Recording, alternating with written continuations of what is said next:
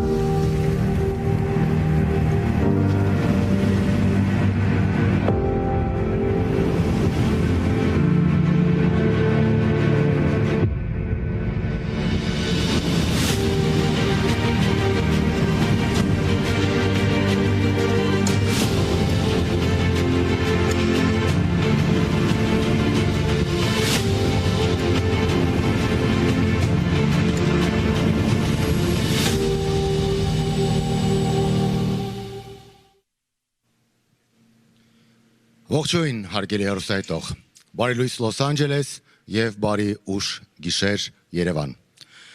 Հավերժական ազգ հիմնադրամը եւ Ամերիկահայ բժշկական միությունը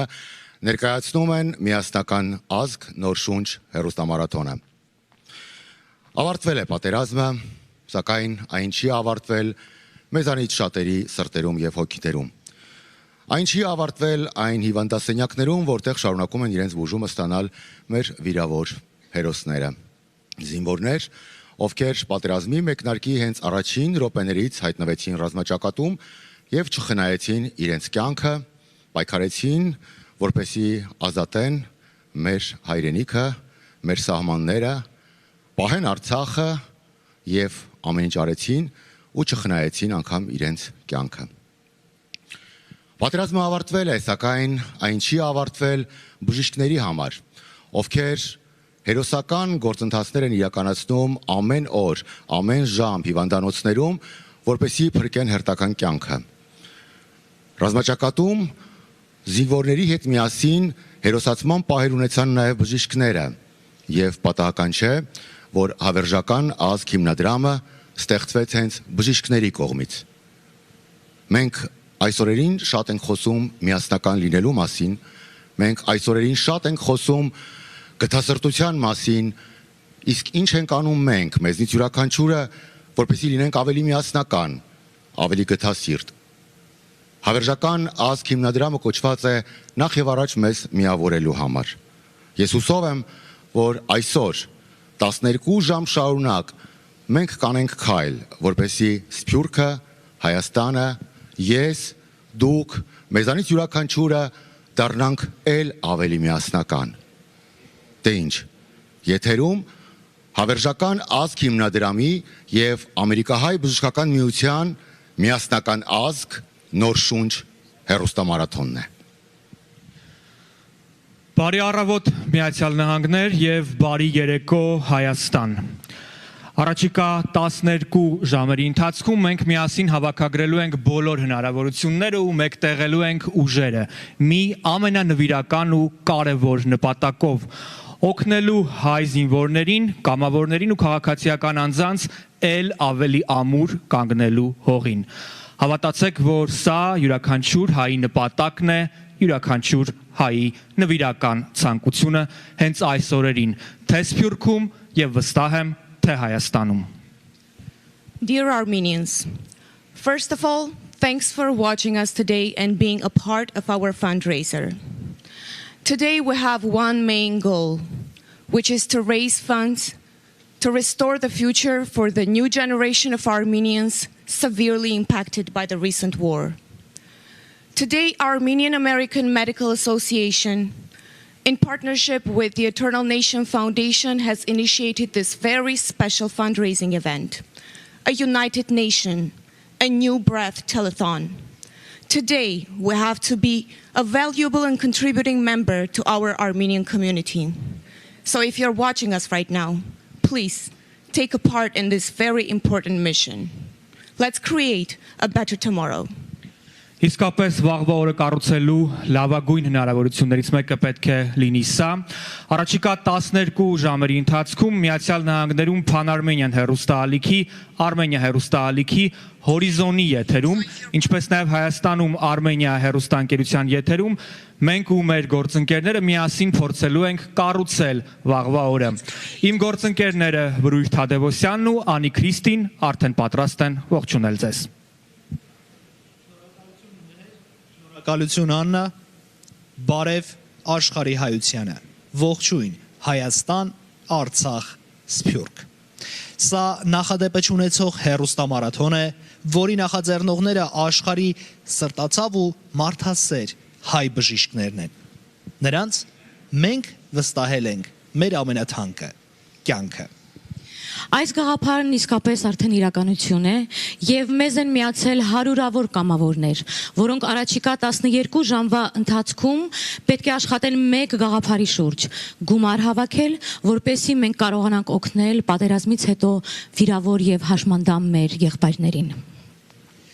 Այս պահից արդեն հասանելի է մեր հեռախոսահամարը, որը տեսնում եք ձեր էկրաններին 888 881 08 88։ Այստեղ տեսնում եք նաև հեռախոսավարներին, ովքեր սպասում են ձեր զանգերին։ Իսկ մենք հեռուստամարաթոնի մեկնարկը տալիս ենք աստվածային օրհնությամբ։ Հայ առաքելական եկեղեցու, Արցախի թեմի առաջնորդ, Արցախի հերոս, Պարքև arczepiskopos Martirosյանի օրհնությամբ մենք իրականացնում ենք նախաձեռնություն, որը պետք է առողջ եւ հավատով լի ապագա Պարքևի հայրենիքի վիրավոր զավակներին։ Լսենք նրան եւ ուղիղ տեսակապով միանանք Երևան։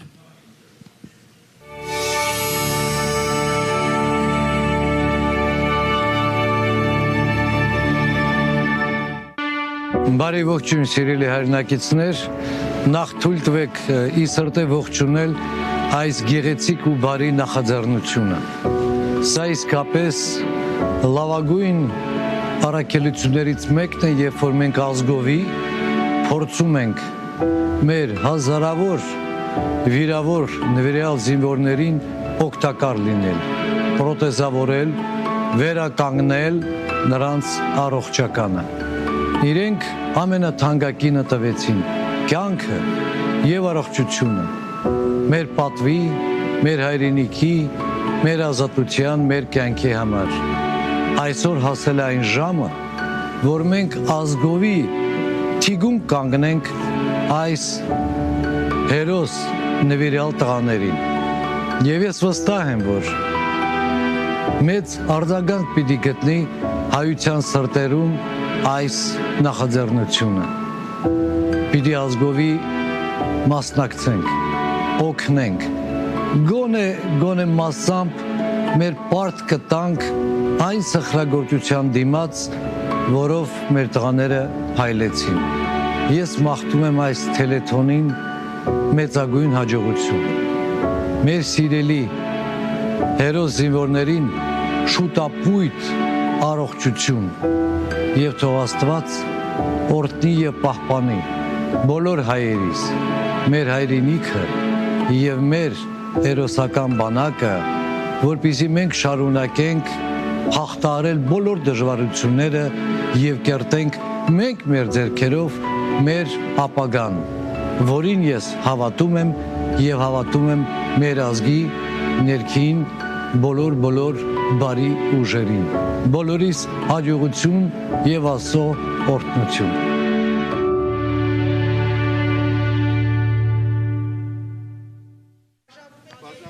Բանը բհաունեն։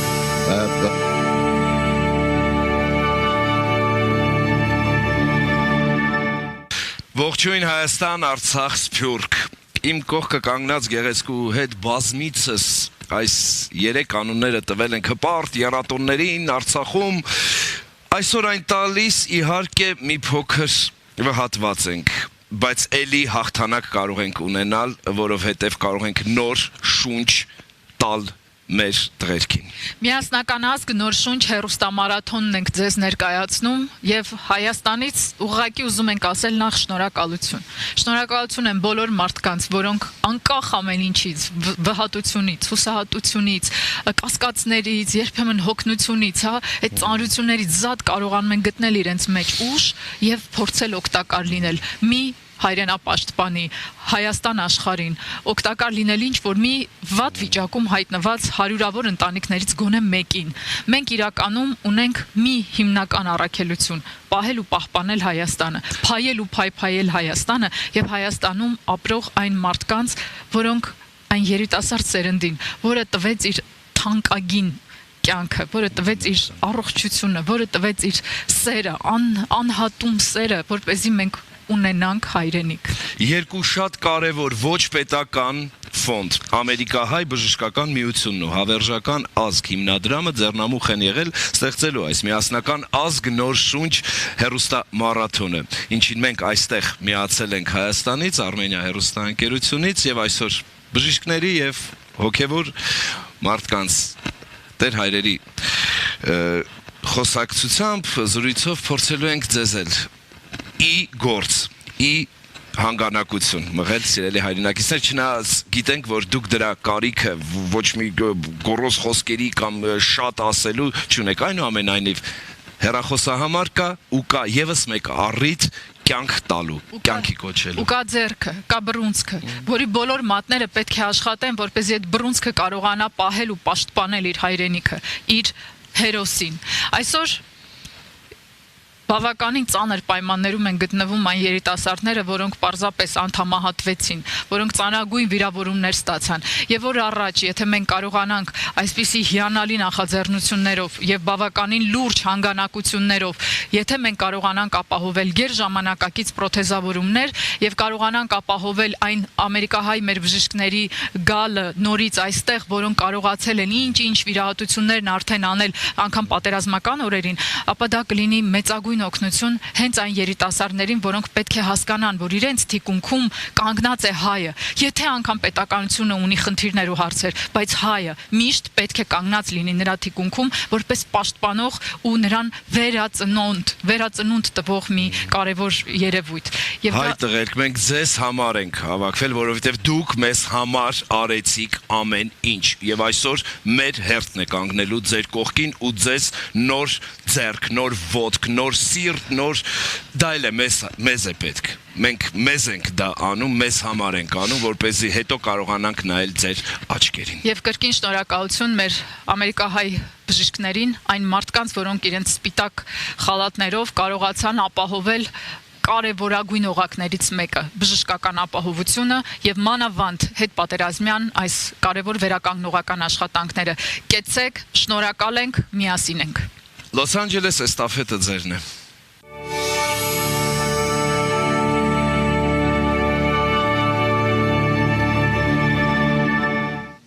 Շնորհակալություն Ավետ, շնորհակալություն Նազենին, հեռուստադիտողներին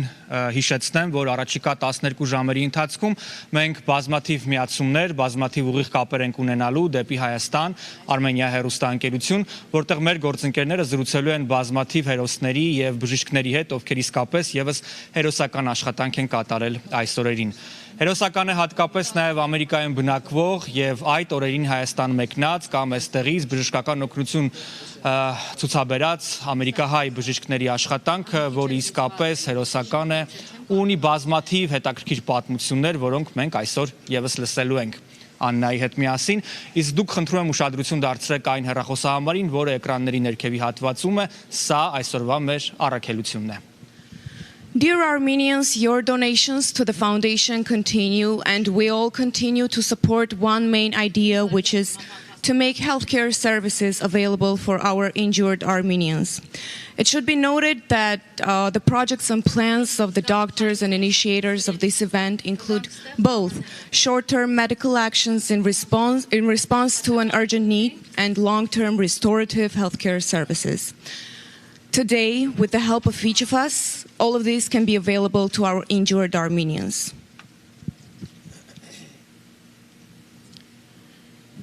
Dear friends, my name is Armen Hakobjanian, and I represent Eternal Nation, Foundation for a Better Future. As a surgeon, I also represent medical professionals. On behalf of everyone who works with our organization, I would like to wish you a Merry Catholic Christmas. This is a family holiday, and we chose this day for our telethon for a purpose, to bring together our extended family, a family of people who like to call themselves Armenians. Over the past few months, our nation, the Armenian nation, went from feelings of unprecedented unity and pride to great disappointment, from enormous pride of national strength to a devastating and demoralizing loss. It wasn't just another piece of land taken from Armenia, not just a few thousand lives lost from our future generation. Many lost dignity, many lost faith, many lost trust.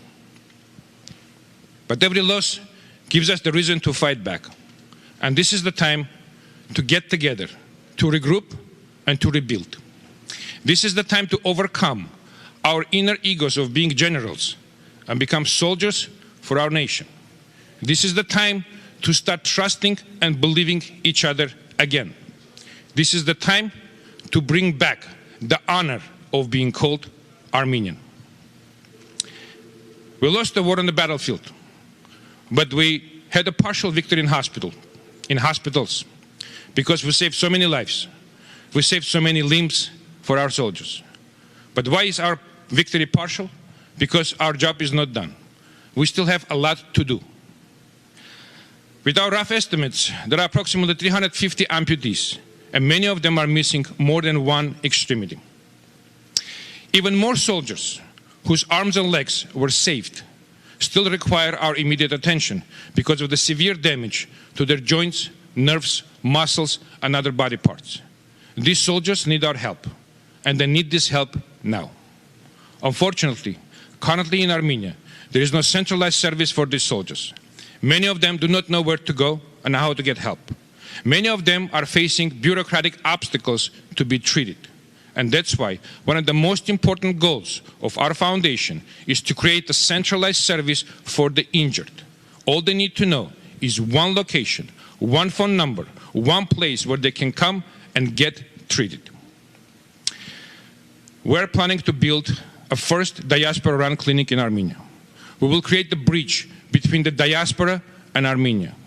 We will bring the best reconstructive specialists to Armenia. We will build the best prosthesis laboratory in Armenia. We will provide the best exo and endoprosthesis for our injured. We will educate our local doctors, future medical professionals, and elevate the standard of medical care in Armenia. That's one of the goals of our foundation. And one of the principles of our foundation is that we will not associate with any governmental agency.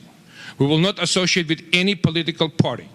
We will not tell our donors that we transfer our funds to some ministry and we do not know what happened to your donations. We will be responsible for every penny donated and spent. We have a large board of directors, even larger advisory board, but there is always space for more. We welcome every individual and every organization that want to join us. We want to welcome every person who want to make the life of Armenians better. We want to welcome every person who want to make the life in Armenia better. Please join us. Thank you. Շնորհակալություն պարոն Հակոբյանյան, սիրելի հեռուստադիտողներ, այսօր կաթոլիկ աշխարհը նշում է Սուրբ Ծնունդը։ Ես վստահ եմ, որ քիչ անց դուք նստելու եք ձեր տոնական սեղանների առաջ Միացյալ Նահանգներում եւ խոսելու եք, պատմելու եք պատմություններ, որ այս օրերին իսկապես յուրաքանչյուր հայ պատմում է, յուրաքանչյուր հայ միասին երկխոսում։ Մենք արդեն լսում ենք այն հեռախոսազանգերը եւ այն փաստորեն օգնության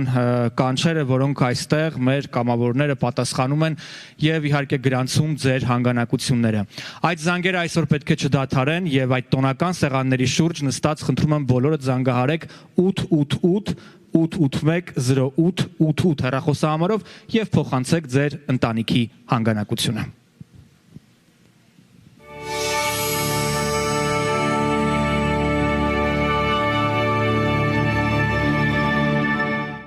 Դժվար օրեր էին, դե պատերազմ էր։ Այդ բանին ինձ հետաքրքրում էր իմ աղբերը։ Իրոք բառերը քիչ էին, որ նկարագրես քո վախը, կարոտը, սերը, բոլորը խառնվել էին իրար։ 16 թվականին մտել եմ պայմանագրային զինծառայող խաղապահ զորքերում։ Պատերազմը երբ որ սկսվեց, ամսի 27-ի տանկը պատվեցին, ես տունն եմ եղել այդ ժամանակ։ Եղել եմ սկզբից հադրուտում։ Ամսի 29-ին աղբերս Կոսովոյից եկել է, ամսի 30-ին արդեն եղել են Հայաստանում։ Միասին արդեն գնացել ենք Մարտունի երկրորդ ճարտարում ենք եղել։ Դեպք եղել է ամսի 2-ին, որ վիրավորվել ենք։ Սկզբից վիրավորվավ աղբերս, որ վիրավորվավ աղբերս ինձ կանչեց, աղբորոց պոստից հանել ենք, դեպի թիգունք ենք տարի վիրավորված, որ օգնություն ցույց տան սկորու մեջ։ Սամալոտ էր աշխատում կասետային խառը։ Տարանք սկորու մոտ աղբերս սկորու մեջ պարկած, բժիշկը օգնություն ցույց տալու ժամանակ ես էլ ասեցի իշնեմ, որ բաց ենք անել աղբորս հանեմ, որ ոտերը մի քիչ հանգստանա, դե վիրավորված էր ոտքերից հիմնական։ Այդ հանելու ընթացքում հետևը կանգնած էր սկորու։ Այդ հանելու ընթացքում նորից էլի Սամալոտ աշխատեց, ուզում էր գցրել սկորու վրա, բայց փարկասու մի քիչ կողք ընկավ, այդ սնայլադեղու այդ բանին ձեռքերը արդեն վիրավորված։ Ես տեսա, որ բաղն տվեց, իմ աղբոր ձեռները չկար, ինքը անօգնական վիճակում էր։ Ու ես որ մի քիչ եկել եմ աճ սկորուց ու աղբերս ասկորու մեջից էլի ու փորձել է ինձ օգնություն ցույց տա այդ իրավիճակով։ Ես իմացել եմ իմ աղբորը վզին խաչ կար, իմ աշկը տեսավ էլի, աղբորս խաչն էր։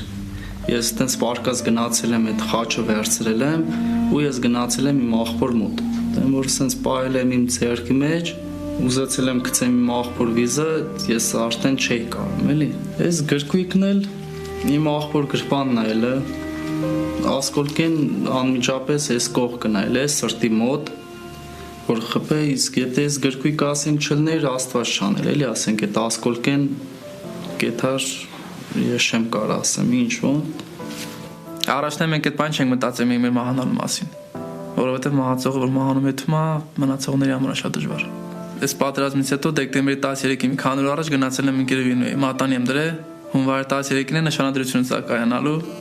Խոսքապի օրը կոնյակը բացելուց հետո մատանու արարողությունը կատարում էր Վարդանը, ապագա ամուսնուց եղբայրը, ով վիրավոր լինելով հանդերձ օգնել էր Վարոյին ու առանց Վարդանի հաստատ այսօր այս երջանկությունը, այս մեծ սերը չէր լինի։ Դե տեղի ունենալու էր նշանադրությունը հունվարի 13-ին, 9 տարուն։ Դրանից հետո արդեն տեսնենք ինչ կստացվի, ոնց կստացվի, առաջ Աստված ինչպես ասում է։ Դժվար է նկարագրել, թե ինչ զգացողություն ունես այդ ժամանակ, որովհետև չգիտեմ, ոնց որ քո մասից ինչ որ մի մաս փոկվի։ Ինքը իմացել է իմ ընտանիքից։ Իմացել է ու եկել է։ Ասացին, որ վարազդատ է հիվանդանոցում է, ու էլ ոչինչ չասեցին։ Այդ ժամանակ մի անգամից առանց մտածել, մի անգամից վազել եմ հիվանդանոց։ Նախնական պետքա լինի այս պրոթեզավորումները, որ արդեն գործողություն կարողանամ անեմ, բայց ես պատրաստ եմ նորից ծառայության անցնել, որովհետև ես դա սիրով եմ արել։ Հիմա իմ նպատակը այն է, որ իմ աղբոր ձեռները վերականգնենք։ Բոլոր հայ ազգի զինվորներն են, մեր բոլորի ընկերներն են։ Եթե բոլորս հայ զինվոր ենք, ուրեմն բոլորս մեկին ընկեր ու աղբեր ենք։ Ու շատ ցավոտ է, որ այդքան զինվոր են կորցրել։ Աստծուց պետք է չկտրես կողիսը, Աստված կա։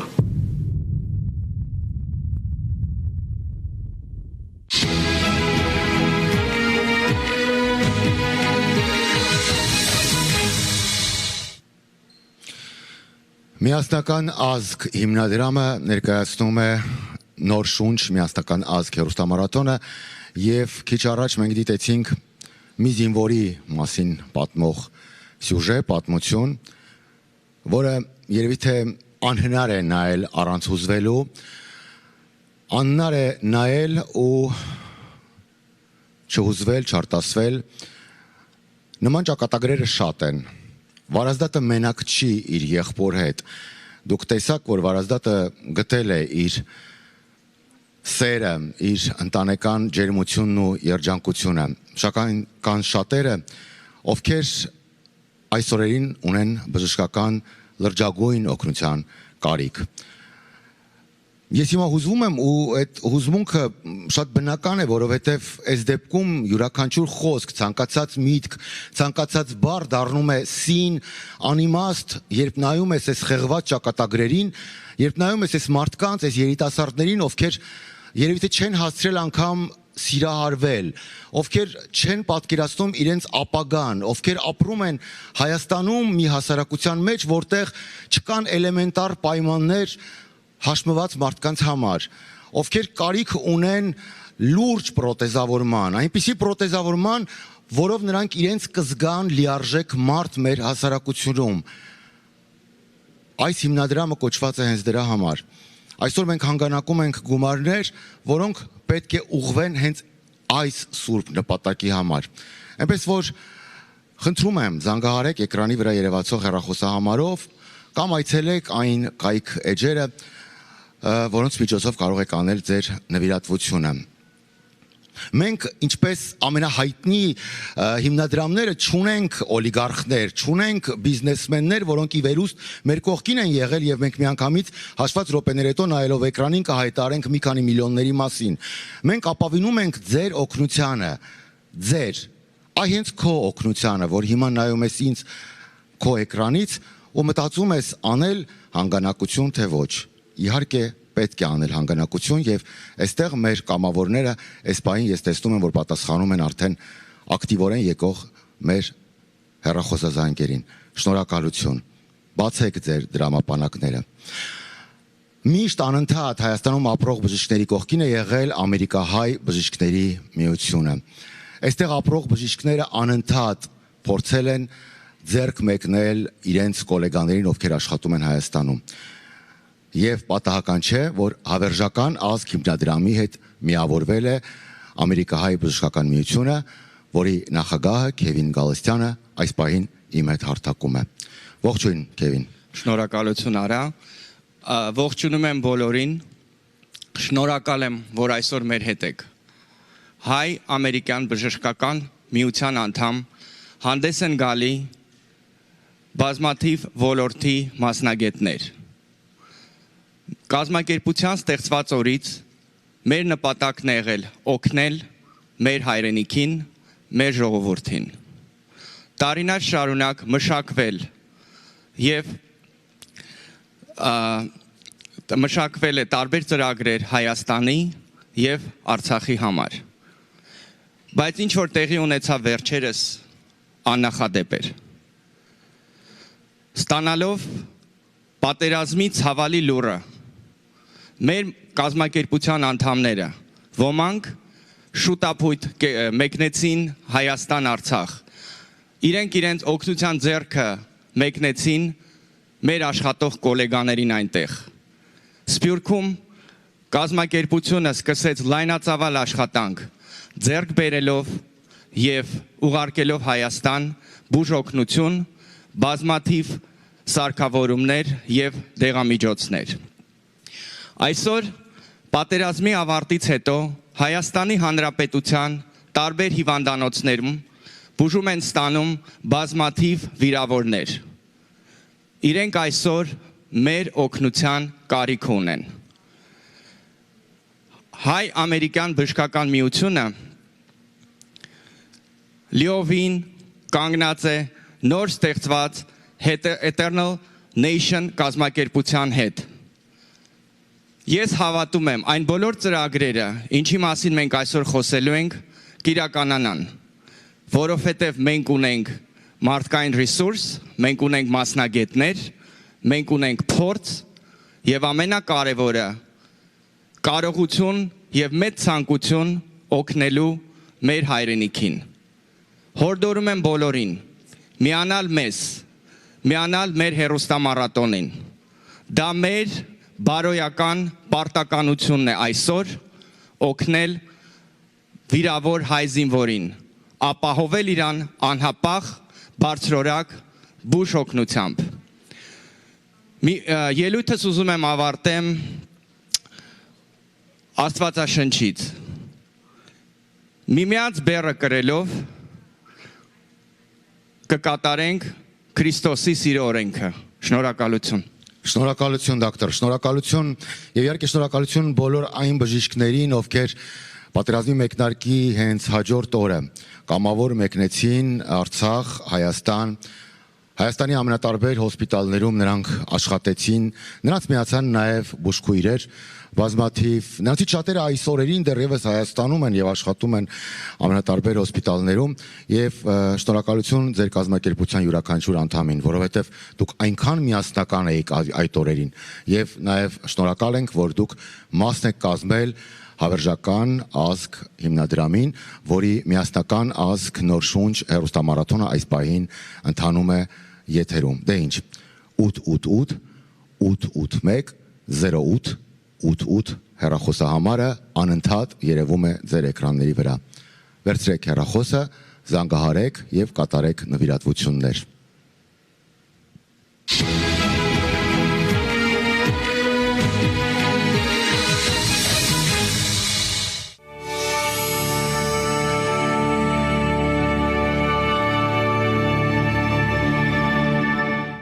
Շնորհակալություն սիրելի գործընկերներ, այս պահին Երևանն է խոսում։ Շարունակում ենք միասնական ազգ նոր շունչ հերոստամարաթոնը, որն ունի մեկ կարևոր առաքելություն։ Հրատապ աջակցություն ցուցաբերել հաշմանդամություն ձեռք բերած մեր տղաներին, մերօրյա քաջ հերոսներին, ովքեր իրենց կյանքը չեն խնայել հանուն հայրենիքի, ովքեր պատրաստ են եղել իրենց կյանքը տալ մեզ խաղաղ գիշեր պարգևելու համար։ Ավելի քան 12 ժամ կլինենք եթերում նորից ու նորից ձեզ կոչ անելով միանալ մեզ։ Մենք քաջ գիտակցում ենք, որ մեր Սփյուռքում շատերը հիասթափվել են հիմնադրամներից ու կարծում են, թե իրենց նվիրատվություններն ուղղվում են անհասկանալի նպատակների։ Ամենայն պատասխանատվությամբ հայտարարում ենք, որ այս անգամ գործի իրական նվիրյալներն են ակունքներում։ Այս հերոստամարաթոնն իրականացնում են Ամերիկահայ բժշկական միությունը եւ Հավերժական ազգ հիմնադրամը։ Հավաքված ամեն մի դրամ ուղղվելու է շուրջ 300 վիրավոր ու հաշմանդամ դարձած հայրենիքի պաշտպանների առողջության վերականգնմանը։ Ուրեմն եկեք նորից ապացուցենք, որ միասնական ենք։ Եկեք երկրորդ կյանքն ու ապագայի հույսը պարգևենք այն տղաներին, ովքեր մի րոպե չվարանեցին կանգնել սահմանին ու իրենց կյանքը դնել զոհասեղանին հանուն մեզ բոլորիս։ Հիմա նորից միանանք Լոս Անջելես, գործընկերներ, խոսքը ձերն է։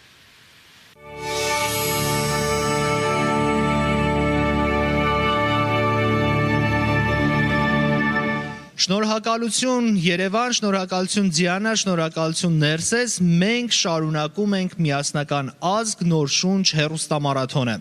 Եվ այսպես հարգելի հայրենակիցներ, ուզում եմ շնորհակալություն հայտնել բոլոր նրանց, ովքեր միացել են մեզ,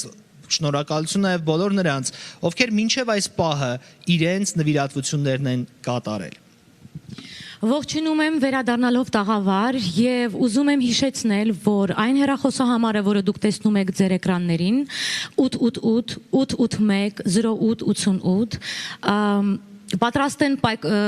ձեր նվիրատվությունները ընդունելու եւ ուզում եմ առիթից օգտվել եւ շնորհակալություն հայտնել բոլոր այն կամավոր մարդկանց, ովքեր այստեղ են եւ ջանասիրաբար աշխատում են, որպեսզի այն տեղի ունենա։ Հարգելի հայրենակիցներ, հիմա ես ուզում եմ ներկայացնել մեր նվիրատվություններից ամենաշռայլ նվիրատուներից մեկին, մարդիկ, ովքեր այսօր այստեղ են բեմի վրա մեզ հետ եւ այսպես Angels Smile Hospice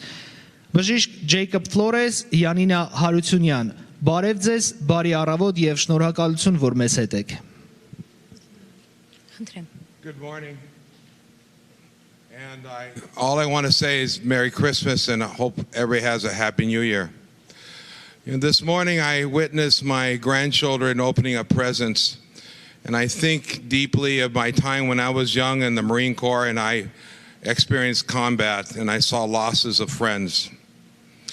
And I'm sure that the grandparents of the young men who've lost limbs and lives in the conflict that just happened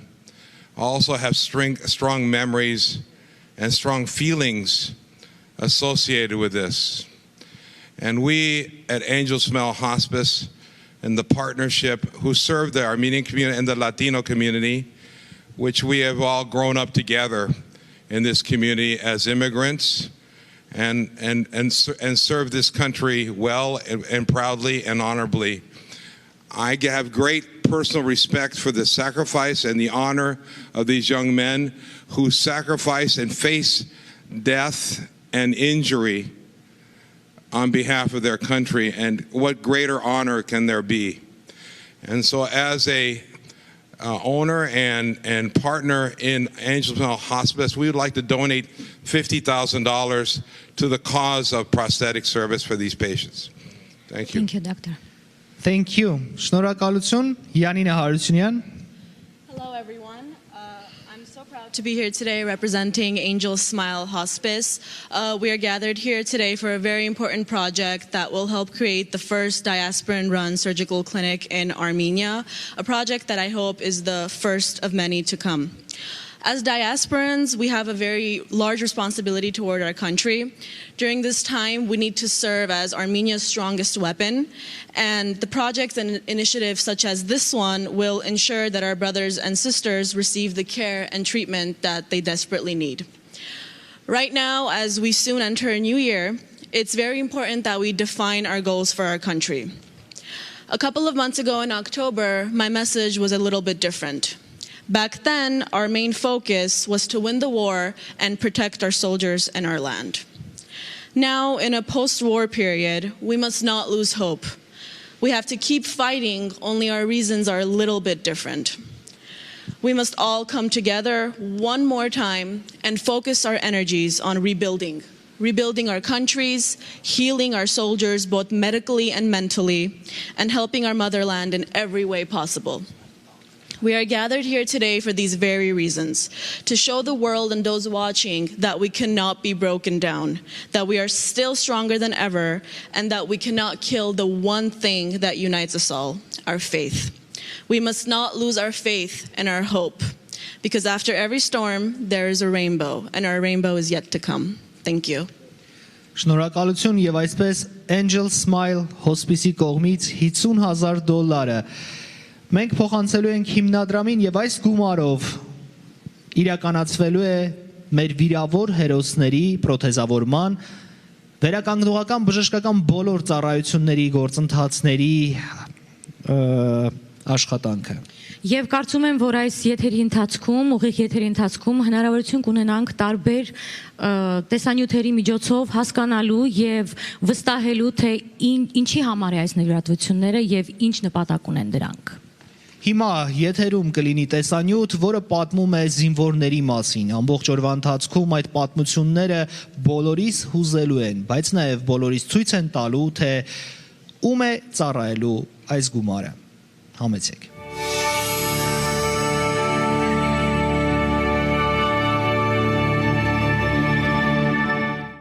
Շատ վատ ապրումներ ունենք։ Այդ ամենատաժան գիշերներ։ Ինձ գցեցի այդ փոսը, բայց չօգնեց էլի։ Արարատում էի ծառայում պայմանագրային, որպես մինամյոտի հաշվարկի հրամանատար, հենց հասել ենք Ջաբրայել, մի անգամից սկսել ենք անցնել մարտի։ Առաջին օրը մեր խումբը կատարել է իր դրված խնդիրը, մարտերը շատ ուժեղ թեժ էին, էլի անընդհատ վիրավորներ, զոհեր։ Ամեն օր սպասում էի զանգին։ Մի օր զանգում էր, արդեն հանգստանում էի, գիտեի վերջ, դա ապահովա։ Հետ մի օրը 11-ին ամսի չզանգեց։ Սովորության համաձայն մի հատ նամակ գրեցի իրան, որ հանկարծ կապ կլինի զանգի, որ գոնե հանգիստ լինի։ Այդ օր ընդհանրապես զանգ չեկավ։ Տեղս չէի գտնում։ Մի գիշեր խախանդ էր, մեր համար հերթապահություն ենք իրականացնում ու այդ պահին մի անգամից հակառակորդը շատ մեծ ուժերով հարձակում իրականացրեց հրետանային ու օդային։ Մի անգամից մենք էլ սկսեցինք մարտը, մենակ եմ մնացել հաշվարկ է անում գիշեր ու կրակում, ու բեսպիլոտնիկ այդ կոմիկաձե կոչվածը ֆիքսել էր իմ տեղը, մի անգամից ընկավ իմ վրա։ Հետո զանգեց ամսի 12-ի գիշերը, ասեց մայ չվախենաս մի բան եմ ասելու, արդեն չգիտեի տեղս չի գտնում տողը պատել էր։ Ասում եմ ինչ ա եղել։ Մայ մի վախեցի բան չի եղել, ուղղակի ոտս ջարդվել է բերել են հիվանդանոց։ Ասում եմ ինչ ա ելել, գույն ասաման բան չեմ եկիչ սուրենը վիավորվերա։ Ես այդեն զիվատ զգացի։ Ստացել եմ ոտքիսի բազմաթիվ կոտրվածքներ, դեմքիս ու ձեռքերիս այրվածքներ։ Դե չէի պատկերացնում, որ ոտքս ամբողջովին է ջարդվել։ Ու հիվանդանոցում հետ եմ տեղակել, որ 58 տեղից ջարդվել է ոտքս։ Մի ժամ ու կես երևի տևեց վիրահատությունը։ Դո բժիշկը դուրս եկավ, ասեց, որ էլ հնարավոր չի ոտքը փրկել։ Պետք է կյանքը փրկենք, եթե չէ, չեն կարողանա։ Դրոպեմ ուղղակի մտածում էի, ես ողջ եմ, իրոքից ողջ եմ, որ այդամ հասնեմ իմ ընտանիքին։ Ուրիշ բան չեմ մտածել։ Ու դե արդեն որ տղերք եկան, տեսան ինձ, հանեցին փոսից, արդեն իրոքից պատկերացրի, որ ողջ եմ։ Ինձ փոսից մեր տղերքից եմ փրկած, ինքը այս պահին էլ չկա, մահացել է։ Բոլոր ծառայողներն էլ մեր համար ընկեր ողբեր են եղած։ Կապ չունի ինքը, ես իրանը ճանաչում եմ, թե չէ, եթե վիրավորում կամ մահանում է, շատ ցավ էինք տոնում հետ։ Սուրենի սապակայի հետ կողված, մտածում եմ ինքը լավ լինի, այդ պրոթեզը որ տնեն, ինքը իրա ոտին իլիթա իրա գործի։ Իմ Սուրենը սիրում այդ գործը, շատ է սիրում։ Հոսպիտալում ասել եմ, էլի որ հանկարծակին ու չհասնել եմ, գնացի ասել, որ ինձ նիգոտնի չկրեն, ես ուզում եմ վերականգնեմ, էլի մտնեմ ծառայության։ Իմ կինին այն առաջին օրվանից մինչև հիմա երեխոնում է խրամում է։ Արդեն ճիշտ ապակին վերեմ, պիտի ոտքի ելնեմ, որ երեխոս հետո ես համ երեխոս խնամ եմ պահեմ եմ կնոջս։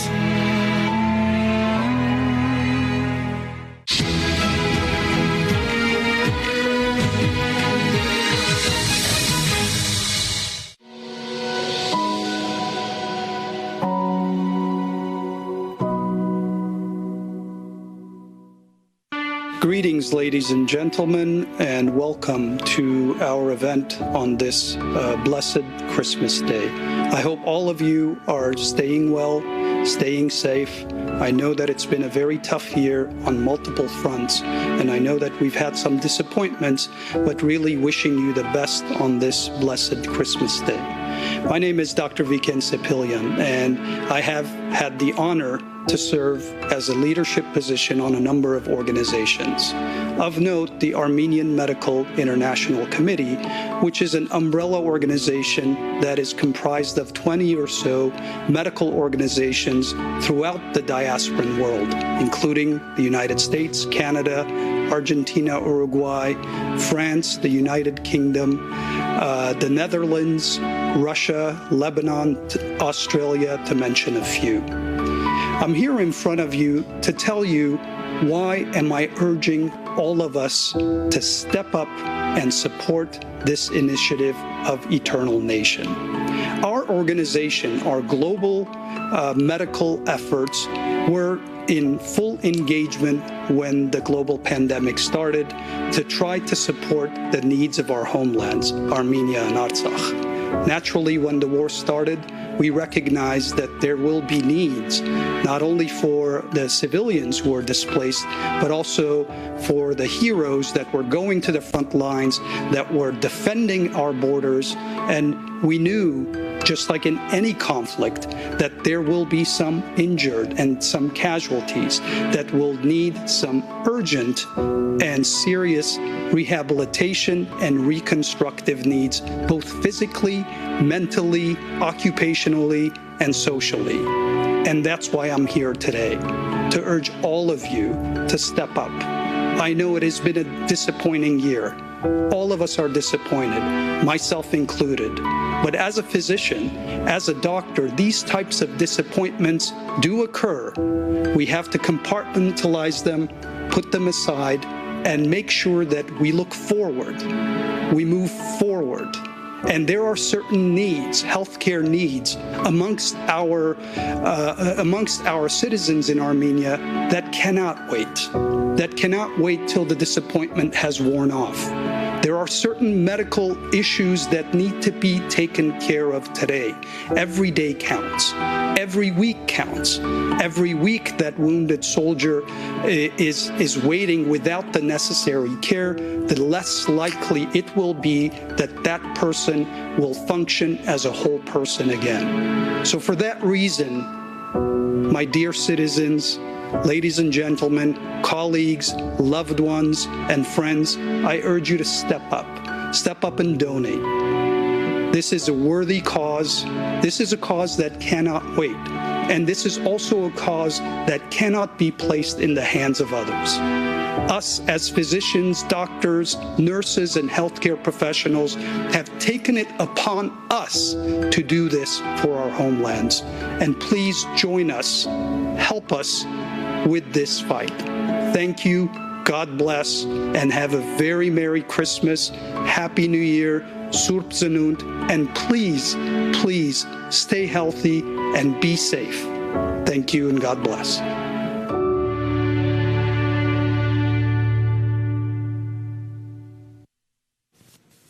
Մենք շարունակում ենք Eternal Nation, A New Breed հեռուստա մարաթոնը Միացյալ Նահանգներում եւ Հայաստանում։ Սիրելի հեռուստադիտողներ, Արցախյան ողջ պատերազմի ընթացքում համամարտկային արժեքների մասին խոսող աշխարհը անմարտկային լռություն էր պահպանում։ Թեև Միացյալ Նահանգներում որոշակի իհարկե տեղաշարժեր եւ գործունեություն այդ առումով ծավալվում էր եւ այդ գործունեության հիմքում կանգնած էին նաեւ կոնգրեսականներից որոշները Միացյալ Նահանգներում։ Հայերը այստեղ Միացյալ Նահանգներում գիտեն Ադամ Շիֆին, գիտեն նրա գործունեությունը, հայամետ եւ իհարկե բոլոր այն նախագծերը եւ բոլոր այն ծրագրերը, որ նա իրականացնում է եւ ցեղասպանության ճանաչման գործընթացի հետ կապված եւ առասարակ իհարկե հայկականության համար։ Այդ իսկ պատճառով պարոն Ադամ Շիֆը այժմ մեզ հետ ուղիղ կապով, տեսակապով է եւ իմ գործընկերուհի Աննան նրա հետ կզրուցի։ Thank you, Congressman Schiff, for joining us today and for always supporting Armenian cause. You stood with Artsakh when the whole world was silently watching. So please, you're welcome to share your message with all Armenians who are watching us right now. Well, thank you for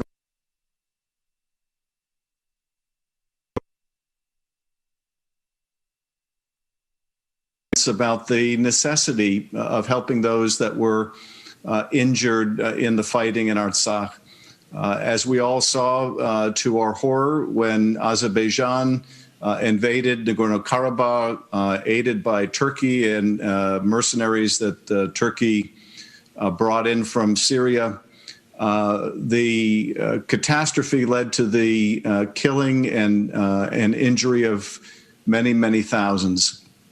These folks need our help, and I'm tremendously grateful that the Armenian American Medical Association has worked with others around the world to organize today's telethon. Physicians and other healthcare practitioners from within the Armenian community all over the world have traveled to Armenia and Artsakh to provide life-saving care, and the need is tremendous. The number of casualties is sadly so great, and there is a commensurate need for medical attention, for surgery, for treatment of burns, for prosthesis for those who lost limbs, for mental health support. There is also a broad need for humanitarian assistance, given that tremendous numbers, many tens of thousands of people have been displaced and don't have a place to live. And so the need is great. And I appreciate that folks are gathering today on Christmas to sound the call for help, and that help is coming in from around the world. I want to particularly express my appreciation for the many Armenian doctors who have traveled at great risk to themselves during the course of this global pandemic to help provide needed care in Armenia and Artsakh. It is a testament to how strong the Armenian people and the Armenian nation is that everyone comes together in times of need like this. So once again, I'm proud to join you and to thank all of the generous people who are watching, who are sending their support to those who have been grievously injured. And the need is going to continue for quite some time. So I appreciate the opportunity to be with you today. To everyone watching, I know these are enormously challenging times all over the world, here in the United States, in California, where the pandemic has been raging. Many families are suffering the loss of a loved one. Others are suffering very difficult economic times, which makes it all the more extraordinary that you are showing such generosity to those halfway around the world. So thank you to everyone for their generous support. Thank you once again to the Armenian American Medical Association for the great work it does at home and abroad, but in particular right now for the urgent medical care it is helping to provide. Your support helps these brave and wonderful doctors and nurses and other healthcare practitioners provide vital life-saving treatment and will continue that care until the wounded are back on their feet, until everyone has enough to eat, until families get the kind of services, including mental health services, to deal with the trauma they're experiencing and the support that is so essential. So thank you once again for including me in today's telethon, and I wish you every success. And we thank you, Congressman Schiff, for joining us today and for all the work that you do for Armenians. Thank you very much. Թե ինչ մենք շարունակում ենք հեռուստամարաթոնը, սիրելի հեռուստադիտողներ, մենք ստանում ենք ձեր զանգերը, մենք լսում ենք հեռախոսազանգերը, բայց ոչ այն ինտենսիվությամբ, որ պետք է։ Ես գիտեմ, ձեզնից շատերը ունեն հիասթափության պահեր, կան հիասթափության, երկմտման առիթներ եւ դա մենք ձեզ հետ միասին կիսում ենք, բայց դրա ժամանակը չէ։ Այսօր մեր եղբայրները, այսօր մեր իհարկե այն զինվորներն ու հերոսները, ովքեր առանց մի րոպե անգամ մտածելու գնացին առաջնագից, իրենց կյանքը վտանգեցին հանուն մեզ, հանուն մեր ապագայի, ունեն մեր օգնության կարիքը։ Գիտեք, եթե մենք փորձենք երկմտել, եթե մենք երկար մտածենք, թե ինչ ենք անում, արժե անել, պետք է անել թե ոչ, այս պահին հարմար չէ, գուցե անենք վաղը ուշ կլինի։ Նրանք այսօր պետք է ստանան այդ օգնությունը, նրանք այսօր պետք է ամուր կանգնեն ոտքի, որովհետև նրանք պետք է ինտեգրվեն կյանք, նրանք պետք է ստանան մասնագիտություն եւ իհարկե նրանք պետք է կրկին սիրահարվեն։ Եվ որքան էլ իհարկե որ մենք երկար խոսենք, որքան էլ որ բժիշկները պատմեն հետաքրքիր պատմություններ, միևնույն է հաջորդ տեսանյութերը եւ այն ֆիլմերը, որ այսօր մենք դիտելու ենք, ամենախոսումն են։ Դիտենք դրանցից մեկը եւս։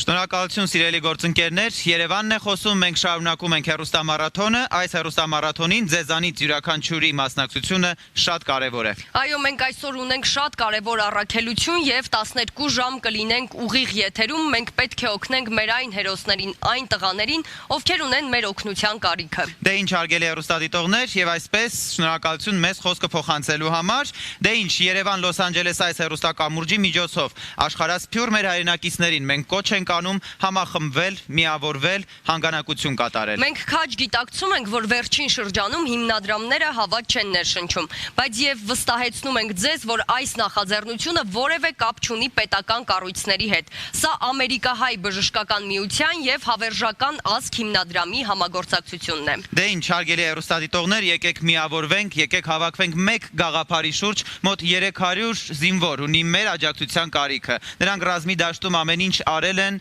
իրենց կյանքը վտանգի են ենթարկել եւ հիմա նրանք արժանի են լիարժեք կյանք ունենալու համար։ Իհարկե, մենք պետք է փաստենք, որ հայը երբեք իր զավակին միայնակ չի թողնում, եւ այսօրը հենց դրա համար է։ Դե ինչ հարգելի հեռուստադիտողներ, դուք տեսնում եք այն հեռախոսահամարը, որով կարող եք կատարել հանգանակություն, իսկ մենք հիմա խոսքը փոխանցում ենք Միացյալ Նահանգներում աշխատող մեր գործընկերներին։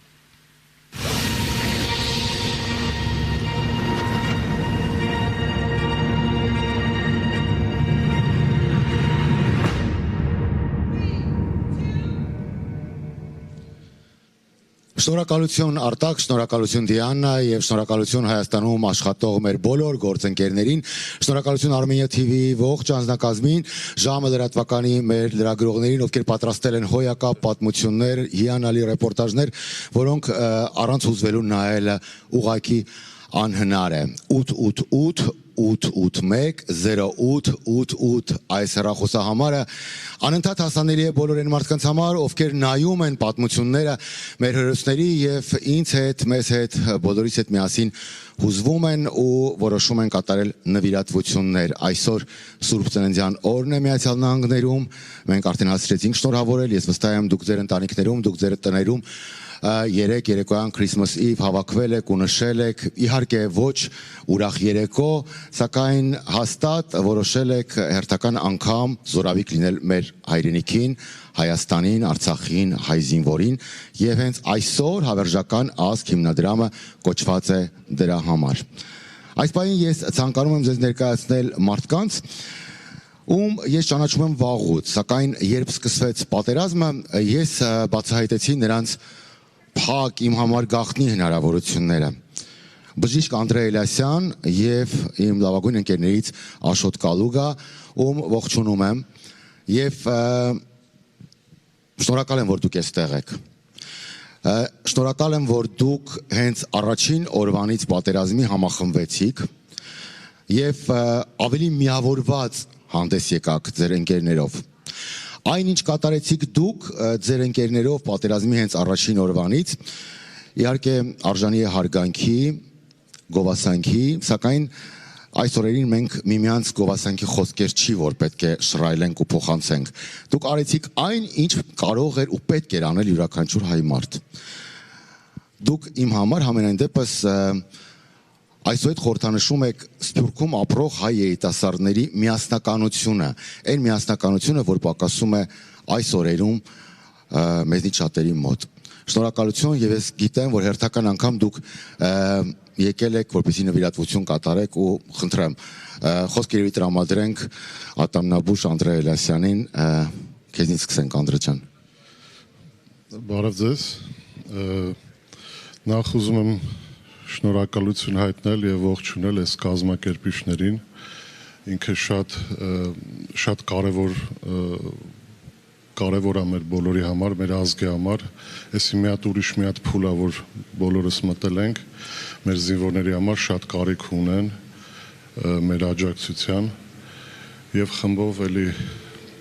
հնարավորին չափ ամենտեղ արվում է ամեն ինչ որ մի ամեն մեկս մի լուման ներդնենք եւ հորդորում եմ բոլոր բժիշկներին, ոչ բժիշկներին, ինչ բոլոր հայ ազգին ձեր մի լումանել, եթե հնարավոր է ներդնեք, էսի մեր ազգի համար շատ կարևոր բան է, մեր զինվորները այսօր շատ կարիք ունեն դրա, շնորհակալ եմ։ Շնորհակալություն դոկտոր։ Խնդրեմ Աշոտ ջան։ Շնորհակալ ենք Արա ջան, նորից ուզում ենք շնորհակալություն հայտնենք կազմակերպիչներին, գաղափարը շատ լավն է, կարևոր է, ամենակարևորը հավատացել ենք այս գաղափարին, ելնելով նրանից, թե ով է կազմակերպիչը, դոկտոր Հակոբյանը իր կենսագրությամբ, իր գործով, իր ամեն ինչով ապացուցել է շատ անգամներ, որ ինքը արժանի մարդ է, որի կողքը կարելի է հավաքվել,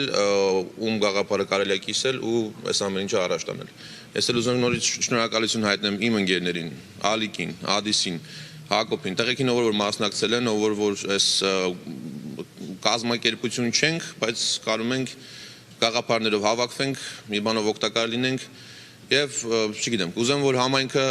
ոնց որ ցույց տվեց մի երկու ամիս առաջ ինչքան համախմբված է, ինչ կարող անի, երբ որ կարիքը կա, ասեմ որ կարիքը հələ կա, կարիքը պետք է, որտեղ այստեղ եկը որ ոտ են կորցրել, ձեռ են կորցրել, ունեն կարիք է այս ամեն ինչի, ժամանակ չունեն սպասելու տենան ինչ-որ բանա փոխվում, թե չէ։ Էսի անում մենք մեր տեղեքի համար, չենք անում ինչ-որ պետական մասշտաբ, արվում է կոնկրետ բժիշկների հետ, բժիշկների մասնակցությամբ հավատում ենք այս մարդկանց մի խոսքով։ Մեր կողմից էլ, մեր ընկերության կողմից էլ նվիրաբերում ենք $50,000, հույսով եմ իր նպատակին ճիշտ կծառայի։ Շնորհակալություն ձեզ եւ շնորհակալություն բոլոր այն տղաներին, ովքեր ձեր հետ համախմբվել են։ Ես հիշում եմ ձեր ողջավորությունը եւ ես ուզում եմ, որ դուք նաեւ այս հարցում օրինակ լինեք շատերի համար, որովհետեւ այն ողջավորությունը, որ կար մեզանից շատերի մոտ, այն ողջավորությունը, որով մենք համակվել էինք սեպտեմբերի 27-ից հետո, ցավոք սրտի գնալով նվազում է եւ դա մենք նկատում ենք։ Ես ուզում եմ, որպեսզի դուք հետևեք Անդրե Էլիասյանի, Աշոտի, նրա եղբոր Ալիկ Էլիասյանի եւ մնացած տղաների օրինակին, որովհետեւ նրանք նույն ողջավորությամբ այսօր անգամ պարտությունը տեսնելուց, զգալուց եւ պարտության ցավը զգալուց հետո միևնույնն է շտկել են իրենց մեջքը եւ հասկանում են պայի կարեւորությունը ու հասկանում են, որ պատերազմը ավարտից հետո մենք էլի շարունակում ենք պատերազմը եւ շարունակելու ենք պատերազմել հիվանդասենյակներում, շարունակելու ենք պատերազմել ու հաղթել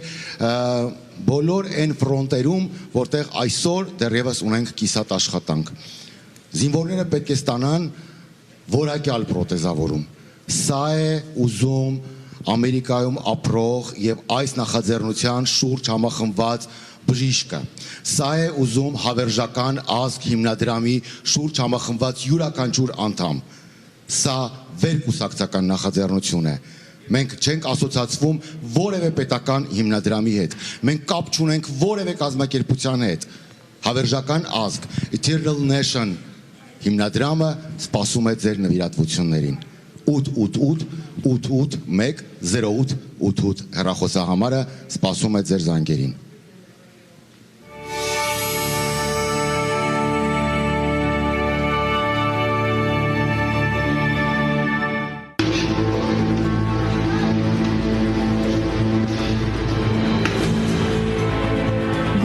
Հայրապետյանի կյանքի 44 օրերը իսկական հրաշք են ֆիլմի սյուժե վեպի թեմա, որ այս պատմության գլխավոր հերոսն է։ 2020 թվական հոկտեմբերի 17 մատաղիս վտանգելով իր կյանքը փրկում է մի անծանոթի, որի տեղը հիմա էլ չգիտի։ Իրեն էլ մի հույն է փրկում։ Սա եթե ֆիլմում տեսնեինք, չափազանցություն ու մտածածին կհամարեինք, բայց այս հերոսները մեր կողքին են։ Հերոսություն։ Ես այդ ամեն ինչի մեջ մենակ մի հատ բան կարամ առանձնացնեմ, որ դա իմ կողմից արել եմ այն, ինչից որ ես գոհ եմ եղել։ Գորը սեփական կյանքը վտանգի ենթարկելով փրկել է մի անծանոթի կյանք, որին հրետակոծությունից մի քանի րոպե առաջ էր տեսել, այն էլ էքստրեմալ պայմաններում։ Որ տարա ինձ իր նստած տեղը, որտեղ որ նստած էր այդտեղ սնարյադ ընկավ։ Տեսա, որ ինձ նստած մնար, ինքը հիմա սնարյադի փայրելն է, ասով ես քեզի կյանքով պարտական եմ,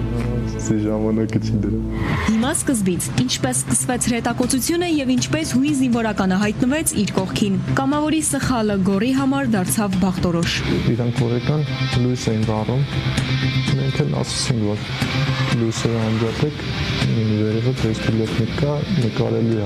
տեղներս իմանալու են։ Իրանք չլսեցին, մենք 20 տարեկան ենք, իրանք 35 տարեկան, իրանք մտածում են 15 տարի մեզնից մեծ են, ուրեմն մեզնից շատ բան գիտեն։ Այդ չլսեցին, էլի լույսերը վառկայեցին, ու տեղներս իմացան, սկսան հրետակոծել, ամեն մեկը որտեղ որ եղել է, հենց այդտեղ պահկեց,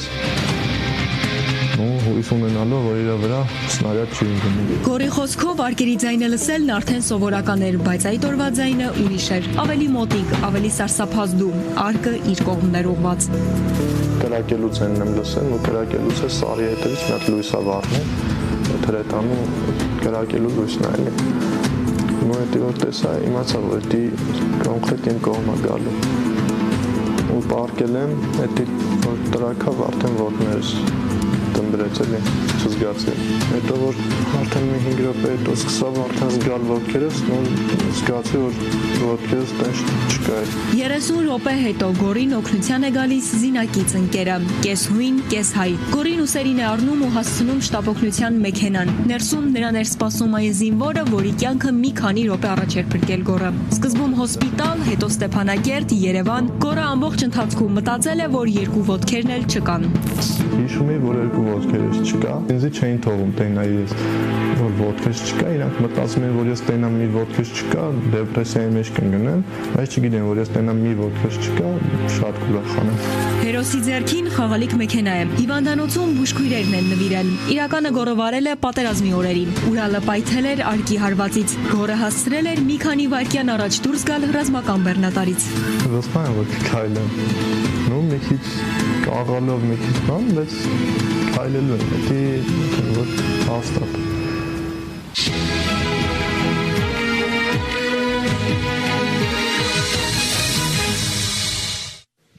Գորի հերոսական պատմությունը իսկապես լի է լավ հույսով ու դրական ապագայի նկատմամբ հավատով։ 888-808-808 հեռախոսահամարով զանգահարելով դուք կօգնեք Գորին, նրա մարտական ընկերներին պահպանելու այդ հույսն ու լավատեսությունը։ Այս պայն ունենք մենք հաջորդ տեսակապի հնարավորությունը։ Yes, now we are connecting to Washington, D.C. and Congressman Brett Sherman is online.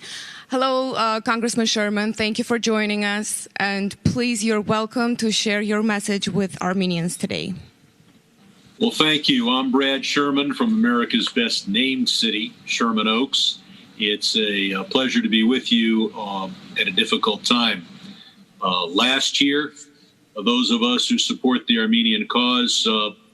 finally got the House of Representatives to recognize the Armenian genocide. But the year 2020 has been a tough year for America, a tough year for the world, and a particularly tough year for the Armenian people. I want to say Merry Christmas to everyone who follows the Western calendar, and say Merry 12 days before Christmas to my Armenian American friends. And I have served for 24 years on the Foreign Affairs Committee of the United States Congress. For 24 years, I've been a member of the Armenian caucus. And all I can say is we really need to respond to the aggression against Artsakh and the Armenian people recently committed by Azerbaijan and Turkey. The U.S. cannot be silent as Azerbaijan and Turkey attacked Artsakh. In light of this recent aggression, a number of us, and I'm a leader in this effort, are pushing for at least $100 million special aid package to the people of Armenia and Artsakh who have had to endure this aggression.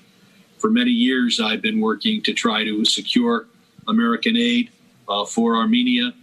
for what was then the Republic of Nagorno-Karabakh, now Artsakh, and for the Javik region of the Republic of Georgia. In fact, I spearheaded the first effort to get an appropriation for Artsakh, which I thought was back in 1997. The State Department objected because they thought, well, that would implicitly recognize the Republic of Artsakh. We should have fully recognized that republic, and we should do so now.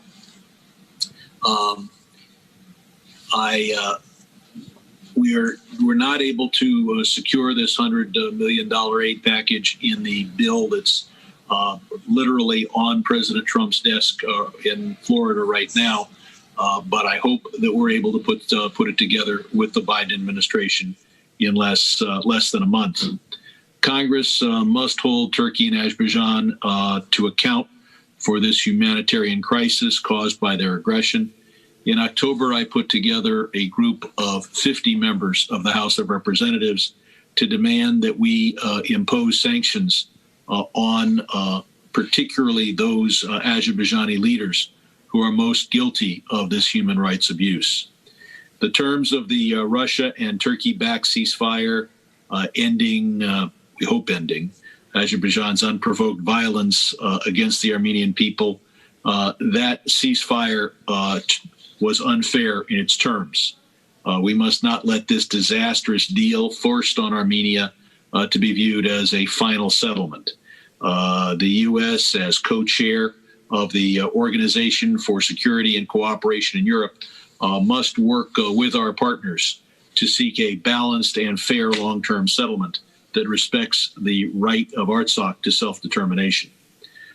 As I mentioned before, one of my first efforts in Congress, successful efforts, was in 1997 to secure $12 million for the people of Artsakh. And for several years, I've led the effort to fund Halo Trust's demining efforts. But of course, we face even tougher problems in the year to come. The next step, I think, is for the United States, and I've joined with Representative Frank Pallone, who co-chairs the Armenia Caucus, in introducing a House resolution that we should recognize the Republic of Artsakh and its right to self-determination. The message to Azerbaijan needs to be clear. We need negotiations. We need a respect for the people of Artsakh. And if they continue their current position, America needs to respond by recognizing the Republic of Artsakh. So I want to say happy holidays in general and Happy New Year, particularly to those many people who are from the San Fernando Valley who are watching this telethon. I'm so proud that as I look at at my screen and I see the thank yous to various donors, I see people from North Hollywood and Porter Ranch and Reseda and Woodland Hills and so many of the communities in the San Fernando Valley that I'm proud to represent. So I want to thank you for helping the effort, and particularly the medical needs that have been caused by this unprecedented and aggression by Azerbaijan, backed, we should remember, by Turkey. So thank you for everyone who's donating to this effort, and I will continue to fight in Congress for justice for the people of Artsakh, and it's the strongest possible relationship between the United States and the Armenian people around the world. And I'm Congressman Brad Sherman from Sherman Oaks and the San Fernando Valley. Thank you to everyone who's helping the effort today. Thank you, Mr. Sherman, for your message and for your support. Սիրելի վերցնում ենք հեռախոսները ու զանգահարում հեռախոսահամարով կամ այցելում այն կայքերը, որոնք տեսնում եք ձեր էկրաններին։ Ձեր օգնությունը կարևոր է, ձեր օգնությունը այս պահին օրհասական է։ Իսկ մենք եթերը շարունակում ենք խոսքը փոխանցելով հայաստանյան մեր գործընկերներին Ավետ Բարսեղյանին ու Նազանի Հովհաննիսյանին։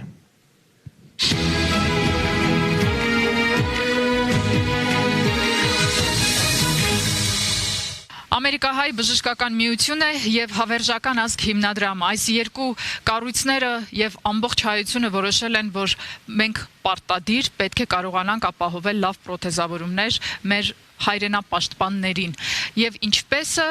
իհարկե առաջին հերթին հանգանակությամբ է տեղի ունենում։ Այսօր մեզ հետ են տարբեր հյուրեր, մարդիկ, քաղաքացիներ, բժիշկներ, որոնք իրենց խոսքն են ասում ձեզ։ Դինա Պիրջանյան, բժիշկ, շնորհակալություն, որ միացել եք հեռուստամարաթոնին։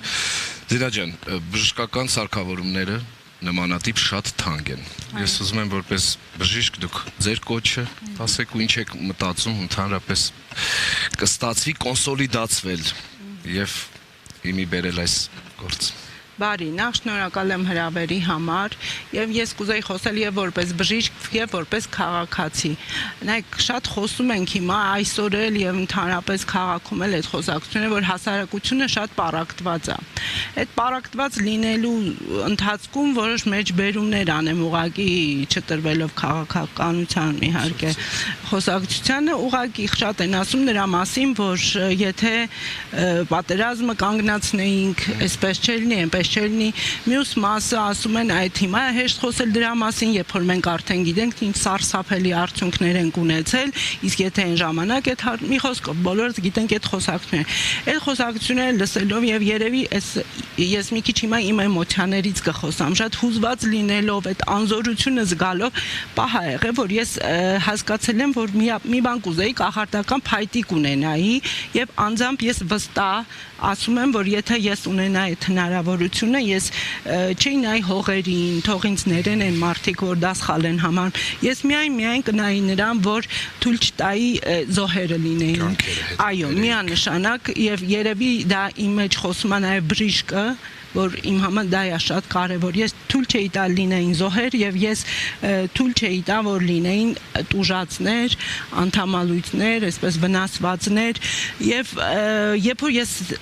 լուր լսեցի ես կազմակերպության մասին, որ նախաձեռնության մասին ավելի ճիշտ, շատ հետաքրքիր այդ իմ էմոցիոնալ ֆոնին պատասխան ստացա։ Պատասխանը նա էր, որ ես հասկացա, որ սա էլ մի կախարդանքի նման բան է, որովհետեւ նայեք, մեզ համար հիմա շատ սովորական է, որ մենք ունենք տելեկոմունիկացիա, մենք աշխարհով մեկ կապվում ենք, բայց ասենք 100-ամյակ առաջ սա ֆանտաստիկա էր։ Եվ ես հասկացա, որ սա այն կախարդանքն է, որ եթե մենք հիմա չօգտագործենք, չօգտվենք, մենք ամիսներ հետո, կես տարի, մի տարի հետո ունենալու ենք էլի զոհեր։ Գենոֆոնդի նաև խնդրեմ ենք ունենալու։ Ձինա ջան, որովհետև ես էլ Նազենին էլ խոսել ենք ինչքան լուսավոր սերնդի ներկայացուցիչ եք։ Նաև համ հեռացել նահատակվել, համ մնացել եւ ես հենց զոհ խոսքը հիմա օգտագործեցի ներողություն խնդրելով ասեմ, որովհետև վստահ եմ, որ տուժածները լսելու են սա, բայց զոհը մենակ նահատակը չի, հա։ Տուժած իմաստով էս խոսքն եմ օգտագործում։ Շատ խորը բան եք ասում, այսինքն հասարակության մեջ չինտեգրված ֆիզիկական խնդիր, վերջույթներ չունեցող մեր տղաները դառնալու են զոհ արդեն մյուս տեսանկյունից ու շատ ավելի դաժան վիճակով։ Գիտեք, մեր ցավոք այնպես է ստացվել, որ մեր երկիրը չի հասցրել այդ սովետական հետսովետական վիճակից լիարժեք, հա, թե բժշկական, թե ընդհանրապես մենք մեր էկոնոմիկան էլ այնպես չի հզորացել եւ ես կարող եմ վստահ ասել, որ հիմա նույնիսկ առողջ անդամները տեղը ջահել երիտասարդը խնդիր ունի մեր իրականության մեջ Հայաստանի գտնել աշխատանք, ընտանիք կազմել, ապահովել ընտանիքին, էլ չասած թե ես իրոք չեմ պատկերացնում, թե անդամալույսները, տուժածները ոնց են ինտեգրվելու։ Մի հատ ուրիշ խնդիր էլ կա, էլի որպես բժիշկ եմ ուզում սրա մասին խոսել, մարդ տեսակը այնպիսին է, որ կա կեղև եւ ենթակեղև։ Նայեք, այսպես մի բան առաջանում, մարդը երբ որ բացասական էմոցիա է զգում, իր կեղևը ճնշումը չի թողնում այդ բացասականը, դա միգուցե որպես պաշտպանողական ռեակցիա է առաջացել, բայց մարդ տեսակին հիմա բնորոշ է դա եւ մարդիկ տուժածները, որոնք անդամալույց են, իրենք դեռ մեր մեջ չեն, իրենք դեռ կամ հիվանդանոցներում են, կամ տանը պարկած են, բայց մի ամիսներ անց իրենք արդեն հայտնվելու են մեր կողքը եւ փառքաստու որ հայտնվեն, այսինքն գոնե այդ սայլակը ունենան, որ հայտնվեն, բայց հասարակությունը ես վստահ եմ, որ զգալու է մեղքի զգացում եւ այդ մեղքի զգացումը այդ կեղև ենթակեղև ռեակցիայի, այո, կարող է սկսի մի փոքր ինչ-որ նեգատիվ էմոցիաներ զգալ։ Դա էլ ես չեմ մեղադրում։ Էլի դառնում է տուժած նաև առողջ մարդը։ Այս այնքան կարևոր պահ է եւ ուղղակի շատ sense մեխանիկական մի բան պատկերացրեք, որ երիտասարդը, որ վաղը պետքա դուրս գա միջավայր, ինքը կանգնած եկավ ձեր հետ խոսած, թե ինքը նստած այդ սայլակի վրա ու ներքևից էսենց նայելով ձեր հետ խոսած, դա շատ մեծ տարբերություն է, դա շատ մեծ հոգեբանական տարբերություն է եւ որպես բժիշկ ուզում եմ ասել, որ կա խնդիր, գուցե, բժիշկները գիտեն, բայց մարդիկ դա կարող է չպատկերացնեն, որ մենք ժամկետների խնդիր ունենք, որտեվ անդամալույցի մոտ ատրոֆիա է ենթարկվում մկանները, ոսկորները, այսինքն այդ համակարգը մի օրգան, որ չի օգտագործվում, դա բնության մեջ այդպես է ստեղծված։ Այո, եւ մենք չենք կարող թող այսպես դանդաղ մի հատ տեսնենք քաղաքական դաշտ ինչ ա լինում, մի հատ տեսնենք թշնամ, չունենք այդ ժամանակը, հա ես հասկանում եմ, որ խնդիրներ կան, ես հասկանում եմ, որ շատերը ինչ որ հույս են կորցրել, հավատ են կորցրել, վստահություն են կորցրել, բայց այս այն բանն է, որ էլի կախարդանքին վերադառնալով, եթե հիմա մենք ժամանակը բաց ենք թողնում, մենք կես տարի հետո նստելու ենք, աղերսենք, ասենք, բա չունենայինք այդ հնարավորությունը հետ բերենք։ Եկեք օգտվենք նրանից, որ կա այս հնարավորությունը, կա մեր հրաշք սփյուռքը, մեր գոլեգաները, որոնց հետ մենք սովորել ենք, անցել ենք մեր ուսանողական տարիները, իրենք հիմա հայտնվել են դրսում եւ դարձել են մեկը մյուսից տաղանդավոր հրաշք հայտնի բժիշկներ, ու ամենակարևորը, որ իրանք չեն կորցրել իրենց կապը հայրենիքի հետ, ոչ մի րոպե չեն կորցրել, այսինքն ես հիմա խոսում եմ ոչ թե օթու մարդկանց մասին, այլ ես խոսում եմ կոնկրետ մարդկանց մասին, ում ես ճանաչում եմ եւ օրեկան գուցե մի քանի անգամ կապի են դուրս գալի եւ տարվա մեջ մինչեւ պատերազմն էլ անընդհատ ներգրաված են եղել մեր բոլոր խնդիրների մեջ։ Եկեք խնդրում եմ օգտվենք, որովհետեւ ինչպես տարածվեց հա այս վերջերս այդ նախադասությունը, որ սպիտակ խալաթներով բանակը միակ բանակն էր, որ միշտ մարտնչեց, չբողոքեց, քաղաքական ոչ մի պահանջներ չներկայացրեց, ոչ մի բան չհայտ։ Գիշեր ցերեկ իրանք իրանց տեղը պահեցին։ Հիմա այս նույն բանակը, այս նույն մարդիկ կազմակերպել են այս միջոցառումը եւ ես կոչ եմ անում եւ խնդրում եմ ամեն մեկս ինչ որ կարող ենք, ինչքան որ կարող ենք, խնդրում եմ վստահեք եւ մասնակցեք այս միջոցառմանը։ Ես միանում եմ Դիանա Պիրջանյանի ասացին, որ սպիտակ խալաթներով մեր բժիշկների ամբողջ աշխարհից եկած եւ Հայաստանից ինքնակամ կամովի բոլոր գործերը ընտանեկան հոգսերը մի կողմ թողած բոլոր բժիշկները իսկապես մարտունակ էին, բացառիկ եւ չնահանջեցին ու հաստատ չպարտվեցին, բայց նույն կերպ չի նահանջել ու չի պարտվել հայոց բանակը եւ չկա աշխարհում որևէ մեկը, որը կարողանա դա հակառակը ապացուցել։ Այլ հարց է, որ մենք ունենք այնինչ ունենք, չենք խորանում, բայց նորից հիշեցնում ենք մեր հայրենիքի պաշտպանությունը յուրաքանչյուր անդամահատված զինվորին վերադարձնելու իր կարողությունն է։ Մեր յուրաքանչյուրի սերը առաջին հերթին պետք է արտահայտվի գոնե ամեն մեկիս կյանքում մի հոգու հետ բերելով, մի հոգու ֆունկցիոնալ հնարավորությունը հետ բերելով, որը հնարավոր է լավագույն պրոթեզավորումներով եւ այն բոլոր բժիշկներով, որոնք այսօր նախաձեռնել են նաեւ այս դրամահավաքը, հերոստամարաթոնը, որովհետեւ նոր շնչով մենք պետք է այս խնդիրները այսօր արդեն հաղթահարելով գնանք առաջ եւ փորձենք 10,000-ից ավելի վիրավորներին, որոնցից գոնե մի քանի հարյուրը հաստատ անդամահատված են տարբեր ձևերով, պետք է կարողանանք վերադարձնել իրենց ֆունկցիոնալ հնարավորությունները։ Լավ օրից չէ, որ հերոստամարաթոնները շատ են մեր երկրի խնդիրները լուծելու համար, բայց փառք Աստծո մենք ունենք Սփյուռք։ Ոչ միշտ է Սփյուռք Հայաստան վեկտորը նույնը լինում, մենք ունենում ենք տարբեր տարաձայնություններ, բայց հայ զինվորը, հայ տղայրքը այն կետն են, որտեղ մենք բոլորս միասին մի ձև ենք մտածում, նոր շունչ ու նոր կյանք տալու նրանց։ Շնորհակալություն, դոկտոր։ Գործընկերներ, Լոս Անջելեսը միանում է։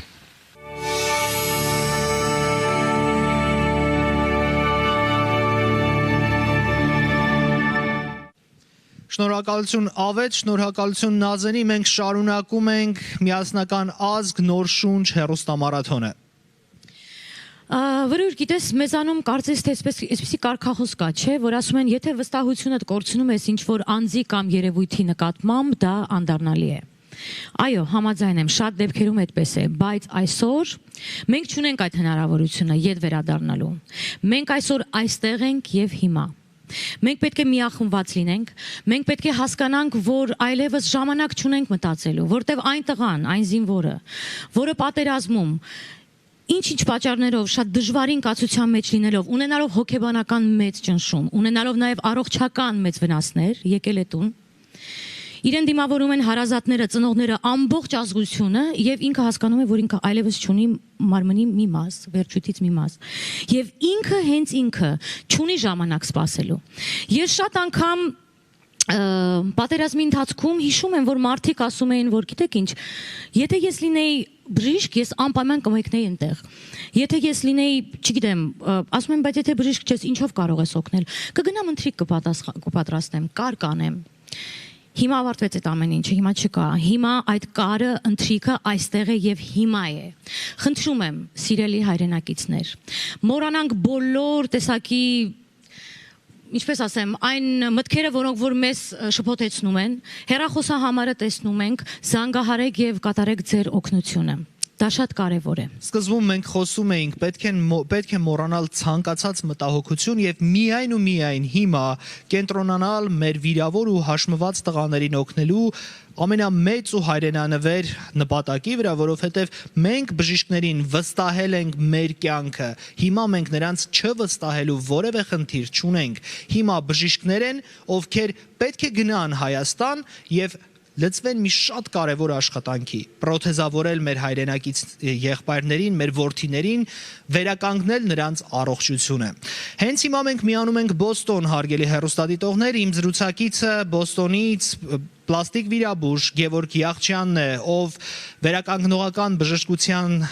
ամենաազդեցիկ ու հայտնի մարդկանցից մեկն է, բժիշկ, ով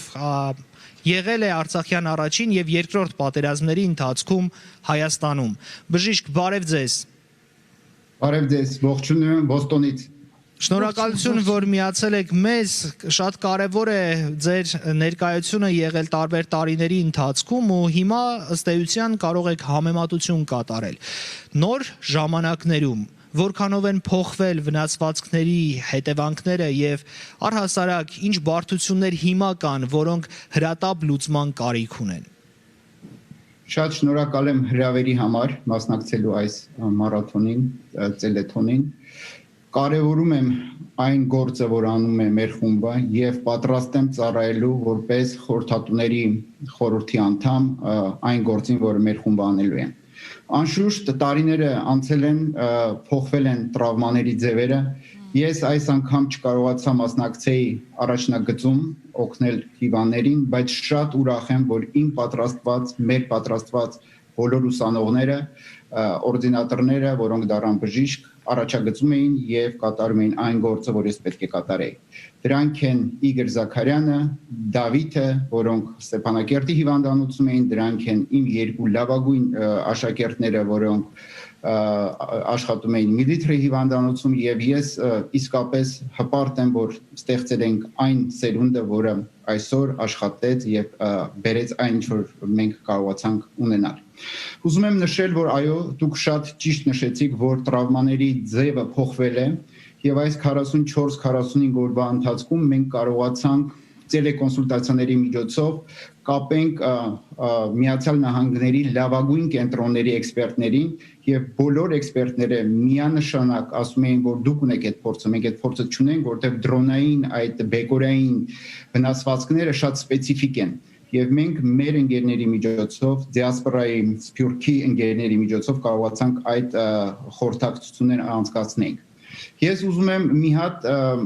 հորդորեմ բոլորիս, որ այս մարաթոնի ընթացքում մենք չկոչենք մեր հերոսներին որպես չկոչենք իրանց որպես անդամալույց կամ չկոչենք իրանց որպես ինվալիդ, մենք ուզում եմ, որ բոլորս իրանց կոչենք որպես վիրավոր հերոսներ, որովհետև ես համոզված եմ, որ մենք որպես բժիշկներ, ռեկոնստրուկտիվ վիրաբույժներ, ես եւ իմ ընկերները արտասահմանում եւ Երևանում կարողանալու ենք ապահովենք լավագույն պրոթեզավորումը, լավագույն ռեկոնստրուկցիան եւ նրանք ունենալու են շուտով ձեռքերը իրանց աշխատելու են, ոտքերը ման են գալու եւ մենք ունենալու ենք լավագույն արդյունքներ։ Նշեմ, որ արդեն մենք խոսել ենք տարբեր ընկերությունների, տարբեր բժիշկների հետ եւ նրանք պատրաստ են գալ Հայաստան վիրահատությունների, ես նույնպես կմիանամ այդ խմբին եւ անկախ ոչ մի բանից մենք ընթացիկ լեկցիաների միջոցով, տելեկոնսուլտացիաների միջոցով մինչեւ մեր բժիշկների մեկնելը այդ բանը անելու ենք։ Վստահում են Արմեն Հակոբյանյանի խմբին եւ այս նախաձեռնությանը, որտեղ ճանաչում եմ տարիների վեր Արմենին, տեսնում եմ իր արած գործը, ցավոք շատ եմ ցավում, որ իր հետ Ղարաբաղում չէինք, Ստեփանակերտի հիվանդանոցում չենք աշխատել, բայց համոզված եմ եւ 100% վստահ եմ, որ մենք անելու ենք լավագույնը։ Եվ նաև ուզում եմ շատ կարևորել բոլոր այն հանգամանքը, որ մենք կարող ենք այստեղից, Սփյուռքից օգնել մեր բժիշկներին անցկացնել այդ տելեկոնսուլտացիաները եւ նաև տալ այն վերջի նոր գիտելիքները, որոնք այսօր մեր դեմ դրված են։ Մենք անցել ենք սուր փուլը, եթե բժշկության մեջ մենք բաժանում ենք փուլերի եւ մենք հիմա ենթասուր փուլում ենք եւ կախված նրանից ոնց ենք մենք անցկացնելու այդ ենթասուր փուլը մենք կստանանք տարբեր արդյունքներ։ Մենք չենք ուզում ունենանք քրոնիկ խնդիրներ։ Դրա համար հորդորում եմ իմ բոլոր ընկերներին, կազմակերպություններին, բժշկական միություններին ամբողջ աշխարհում, ես մաս եմ կազմում AMIC Armenian Medical International ընկերության անդամ եմ, որ մասնակցեն այս դրամահավաքին, տան գումարներ նպաստեն, որ մեկ պատուհանից ոնց որ նշեցիք, մենք կարողանանք ապահովել այս ծառայությունը, անել ռեաբիլիտացիա եւ ստանալ լավագույն արդյունք։ Ես ցավոք ուզում եմ ներողություն ընդհատելու համար աշխատանքներն ու ծրագրերը շատ մեծ են։ Ցավոք ես ուզում եմ շեշտել, որ մինչև այս պահը զանգերը դեռ пассив են։ Մեր հեռուստադիտողներին հնարավորինս մանրամասն ամբողջ այս ընթացքում ու նաև այսօր փորձել ենք ներկայացնել, որ բժիշկներին չվստահելու խնդիր մեր հեռուստադիտողները չունեն։ Նրանք ովքեր գումար են նվիրաբերել, նրանք ովքեր դեռ մտածում են նվիրաբերել թե ոչ, ինչի վրա է ծախսվելու այդ գումարը, ինչ է պետք կոնկրետ մարդկանց վերականգնելու համար, պրոթեզներից սկսած մինչև ամենաբարդ վերականգնողական աշխատանքներ։ Անշուշտ շատ ճիշտ նշեցիք, որ ռեաբիլիտացիան դա փուլային է եւ այսօր այս րոպեին կարեւորում եմ, որ ճիշտ վերականգնողական վիրահատություններ անեն այսօրվա փուլում Հայաստանում եւ պատրաստեն այն վիրավորներին, որոնք գնալու են պրոթեզավորման։ Պրոթեզավորումը դա մեկ օրվա հարց չէ, պահանջում է գիտելիք, ճիշտ պատրաստություն եւ նորից ուզում եմ նշել, որ պրոթեզ առնել նվիրելը ինչ որ մի կազմակերպությունից դա ձեռնոց առնել չի։ Շատ կարեւոր է, որ այդ գործով զբաղվեն մարդիկ, պրոֆեսիոնալները, որոնք այդ փորձ ունեն եւ գիտելիք ունեն։ Եվ ես հորդորում եմ, որ բոլորս միացնենք մեր ուժերը մեկ տեղից, մեկ էքսպերտային խմբով աշխատենք այդ հարցի վրա եւ տանք լավագույն հնարավորությունները։ Ուրախ եմ նշել, որ դիասպորայում մենք ունենք գյուտարար բժիշկ, որը աշխատում է Չիկագոյում, դոկտոր Գրեգորի Դումանյանը, որը invent է արել մեթոդը, որը կոչվում է TMR միջամտություն, որը թույլ է տալի վերին վերջույթի պրոթեզները այնպես ձևով օգտագործել, որ նա դառնա շատ ավելի մոտիկ բիոմեխանիկ ձեռքի ֆունկցիաները կատարի։ Եվ ես գիտեմ, որ արդեն Արմենը եւ իր գործընկերները միացել են, խոսել են Գրեգի հետ եւ նա պատրաստվում է գալ Հայաստան այդ վիրահատությունները անելու։ Մեզ պետք է գործնեություն հիմա եւ հետագայում։ Դրա համար հորդորում եմ, որ բոլորս միանանք եւ այդ գործնեությունը ապահովենք։ Շատ շնորհակալություն ձեզ, մեր խոնարհումը ձեզ եւ բոլոր այն ինքնական բժիշկներին, ովքեր թե պատերազմի շրջանում, թե հիմա միախմբվել են, որպեսզի մեր նպատակը հասնի իր նպատակին մեր մտածածը։ Շատ շնորհակալություն։ Մենք վերադարձանք տաղավար, քիչ անց կկապնվենք Մոսկվա։ Հարգելի հայրենակիցներ, կարճ դադար է հիմա մեր եթերում, կրկին ունենք ուղիղ տեսակապ այս անգամ դեպի Մոսկվա Հովկյանոսից այն կողմ, վայրկյաններ անց, մնացեք մեզ հետ։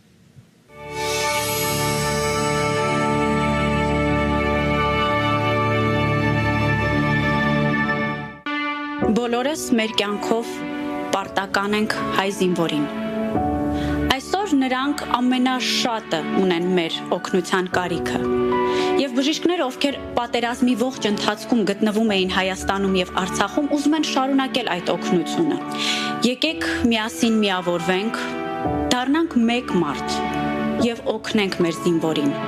ով այսօր ամենաշատը ունի մեր օգնության կարիքը։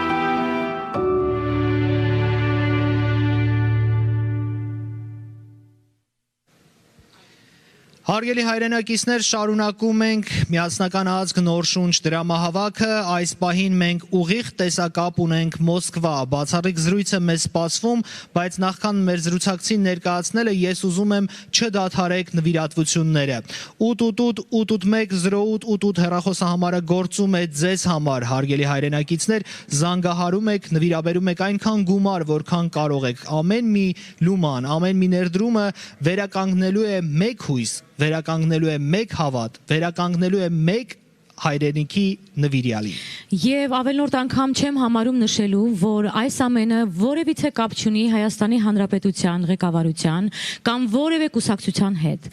բացարձակապես կապ չունի։ Եվ այսպես, հարգելի հայրենակիցներ, թույլ տվեք ներկայացնեմ իմ զրուցակցին, իմ զրուցակիցը Մոսկվայից Շահեն Դանիելյանն է, նա Մոսկվայի Սկլիֆոսովսկու անվան ինստիտուտի առաջատար վիրաբույժ է, ով պատերազմի օրերին եղել է Ստեփանակերտում, մասնավորապես նաև Շուշիում հրետակոծության ժամանակ Սուրբ Ղազանչեցոց եկեղեցու ներսում, երբ հրետակոծվեց, կասետային արկերով վիրավորում ստացավ ռուս լրագրող Յուրի Կոտինոկը։ Նրա կյանքը փրկել է բժիշկ Շահեն Դանիելյանը։ Բարև ձեզ բժիշկ, շնորհակալություն, որ մեզ եք միացել եւ ձեր տեսած պատմությունները, ձեր տեսած աղետը եւ մարդկային կյանքերի կործանումը որն էր։ Բարև ձեզ։ Շատ հաճելի է ներկա գտնվելու այս նախաձեռնությանը։ Ես ծնվել եմ եւ մեծացել եմ Արցախում։ Հիմա գիտեք, որ ներկայացնում եմ կրծքային վիրաբուժության ծառայությունը Մոսկվայում, Սկլիֆոսովսկու ինստիտուտում։ Նախ եւ առաջ ես ուզում եմ ասել, որ այս պատերազմը, Արցախյան երկրորդ պատերազմը իմ համար առաջին հերթին հասարակ մարդկային պատմություններ են եւ նոր դրանից հետո սահմանների ձևափոխումներ եւ ինչ որ ձևաչափումներ։ Ոստի այս պատերազմի իրական հետևանքները գնահատել դժվար է առանց փիլիսոփայական մոտեցման։ Ես շատ վառ հուշեր ունեմ այս պատերազմի հետ կապված, մեր վիրավոր զինվորների հետ կապված։ Ընդհանրապես կրծքային վիրաբուժությունը շատ էմոցիոնալ վիրաբուժություն է, քանի որ այդ վնասվածքները շատ կարճ ժամանակում բերում են մահվան եւ ստույգ եւ արագ գործողություններից է կախված վիրավորի կյանքը։ Փորձել վիրահատարանում փրկել մարդու կյանքը, որը ցանկացել է տալ իր կյանքը հանուն հայրենիքի, հավատացեք, սա շատ մեծ զգացմունքների հետ կապված գործ է։ Ես հիշում եմ հատկապես մեր վիրավորներին, որոնք անհայտ էին, որոնք համարանիշներ ունեին, հատկապես հիշում եմ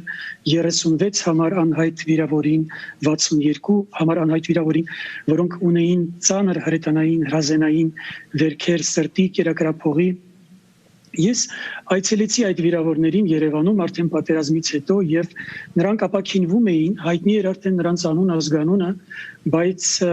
նրանք ունեն բազմաթիվ առողջական խնդիրներ, որոնք պահանջում են երկարաժամկետ բժշկական օգնություն։ Շնորհիվ ես ուզում եմ ասել մեր սփյուռքահայ հայրենակիցներին, նրանց նյութական եւ ֆինանսական աջակցությանը շատ կարճ ժամանակում տեխնոլոգիաներ, նոր մոտեցումներ եկան առաջնագից եւ մենք կարողացանք պատշաճ որակով բուժօգնություն ցույց տալ մեր հայրենակիցներին, թե զինվորներին եւ թե խաղաղբնակչությանը։ Հիմա այս մեր այսօրվա նախաձեռնությունը տրամաբանական շարունակությունն է այդ գործի, որը նպատակ ունի ապահովելու պատշաճ ժամանակակից ստանդարտներով բժշկական օգնություն, ժամանակակից ստանդարտներով ռեաբիլիտացիա, որը կներգրկի ինչպես պրոթեզավորման հարցեր, ինչպես հոգեբանական ռեաբիլիտացիայի հարցեր, այնպես նաև սոցիալական, ինձ թվում է սոցիալական ադապտացիայի հետ հարցեր։ Ուզում եմ մեկ անգամ ես նորից ընդգծել, որ այս ծրագիրը որևիցե մեկի եւ որևէ մի կազմակերպության դեմ ուղղված չի, այլ նպատակ ունի օգնության ձեռք մեկնել մեր բոլոր դժվար հայրենակիցներին։ Մեծ հաշվով ես ուզում եմ ասել, որ այսպիսի մոտեցումը այնքան էլ կարևոր է մեր հայրենակիցների համար, մեր զինվորների համար, բայց այնքան նաև կարևոր է մեզ բոլորիս համար, որովհետև այսպիսի անշահախնդիր հոգատարության եւ բարեգործության մթնոլորտն է, որ պետք է մեզ թույլ տա արժանապատվորեն դուրս գալ այս համապարփակ ճգնաժամից եւ իհարկե կառուցել նոր Հայաստան։ Հիմա ուզում եմ ասել մի իրավիճակ է մեր հայրենիքում, որ բոլորը խոսում են,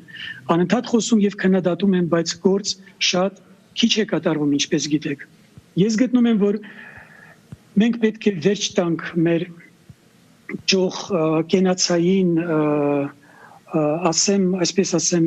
խնջույքային կենցաղակերպին եւ լուր եւ համառ աշխատենք ամեն օր, չմոռանալով օգնել բոլոր նրանց, ովքեր մեր կարիքը ունեն։ Եվ դա թույլ կտա, որպեսզի վաղը լինի մի ուրիշ օր եւ որպեսզի ոչ մի զինվոր, եթե վաղը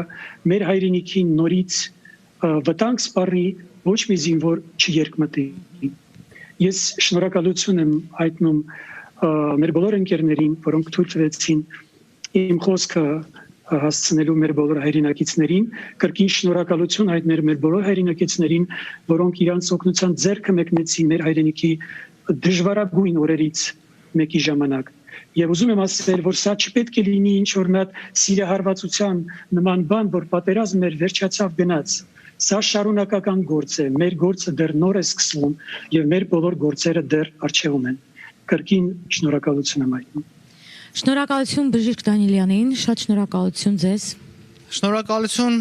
ձեր պատմություններով կիսվելու համար։ Ես եւս մեկ անգամ ուզում եմ հիշեցնել մեր հայրենակիցներին, Սփյուռքը պատմության բոլոր ժամանակներում միշտ զորեղ ուժ է եղել։ Եվ այսօր մենք չպետք է դադարենք մեր աջակցությունը։ Սա մեծ հաշվով ոչ թե աջակցություն է մեր հայրենիքին, ոչ թե պաթոսով հայրենասիրություն է, այլ սա կոնկրետ գործ է, կոնկրետ վիրավոր զինվորներին ոտքի կանգնացնելու գործ է, կոնկրետ նրանց կյանքը փրկելու գործ է։ Եկեք բոլորս ավելի ակտիվ լինենք, նվիրաբերենք այնքան գումար, որքան կարող ենք։ Շնորհակալություն բոլորիդ։ Մենք դեռ կհանդիպենք։ Հիմա շարունակում ենք միասնական ազգ նոր շունչ հեռուստամարաթոնը։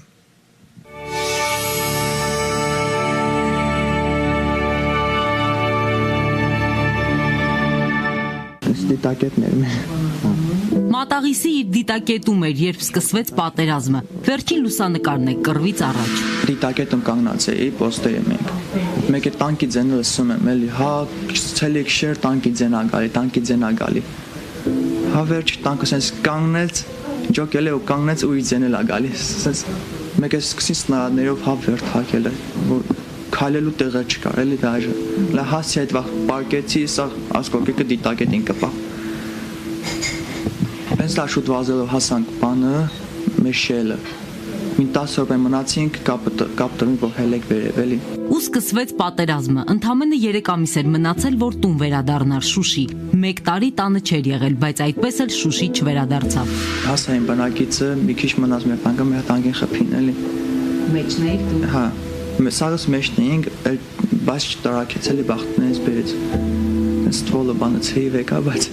բան չեղավ, չտարակեց։ Ուզեցի հանեմ տանկը, չէր հելնում, չէր աշխատում։ Մի քիչ գործ այ բան այ որ հանեմ, չէր հելնում, էլի չէր աշխատում, էլի կախում էին մեր վրա, արդեն բեսպիլոտիկ բան հելել էին օդ։ 20 տարեկան շուշեցի տանկիստը վիրավորվեց հոկտեմբերի 23-ին Մատաղիսում։ Շրապ են կախում մեր վրա, դա շատ տանկավոր զենք, այլի sense սմերչի նման է ինքը։ Ուղղակի կասետների աշեպարտում մի անգամից խրամատի մեջ ակց։ Մեկն են մային ոտից մի անգամից թարսնում, այ ոչ բան չեմ կարող անել։ Վիրավորվելուց առաջ վերջին րոպեներն Էրիկը լավ է հիշում, պատմում է իր ունկերների վերջին կռվի մանրամասները Մատաղիսում ու ձեռքն անընդհատ ինքնաբերաբար տանում դեպի կտրված ոտքը։ Ցավում է։ Հե, մալիշ լավ է սաղ է, բայց ոչ մի բան չէի տենում, ես կողս չէի կարամ շարժում, սա ջարդած անում ստերքս։ Մենակ այդ ձեռս տեղը սպրեյ չանում, բայց ուզում եմ սպրեյ չվերսեն չկա։ Հետո գրանատս եմ անգալի էլի չկա։ Հարցին թե ինչու էր փնտրում նռնակը, կողքին պարկած հայրն է պատասխանում ազատամարտիկ Արմեն Գրիգորյանը։ Վերջին նռնակը զինվորը միշտ պահում է ձեռքի տակ թշնամուն գերի չընկնելու համար։ Տակը դիակներն են գցել, վերևը մենք էինք։ Ոնց էր երկուսով ենք սա։ Վայ քաշի ցավս թող հանգիստ բանան է, վայել եմ էլի, հա, էսին բան է ասում։ Շուշեցի հայր ու որդին պատերազմի ժամանակ առաջին անգամ հանդիպեցին հենց Մատաղիսում պատերազմի թեժ օրերին։ Արմեն Գրիգորյանը երանությամբ է հիշում այդ րոպեները, որդին իր ոտքերով ընդառաջ եկավ։ Եկա Մատաղիս, տղուս 10 րոպե տեսա։ 3 ամիս չէի տեսել տղուս։ Երեխան վազում էր անտառից, ոտը տեղը, ընկերությունը տեղը։ Հետո հանդիպեցին Խոջալուի տարածքում վիրավորերի կին ուղարկեց Երևան, ինքը գնաց Շուշի։ Ուղարկեց իրանց скорую помощь Հայաստան ես մտաշուշ վարժուտա։ Շուշի փրկարած առայության հետ է։ Բայց փրկարած առայությունը բայավիկ չի որ Շուշի է թողում։ Նորից հանդիպեցին Երևանում, երբ հայրն էլ էր վիրավոր։ Նույն պալատում շարունակեցին բուժումը։ Հիմա էլ փոքրիկ սենյակում պառկած են կողք կողքի։ Հայրը սպասում է, թե երբ է հետ բերելու Շուշին, որդին նորից ոտքի կանգնելու։ Իսկ այս պահին վերջին օրերի ամենալավ լուրն են լսում։ Հորազատամարտիկ ընկերոջ շուշեցի Կամոյի զանգն են ստանում։ Շաբաթներ առաջ տեսել էին, թե ինչպես է Կամոն գերի ընկել։ Այսօր լսում են ձայնը։ Ողջ առողջ է։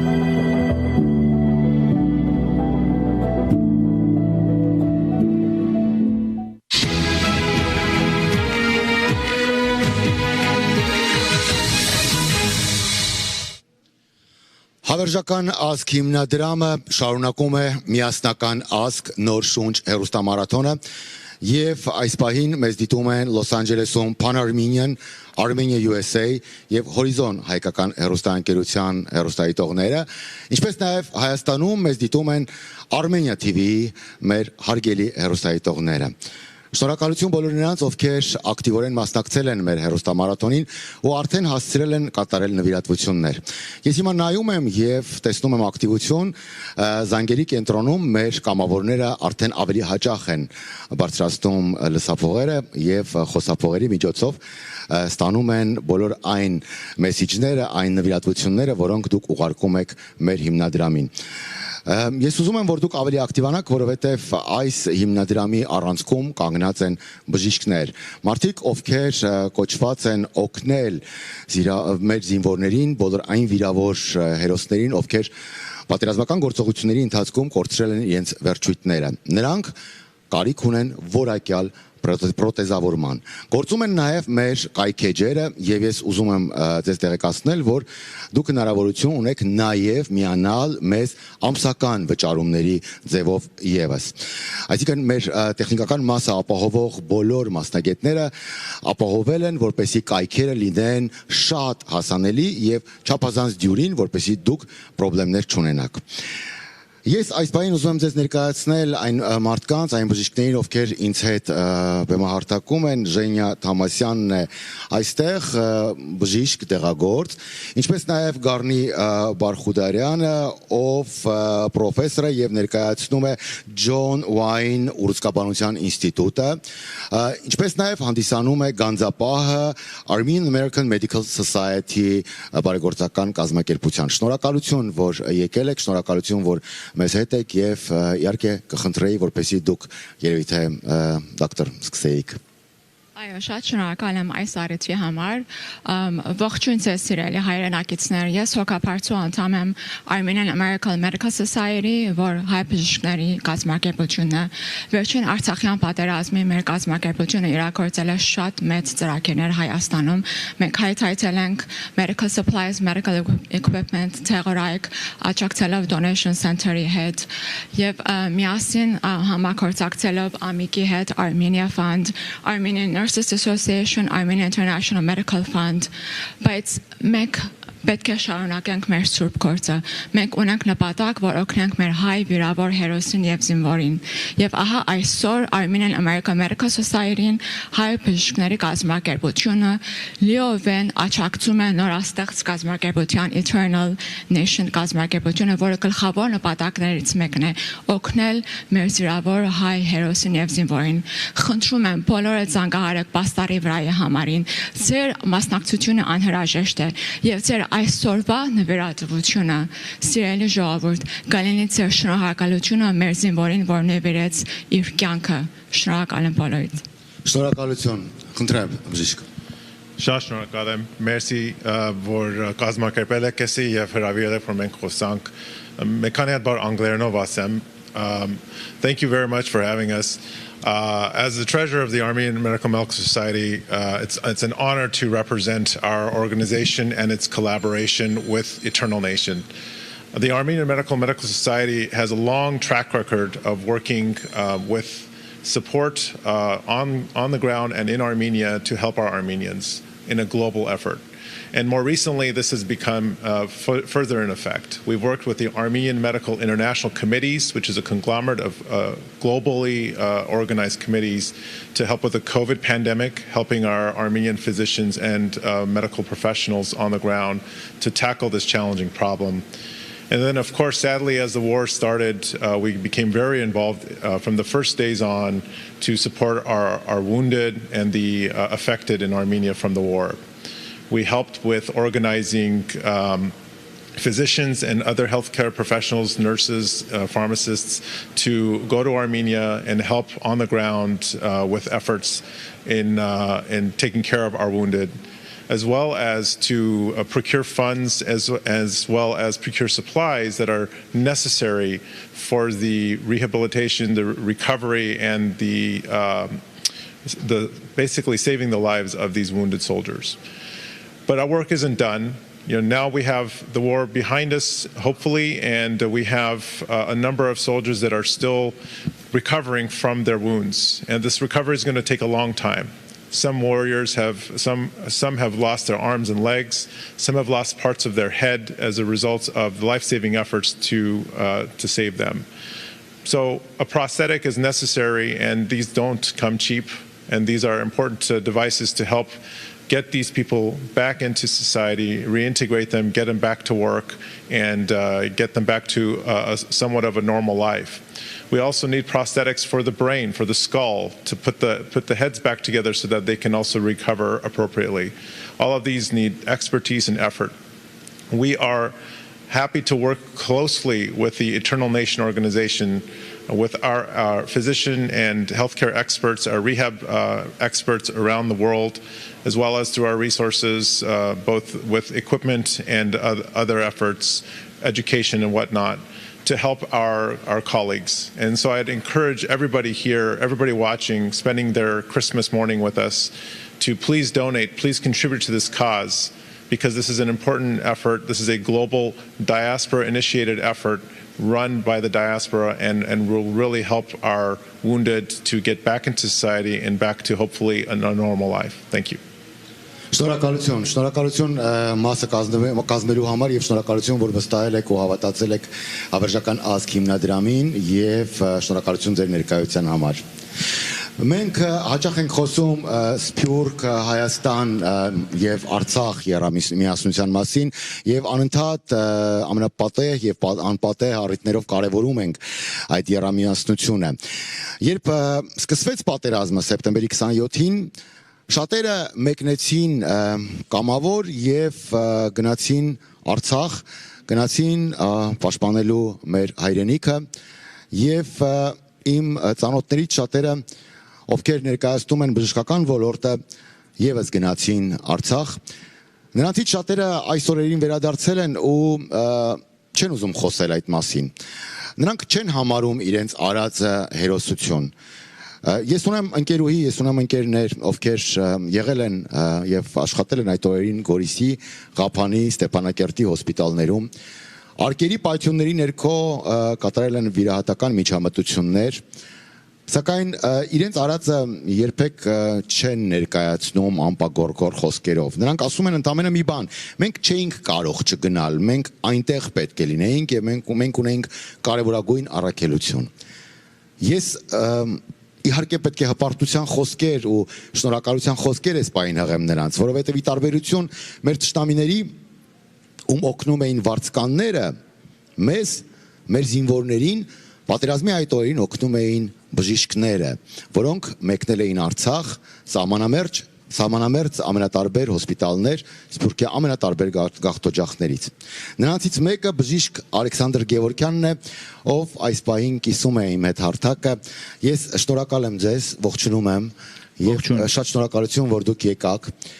Պատերազմի այդ օրերին դուք հաճախ հայտնվում եք ամենատարբեր սոցիալական մեդիա հարթակներում։ Ձեզ մի քանի բժիշկների հետ միասին հասցրել էին ճանաչել եւ սիրել ամենատարբեր երկրներում ապրող երիտասարդները, մեր հայրենակիցները, եւ ձեր ամեն անգամ հայտնվելը սոցիալական մեդիա հարթակներում կարծես թե հույսի, հավատի հերթական շունչներ, շողներ։ Շնորհակալություն, որ դուք այդ օրերին այնտեղ եք։ Եվ մի հարց, որ պահն է ամենաշատը տպավորվել ձեր հիշողության մեջ, որ պահն է, որ զինվորն է, որ վիրահատությունն է, որ դուք չեք կարողանում ոչ մի կերպ մոռանալ։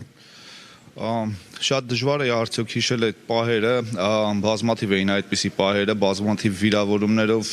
երիտասարդներ էին ընդունվում հոսպիտալներ ու միամոմենտ մեծ քանակությամբ վիրավորված զորքի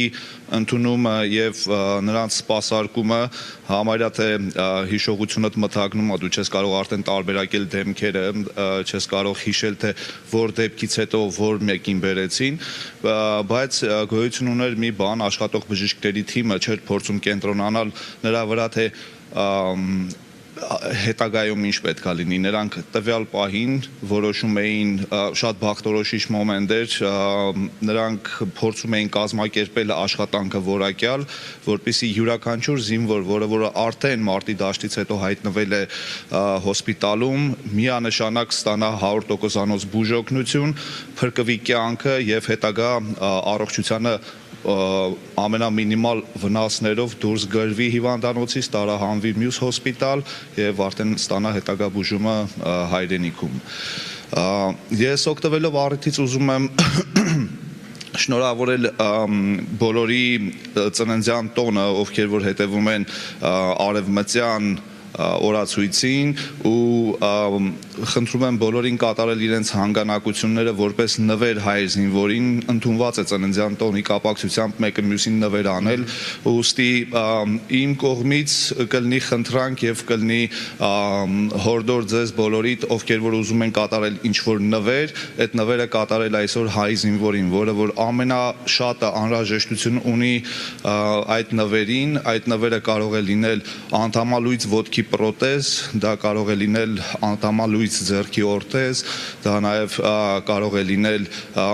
երկրորդային, երրորդային վիրահատությունները, որոնք որ կօգնեն վերականգնել արտաքին տեսքը, մարդիկ կան, ովքեր որ ունեն բազմաթիվ նևրոլոգիական, կենտրոնական եւ պերիֆերիկ նևրոլոգիական խնդիրներ եւ չեն կարող իրենց առօրյան սպասարկել, ձեր օգնությունով կարելի է հասնել նրան, որ մարդիկ լինեն, ովքեր որ շուրջօրյա ռեժիմով կարող են սպասարկել եւ օգնել այն մարդկանց, ովքեր որ կորցրել են ունակությունները պատերազմից հետո, ձեր բոլոր տեսակի հանգանակությունները եւ օգնությունները կխթանեն նրան, որպեսզի Հայաստանում ավելի բարձրակարգ եւ միջազգային մակարդակին համապատասխանող բժշկություն եւ վերականգնողական կենտրոններ պատրաստվեն, իսկ ինչ վերաբերվում է հայ զինվորներին, ովքեր որ չխնայելով իրանց կյանքը, իրենց առողջությունը պայքարում էին հայրենիքի սահմանների պահպանության եւ ընդհանրապես հայ ազգի գոյության համար, նրանք արժանեն ամենաբարձրագույնին, են լավագույնին։ Ուստի խնդրում եմ բոլորին կատարել այսօրվանից սկսած անընդմեջ հանգանակությունները օգնելով Հայաստանի Հանրապետության առողջապահության համակարգի վերականգնմանը, պատրաստել կենտրոններ, վերականգնել վիրավորված զինվորների առողջությունը, սարքել նրանց սոցիալական միավոր, մարդիկ ովքեր որ կորցրել են իրենց վերջույթները, շատ դժվար է լինելու ճարել աշխատանք, հետագայում ինտեգրվել հասարակության մեջ։ Ուստի այսօր օրն է, որը որ օգնելու է մեր հայ զինվորներին, մեր երիտասարդ 18-ից 20 տարեկան երեխաներին, ովքեր որ այսօրվա պահին գտնվում են շատերը հիվանդանոցներում, տարբեր վերականգնողական վիրահատությունների ընթացքում են եւ հետ վիրահատական բուժումներն են ստանում, ձեր հանգանակությունները այսօր օգնելու են նրանց վերադառնալ տուն, ընտանիք, լինել իրանց ընտանիքին պիտանի եւ օգնող ձեռք նաեւ Հայաստանի Հանրապետությանը։ Եվ ամենակարևորը ինտեգրվեն այն հասարակությանը, որի համար գնացել են եւ իրենց կյանքը չեն խնայել։ Դուք հնչեցիք շնորհակալության խոսքեր, ես ուզում եմ ձեր շնորհակալության խոսքերը շարունակեմ եւ իհարկե իդեմս ձեզ շնորհակալություն հայտնեմ բոլոր այն ձեր գործընկերներին, բոլոր այն բուժ աշխատողներին, ովքեր գնացին եւ ոչ պակաս կերպով վտանգելով իրենց կյանքը Արցախի ամենատարբեր հոսպիտալներում վիրահատություններ կատարեցին, փրկեցին կյանքեր, շնորհակալություն ձեզ։ Ես Արմեն Հակոբյանի հետ մենք ընկերներ ենք ու ես մի օր արթնացա ու իմացա, որ ինքը մեկնել է Արցախ։ Նրա գնալը այնքան անակնկալ էր մեզանից շատերի համար։ Հետո եկավ, հետո վերադարձավ, հետո ես նրան տեսա լրիվ ուրիշ մարդ։ իմ ճանաչած երևի թե ամենաուրախ մարդկանցից մեկն է իմ շրջապատում Արմեն Հակոբյանը։ Երբ եկավ նա Արցախից, ես հասկացա, որ ինքը իր հետ բերել է հուշեր ու լիքը տխրություն, որովհետև անհնար էր նրա հետ խոսել, անհնար էր նրա հետ կատակել, ժպտալ, ապրել այն լիարժեք կյանքը, որով մենք սովոր էինք տեսնել Արմեն Հակոբյան, ընկերոջը, մարդուն, քաղաքացուն։ Հետաքրքիր իմանալ ինչը մղեց ու ինչպես եղավ այն որոշումը, որը ձեզ տարավ Արցախ։ Դե բնականաբար, երբ որ դու տեսնում ես, որ հայրենիքում կատարվում է ազերիների կողմից ոչրագործություն ու ամեն րոպե հայ զինվոր է մահանում կամ ծանր վիրավորում է ստանում, ես որպես բժիշկ պրոֆեսիոնալ լինելով չէի կարող իմ տեղը նստել ու Facebook-ով կամ էլ թե չէ տարբեր տեսակի մեդիաներով հետևել նրան, թե ինչ է կատարվում այնտեղ։ Որոշումը կատարվել է մի անգամից, հենց ամենաառաջի ավիատոմսը ճարելուց հետո մեկնեցի Հայաստանի Հանրապետություն։ Բնական է շատ մարդկանց այդտեղ խաբեցի, ասեցի գնում եմ Երևան։ Իհարկե ես իմ պլանները այդտեղից Արցախում։ Իհարկե ես իմ պլանները ունեի, հենց արդեն հաջորդ օրը առավոտյան ճանապարհ գտա, որով որ կարելի էր հայտնվել Ղարաբաղում ամենաթեժ կետերից մեկում ու ցուցաբերել են մասնագիտական հմտությունները, ինչը որ կարող էի անել։ Ու հենց այդպես էլ եղավ, արդեն հոկտեմբերի 10-ին ես գտնվում էի Մարտունու տարահանված հոսպիտալում, որտեղ որ դիմավորեցին ինձ իմ համակուրսեցիները, իմ մանկության երիտասարդության ընկերները, շատ բժիշկներ, մոտավորապես 70%-ին ճանաչում էի, ովքեր որ այնտեղ էին, կազմեցինք մի մեծ աշխատանքային թիմ, համակարգեցինք աշխատանքը եւ արդեն համակարգված սկսեցինք ցուցաբերել օգնությունը։ Իհարկե շատ ծանր եւ դժվար օրեր ենք ունեցել այն առումով, որ էմոցիոնալ եւ հոգեբանական այդ ճնշումները, երբ որ անընդմեջ դու տեսնում ես երիտասարդ, բացարձակապես առողջ երիտասարդների, ովքեր որ ստացել են շատ ծանր վնասվածքներ, կյանքին վտանգ սպառնացող վնասվածքներ ու շատ ժամանակ շատ դժվար է լինել ճիշտ որոշումներ կայացնելը։ Ուզում եմ անդրադառնալ մի այսպիսի թեզի, որը որ ձևավորվեց այնտեղ, երբ որ տեսնում ենք, որ ենթադրենք վիրավորը ունի բազմաթիվ վնասվածքներ ու ընդհուպ նաև գանգուղեղային տրավմաներ, պետք էր որոշում կայացնել, թե ինչ է պետք անել։ Մեր բժիշկներից մեկը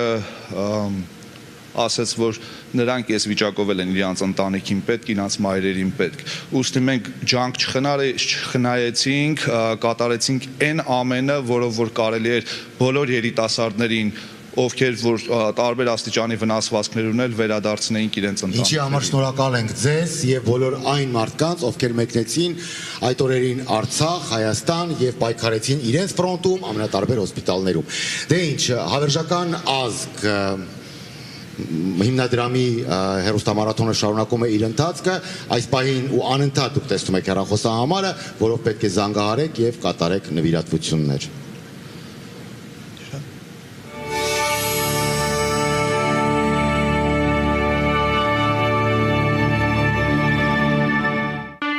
Սիրելի հայրենակիցներ, մեր հերոս որդիներն ու մեր առյուծասիրտ եղբայրները ելան մարտի, ելան պայքարի, հանուն մեզ, հանուն ձեզ, հանուն մեր հայրենիքի, հանուն մեր վառ գալիքի ու մեր բարեկեցության։ Եվ այդ ճանապարհին չխնայեցին ոչինչ, իրենց կյանքը զոհաբերելով, որոշ դեպքերում իրենց մարմնի մասերը թողնելով մարտի դաշտում, մնալով անձեռք, անոտք, բայց ունենալով հույսն ու հավատը իրենց սրտերում ու հոգիներում։ Եվ այսօր մենք բոլորս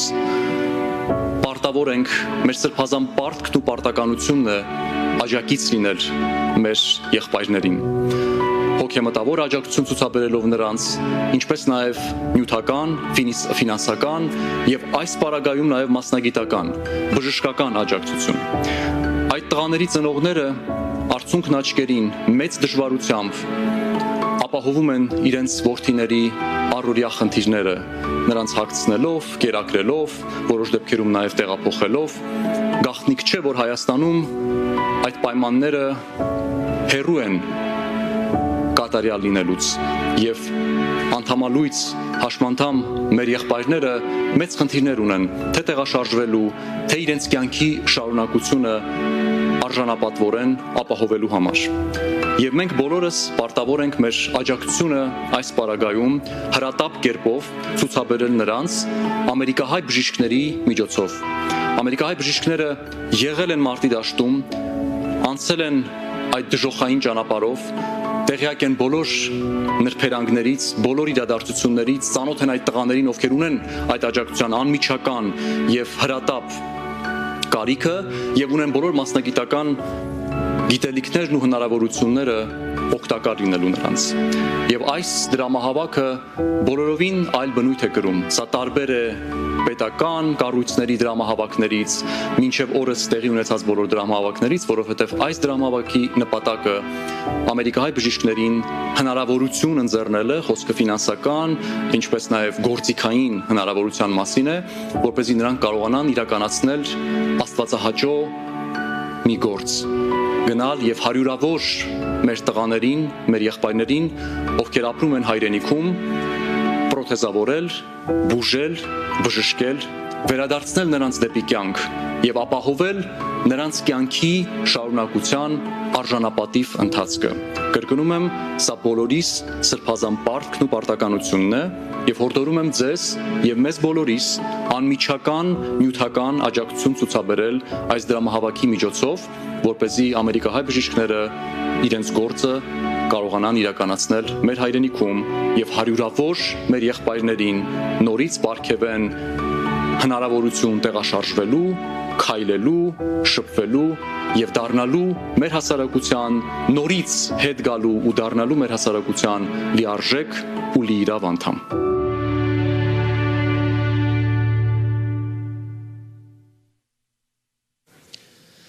Ես գտնվում եմ մեր կամավորների կողքին, այս պահին Սաիդան է իմ կողքին, ով պատասխանում է սիրելի հեռուստադիտողներ ձեր զանգերին։ Խնդրում եմ ակտիվ կերպով շարունակեք զանգարել հեռախոսահամարը, որը տեսնում եք էկրանների ներքևի հատվածում, իսկ ես կպատասխանեմ այս զանգին։ Մեզ նախապես նշեցին, որ North Hollywood քաղաքից Հասմիկն է մեզ հետ ուղիղ կապով։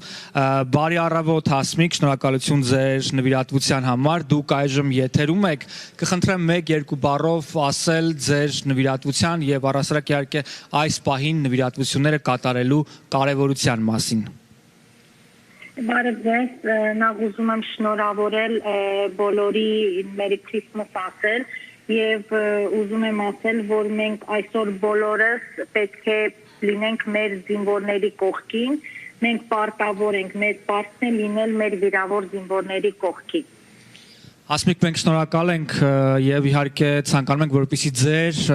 օրինակին հետևեի յուրաքանչյուր մեր հեռուստադիտող, Սաիդան կշարունակի կատարել նվիրատվության հետ կապված մանրամասները, իսկ ես խոսքը փոխանցում եմ իմ գործընկերուհի Աննա Սիմոնյանին։ Yes, thank you, Meher. And now we're connecting to California Senator Anthony Portantino. Mr. Portantino, thank you for joining us today. Today, all Armenians are watching us for this very special event. Please, you're welcome to share your message with Armenians. Well, thank you, Anna, and it's good to see Meher and to see the Armenian Medical Society supporting Eternal Nation today. You know, what has transpired in Artsakh over the last several months has been devastating. It's been horrible. And there are so many wounded and so many in need of medical care. And, you know, I've been proud to have been to Artsakh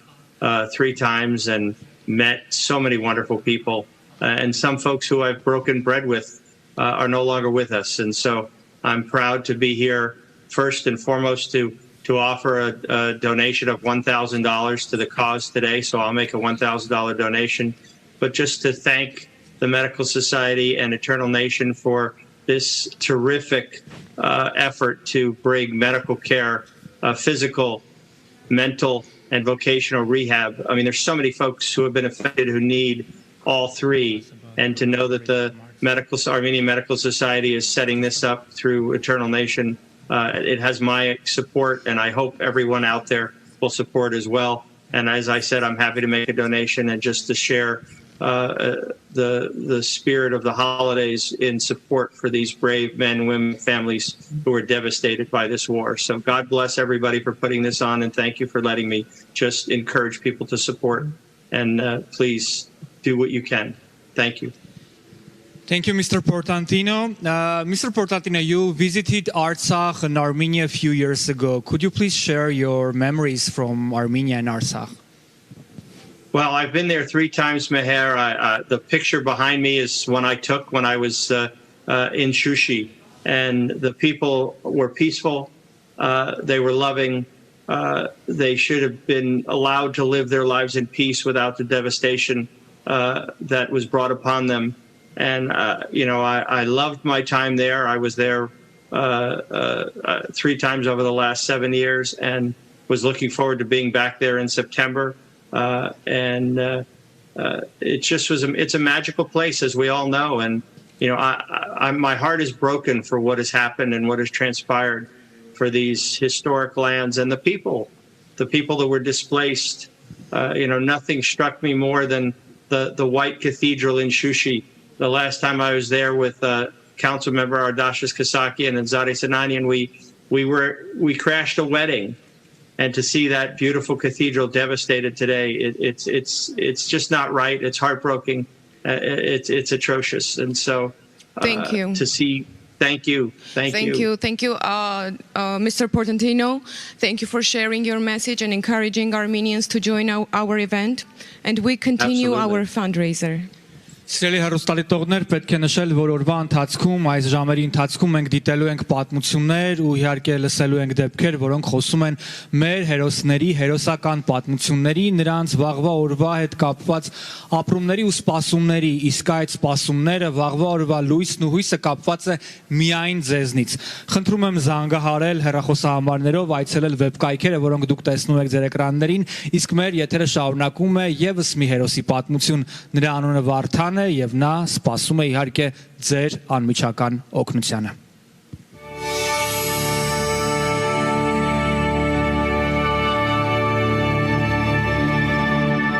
Ես որ դուրս էի գալի ռեանիմացիայից, նկար էին ցույց տալիս, որ կարող է մեր երեխուն տեսած ելնեք, ես չգիտեմ, այդ իմ համար ինչ էր այդ պահը։ Իմ հրամանատարին շատ շնորհակալություն եմ ուզում հայտնել, որ ինձ դեից հանեց։ Զորակոչվել եմ սեպտեմբերի 28-ին։ Սկզբից Նախիջևանի սահմանում էինք, մի 20 օր ընդ մնացինք, հետո տարան Ղարաբաղ։ Մի օր Ջաբրայելու մարտերի մեջ էինք, առավոտի ցիրիկուն, հետո մեզ հետ վերեցին Կուբատլում։ Դեպքը հենց տեղի ունեցավ գիշերը ժամը 1-ի կողմերը։ Գետնին նստած էինք, չհասկացանք էլ ոնց եղավ։ 30 հոգի էինք, որիցս 6 հոգի զոհվեցին, հենց իմ մոտ նստածները, 5 հոգի էլ վիրավորվեցին։ Հետո ինձ իմ հրամանատարը հենց ընդդեից հանեց, անմիջական հրամանատարը, մեր մարտկոցի հրամանատարը, դրանք սա հիշում եմ ոնց հանեց ընդդեից ինձ։ Բադոյան Միշոն էր, որին շատ շնորհակալ եմ, ավտոները սնարը դեր բարձած ու պայթում էր։ Ինձ քաշեց ու ասեց, որ սա լավ կլինի, չվախենաս, զանգել եմ օգնություն։ Մի քիչ սպասեցինք եկան։ Եկան ու ինքը դրեց ավտոյի մեջ, մեր բերեցին Գորիս։ Դրանից հետո ստե եմ եկել աչքերս բացել, չեմ հիշում։ Ես որ փորձում եմ իրան հանեի, ասում էր, «Բադոյան, դու լավ ես»։ Ասում եմ, Վարդան, ինձ բան չի եղել, ցավը տանեմ, ես լավ եմ, դու ասում էր, դե ոտս չկա, բայց լավ եմ։ Ոնց կրվի տաշտում մնացել եմ դες քաջ, արի, նույնը մնաց կյանքում։ Քո ծնողներին մեծ շնորհակալություն, քեզ նման հզոր արի ու լավ զինվոր դաստիարակելու համար։ Թող Աստված պահապան լինի քեզ ու քո ընտանիքին։ Դե առաջինը իմ փորքուր աղջիկն է ինձ տեսել, դե պարկած էի ռեանիմացիայում, Լիլիթը։ Այդ օրը, որ իմացանք, զանգահարեց իր մաման, ասեց, որ Վարդանը վիրավորվել է, բայց Գորիսից տեղափոխել էին Երևան, չգիտենք, որ հիվանդանոց։ Հետո գնացինք հանրապետական, Վարդանին գտել եմ դե պարկած էր, գիտակցությունը լրիվ տեղներ, հիշում էր ամեն ինչ։ Ճիշտն ասած չէի էլ նկատել, որ ոտը չկա։ Հարցրեցի ոնց է, սենց արեց։ Ասեց լավ եմ։ Որ կողքերից նայում եմ, տեսնում եմ մարդկա միջև հիմա չկա, որ կողքից նստածը 6 հոգի զոհվեցին։ Մտածում եմ, որ փառք Աստծո, որ ես ողջ եմ մնացել։ Իմ ուշքը չի գնացել, հենց ես սաղ հիշում եմ, որ ոտքս կտրված էր, լրիվ չէր ընկել, բայց հիշում եմ, որ կտրված էր, ձեռքով բռնեցի, շարժեցի, տեսա, որ լրիվ փոկված է, ու այդ վաղ դե թոքսել էր վիրավորվել, ասկորկա էր ընկել։ Ես մի ոտս էլ էր, էլի սենց ծնկիցս մի քիչ վերև, էլի ասկորկա էր բռնել ու ջելերս կտրել էր։ Պրոթեզավորումից հետո որոշել ամուսնանալու է, իր սիրած աղջիկն էլ ասել է, որ չմտածես, ամեն ինչ ավելի լավ է լինելու։ Լավանամ, որ ամուսնանամ։ Եվ արդյոք որոշել էինք, որ ամուսնանանք, դա էլ հետաձգվեց, դե տեսնանք եւ կորոշենք, որ ինձնից ծանր է տանում։ Քաջարանից է, անունը Աշխեն է, շատ եմ սիրում իրան ու կարոտել եմ։ Մարտական ընկերներիս, ով որ ողջ է մնացել, Աստված իրանց պահի, որ էլ չկա իրանց հիշում ենք միշտ։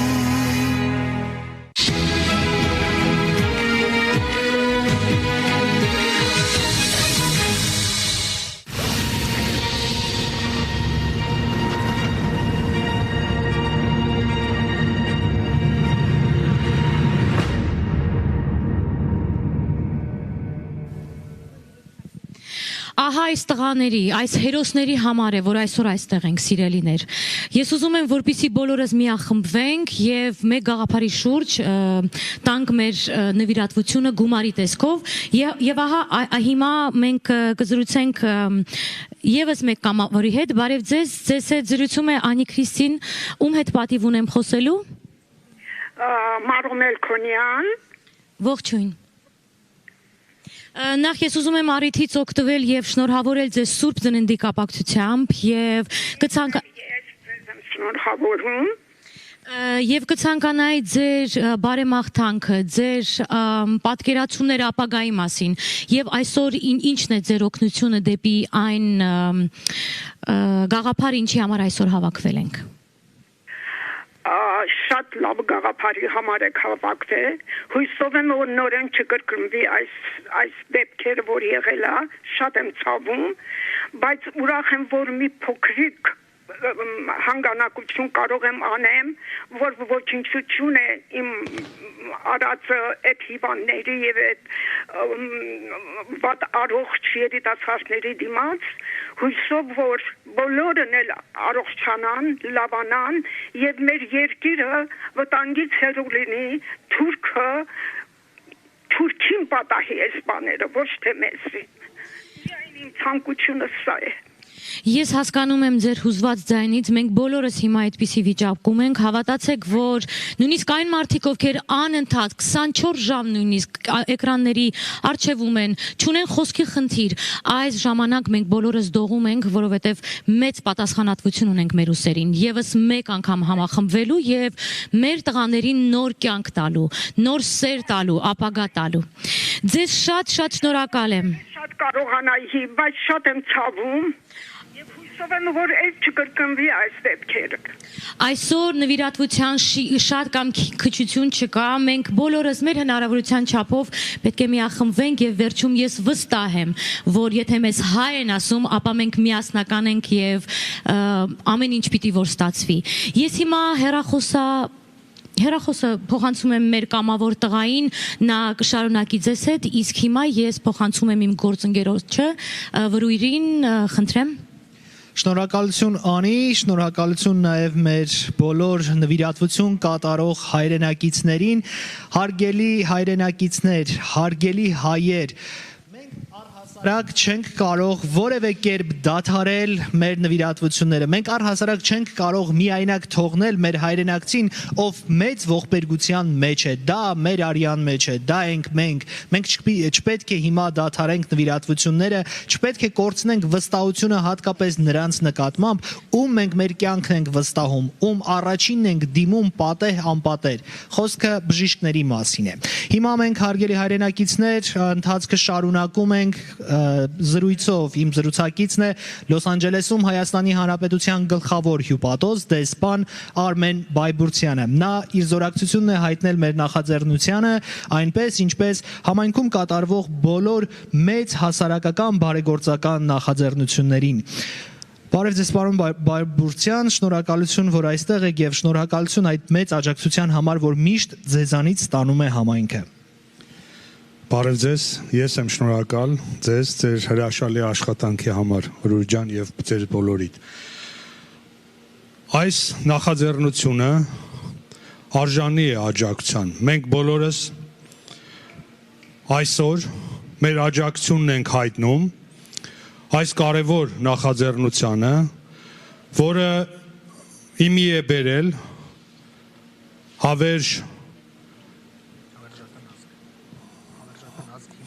հավերժական ապագա հիմնադրամին եւ հայ-ամերիկյան բժշկական միությանը։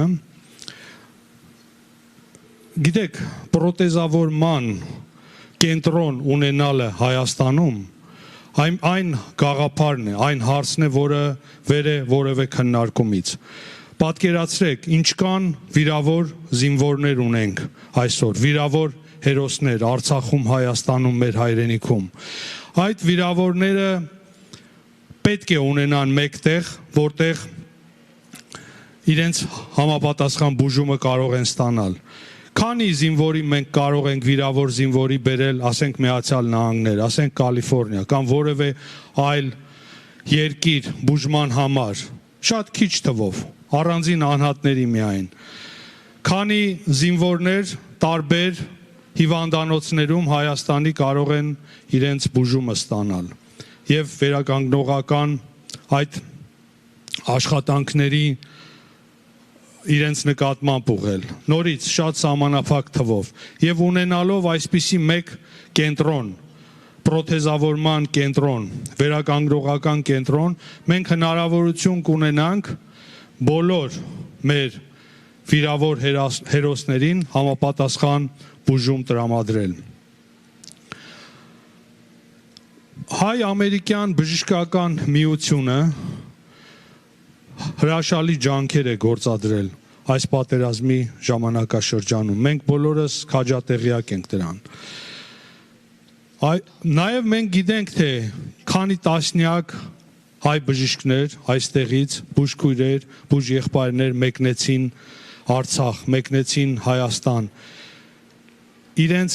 պարտքը, նվիրական պարտքը կատարելու մեր հայրենիքի առջև, մեր հայրենիքի նկատմամբ։ Եվ մենք այսօր բոլորս այստեղ Կալիֆոռնիայում նորից համախմբվել ենք, բոլորս անկախ մեր նպատակներից, անկախ մեր քաղաքական հայացքներից, անկախ մեր մտորումներից, բոլորս միավորվել ենք, մենք միասնական ձևով մեր աջակցությունը հայտնելու այս կարևորագույն նպատակի իրագործմանը։ Մեր հերոսները իրենց կյանքը չեն խնայել հանուն հայրենիքի, չեն խնայել ամենաթանկարժեքը։ Մեզ համար պարտք է, կրկնում եմ, մեր պարտքն է բոլորիս աջակցելու այս ձևով, հնարավոր բոլոր այլ ձևերով մեր հերոս զինվորներին թիկուն կանգնելու համար։ Եկեք այնպես անենք, որ այսօրվա մեր մի քանի ժամյա ջանքերով իրականություն դառնա կենտրոնը։ Մենք հպարտությամբ ասենք, որ մենք կարողացանք հետ պատերազմյան շրջանում մեր զինվորների համար անել նվազագույնը։ Շնորհակալություն, սպասում ենք ձեր արձագանքին։ Շնորհակալություն պարոն Բայբուրցյան, ես պարզապես ուզում եմ ավելացնել, որ կախված այսօրվա մեր հայրենակիցների ակտիվությունից կամ կլինի առանձին կենտրոն, որտեղ իրենց բուժումը կստանան մեր հայրենակիցները, կամ էլ առանձին ծայրահեղ ծանր ու հրատապ բժշկական օգնության կարիք ունեցող զինվորները կստանան անհրաժեշտ բժշկական աջակցությունը։ Ձեզ հրաժեշտ ենք տալիս, շնորհակալություն պարոն Բայբուրցյան, որ դուք մեզ հետ եք, իսկ ես ուզում եմ մեր հեռուստադիտողներին եւս մեկ անգամ հիշեցնել, այսօրվա մեր հեռուստամարաթոնը մի քանի առումով տարբերվում է։ Հիմա միասին մենք կդիտարկենք էկրանը, որտեղ փորձենք հասկանալ, թե որքան գումար է մինչև այս պահը հավաքվել։ Ցավով կրկին նշում եմ, որ նվիրատվությունները շատ չեն, ակտիվ չեք, պետք է ել ավելի ակտիվ լինեք, պետք է շատ ավելի մեծ նվիրատվություններ կատարեք, եթե ուզում եք ավելի առողջ եւ հավատով լի հայրենիք ունենալ։ Հիմա տեսնենք ինչ կա այստեղ, այս պահին $205,595 է հանգանակվել, շնորհակալություն բոլոր նրանց, ովքեր իրենց նվիրատվությունն են կատարել։ Մենք արդեն այս պահից սկսած բավականին հաճախակի ուշադրություն կդարձնենք էկրանին, շատ արագ կարող ենք տեսնել, թե ինչ է կատարվում հավաքագրված գումարների հետ, հարգելի հայրենակիցներ։ Շարունակում ենք մեր ուղիղ եթերը, շարունակվում է հեռուստամարաթոնը։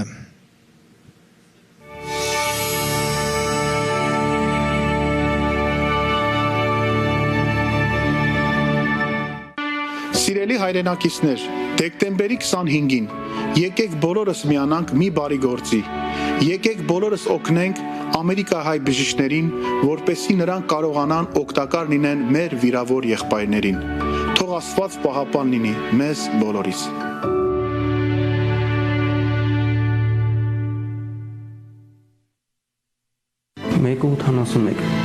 Ծանոթացեք, Աստղով այս երիտասարդը Տարոնն է, 23 տարեկան, ֆիզկուլտ ինստիտուտի մագիստրատուրայի ուսանող, սիրտն առայժմ ազատ է։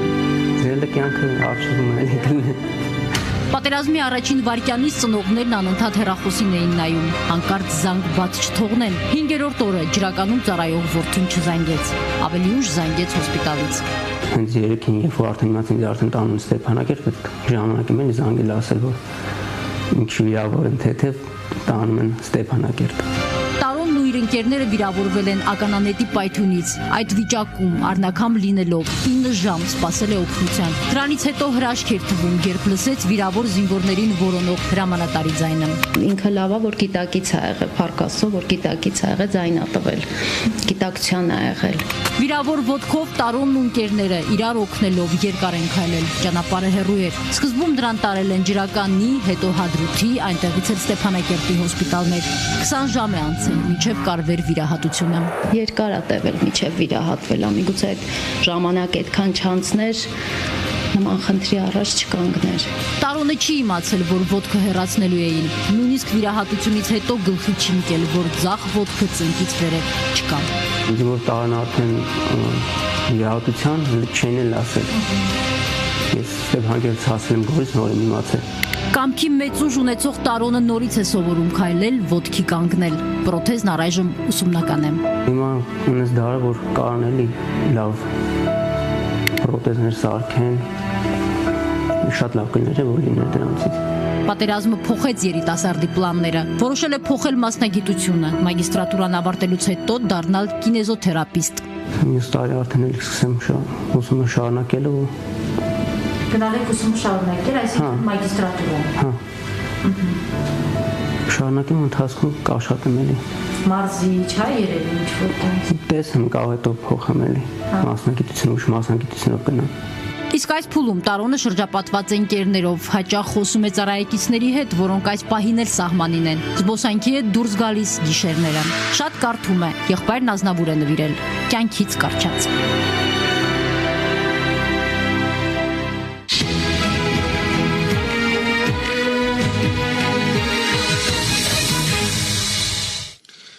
Քիչ առաջ եթերում Տարոնի մասին պատմվող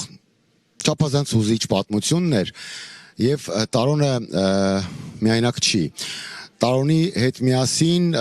որակյալ պրոթեզավորման բուժօգնության կարիք զգում են այսօր շատ շատերը։ Այսօր շատ է խոսվում, որ Հայաստանում կատարվում է պրոթեզավորում։ Իհարկե, Հայաստանում մենք ունենք որակյալ մասնագետներ եւ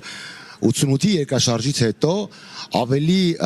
պրոֆեսիոնալ դարձան մեր հայաստանցի մասնագետները, որովհետև հենց այդ օրերին կարիքը զգացվեց պրոթեզավորման եւ վերջույթների վիրահատությունների։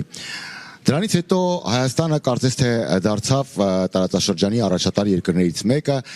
սակայն վերջին պատերազմից հետո հաշմված մեր զինվորները այսօր կարիք ունեն ոչ թե այն պրոթեզավորման, որի մասին մենք սովոր ենք լսել եւ տեսնել, այլ պրոթեզավորման, որը հատուկ է առաջատար երկրներում հաշմված մարդկանց։ Այսօր մենք խոսում ենք գիտության դարի մասին, մենք այսօր կարևորում ենք գիտությունը ամենատարբեր բնագավառներում եւ ոլորտներում։ Բնականաբար գիտությունը նախ եւ առաջ իր հետքն է թողնում բժշկության մեջ, մասնավորապես պրոթեզավորման մեջ։ Եվ այսօր 18-ից 20-25 տարեկան հերոսները կարիք ունեն այնպիսի պրոթեզավորման, որի մեջ հենց գիտության մատն է խառը։ Մենք այսօր պետք է ամեն ինչ անենք, որպեսզի նրանցից գոնե մի քանիսը կարողանան ստանալ որակյալ պրոթեզավորում եւ բուժ սպասարկում։ Մեզ միանում են շատ ու շատ մարդիկ, ես շատ շնորհակալ եմ բոլոր նրանց, ովքեր զանգահարում են եւ իրենց համեստ նվիրատվություններն են անում։ Մեզ միանում են նաեւ մարդիկ, ովքեր անընդհատ անմասն չեն մնացել ամենատարբեր հիմնադրամների ժամանակ եւ իրենց նվիրատվություններն են արել նաեւ բժշկական միության կողմից կազմակերպվող ամենատարբեր դրամահավաքների ժամանակ։ Ես կարևորում եմ comfort level-ից բարձր նվիրատվությունները, որովհետեւ եթե մարդ միլիոնատեր է եւ իր բանկի հաշվին ունի մի քանի միլիոններ եւ նվիրում է $100,000, դա կարևոր է հիմնադրամի համար, սակայն դա իմ սիրտը չի ուզում ավելի քան այն տատիկի արած նվիրատվությունը, ով իր $1,200 թոշակից 900-ը կամ 1000-ը նվիրում է մեր հիմնադրամին։ Դա նվիրատվություն է, որը դուրս է comfort level-ից։ Այդպիսի նվիրատվություններ մենք այս պահին շատ ենք ստանում, որի համար իհարկե շնորհակալ ենք ձեզանից յուրաքանչյուրին։ Եվ այս պահին հարթակը ինձ հետ կիսում է իմ լավ ընկերներից մեկը, Կարենը Արաքելյան, ով անընդհատ ներկա է իր դրամական նվիրատվություններով, վերջին շրջանում համենայն դեպս ես անընդհատ քեզ տեսնում եմ, Կարեն, հայ-ամերիկյան բժշկական միության կողմից կազմակերպվող նմանօրինակ դրամահավաքների ժամանակ, այսօր դու քո երեխաների հետ ես եկել այստեղ ու շատ ճիշտ արեցիր, որ նրանց հետ բարձրացար հարթակ, որովհետև նրանք պետք է շարունակեն այն գործը, որը սկսել են մեր պապերը, մեր հայրերը, այսօր մենք ենք իրականացնում, ու շնորհակալություն քեզ, որ նրանց հետ եկել ես ու հերթական անգամ բերել ես քո կազմակերպության կողմից նվիրատվություն, քո կազմակերպության անունը City of Angels Best Care Home Health։ Խնդրում եմ մի երկու խոսք։ Դուք ես գիտեմ, որ չես սիրում խոսել, եւ միանգամից ասեմ մեր հերոստայտողներին, որ ես ստիպելով նրան բարձրացրեցի բեմ, բերել էր փակ ծրարը, ուզում էր հանձներ ու գնար, սակայն պետք է քո ներկայությունը եւ այս պահին պետք է նաեւ հնչի քո խոսքը, խնդրեմ։ Շնորհակալ եմ։ Նախ ուզում եմ ողջունել բոլորի, շնորհավորել բոլորի Սուրբ Ծնունդը, գալիք նոր տարին, մաղթում եմ բոլորին առողջություն, ֆիզիկական առողջություն եւ ինձ թվում է այս տարին ապացուցեց, որ պետք է նաեւ շատ ուժեղ հոգեկան առողջություն ունենալ երբեմն, մաղթում եմ բոլորին հոգեկան, ֆիզիկական առողջություն, հաջողություն գործերում, խաղաղություն, այո, ճիշտ է, ես չի ուզում բարձրանայի, բայց երբ որ տեսա թիվը, կարծում եմ, որ շատ քիչ է։ Ես հասկանում եմ, որ բոլորն էլ առաջի օրվանից անընդհատ արել են այդ տենց կոմֆորտի զոնայից դուրս արել են, տվել են, բոլորը ինչ որ ապրում են հիասթափություն այսօր, բոլորը ինչ որ իրենց մեջքից խփած են զգում, արել ենք, բոլորն էլ արել ենք, բայց պետք է հասկանալ, որ ինչ որ զինվորն է արել մի ժամում, մեր արածը ոչ մի բան է։ Մենք վերջի վերջով արել ենք միայն գումարային օգնություն, չգիտեմ, ժամանակ ենք դրել, այո, բոլորս է կտրվել ենք մեր բիզնեսներից, մեր ընտանիքներից, մեր երեխեքից, անընդհատ օրը 24 ժամ տարված ենք օգնություններով, գումար հավաքելով, բայց նորից այդ ամեն ինչը, այն ինչ որ զինվորն է արել մի ժամում, ինձ թվում է մեր արածը ոչ մի բան է։ Ու անկախ նրանից թե այսօր ինչ է կատարվում Հայաստանում, այդ պոլիտիկական վիճակը, այդ քաոսը, դա պետք է ամեն ինչը դնենք մի կողմ, հասկանանք, որ այս ամեն ինչը այդ երեխեքի համար են։ Ասենք այդ զինվորների մեծ մասը շատ այդքան մեծ չէին իմ տղայից։ այդ երեխեքը այսօր չգիտեն ունեն ապագա, չգիտեն երբևիցե կքայլեն, չեն քայլի, հասարակ բաներից ոմանք զրկվել են։ Հենց որ այդ մինիմումն է, որ մենք կարող ենք անել գումարային օգնությունը ցուցաբերելով։ Իհարկե շնորհակալ ենք բոլորից ամեն $20-50 նվիրատվության համար, բայց կարծում եմ մենք կարող ենք ավելի շատ անել։ Վերջի վերջով մենք հայերով մի քիչ ֆոկուսնիկ ազգ ենք, ինչքան էլ նեղնելնենք, միշտ ինչ-որ հավելյալ ծախսերի տեղ գտնում ենք, գիտես Արա, գործերը վատա,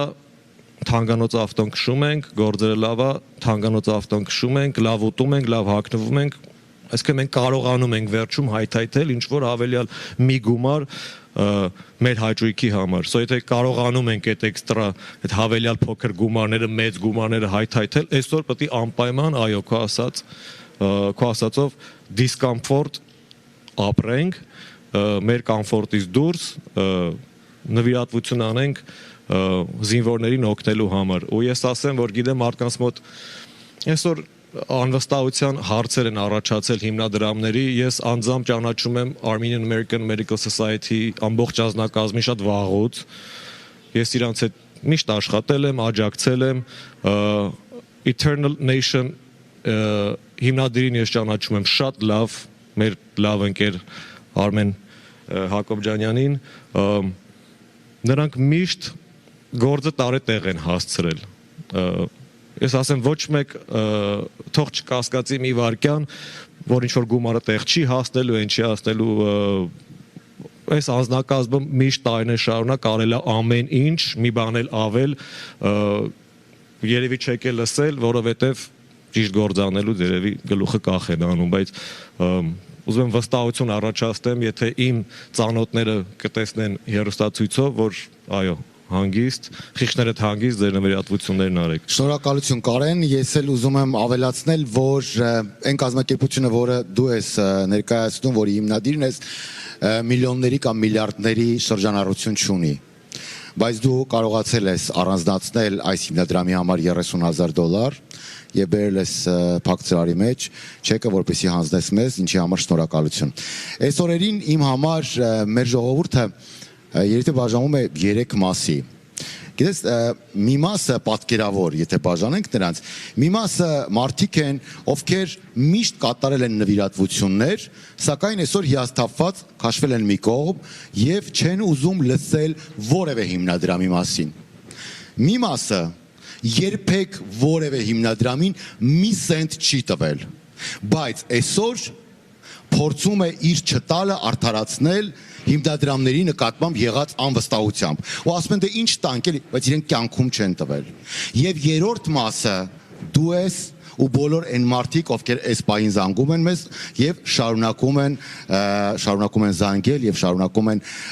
նվիրել իրենց գումարները։ Ես կարծում եմ, որ երրորդ հատվածը այդ պատկերավոր խմբերի այսօր ավելի ակտիվ կլինեն։ Ես կարծում եմ, որ քո խոսքը կլինի վարակիչ նրանցից շատերի համար ու նրանք կմիանան այսօր այն հիմնադրամի աշխատանքներին, որոնց մասին մենք առավոտյան ժամը 10-ից այստեղ խոսում ենք, բարձրաձայնում ենք եւ կարեւորում ենք։ Այո, մեր վիրավոր հաշմված վերջույթները կորցրած զինվորները արժանի են որակյալ պրոթեզավորման Կարեն։ Այո, նրանք փայտյա պրոթեզներով չպետք է ներկայանան հանրությանը, որովհետև 18 տարեկանում փայտյա պրոթեզով վերջույթ ունեցող զինվորը երիտասարդը չունի ապագա, նա չի կարող ինտեգրվել հասարակության մեջ։ Եթե մենք դրանելու ենք նրան պրոթեզ, որը պետք է պահի ընդամենը պիջակի թևը, դա ոչինչ է։ Մենք պետք է կարողանանք տրամադրել զինվորին այնպիսի պրոթեզ, որով նա կարողանա կլավիատուրան օգտագործի համակարգչի, որով նա կարողանա ձուկ ըլպել, որով նա կարողանա դաշտամուր նվագել։ Իսկ այդպիսի պրոթեզներ այսօր կան մասնագետներ, ովքեր տիրապետում են այդ գիտելիքներին, կան մասնագետներ, ովքեր համախմբված են այս հիմնադրամի շուրջ եւ պատրաստ են գնալ ու ամիսներով աշխատել Հայաստանում, անել այդ վիրահատությունները ու իրենց գիտելիքն ու փորձը փոխանցել հայաստանյան բժիշկներին։ Փառք Աստծո կան այդպիսի բժիշկներ։ Ու շնորհակալություն քեզ, ես ուզում քեզ շնորհակալություն հայտնել լրատվության համար եւ այս պահին ես տեսնում եմ, որ իմ գործընկեր Բրույրը Թատևոսյան, հերթական հեռախոսազանգն է պատասխանում, իսկ մեր համար միշտ ուրախալի փաստ է, չէ, հերթական հեռախոսազանգը ստանալ, խոսքս փոխանցում եմ Բրույրին։ Շնորհակալություն Արա, շնորհակալություն բոլոր մեր այն հայրենակիցներին, ովքեր նվիրատվություն են կատարում։ Այս պահին $210,305 է հավաքագրվել, հանգանակվել հարգելի հայրենակիցներ։ Նվիրատվություն կատարողներից մեկն էլ պարոն Ալեքսանդրն է, ով հենց հիմա ուղիղ կապով մեզ հետ է, նա զանգահարել է, արդեն կատարել է իր նվիրատվությունը։ Հիմա նրան էլ լսենք։ Պարոն Ալեքսանդր, բարև ձեզ, շնորհակալ եմ, որ միացել եք, շնորհակալություն նվիրատվության համար։ Ինչպես իմացաք հեռուստամարաթոնի մասին ու ինչու որոշեցիք նվիրաբերել գումար, ում եք ավելի շատ վստահում այս պարագայում։ Այս պարագայում վստահում եմ բժիշկներին, որ իրանք հոգում են մեր երեխաների, մեր զինվորների համար եւ ցանկանում եմ, որ այդ բոլոր գումարը տեղ հասնի եւ մեր երեխաների առողջությունը, մեր վիրավորներին մի կյանք տան նորից։ Շնորհակալություն ձեզ, շնորհակալություն, շատ ճիշտ նշեցիք, այո, սա բժիշկների աշխատանքի հիմնական երաշխիքն է լինելու, նրանց միջոցով է այդ վստահությունը վերականգնվելու եւ նրանց շնորհիվ են մեր որդիները վերականգնելու իրենց առողջությունը, մեր եղբայրները, մեր ընկերները, նրանց մասին պատմությունները մենք տեսնում ենք, հարգելի հայրենակիցներ, մի հուսահատվեք, շարունակեք նվիրաբերել գումար, սա նվիրատվություն է բժիշկների նախաձեռնությանը, որով նրանք ոտքի են կանգնեցնելու վիրավոր մեր տղերքին։ Եթերը փոխանցում եմ իմ գործընկերներին, շարունակում ենք միասնական ազգ, նոր շունչ հեռուստամարաթոնը, իսկ ես փորձեմ պատասխանել նոր հեռախոսազանգերի։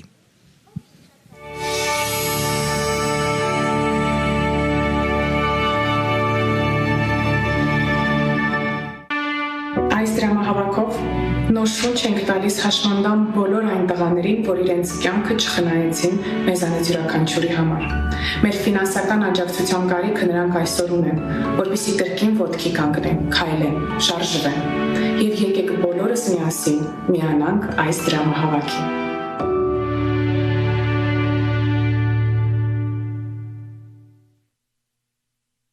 Երևանն է խոսում, հարգելի հեռուստադիտողներ, շնորհակալություն խոսքը մեզ փոխանցելու համար, դե ինչ շարունակում ենք մեր թողարկումը, իսկ սպիտակ բանակը, բժիշկները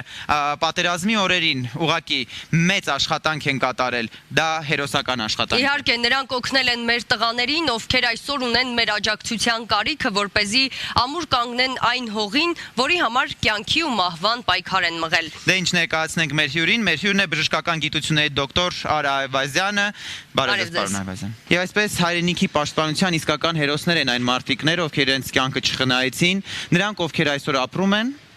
լիարժեք ապրելու համար ունեն մեր աջակցության կարիքը։ Պարոն Այվազյան, ձեր խոսքը։ Անկասկած, բոլոր երիտասարդները, տղամարդիկ, կանայք, որոնք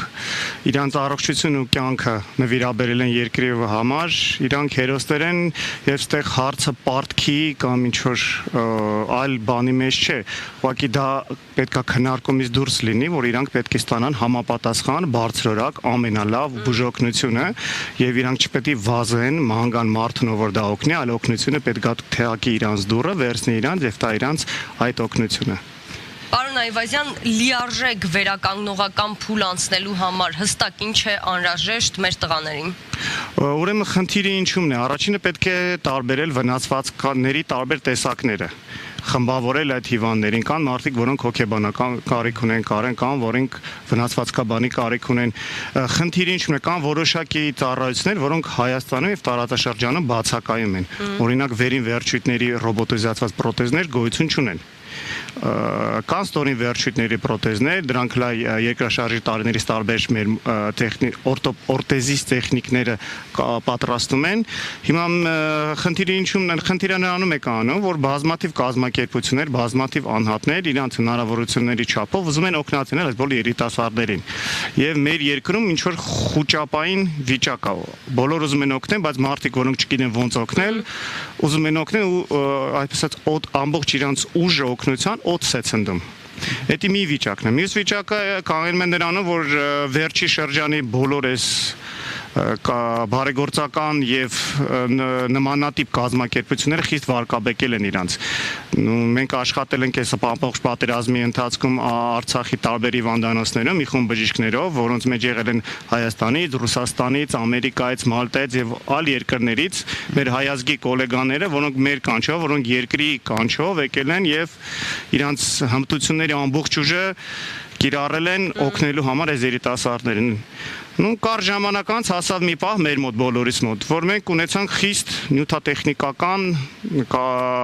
սահմանափակումներ, գործիքների, դեղամիջոցների։ Այսինքն ինքնաբուխ է ստեղծվել այս ամենը, ճիշտ եք հասկանում։ Ինքնաբուխ է ստեղծվել, Ներողություն հեռուստադիտողներին ասենք, մենք տիրապետում ենք։ Պարոն Այվազյանը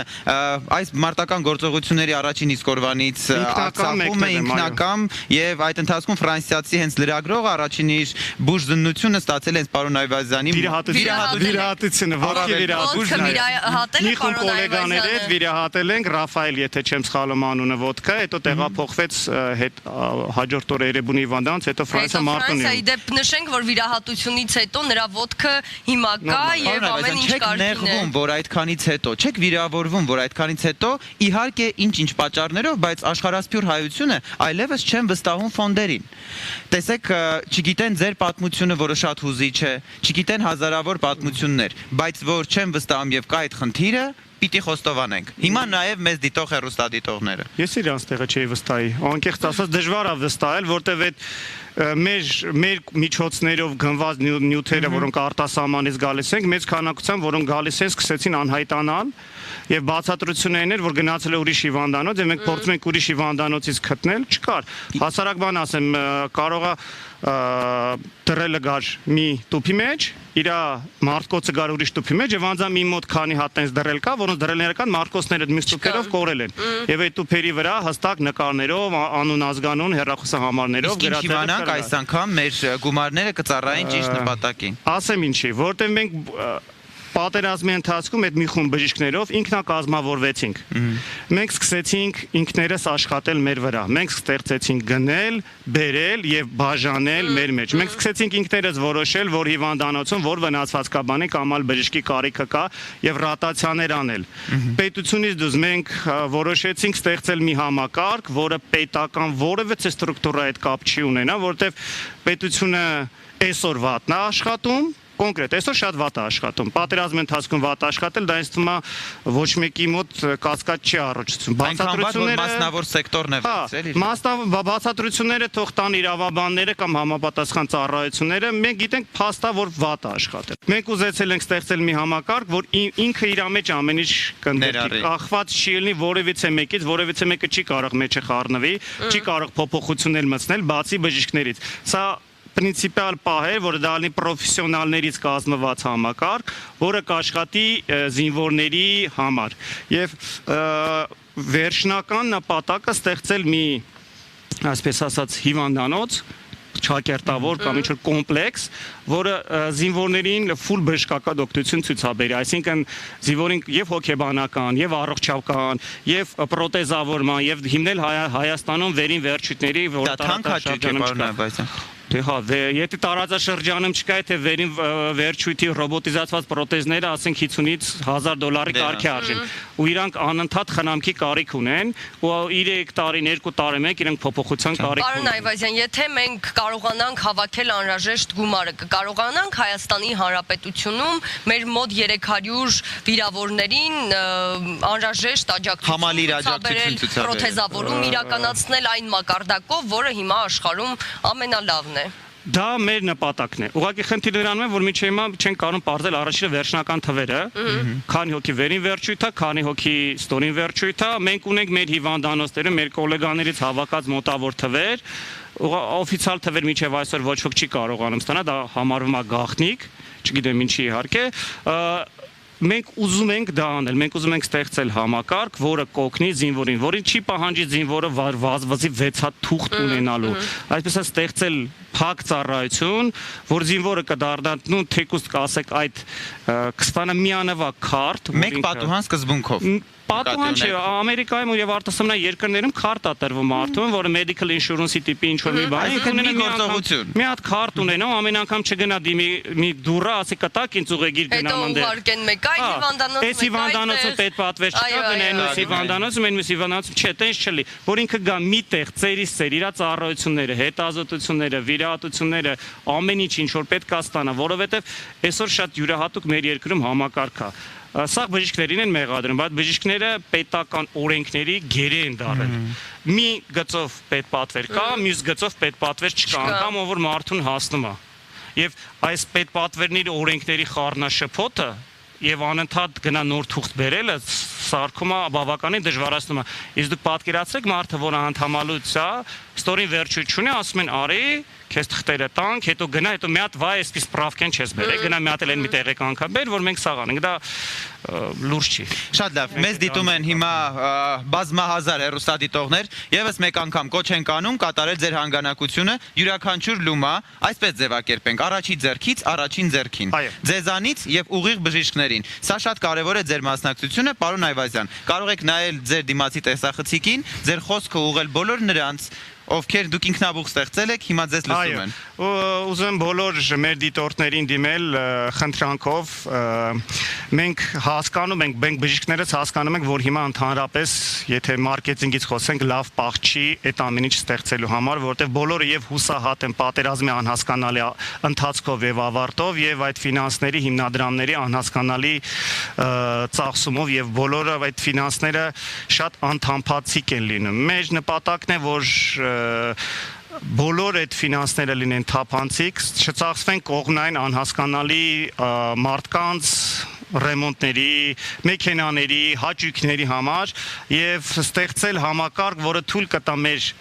հայրենիքի համար իրանց առողջությունը նվիրաբերած մարդկանց ստանալ մաքսիմալ լավ բժշկական օգնություն։ Դա շատ կարևոր է, որ իրանք ստանան աշխարհում ամենալավը։ Ոչ թե հիմա մարդիկ կան, օրինակ ասում մենք բարեկամներով կգնանք այս ինչ տեղը կստանանք պրոթեզ։ Իրանք կստանան պրոթեզ, բայց կլինի արդյոք այդ պրոթեզը լավը, ամենալավը, որը իրանց պետք է, որ իրանց թույլ կտա վերադարձնել կյանք։ Իրանք կկարողանան դրանից հետո վերադառնալ եւ աշխատել, ֆունկցիոնալ վերջույթ ունենալ։ Մեր համար դա շատ կարևոր է, որ այդ մարդիկ իրանց կյանքում լքված չզգան, որ իրանք ստանան բուժօգնությունից հետո էլ աշխատանքի նորմալ իրավունք, իրանք սոցիալապես ադապտացված անձնավորություններ վերադառնան, ոչ թե մարդիկ, որոնք հետ պատերազմյան դեպրեսիվ սինդրոմով ամբողջ կյանքը տառապեն։ Շնորհակալ ենք Շնորհակալություն։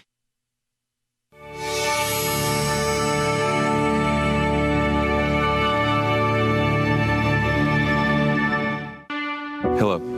I'm Art Kalantar, a healthcare attorney and a member of the Eternal Nation Foundation's Board of Directors. On December 25th, the Eternal Nation Foundation and the Armenian American Medical Society will hold a 12-hour telethon to raise funds for a very special purpose, to help wounded Armenians, to restore every injured person, whether military or civilian, so they once again become fully functional members of our society. Highly qualified physicians, with the help of business people and other professionals from all over the world, have come together for this special cause. To accomplish this project, funds need to be raised to purchase the necessary medical equipment, medications, medical supplies, and cover other costs and expenses directly associated with the provision of these healthcare services. I urge you to participate and donate. Now that the war is over, most of the soldiers that we cared so much about have returned home. Sadly, many of them sustained severe injuries. They need our help, and they need it now. This project will secure state-of-the-art restorative healthcare services and facilities for the war-injured Armenians. This initiative is not about politics. It needs to be supported regardless of our political views. This is about helping our injured brothers walk again, use their arms again, and live their lives with dignity and respect. All the funds donated to this project will be used for treatment of the wounded Armenians. As a U.S. nonprofit entity, we will operate with an absolute transparency and accountability to the donors. Please, donate on December 25th. Thank you.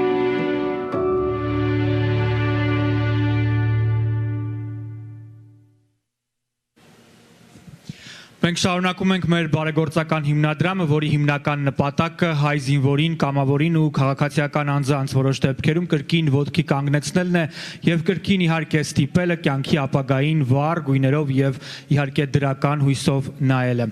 Այս օրերին մենք հաճախ ենք խոսում իհարկե նաեւ անվստահության, ոչ թափանցիկ հիմնադրամների, կազմակերպությունների եւ անգամ պետական որոշ կառույցների աշխատանքի վերաբերյալ եւ իհարկե ջայլամի քաղաքականություն այս դեպքում վարել, գլուխը թաղել ավազում ու չնկատել խնդիրը մենք չենք պատրաստվում, հակառակը մենք պատրաստվում ենք առերեսվելով ճշմարտությանը, բաց ու անկեղծ խոսել այսօրվա մեր հեռուստադիտողների եւ մեր հետևորդների հետ։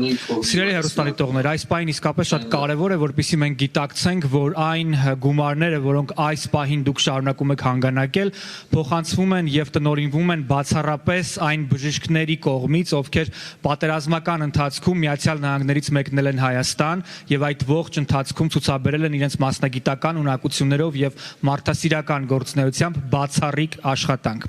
Նրանցից շատերն էլ մնացել են այստեղ համակարգելու համար բժշկական օգնությունը, լինեն դրանք դեղեր, դեղամիջոցներ, բժշկական տեխնիկա եւ բժշկական այլ պարագաներ։ Աննախադեպ այս մարդասիրական նախաձեռնությամբ եւ ցանկությամբ համախմբելով բոլոր ուժերը հայրը կարողացան անել ամենը։ Մենք շարունակում ենք անել ամենը եւ այս պահին հետ վիրահատական եւ իհարկե պրոթեզավորման գործընթացների ամենակարևոր փուլն է։ Ինչպես իմ գործընկերները արդեն նշեցին, մենք պետք է այդ երիտասարդներին, իսկ համաձայնեք նրանցից շատերը դեռ դեռահասության ու երիտասարդության տարիքում են, մենք պետք է ստիպենք նրանց, որպեսզի նրանք ստանան մասնագիտական կրթություն, վերադառնան կյանք, կրկին զգան կյանքի բոլոր վառ գույները եւ ինչու ոչ կազմեն ընտանիքներ, սիրահարվեն, մի խոսքով այն ամենը, ինչ նրանք պետք է անեն եւ դա պետք է անեն ձեր միջոցով։ Այն $10, $20, $100 եւ ավելին, ինչը դուք մտածում եք այս պահին անել, թե չանել, անել այլ տարբերակով, սիրելի հեռուստադիտողներ, իսկապես կարող է փոխել յուրաքանչյուրի այն տղաների կյանքը, ովքեր ոչինչ չխնայեցին։ Դուք հիմա մտածում եք անել դա թե չէ, բայց նրանք պատերազմ գնալուց առաջ չէին մտածում։ Այնպես որ այս պահին ապահովենք նաև մեր հաջորդ տեսակապը, ուղիղ միացմամբ մեզ հետ կապ է հաստատել Մոսկվայից Տատյանա Օգանիսյանը, ով Viva Foundation-ի նախագահն է։ Բարի երեկո Տատյանա, շնորհակալություն մեզ հետ կապի դուրս գալու համար, մենք շնորհակալ ենք ձեզ, ձեր կատարած աշխատանքի համար նաև, ձեր խոսքը եւ հաղորդագրությունը այս պահին մեր հեռուստադիտողներին։ Բարև ձեզ, շատ շնորհակալություն, որ հրավիրել եք։ Ես էլ եմ բժիշկ ու առաջերտին ուզում եմ ասեմ, որ մենք 2016 թվականից օգնություն ենք հայտնում մեր Հայաստանին։ Լսում եք։ Այո, համեցեք։ Մենք համագործակցում ենք Հայաստանում հայ բժիշկների հետ եւ Սփյուռքի հայ բժշկության ասոցիացիաների հետ։ Շատ ուրախ ենք, որ կազմակերպվեց եւս մեկ մասնագիտական օգնության հիմնադրամ։ Եվ կուզենայինք ասենք, որ հաջողություն ենք մաղթում այս նախաձեռնությանը ու ավելի հեշտ կլինի մեր տղաներին օգնություն տալ առողջություն իրանց առաջերտին։ Շատ կներեք իմ հայրենի համար։ Շնորհակալ եմ։ Շնորհակալ ենք Տատյանա, եւս մեկ հարց, եթե կարելի է, իհարկե, ինչ եք կարծում? Կփորձեմ պատասխանել. Вы можете на русском тоже, если вам угодно. Татьяна Оганесян, президент, благотворитель фонда Viva.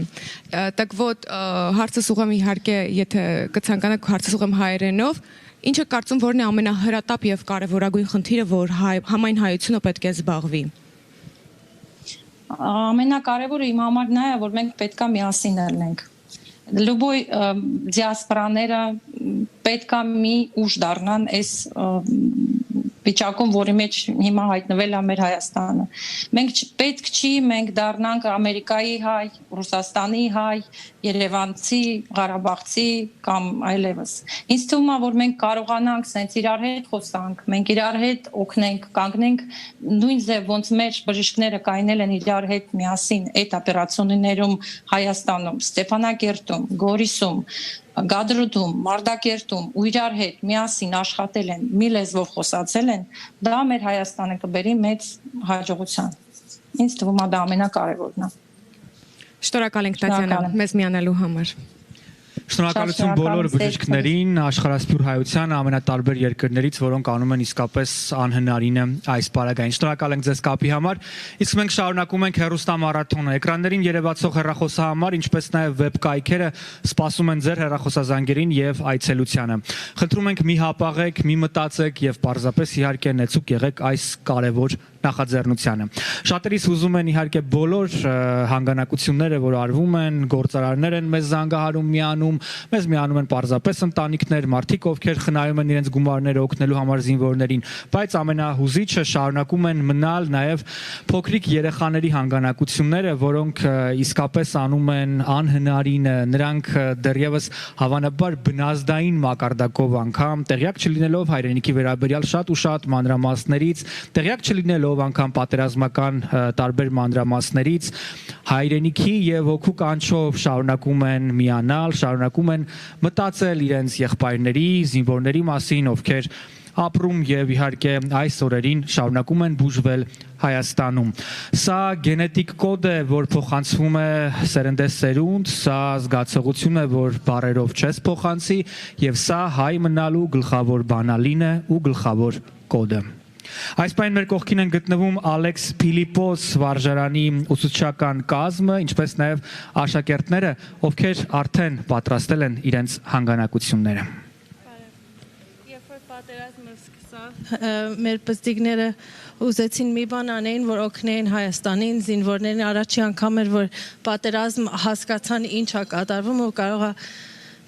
զինվորները մի ձևի վիրավորվեն։ Իրանք դրա համար իրանք fundraiser arrange արեցին եւ հավաքեցին $6000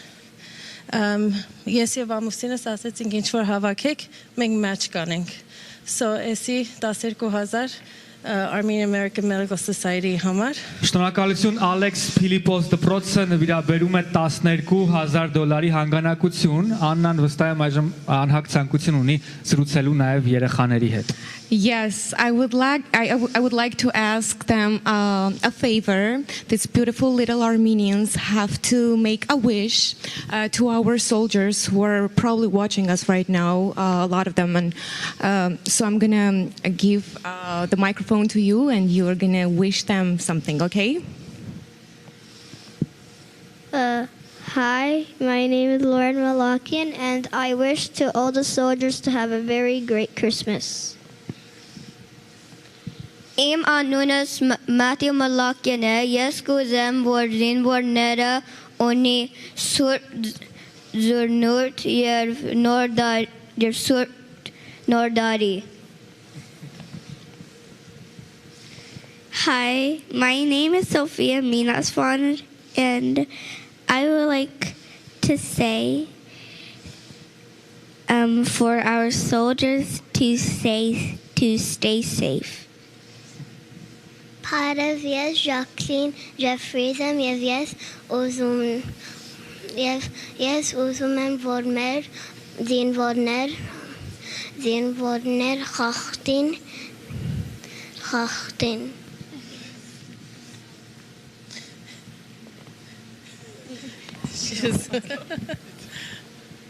Եվ իհարկե խոսքի հնարավորություն տանք նաև մյուս փոքրիկներին, համեցեք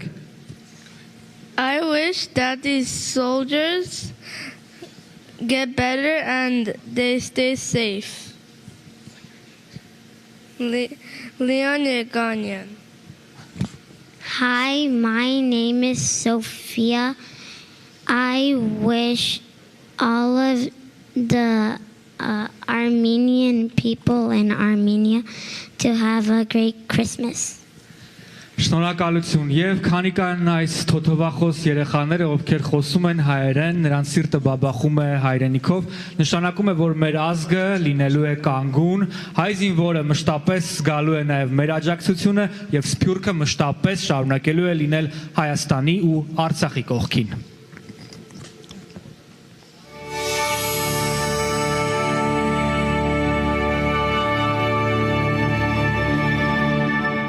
Դժվար է մեկնավորել։ Ինգերեմ եմ գործել մոտս։ 3 զոհ, 4 վիրավոր։ Արմեն Հարությունյանը թշնամու դեմ 11 օր հերոսաբար պայքարելուց հետո դասակով հայտնվում է հրետակոծության կենտրոնում։ Միասին ենք խրամատ մտնում, պոստի կայնում, հաց ուտում։ Արկեր, որոնք խլեցին ընկերների կյանքը, որոնք ճակատագրական եղան շատերի համար։ Մի այդպիսի արկել խլեց Արմենի ոտքը։ 20 օր շարունակ ոչինչ չէի զգում, անհավասություն չկար, անգերս հոգնել կապել էինք, հժգուտ չկար,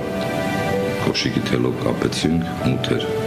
ցուրտ, մութ։ Արմենին ջրականից տեղափոխում են Գորիս, զինվորական հոսպիտալում տեղ չլինելու պատճառով հետո տանում Կարմիր խաչի վրաններ։ Հենց այդտեղ էլ սկսում է վիրահատությունը։ Ինչև էր պայքարում են ոտս չհեռացնել։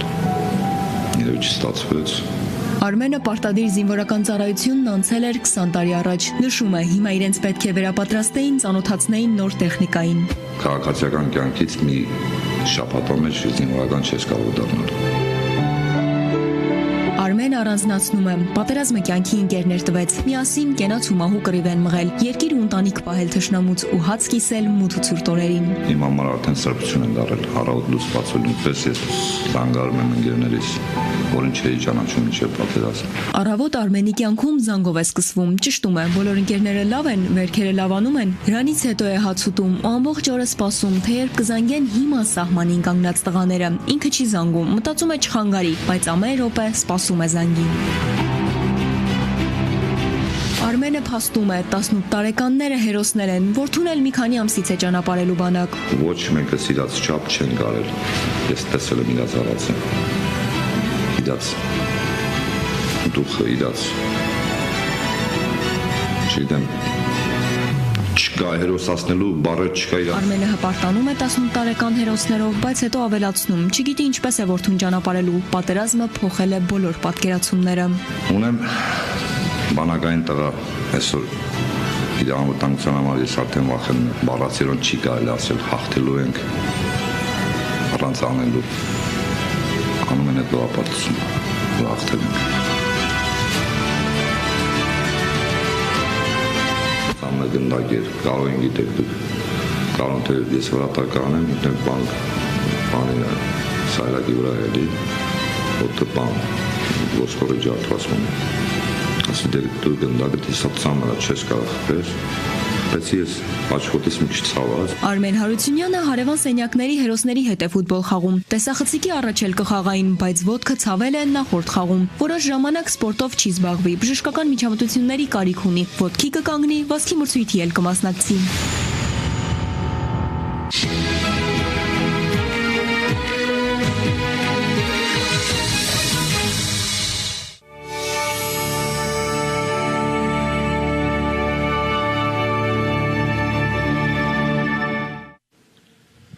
Միասնական ազգ նոր շունչ հեռուստամարաթոնը շարունակում է իր ընթացքը, մենք շարունակում ենք ստանալ բազմաթիվ հեռախոսազանգեր։ Իհարկե, շնորհակալ ենք բոլոր նրանց, ովքեր իրենց հանգանակություններն են բերում, որպեսզի իրենց համեստ նվիրատվություններով ներկա գտնվեն այն նախաձեռնությանը, որը այսօր առավոտվանից մենք ձեզ ներկայացրել ենք։ Եվ այս պահին ես ուզում եմ ողջույններս հղել եւ շնորհակալություն հայտնել իմ զրուցակցին, գերաշնորհ Տեր Հովնան arczepiskopos Տերտերյանին, Հայաստանյան Առաքելական եկեղեցու արևմտյան թեմի առաջնորդը Միացյալ Նահանգների։ Շնորհակալ ենք, որ եկել եք, շնորհակալ ենք, որ այս դահլիճում այս հարթակում եք։ Շնորհակալություն, մենք իսրդե կշնորհավորենք ոչ միայն սա կնկատենք որպես նախաձեռնություն, բայց մանավանդ աստվածային առաքելություն, որովհետև հայ քրիստոնյան իր գոչումը պետք է կյանքի վերածե, գործի պետք է վերածե։ Eternal Nation անունը գրող այս հիմնադրամը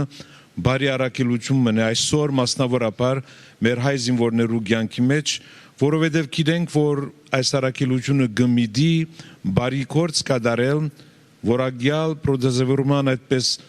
գործը կյանքի գոչելու համար այն զինվորներուն, որոնք հայրենական դեսիլքով պատերազմի թաշտ մեկնեցան, հանուն հայրենիքի, հանուն Արցախի ազատատենչ մեր ժողովրդի նաև ոգու ամրությանը եւ հայրենական հողերի ազատագրմանը համար։ Յուրաքանչյուր հայ մարդ սրտի բարդ ունի դալու իր հոգու ամբողջ զորությամբ, դալը քրիստոնյայի կյանքի մեջ առաքինություն մնե։ Մենք այսօր հատկապես երբ արևմտյան աշխարհը Քրիստոսի սուրբ ծնունդը կդոնախմբե, այդ ծնունդը հրաշալի աստվածային ծնունդը իմաստավորելու գոչ եւ հրավեր կստանանք, որովհետեւ մենք մեր կյանքով դառնանք Հիսուսի բարի ձեռքերը յուրաքանչյուր հայ զինվորի կյանքի մեջ, որովհետեւ մենք դառնանք նաեւ Աստուծո բարի ձեռքերը յուրաքանչյուր հայ զինվորի կյանքի մեջ։ Հայրենագերդումը եղած է նաեւ երազը մեր զինվորներու։ Եթե այսօր շատեր նահատակվեցան եւ շատեր վերադարձած են դեպի մայր երկիր իրենց կյանքը շարունակելու, եթե ցավ իրենց հոգու մեջ է, այդ ցավը փարատելու համար մենք բարդ ենք նաև կորձնական աղոտ ցուցաբերել յուրաքանչյուր հայ զինվորի կյանքի մեջ։ Մենք իսրդե կշնորհավորենք այս առաքելությունը եւ գոչ կհղենք մեր ժողովրդի բոլոր զավակներում, որբեսի մասնակցեք յուրաքանչյուր հայ մարդ գրնա մասնակցի, պետք է մասնակցի, որովհետեւ մասնակցություն կնշանակե մեր հայ քրիստոնյայի ինքնությունը ամրագրել մեր առօրյա կյանքի մեջ, մեր փոխանցակ կյանքի ճանապարհորդության ընթացքին։ Մենք անգամ եւս կողջունենք այս առաքելությունը եւ գոչ եւ հրավեր գուղենք բոլոր հայերուն ի Հայաստան, Արցախ եւ Իսպիրոս աշխարհի մասնավորապես արդաշխար ապրո մեր ժողովրդի զավակած համար սա կնկատենք օրհնություն եւ փառք ու դանգասո, որ այդ հրավերը եւ գոչը կստանանք մեր բարի ձեռքերը նաև երկարելու դեպի մինչև մայր հայրենիք հայ զինվորի կյանքի մեջ։ Աստված օրհնե։ Շնորհակալություն Սրբազան հայր։ Այսօր մեր հերոստամարաթոնի նշանաբանն է միասնական ազգ նոր շունչ։ Այսօր մենք բոլորս խոսում ենք միասնական լինելու, միասնական մնալու, ել ավելի միասնական դառնալու մասին, կարևորում ենք այդ փաստը, սակայն ցավոք սրտի մեր գործերով դա այնքան էլ չենք ցույց տալիս։ Ինչ է պետք այսօր մեր ազգին ել ավելի համախմբված դառնալու համար։ Ինչ է պետք, որպեսզի մարդկանց մոտ վերականգնվի հավատը։ Մենք տարիներ շարունակ հեռանում ենք ու հեռացվում ենք հավատից առ Աստված։ Այս օրերին, այս շաբաթների ընթացքում մենք նաև հեռանում ենք մեկս մյուսի նկատմամբ հավատ ունենալու կարևորագույն զգացողությունից։ Ինչ խորհուրդ կտաք, ինչ կասեք այս Քրիսմասի օրով մեր բոլոր այն հեռուստադիտողներին, ովքեր ունեն միասնական լինելու կարիքը, ովքեր ունեն հավատի կարիքը։ Մենք անգերտ սրտով եւ չերմ հոգով գուզենք մեր պատկամը ղել յուրաքանչյուր հայորդու, որ իր օրը սկսի աղոթքով, որ իր առօրյան լեցնե հավատքի գործերով, որովհետեւ մենք մեզ բարդավորեցնենք հայու նկատմամբ, հայ մարդու նկատմամբ, մեծին եւ փոքրին նկատմամբ հարկանք ցուցաբերելու յուրաքանչյուրս նաև մեկ նմանի մեջ տեսնելու Աստծո ներկայությունը։ Երբ աղոթքը բացակայ է մարդու կյանքի մեջ, երբ հավատքի գործերով նաև մենք չենք կրնար արդյունավորել, հարստացնել մեր կյանքը, մեր աստվածադուր կյանքը, այն ժամանակ մենք մութի մեջ ենք, խավարի մեջ կխարխապինք։ Հետևաբար բարձ եւ անգերտ սրտով ավելի քան 40 տարիների իմ հոգևոր կյանքի փորձառությամբ ես գոչ կհղեմ մեր ժողովրդի բոլոր զավակներուն աղոթքի մեջ մնալու, զգաստ մնալու, միասնական մնալու, անպայմանական սեր ցույց տալու մեկս մյուսի նկատմամբ, մանավանդ երբ հայրենիք այսքան ցավ ու դարաբանքի մեջ է, մանավանդ երբ կան զինվորներ, որոնք վիրավոր վիճակով վերադարձած են հայրենիք, մենք բարդ ենք ամեն ինչ մեկ կողմ տնելու վերադառնալու հայրենագերդումի սրբազան առաքելության ուրիշ ավելի նվիրական եւ վեհ առաքելություն չկա այս երկնքի տակ քան մեր մայր երկիրը մեր քրիստոնեական հավատքը մեր սուրբ եկեղեցին մեր ժողովուրդը եւ բարդ ենք միասնական ոգով նաեւ վերածնյալ շունչով շարունակելու մեր հայրերը մեզի ավանդ տրված հավերժական Հայաստանը Այս է մեր սրդի պատկամը հավատացող ենք, համոզված ենք, որ մեր ժողովուրդը ունի իր մեջ այդ հավատքը, ունի նաև աղոթքի զորությունը, բարձրապես պետք է կյանքի գոչենք եւ գործնականացնենք։ Այսօր մենք ներկայացնում ենք ամենատարբեր պատմություններ զինվորների մասին, ովքեր հաշմվել են եւ կարիք ունեն որակյալ պրոթեզավորման, ու այսօր նրանց հետ միասին մեր օրվա հերոսները բժիշկներն են, այն բժիշկները, ովքեր մեկնեցին առաջնագիծ, մեկնեցին ամենատարբեր հոսպիտալներ եւ պատերազմի օրերին իրականացրեցին հիրավի հերոսական գործողություններ։ Սակայն ես այս պահին ուզում եմ նաեւ մենք հիշատակենք ու շնորհակալություն խոսք հղենք բոլոր այն հոգեվորականներին, ովքեր պատերազմի մեկնարկի առաջին օրվանից մի ձեռքին խաչ, մի ձեռքին զենք կանգնեցին հայ զինվորի կողքին, նրանք շատ են եւ մեր խոնարհումը անպայման պետք է մենք հղենք նաեւ մեր հոգեվորականներին, մեր հոգեվոր հայրերին, բոլոր նրանց, ովքեր կարողացան այդ օրերին հավատն առ Աստված վառ պահել զինվորի սրտում եւ բոլոր այն մարդկանց սրտում ու հոգիներում, ովքեր թիկունքում էին։ Մենք մասնավոր գերբով նախ մեր երախտագիտությունը բոլոր այն բժիշկներուն, որոնք արդաշխարը մեկնեցան մայր հայրենիք, իրենց հոգուբարդ կգադարելու համար։ Խոնարհում նաև բոլորի նկատմամբ, ովքեր իրենց անգարելին գարելի դարձուցին, զոհության եւ բادرակումի այդ ոգին իրենք դրսևորեցին մայր հայրենիքի մեջ։ Ուրախ ենք նաև հոգևի մխիթարված, որ ունեցանք նաև մեր հոգևոր եղբայրները, որոնք գրվի դաշտի մեջ հավատքի քաջություններ շնչեցին մեր զինվորներին, ունեցանք նաև նահատակներ, սարգսակներ, քահանայրեր, նաև պատերազմի դաշտին եղան խրախուսող ներկայություն, հավատքի շունչ նաև դվող ներկայություն, աղոթքի ներկայություն զինվորներու կյանքի մեջ։ Կնշանակե, որ մեր ժողովուրդը ունի եւ գրնա նաև իքորցնել միասնական ոգին, միասին կործելու, միասին գրվելու, միասին նաև գերդելու մայր հայրենիքը, այլապես ուրիշ ելք չկա։ Մենք բարդ ենք միասնական ոգով վերագառուցելու, վերածաղկեցնելու եւ երբեք հուսալքումի բահ չծկելու, որ մեր հոգու մեջ մութ եւ խավար արմատն է։ Մեր հայրերը այնպիսի ժառանգ են տված մեզ, որ այդ քրիստոնեական հավատքով կարողանանք միշտ բայկարի ոգին արթուն բահել մեր մեջ, միշտ դրամատրվել զողությամբ, գիտակցությամբ մեր կյանքը նվիրաբերել մեր մայր երկրին։ Յուրաքանչյուր հայ բժիշկի կյանքը, յուրաքանչյուր եկեղեցականի նվիրյալ կյանքը, յուրաքանչյուր հայորդու կյանքը, յուրաքանչյուր զինվորի կյանքը գաթիլ մնե, բայց գաթիլները երբ կողքովի կան, անոնք կդառնան քեդեր եւ ծովեր, այդ ծովով է որ մենք պիտի կարողանանք բահել, պահպանել հավերժական Հայաստանը եւ նաեւ հավերժական Արցախը։ Աստված օրհնե մեր ազգը, մեր երկիրը, մեր սուրբ երկիրը եւ Աստված միշտ պաշտպանը լա հայ զինվորին։ Շնորհակալություն Սրբազան, շնորհակալություն մեզ հետ լինելու համար եւ մեր հերոստամարաթոնը շարունակում է իր ընթացքը։ Այս ժամերի ընթացքում մենք ստանում ենք բազմաթիվ հեռախոսազանգեր։ Մարդիկ հարցնում են ուր է օգնությունը, մենք տվել ենք գումարներ, մենք մասնակցել ենք ամենատարբեր հանգանակություններին։ Հարգելի հեռուստահայտողներ, մեզ դիտում են Հայաստանում, Միացյալ Նահանգներում, մեզ դիտում է Ռուսաստանը նաեւ on-line կապի միջոցով։ Մենք ստանում ենք զանգեր, նվիրատվություններ անգամ Ուկրաինայից, եվրոպական ամենատարբեր երկրներից։ Այս հիմնադրամը որևէ կապ չունի ձեր իմացած հիմնադրամների հետ։ Մենք որևէ առնչություն չունենք որևէ պետական կառույցի կամ որևէ պետական գերատեսչության հետ։ Սա հիմնադրամ է նորաստեղծ։ Գումարը հավաքվում է բացառապես, որպեսզի մեր բժիշկները կարողանան որակյալ բուժօգնություն եւ պրոթեզավորում ապահովեն մեր բոլոր այն զինվորների համար, ովքեր հաշմվել են այդ օրերին։ Եվ շնորհակալություն եւս մեկ անգամ ձեզ, մեզ միանալու համար, շնորհակալություն ձեր խոսքը այստեղից հղելու համար եւ շնորհակալություն այս դժվարին օրերին հավատացյալ հոտը եւ մեր համայնքը, մեր հայությանը անընդհատ ճիշտ խոսք մատուցելու եւ համախմբելու համար։ Ես կարևորում եմ ձեր դերը, նշանակությունը եւ ձեզանից ցանկացածի արած աշխատանքը։ Շնորհակալություն։ Աստված օրհնե ձեզ։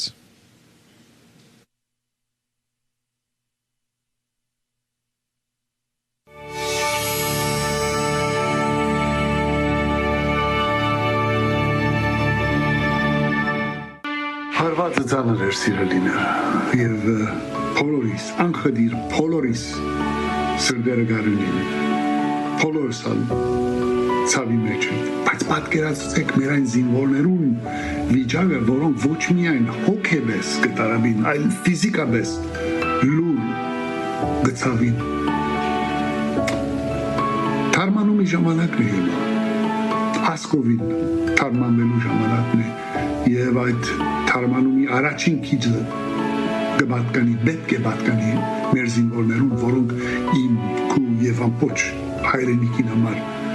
ջագատկացին գրվելու։ Կխնդրեմ գաղաչեմ, որ ձեր նվիրատվությունները կատարեք Eternal Nation-ին, մեր բժիշկներուն, որովհետեւ մեր բժիշկներն ալ իրենց կարգին մեր վիրավոր զինվորներուն օգնության հասնին։ Եթե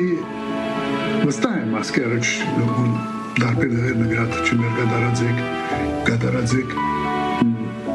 նորեն կատարածեք։ Նվիրատվություն բառը նախ պետք չէ կորցածն, որովհետև ձեր հոր կամ եղբոր օգնության հասնելը նվիրատվություն չէ, բարդականություն է։ Անպես որ խնդրեմ որ այդ բարդականություն կիրագիծը լակ, որովհետեւ քոնե այս գիշեր հանգիստում մկաշեք։ Շնորհակալություն։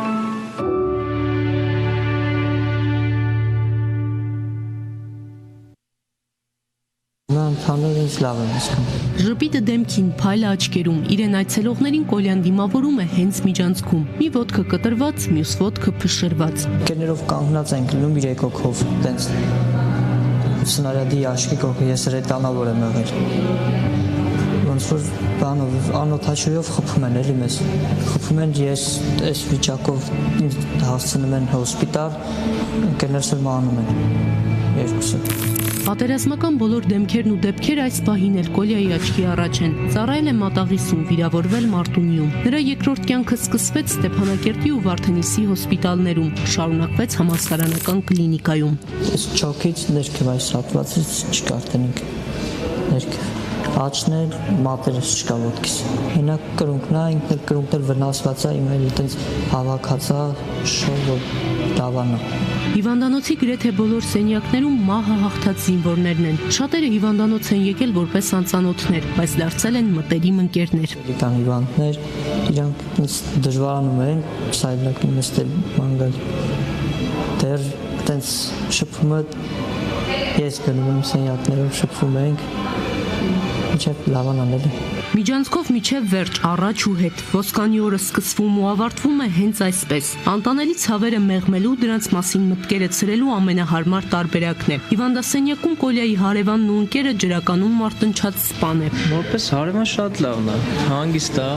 ուրախ, զվարթ։ Կոլյան կատակել ու շփտացել է նույնիսկ ամենադժվար ու ցավոտ պահերին։ Եղածը փոխել հնարավոր չէ, բայց հայրը խոստանում է կանեն ամեն ինչ, որ իրենց միակ որդին արագ ոտքի կանգնի։ Նայում էինք մեր կողքերը ինչ էր կատարվում, դե բնական ասում են փառք Աստծո, որ գոնե ես կաքի ինքն կա։ Այդ ինքն էր մի պահ նեղավ թե պապ ոտքս, ցախ ոտքս ներքև մասն չկա, սափեր։ Կարևոր դու կաս, մնացածն ոչինչ։ Կոլյային անհամբեր սպասում են նաև հարազատ ակունքում։ Ընկերները Գեղարքունիքից անընդհատ զանգում են ու յուղ կանչում։ Խոստանում են վիրավոր ընկերոջը բուժել ու արագ ոտքի հանել։ Ասել են բուժում բան թողարի, ոտ մոտ թող, քեզ բան պետք է թողարեք, քեզ ոտի ենք հանելու։ Բուժելու ենք։ Բայց մնալ են բուժելու այդ համենը։ 22-ամյա զինվորը հետպատերազմական կյանքի համար հստակ պլաններ է կազմել։ Պիտի ոսկերչություն սովորի, լավ մասնագետ դառնա։ Դե պլանները ոնց որ նորմալ մարդիկ էլի աշխատելու եմ, ամուսնանամ, տանիք կազմեմ, մնամ Հայաստանում, բնականաբար շարունակեմ ապրել։ Բայց ամենակարևորը առաջին քայլն է, որը Կոլյան կանի հենց հիվանդանոցից դուրս գրվի։ Կգնա ընկերների շիրիմներին, կայցելի նրանց ծնողներին, կխոսի ու կխոստանա ապրել ու արարել նաև զոհվածների փոխարեն։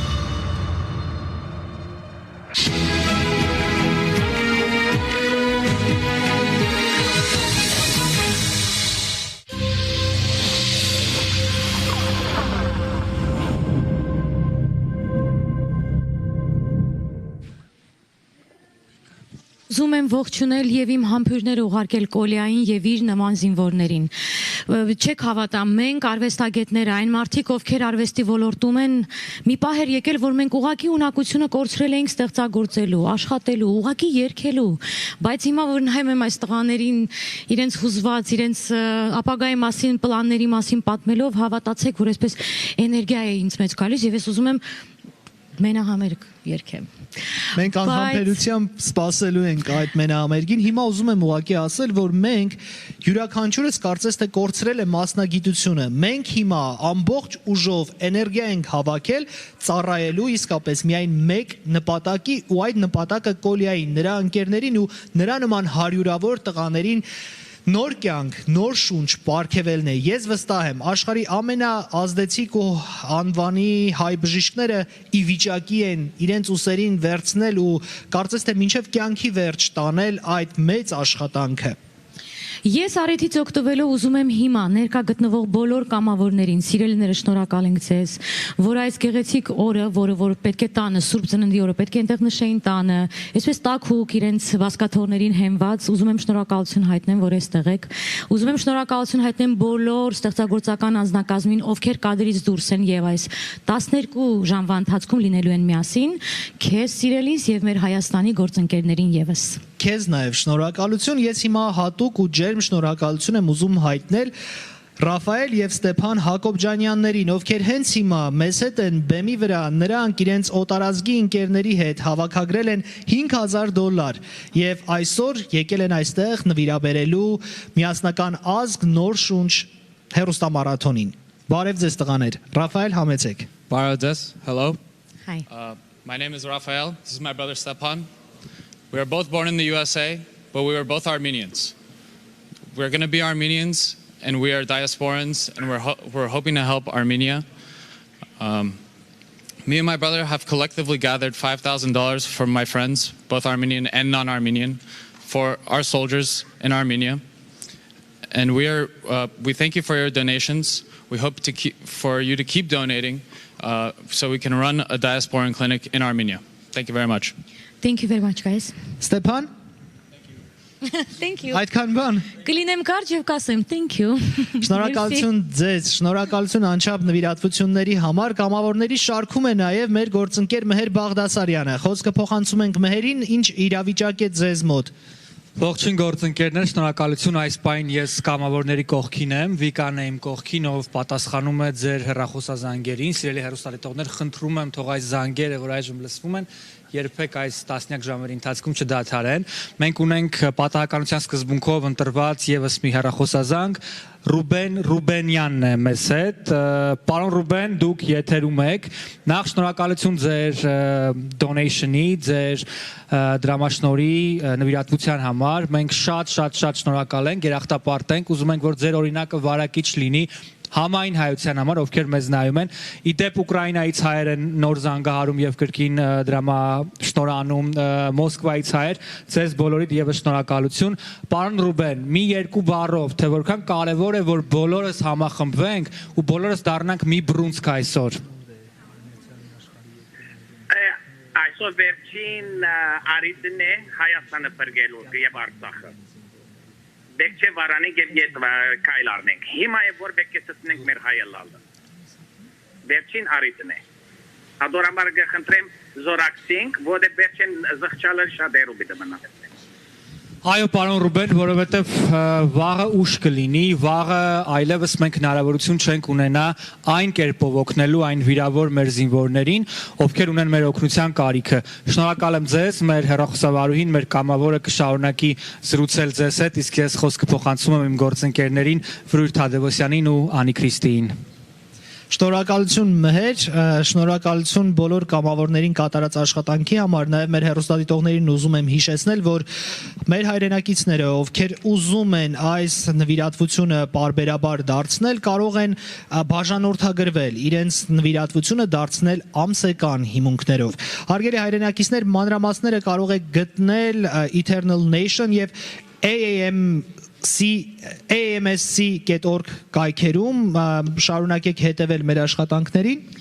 Ես տեղեկացա, որ այո, այսօրով միայն պետք չէ, որ եզրափակվենք, դա շարունակական է լինելու, որովհետև այդ սարքերը, որոնք պիտի տեղադրվեն տղաների մարմինների տարբեր մասերում, դրանք պետք է պարբերաբար թարմացվեն։ Այնպես որ այսօրով միայն չէ, որ պետք է սահմանափակվենք, բայց հրատապ է հիմա օգնությունը, որովհետև կան մկաններ, կան մարմնի մասեր, որոնք պարզապես չեն կարող սպասել։ Հարգելի հայրենակիցներ, մենք առաջիկա րոպեների ընթացքում դեռ դիտելու ենք տեսանյութեր, բայց շատ կարևոր է հիմա եւս մեկ անգամ ուշադրություն դարձնենք էկրանին այս պահին, որքան գումար է հավաքվել, մենք բացառիկ հնարավորություն ունենք այս տարի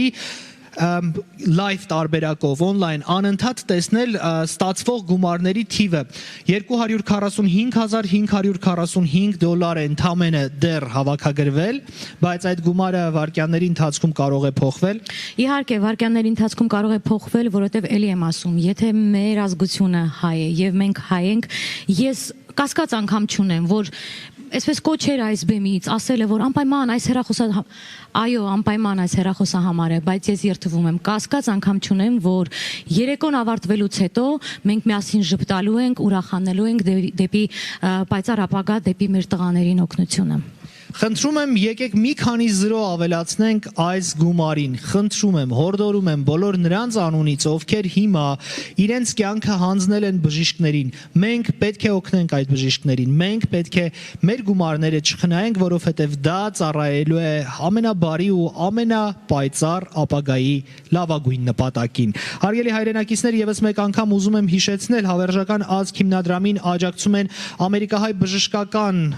միությունը, Հայ-ամերիկյան հիվանդապահների միությունը, Viva բարեգործական հիմնադրամը, ինչպես նաև մի շարք այլ համահայկական եւ միջազգային կառույցներ ու միություններ։ Նրանց համատեղ աշխատանքը սկսվել է պատերազմի օրերին, մարտադաշտում ու հիմա շարունակվում է այս մարդասիրական մեծ օգնության համար։ Մենք պետք է մեր բոլոր ուժերը ու եռանդը ներդնենք։ Եվ նաև ուժ ու եռանդը պետք է ներդնենք եւս մեկ անգամ շարունակական շնորհակալություն հայտնելու այդ բժիշկներին, ովքեր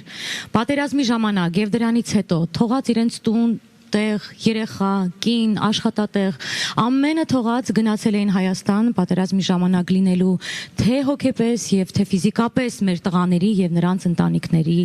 կողքին։ Եվս մեկ անգամ իմ խոնարհումը, մեր բոլորի խոնարհումը ձեզ շնորհակալություն։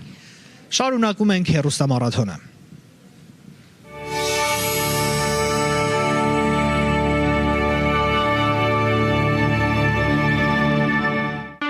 My name is Arman Antik Markaryan. While I was in Armenia during the war, I felt urgency. I felt the urgency for humanitarian aid. I felt the urgency for unity, and I felt the urgency for overall unity. And I believe that that's something we need to carry on for the rest of time as Armenian people. And I want to present to you the Eternal Nation Foundation. It's a centralized professional medical service for all Armenians who were injured or disabled during the war. Whether military or civilian, completely independent of any government association or political influence. All rehabilitation is to be fully funded by the foundation itself. In the near future, your donations are guaranteeing the recovery of approximately 300 individuals who are in urgent need of surgery, modern prosthetics, mental rehabilitation, and eventually education and job placement. The Armenian American Medical Society, in partnership with the Eternal Nation Foundation, will host a United Nation, A New Breath, a telethon fundraiser, which will take place on December 25th. Let's all tune in and do our part in helping rebuild the lives of our injured Armenians.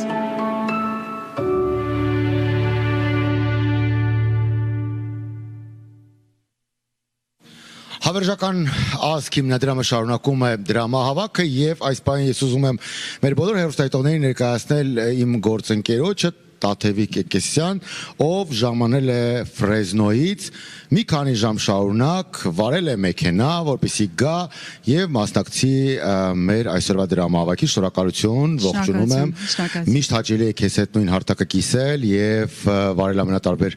միջոցառում եւ երբ եկար մտար ներս եւ նայեցիր մեր ընդհանուր գումարին։ Ինչ զգացիր այդ պահին։ Իմ առաջին միտքն էր, որ հենց այդ երկուսի առջև ես կցանկանայի տեսնել եւս 1 կամ 2 կամ 3, այսինքն պետք է այդ թիվը բարձրանա։ Մենք խոսում ենք մեր զինվորների մասին։ Եթե այսօր մենք ունենք ինչ որ մի բանի մասին, որ մենք կամ ազդված ենք, կամ այս պահին մենք շատ վատ ենք մեզ զգում, բայց դա կարևոր չէ, մեր զինվորները մեր կարիքն ունեն եւ այդ թիվը, այդ 200,000-ը շնորհակալ ենք դրա համար, բայց պետք է շատ ավելի բարձր լինի։ Ես կցանկանայի տեսնել 1 կամ 2 կամ 3 այդ երկուսի արչև, եթե ոչ ավել, որտեվ սա այս խոսքը զինվորների մասին է։ Ժողովուրդ, զինվորների, մեր հայ զինվորների, մեր զավակների մասին է։ Նրանց պետք է օգնենք, նրանք այս բուժման կարիքն ունեն։ Մենք պետք է նրանք հասնենք։ Տաթևի բեմական եւ հերոստատեսային լեզուն անգլերենն է եւ նա միշտ հանդես է գալիս անգլերենով, սակայն ես քեզ ասեմ, որ հոյակապ է ստացվում նաեւ կոմոդ հայերենը։ Նանամանվան, երբ որ ինչ-որ ազված ես, երբ որ ազդվում ես եւ այդ էմոցիաները քեզ տիրում են, շատ ավելի դժվարանում են, բայց Ես ուզում եմ փոխանցենք էսպային հերոստատողներին իմ ընկերներից մեկի տեսակետը, կարծիքը, որ մենք հայերս նաեւ երբեմն բարդույթներով ենք պարուրվում, երբ տեսնում ենք մեծ նվիրատվության թվեր, ասենք տեսնում ենք որևիցե մեկի անունազգանունը, որը պտտվում է էկրանի ներքևի հատվածում եւ ասենք դիմացը գրված է 1000 կամ ասենք 2000 Մեր այսօրվա դրամահավաքը նաև $10 մասին է, նաև $20 մասին է։ Եթե դուք ունեք փոքր հնարավորություն, ձեր փոքր հնարավորությունով խնդրում եմ մասը կազմեք այս հիմնադրամի, որովհետև ես ամենասկզբի հատվածում մեր այսօրվա հեռուստամարաթոնի ասեցի, որ մենք չունենք Տաթև որևէ մեծ արդեն նախորոք մեզ միացած նվիրատվություններ։ Մենք որևէ գումարներ այսօր չենք ցանկանում նախապես կամ կանխավ նկարել։ Մենք չենք ասոցացվում որևէ պետական կառույցի հետ։ Այս պահին Pan-Armenian հեռուստաընկերության հեռախոսները անընդհատ զնգում են եւ մեզ հարցեր են ուղղում մեր հեռուստայտողները։ Իհարկե, մեր հարգելի հեռուստայտողները Տաթև իրավունք ունեն հարցեր ուղղելու, որովհետեւ ժամանակն է նաեւ հարցեր ուղղելու միջոցով պատասխաններ պահանջել։ Մարդիկ հարցնում են ուր գնացին մեր գումարները եւ ինչու ենք մենք նորից այսօր դրամահավաք անում։ Ես չգիտեմ ուր գնացին գումարները եւ ես չեմ ասոցացնում եւ ես չեմ ուզում որ դուք ասոցացնեք այս դրամահավաքն ու հիմնադրամը որևէ նախկին հիմնադրամի հետ։ Այս հիմնադրամի նախաձեռնողները Տաթև բժիշկներ են, ովքեր երազում են 1 րոպե շուտ տեսնել հաշմված զինվորներին որակյալ պրոթեզներով։ Իսկ արեք, եթե կարող ենք մի քիչ ավելի մեկնաբանել, թե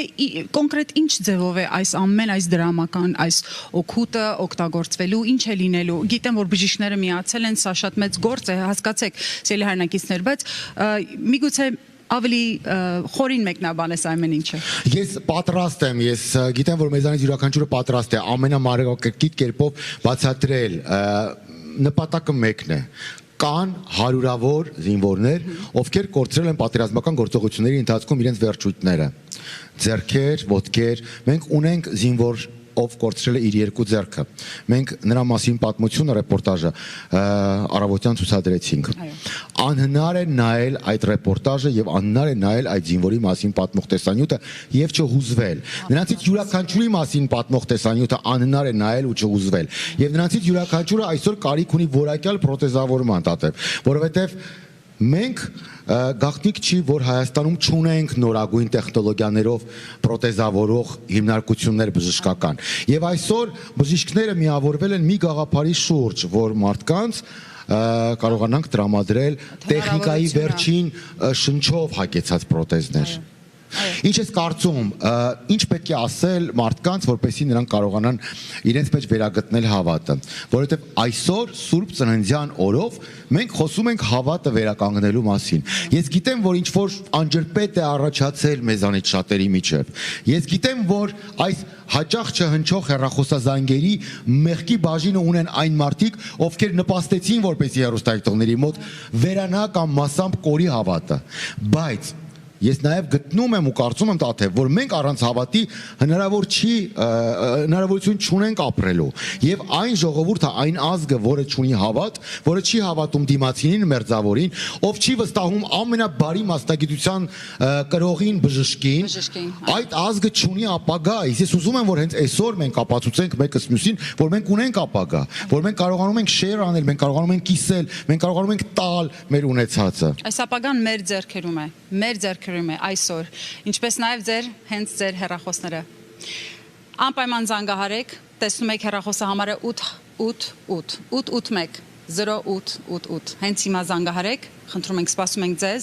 մեր այստեղ կան մեր կամավոր երիտասարդները սպասում են ձեր զանգերին, սա եւս մեկ անգամ ասում ենք, որ մեր զինվորների համար են, հասկանում եք, զինվորների, մեր հայ զինվորների համար է։ Հեռուստամարաթոնը մենք եթեր ենք հեռարձակում Լոս Անջելեսից։ մենք գտնվում ենք Տաթևի այդ մի սրահում եւ մեր կամավորները եւ բազմաթիվ մարդիկ, որը գտնվում է շատ մարդաշատ մի վայրում, որի անունը Նորթ Հոլիվուդ։ Ես ուզում եմ, որ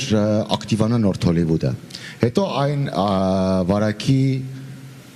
Հարևան Գլենդելին, Բրբենքին, Շերման Օքսին։ Ես ուզում եմ, որ ակտիվանան եւ վարակվեն այս ակտիվությամբ մեր Լոս Անջելեսի ամենատարբեր քաղաքներում ապրող մեր հայրենակիցները, որովհետեւ Լոս Անջելեսա հայ համայնքին հատուկ չպետք է լինի այս փոքր թիվը, որովհետև ես կարծում եմ, որ մենք հերթական անգամ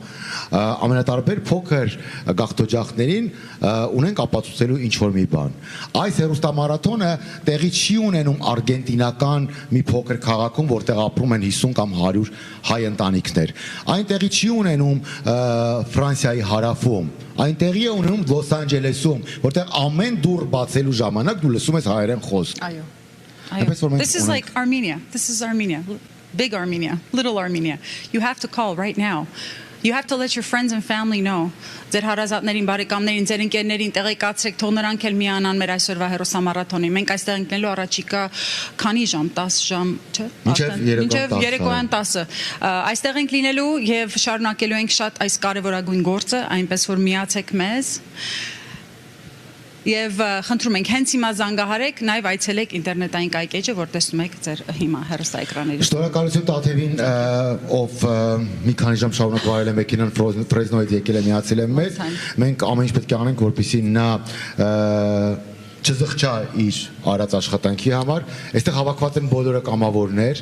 երեխաները եկել են եւ նաեւ մենք ունենք ուրիշ զանգերի կենտրոն, call center, որտեղ եւս էլի կամավորներ կան, այս բանը դուք տեսնում եք էկրանների վրա։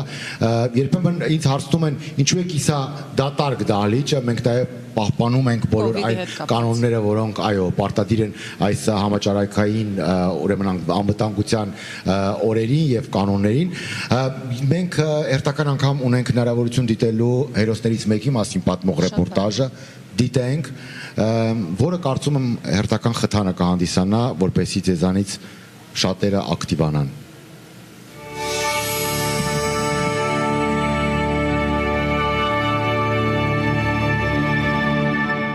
Առաջ անգամ կալյասկա ենք նստացել, հիվանդանություն, պրագուլկի ենք խանել։ Օրվա որ ժամին ոտքը ոնց փոխվեց, վիրավոր զինվորի հայրը նկարում, համեմատում, պահում է։ Մարտինի մի ոտքը հաջողվել է փրկել, հիմա այն գիպսի մեջ է, մյուս ոտքը կորցրել են։ Ասել եմ չմտածես, նորմալ արնել։ Կաշխատենք, ոտիկը գանգնացնենք մեր տղային, չէ մարդը։ Կանգնի իր հունի մեջ, կմոռանա ամեն ինչ, ճիշտ է դժվար կմոռանա, բայց կմոռանա, կմնա անցյալում։ Ամուսնու խոսելու պահին Մարտինի մայրը աննկատ սենյակից դուրս է գալիս։ Հոկտեմբերի 2-ից է այդպես, երբ իմացան, որ որդու վիճակը ծանր է։ Իրան մոտ աշխատում եմ լաց չլինել։ Ճիշտ է, իրան մոտ ցույց չենք տալիս, որ նեղված ենք։ Դուրս են գալիս միջանցքում լաց լինում, ժպիտով մտնում իր մոտ։ Իրան անընդհատ սրում ենք, ել աշխատում ենք։ Մարտինը հունվարին պիտի զորացրվեր, դրամբոնում էր, վիրավորվել է ականանետի արկի պայթյունից։ 4 ժամանացել եմ դիրքերում, դրանից հետո նոր բուժօգնություն եկել, բայց միջև այդ դասակի սրամանատարը վիրակապ էլի դրել, միջև որ բուժօգնությունը հասնի։ Դրանից ավելին չասած, հիշել չի ուզում։ Նոր է սթրեսից դուրս եկել հոգեբանների ու ծնողների օգնությամբ։ Սկզբից իրոք շատ վատ էր վիճակը, երեխայի Ստրեսների մեջ էր, վախեցած էր, հոգեբաներից էլ աշխատեցին, ճիշտ ասած մենք էլ էինք աշխատում իր հետ, որ ինքն էլ ծրվեր էլի, դուրս գար այդ վիճակից երեխան։ Դե կամաց փառքաստու հիմա համեմատական լավ է։ Վիրավորվելուց 8 օր անց, հոկտեմբերի 10-ին, Մարտինի 20-ամյակն էր։ Այդ գիշեր հիվանդանոցում է առաջին անգամ ժպտացել, երբ անակնկալներով ներս են մտել ընկերներն ու հարազատները։ Ընկերուհին էլ էր այս հիվանդանոցում, մեզ հետ միասին առաջին օրվանից, տորթով, շամպայնով, ընկերու էլ ունի։ Տեսելի, իրան փորձեցինք ուրախացնենք։ Մարտինը ժպտում է, երբ ընկերուհու անունն են տալիս։ Էլիզան է հիմա նրա գլխավոր շարժիչ ուժը։ Սիրելի ուսանողուհի, որի մի քանի բառը փոխում է ամեն ինչ։ Մտածես ամեն ինչ լավ է լինում։ Սա ժամանակի ուղղակի է 19-ը։ Ագրարային համալսարանի շրջանավարտ Մարտինը պնդում է, որ աշխատելու է հենց ոտքի կանգնի, պատրաստ է ամեն ինչ անել։ Ինչ գործ դեմի անեմ։ Պապայի թևոցի կոնկրնեմ, էլի դա մեջքի կաննացել եմ։ Այս խոսքի վրա էլ հոր սիրտը լցվեց, բայց հաջորդ վայրկյանին դեմքը պայծառացավ։ Այդ պահին Մարտինն ասում էր, որ հենց ոտքի կանգնի, նշանվելու է իր կողքից չհեռացող Էլիզայի հետ։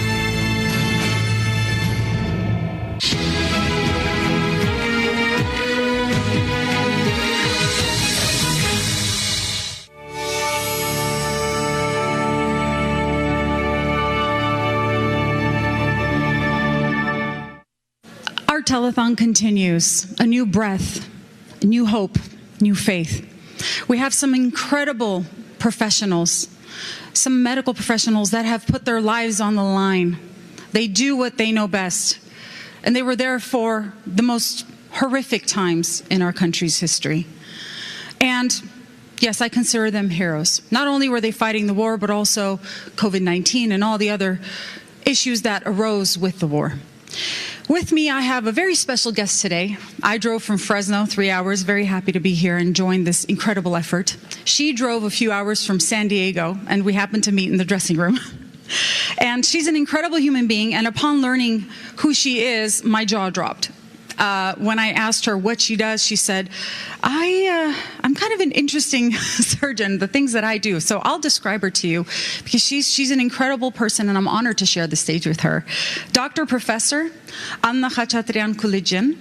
orthopedic surgeon, director of the Orthopedic Surgery and Limb Preservation Program at the MD Anderson Cancer Center in San Diego. Very prestigious, amazing.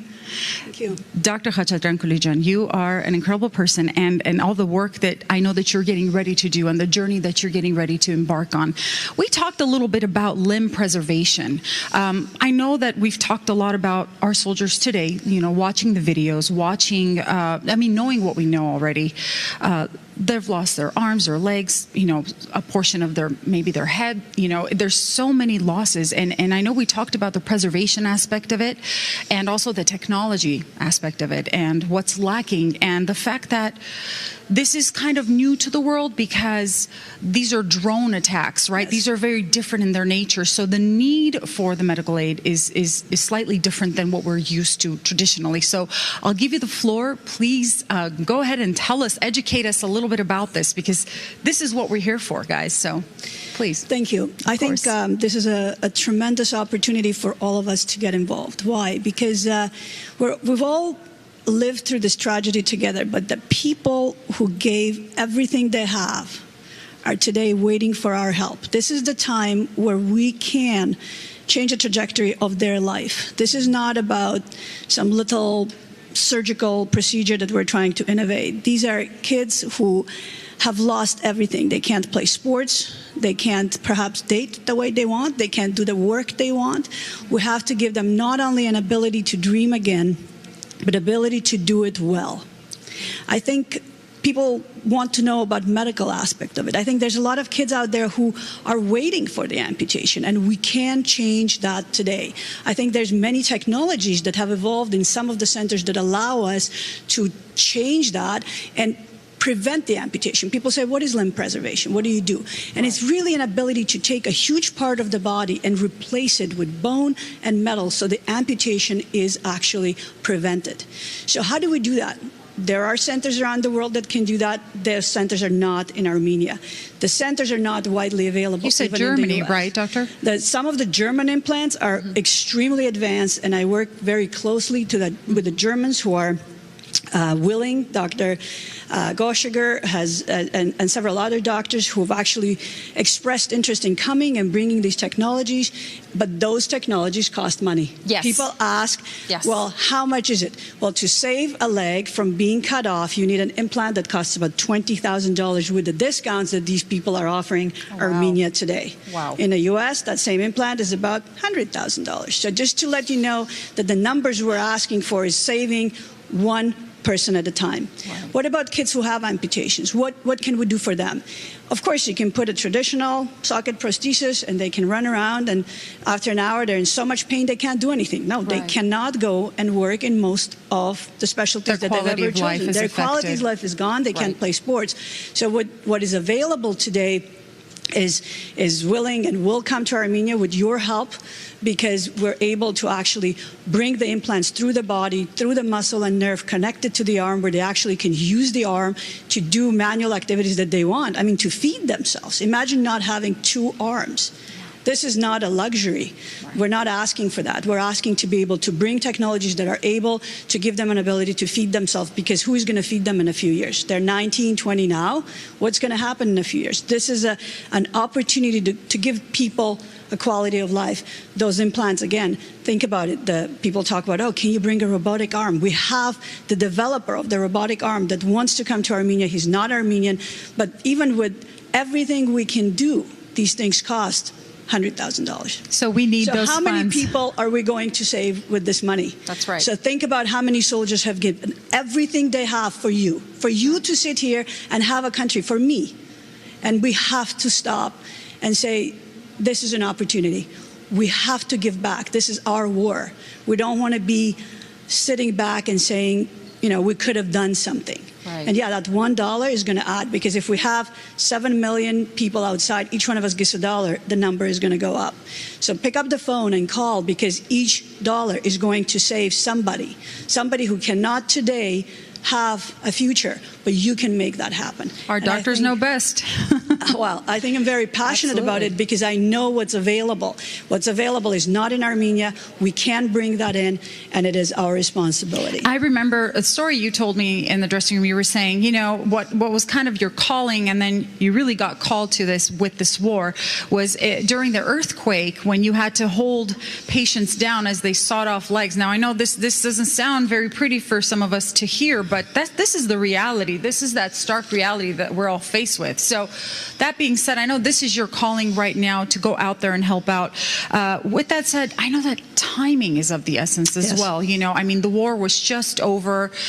Some of our soldiers are still coming back. So the time is of the essence, right, Doctor? I believe it's a very short window, so we have to act fast. I think it's a very important question you're raising. We have two issues. One is people whose legs are at risk for amputation. We can prevent that by early intervention, by having appropriate implants that can be placed in with appropriate expertise on the ground, which we're willing to provide. And that is a key. Some people may still have their arm and a leg if we act today.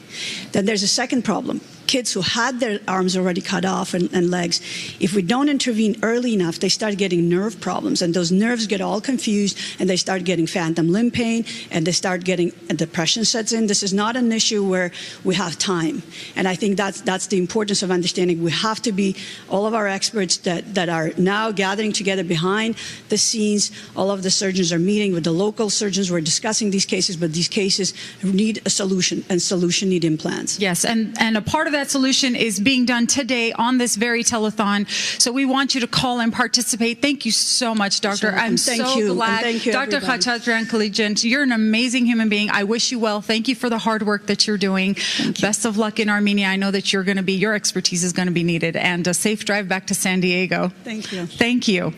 So our telethon continues, ladies and gentlemen. And with us, we have on Zoom, because these are COVID-19 times, we have Mitch O'Farrell, a very familiar American politician. You may know him from Little Armenia District. Mr. O'Farrell, are you with us? I am. Thank you, Ruir, and Merry Christmas. Merry Christmas to you. Prayers to everyone on this Christmas Day. Thank you so much. And Mr. O'Farrell, what is your message to the Armenian community right now that are watching this telethon with this important task at hand? It's so important, and my message is as follows. This war is a great tragedy, and as the wonderful doctor just mentioned, although combat operations end, the fight does not end for the brave, wounded young men continuing their fight for a healthy future, to stand up, to be able to stand up and rebuild their lives.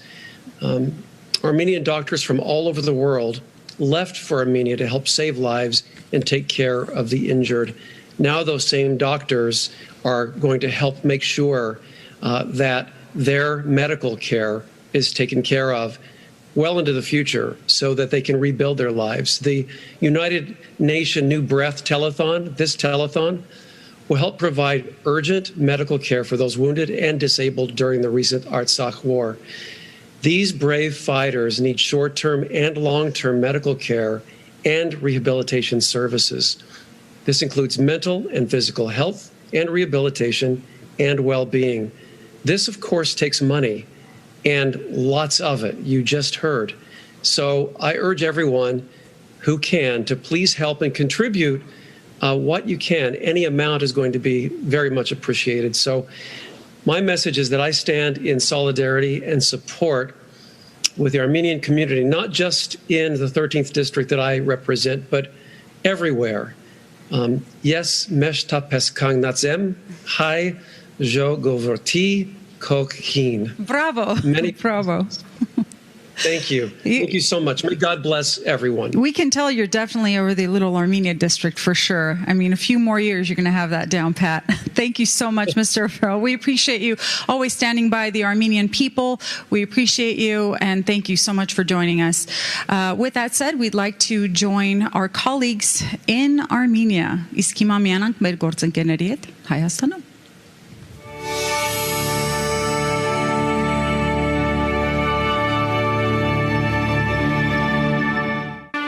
Սիրելի հայեր, եկեք միասին օգնենք հաշմանդամություն ձեռք բերած տղաներին եւ նրանց երկրորդ կյանք ստանալու հնարավորություն ընձեռնենք։ Ձեր նվիրատվությունը կդառնա 300 վիրավոր տղաների առողջության վերականգնման երաշխիքը։ Եկեք եւս մեկ անգամ միավորվենք եւ նորից ապրելու հնարավորություն ստեղծենք։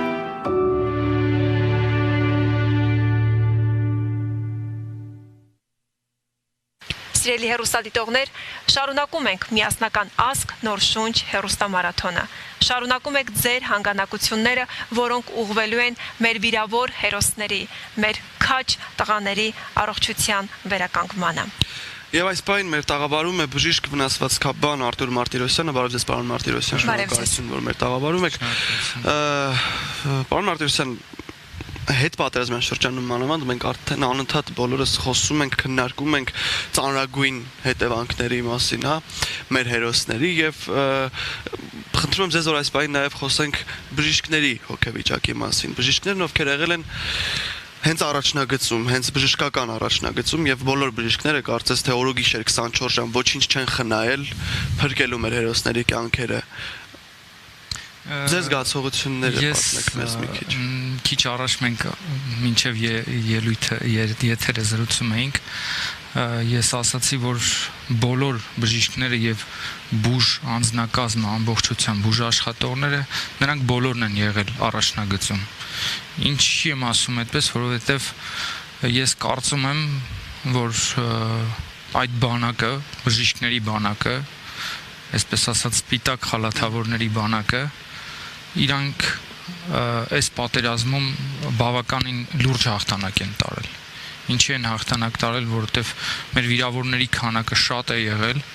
իսկ նրանց օգնելու համար մեզ պետք էր եռանդուն աշխատանք, օր ու գիշեր աշխատանք, եւ այդ աշխատանքի հոգնածությունը ոչ ոք չի զգում այդ պահին։ Այսինքն բժիշկը քանի վիրահատարանում է, կապ չունի ինչքան է տևում վիրահատությունը, 3 ժամ, 4 ժամ, 10 րոպե բժիշկը չի հոգնում։ Օրինակ ես եղել եմ երկար ժամանակ գոսպիտալում, Գորիսի բժշկական կենտրոնը, որը դարձել էր գոսպիտալ, Գորիսում, այնտեղ ժամի կտրվածքով էինք հաշվում, թե ասենք 6 ժամում քանի վիրավոր կարողացանք սպասարկել։ Օրինակ օր ա եղել, որ մենք կարողացել ենք 6 ժամվա ընթացքում, հետ ֆիքսած եմ ասում, հաստատ գիտեմ դա, 6 ժամվա ընթացքում 152 հոգու ցույց տալ բուժօգնություն համապատասխան, թե վիրահատել, թե կոնկրետ իմ մասնագիտության առումով մեծամասամբ տրավմայով էին գալիս, ինքներդ եք հասկանում, վերին ստորին վերջույթների, բաց կոտրվածքներ, բեկորային վնասումներ, հա, ու դրանց պետք էր շատ արագ կազմակերպել ապարատային արտաօջախային ապարատներով ֆիքսացիա, արյունահոսության դադարեցում եւ այլն, բերել հիվանդին վիրավորին այնպիսի վիճակի, որ կարողանա շուտ տեղափոխել Երևան։ Ու ես կարծում եմ, որ ցանկացած առաջնագծային հոսպիտալի բժիշկների բուժանձնակազմի արած գործը առավել չէ այն բժիշկների եւ բուժանձնակազմի արած գործից, որոնք որ արդեն մեզնից հետո են ընդունել այդ վիրավորներին։ Ամբողջ հանրապետությունով մեկ բոլոր հոսպիտալները, բոլոր հիվանդանոցները ուղղակի ֆանտաստիկ աշխատել են։ Ուղղակի ֆանտաստիկ։ Բանակի մարտիկները, որոնք վստահաբար հաղթել են այս պատերազմում։ Այո։ Շնորհակալ ենք ձեզ։ Ես տեղյակ եմ շատ հոսպիտալներից, որովհետև մենք կապի մեջ ենք եղել մեր ընկերների հետ, որոնք որ մեկը ստեղ էր, մեկը այնտեղ էր։ Քո մոտ ինչ կա, ձեր մոտ ինչ կա, ոնց է հանգիստ եք, թե ոնց եք եւ այլն։ Ու ասեմ, որ ինչ ասեմ, հալալ է բոլորին։ Պարոն Մարտիրոսյան, մեզ պատմեք մեր հերոսներից, ովքեր վիրավոր եկել են հոսպիտալ արդեն բժիշկների մոտ ու վստահ եմ, որ շատ հերոսական պատմություններ հենց նաև տեղի են ունեցել հոսպիտալներում։ Ուրեմն ամենակարևոր բանը, որ ես ֆիքսել եմ, այդ իմ համար շատ կարևոր էր, նամանավանդ իմ հոգեվիճակի համար էր շատ կարևոր, որովհետև ինքներդ եք հասկանում, որ բժիշկն էլ ունի սիրտ ու ինչքան էլ մեր սիրտը ավելի պինդ է ձեր աչքերով, բայց մենք էլ թուլություններ ունենք, իհարկե դա ցույց չենք տալիս։ Իմ համար շատ կարևոր էր այն վիրավոր զինվորի խոսքը, թե ես որ հարցնում էի ոնց ես, դե մի քիչ ասում էի տղաս, ընկեր ջան, ախպեր ջան, նու տղաս ինչի, որովհետև 18 տարեկանը արդեն նու իմ տղայի տարիքին են մոտավորապես էլի։ Ու պատասխանը ուղղակի զարմացնում էր մի պահ։ Լավ։ Չէ, լավ չէ։ Մարտական, ախտում ենք, ուժեղ ենք, այդ տղերքը ուղղակի բացարձակ հերոսներ են։ Դեպք է եղել, որ մի եղբայրը եղել է վիրավորված այնպիսի տեղ, որտեղ որ հնարավոր չի ել է շտապ օգնության մեքենա ուղարկել, որ իրան դուրս բերել, մյուս եղբայրը, այդ ես եմ ընդունել այդ տղային, մյուս եղբայրը մոտավորապես 25-30 կիլոմետր գնացել է իր աղբորը ուսերին դրած, ոտքը կոտրած, բաց, ամենայն դեպս ցավով բերե հասցրել է այնտեղ, որտեղ որ հնարավոր է իրան արդեն տեղափոխել հոսպիտալ։ Այստեղ նաև աստվածային ուժն է, չէ՞, երևի գալիս։ Այո։ Եվ շատ հրաշքներ են եղել։ Հրաշքներ, պատմեք մեզ, խնդրում եմ, պատմեք մեզ այդ մասին։ Չգիտեմ, գիտեք ոնց, պատմելը մի քիչ դժվար է, անկեղծ որ ասեմ։ Հասկանում եմ։ Հրաշքներ եղել են, օրինակ դեպք է եղել, երբ որ պետք է եղել ինչ որ գործողություն արվի, բայց կյանքի բերումով, ասենք, այդ մասնագետը, որը որ պետք է այդ գործողությունը արվի, այդ պայն այդտեղ չենք ունեցել տենց մասնագետ։ Ու դեպք է եղել, որը որ եթե տենց մասնագետ չլիներ, հնարավոր էր, որ վիրավորը, զինվորը թե ով, վիրավորը երիտասարդ տղան 23-24 տարեկան, որ ուղղակի չէինք կարող ուղարկեինք Երևան Գորիսից ու հայտնվեց այնպիսի մի հատ բժիշկ, ուղղակի պատահական, չգիտեմ ոնց հայտնվեց, ես ուղղակի աշխարհով մեկ է ելել, որ իրան տեսա, որտեվ այդ վիրահատությունը մենակ ինքն է կարող անի, ու ինքը Հայաստանից չի, այլ երկրից, այո, ու ինքը արեց այդ ամեն ինչը, իհարկե մենք կազմակերպեցինք միասին, որովհետև այդ վիրահատությանը նաև տեխնիկապես պատրաստ չէինք, տենց վիրահատությունները շատ, տենց տրավմաները շատ հազվադեպ են հանդիպում, Իսկ հիմա ինչպես էր զգում մեր հերոսը։ Ինձ թվում է ինքը շատ լավ է։ Ինքը հասել է տեղ, ինքը առողջ է, ինքը իր վիրավորումները այնպիսին չէին, որ հետո ինքը կդառնար հաշմանդամ, ինքը դառնալու է նորմալ առողջ մարդ։ Իսկ պարոն Մարտիրոսյան, կան օրինակներ, որ դուք մինչև հիմա մեր վիրավոր զինվորները, հերոսները, որոնք հասել են ձեզ մոտ, հիմա կապ կա նրանց հետ, կա տենց պատմություն։ Ես ինքս աշխատում եմ նաև Երևանի կլինիկաներից մեկում ու այն դեպք է եղել, որ ես ընդեղից ուղարկել եմ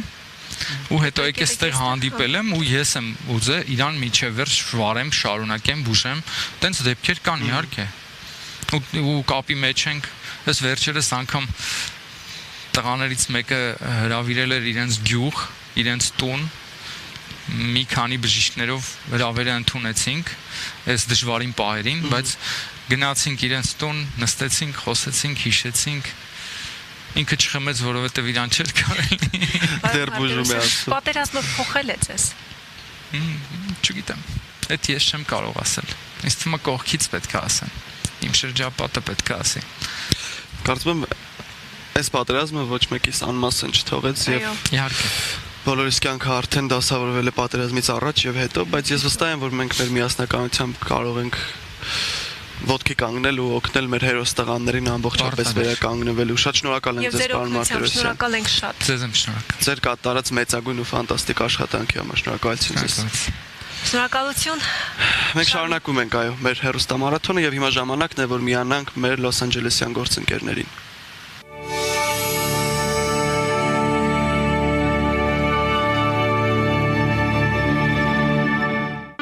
Ես Մանվել Թովմասյանն եմ,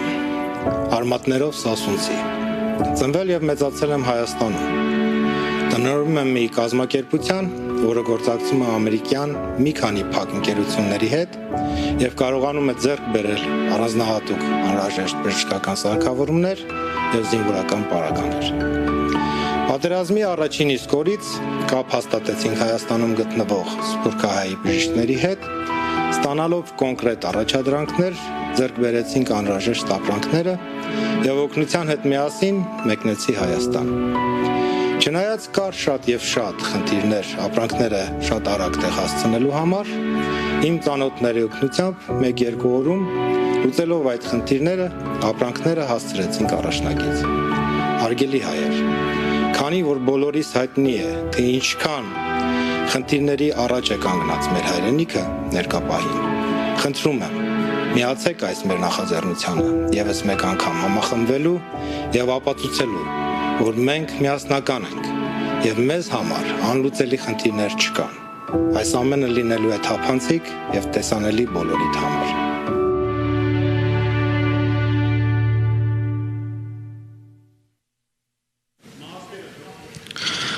Հավերժական ազգ հիմնադրամի հերոստամարաթոնը շարունակում է իր ընթացքը եւ մեր հերոստամարաթոնը կրում է միասնական ազգ նոր շունչ խորագիրը եւ մենք շարունակում ենք ստանալ հեռախոսազանգեր, իհարկե հեռախոսազանգերը քիչ են հնչում, ես հուսով եմ, որ այն ընթացքում ավելի կակտիվանա եւ այս պահին հարթակում ես մենակ չեմ, բժիշկ Արմեն Հակոբյանն է ինձ հետ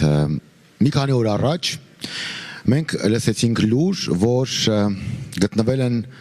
մի քանի զինվորներ, ովքեր օրեր շարունակ թաքնվել էին անտառում եւ գաղտնիք չէ, որ արդեն ցուրտ է, ձյուն է, դրսում օգոստոս ամիսը չի։ Եվ այդ զինվորները պատասպարվելով անտառներում այս պահին հայտնվել են հիվանդանոցում եւ բժիշկները տվեցին եզրակացություն, որ նրանցից շատերը սառեցրել են իրենց վերջույթները, որը բնական է, եւ դուք 1-2 օր առաջ մեր զրույցի ժամանակ պատմեցիք, որ նրանք կարիք են ունենալու ամպուտացիաների, բնականաբար կհեռացվեն նրանց մատները, նաեւ կլինեն դեպքեր, որ կհեռացվեն վերջույթները, եւ փաստորեն այդ զինվորները կգան կհամալրեն այն բանակը հաշմված զինվորների, որոնք այսօր կարիք ունեն պրոթեզավորման։ Ինչ եք կարծում, ինչու են այսօր մեր հայրենակիցները այսքան պասիվ։ Ինչ պետք է ասել նրանց, որպես բժիշկ, որպես մարդ, որպես հայ, ով պատերազմի պահից սկսած գտնվում էր Արցախում, Ստեփանակերտում եւ կատարում էր վիրահատություններ եւ այսօր հղացել է այս գաղափարը, որպեսզի մեր հայրենակիցները հասկանան, որ ի վերջո սա որևէ առնչություն չունի որևէ հիմնադրամի հետ։ Գիտեք, պարոն Ղազարյան, հարցը թե ով ում հետ է աշխատում, դրա մասին չի խոսքը։ Մարդիկ զանգահարում են, ասում են, իսկ ինչ եղավ մեր փողերը, ուր գնացին մեր փողերը, ինչի այդ փողերից չեն օգտվում։ Ես համաձայն եմ ձեր հետ։ Հարցը տվեք, բոլորին տվեք այդ հարցը, թե ինչ եղավ մեր փողերը։ Մենք գիտենք հիմնադրամը ինչքան է այդ փողը ծախսում, բայց մենք խոսում ենք ուրիշ բաների մասին։ Մենք խոսում ենք, որտեվ մեր աշխատանքը, մեր ուղարկված գումարները, մեր ուղարկված գործիքները եւ դեղորայքը շատ հաճախ տեղ չի հասնում։ Եվ դուք բոլորը դրանից ջղայնացած եք, դուք բոլորը մտահոգված եք, թե ուր է այդ ամեն ինչը գնում։ Դուք 30 տարի արել եք նույն բանը։ տարբեր կազմակերպություններով, տարբեր ղեկավարություններով։ Դուք արել եք նույն բանը, փող ենք հավաքել, ուղարկել ենք Երևան։ Հետո հարցել ենք, թե ինչ եղավ այդ փողը։ Մենք հարց ենք ձեզ տալի, նույն հարցը մենք ենք ձեզ տալի, թե ինչ եղավ այդ փողը։ Արդյոք մի քանի հոգի հարստացավ, արդյոք մի քանի հոգի ուղակի փախան այդ գործից եւ կորցրեցին, որտեղ իրենք պրոֆեսիոնալ չէին։ Մենք հիմա ասում ենք, ժողովուրդ, մենք ձեզ ապահովում ենք, որպեսզի բոլոր գումարները, որոնք գալիս են մտնում են այս հիմնադրամը, գնալու են, հասնելու են տեղ։ Մենք ձեզ խոստովանում ենք, որ մենք չենք փոխանցում այդ գումարները որևէ պետական հիմնարկին։ Մենք ստեղծում ենք այդ կամուրջը, որը պիտի միացնի մեզ դիասպորայի հայերին եւ Հայաստանի հայերի հետ։ Մենք խոսք ենք տալի, որ մեր բժիշկները թե Ամերիկայից, թե բոլոր ուրիշ երկրներից գալու են Հայաստան եւ միասին աշխատել Հայաստանի բժիշկների հետ, որտեղ վերջապես մենք բոլորս պիտի միանանք մի գործի համար, մեր երեխաներին ոտքի կանգնացնել։ Մենք սերունդ ենք կորցրել։ Դա 5000 մահացած երեխաները չեն միայն, դրանք հազարներով վնասված երեխաները չեն միայն, դա այն ապագա երեխաներն են, ովքեր մտածում են մնալ Հայաստանում, թե դուրս գալ։ Եթե մենք չկարողանանք հավաքվենք միասին, եթե այդ երեխաները հիասթափվեն այն օգնությունից, որը որ մենք ենք իրանց կատարում, մյուս կռվի ժամանակ մեկնումեկը կգնա բանակ։ Ես համոզված եմ ոչ։ Իմ կարծիքով մենք պետք է բոլորս կանգնենք եւ ցույց տանք, որ ինչքան դուք ուզում եք հիասթափված լինեք, ինչքան դուք ուզում եք նեղացած լինեք, թե պետությունից, թե ղեկավարությունից, թե կառավարությունից կապ չունի։ Կառավարությունները գալիս են եւ գնում են, մեր երկիրը մնում է, մեր երեխաները մնում են։ Եթե այդ երեխաները, ովքեր այսօր կորցրել են իրենց մարմնի մասերը, չկարողանան վաղը ընտանիք ստեղծել, չկարողանան իրենց ընտանիքը պահեն, դուք գիտեք, հայ ընտանիքում տղամարդն է ընտանիք պահողը։ Եթե այդ երեխաները չկարողանան այդ ամեն ինչը անել, մենք եւս 20000 ընտանիք չենք կարողանա ստեղծենք։ Հավատացեք, մենք խոսք ենք տալի։ Ես խնդրել եմ բոլոր բորդի անդամներին իրանց նկարներով, իրանց պատմություններով դնել մեր վեբսայթի վրա, որ դուք իմանաք, թե ովքեր են պատասխանատու ձեր փողերի համար։ Մենք ձեզ չենք ասի, թե մեկնումեկը այդ փողերը վերցրեց։ Մենք ձեզ խոսք ենք տալի, բոլոր կոպեկ առ կոպեկ պատասխանատու ենք լինելու այդ գումարի համար։ Մենք հիմա հավաքել ենք $260,000։ Մենք վարկյաններ հետո կարող ենք նայել էկրանին եւ այս բայ ընդհանուր $254,420 Ես կուզենայի ավելի մասնագիտական առումով, որքան ժամանակակից պրոթեզ կարող է ձեռք բերել այս գումարով։ Շատ քիչ, ընդամենը 10 հատ։ Ընդամենը 10 հատ պրոթեզ։ Հիշեցնեմ, 350 հոգի, որոնք չունեն 1 կամ 2 ձեռք կամ ոտք։ Ժողովուրդ, եթե մենք ուզում ենք ստեղծենք հասարակ պրոթեզներ, եթե հաշվենք բոլոր գումարները, որը որ մենք հատկացնում ենք բոլոր կազմակերպություններով միասին, մենք չենք կարողանա 300 հատ պրոթեզ սարքենք։ Մեզ 300 հատ պետք չի, մեզ 600 հատ է պետք եւ պետք է այսօր։ Պետք է մեծ կազմակերպված աշխատանք կատարվի։ Պետք է մեծ լաբորատորիա ստարկվի, որպեսզի մենք ոչ թե 15-20 հատ պրոթեզ արտադրենք ամեն ամիս, մենք պիտի արտադրենք 50-ից 60 պրոթեզ ամեն ամիս։ Եվ այդ պրոթեզները պիտի աշխատեն, մենք պիտի բերենք ֆիզիոթերապևտներ, մենք պիտի բերենք սայկոթերապևտներ, որ երեխաներին ոտքի կանգնացնենք։ Մենք այս գումարով չենք կարողանա այդ աշխատանքը անենք։ Մենք էլի կանենք, բայց մենք չենք կարողանա օգնենք բոլորին։ Ես ձեզ կոչ եմ անում, միացեք մեզ եւ խնդրում եմ շարունակեք ձեր նվիրատվությունները։ Ես նաեւ կուզենայի այս հատվածում դուք պատմեիք այն բժիշկների մասին, ովքեր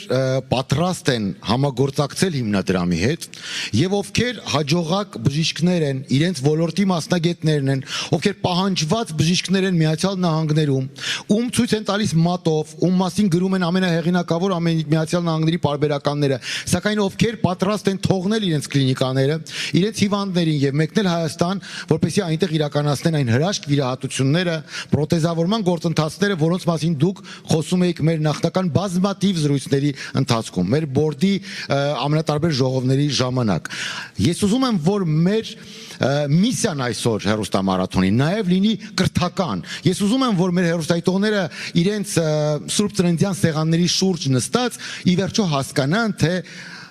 ինչ են ուզում անել այս բժիշկները, մասնավորապես դուք, ձեր գործընկերները,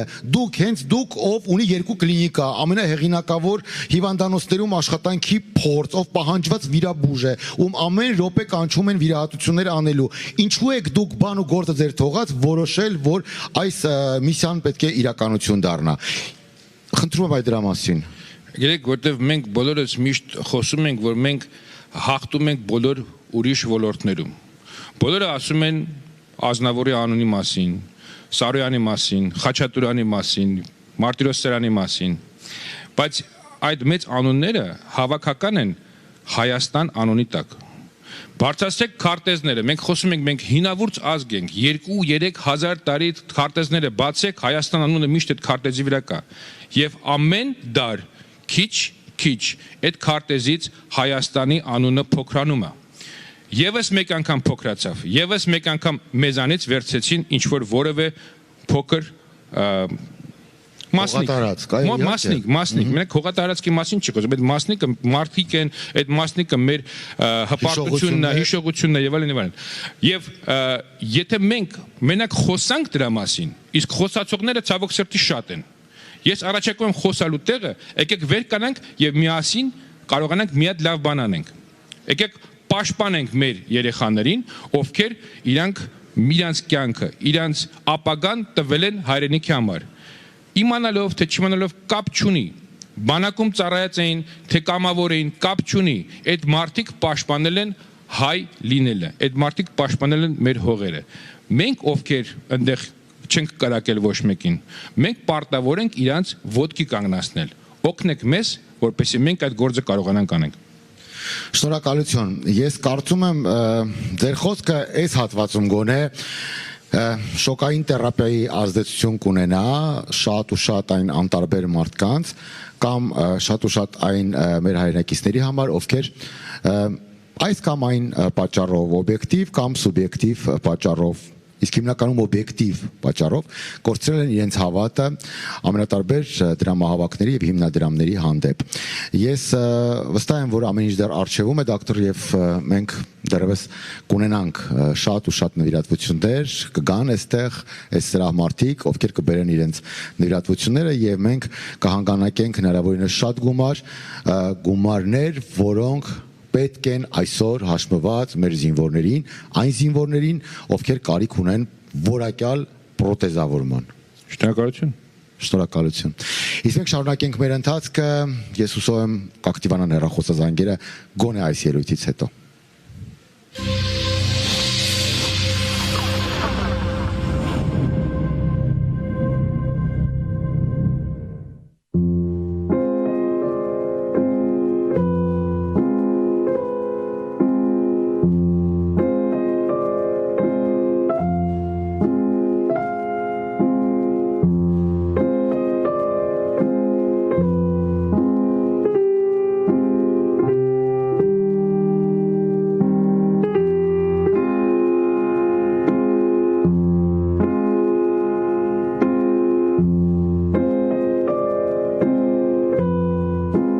Welcome to the Armenian American Medical Society's call to action event to raise funds and awareness to care for the humanitarian situation that is facing our people in Artsakh and Armenia. The Armenian American Medical Society,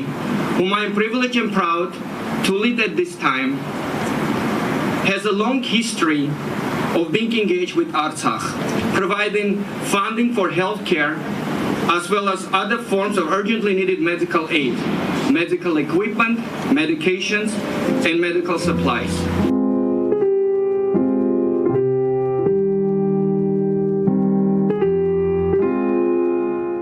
We have always stood there to make sure that the citizens of Artsakh have been receiving what is needed to help improve the state of healthcare, to help improve the way that healthcare can be delivered. Երբ որ տեսնում ենք այս նկարները եւ մեր զինվորներին, եւ զինվորների մայրերին, եւ ընտանիքներին, որոնք նրանց երեխաներին են ուղարկում եւ այդ պայքարն են տանում, մեր արածը, մեր կազմակերպվածը ինչքան էլ մեծ այդ ցած պատճառ է դրամը, դա ամենանվազագույնը. Now more than ever is when we need to unite and demonstrate once again our endless fury to protect and preserve our nation.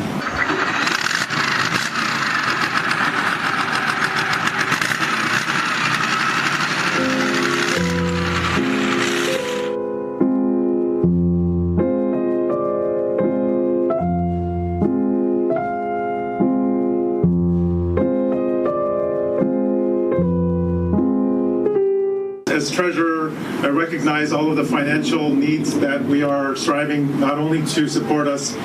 with dollars in Armenia, but also to support with equipment, medical equipment that we are either procuring locally or over here and sending over to Armenia.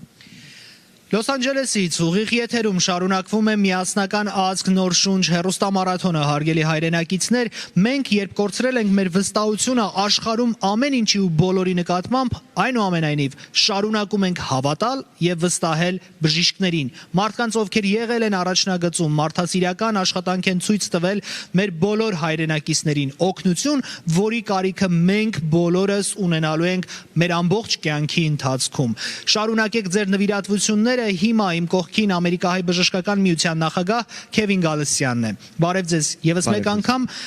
շատ կարեւոր է այսօր խոսել վստահության մասին, որը կորցրել ենք բոլորս, բայց Ամերիկահայ բժշկական միությունը պատերազմի ընթացքում բավականին լուրջ մարդասիրական աջակցություն ցույց տվեց, նաեւ բժշկական կարեւոր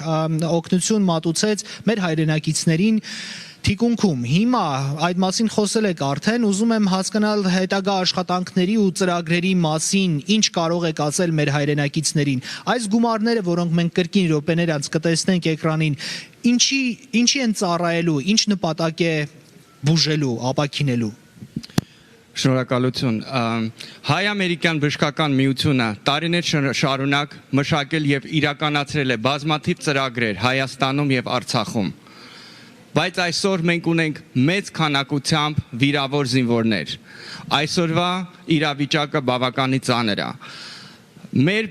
բժիշկներից, մեր բուժքույրերից առաջի օրերը մեկնեցին Արցախ, պատերազմի առաջի օրերը, Արցախ Հայաստան օգնելու։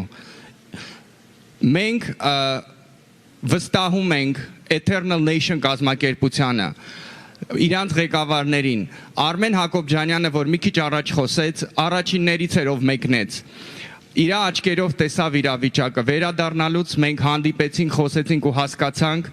պետք է այդ նոր ճանապարհները, որոնց միջոցով արագ, բարձրավորակ մենք կարող ենք ապահովել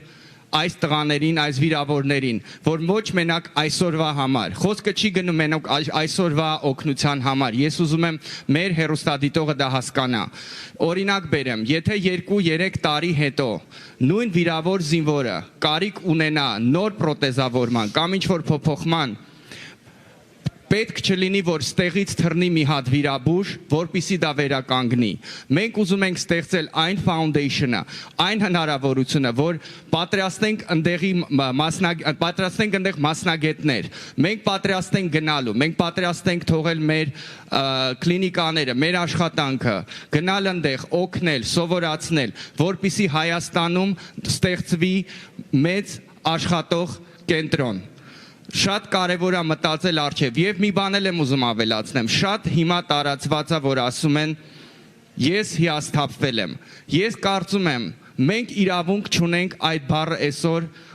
ընդհանրապես ասելու։ Մենք իրավունք չունենք հիասթափվելու այն պարագայում, երբ որ մենք ունենք հազարավոր վիրավոր զինվորներ, տղաներ, որոնք գնացին առաջիկից, կորցեցին իրանց կյանքի ձևը, եւ մենք պարտավոր ենք իրանց վերադարձնել ինչքան հնարավոր է նորմալ կյանքի։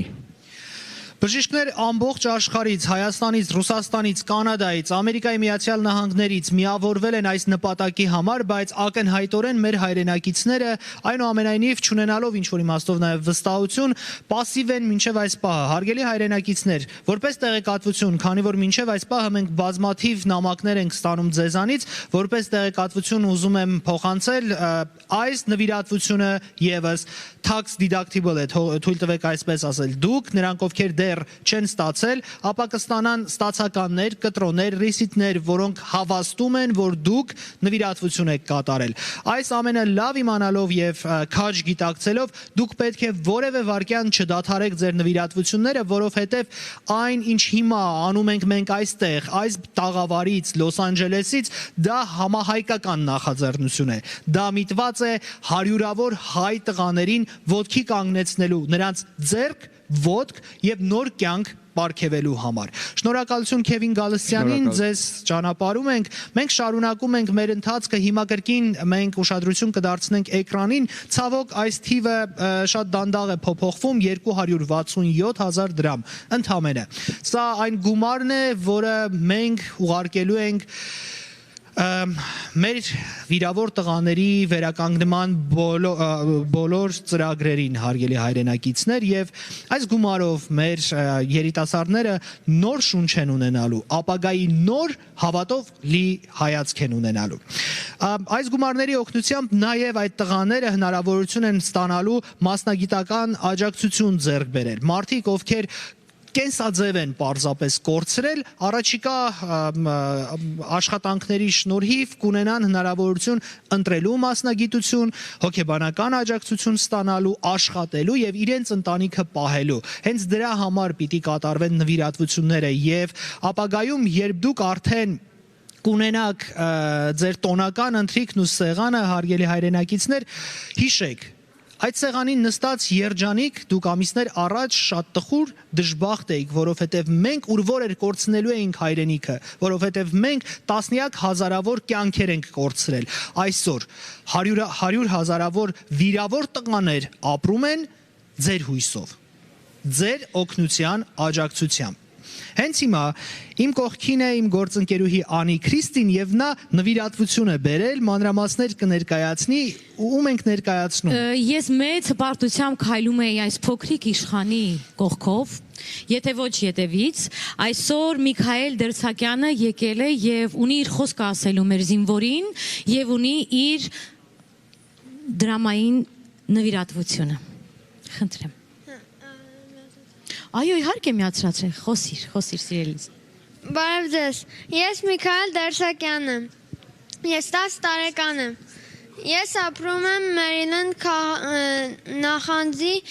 Պթոմե քաղաքում, ես Հայաստանում ապրել եմ 5 տարի։ Մի հուզվիր։ Պարոն Միքայել, Հայաստանում ինչն է սիրել ամենաշատը։ Սիրել եմ, որ շուրջս կար իմ ազգի մարդիկ և սաղ հայրեն և ամեն ինչը Հայաստանի բաներ են։ Իսկ ես գումարը ինչպես ես հավաքել, ես գիտեմ, որ սա քո ծննդյան տարեդարձի նվիրատվությունն է, ինչու որոշեցիր այդ գումարները հավաքել և ինչու որոշեցիր օգնել վիրավոր տղաներին։ Որոշեցի, որտև իրանք մեր համար զոհվում են ու պիտի իրենց օգնել, որտև իրանք մեզ են օգնում, պիտի մենք էլ իրենց օգնել, ինչքան որ կարանք, սո գումարը հավաքված $1000, մտածեցի այդ 10 տարվա հետո կարելի է հիմա տալ այս զինվորներին։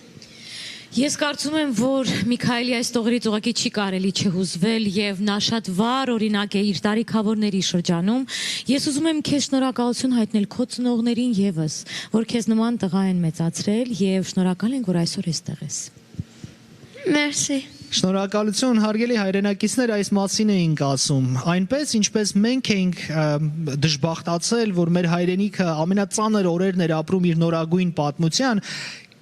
Երանի երբեք այլևս չլինի, բայց նաև հիմա այն թմբիրը, որում մենք ամբողջ հայությունով ենք, պետք է շատ արագ ցրենք մեր միջավայրից։ Ոչինչ չի ավարտվել։ Կռիվը ավարտվեց մարտադաշտում, բայց այդ տղաների համար կռիվը դեռ շարունակվում է։ Մենք կդիտենք տեսանյութ հենց հիմա նաև։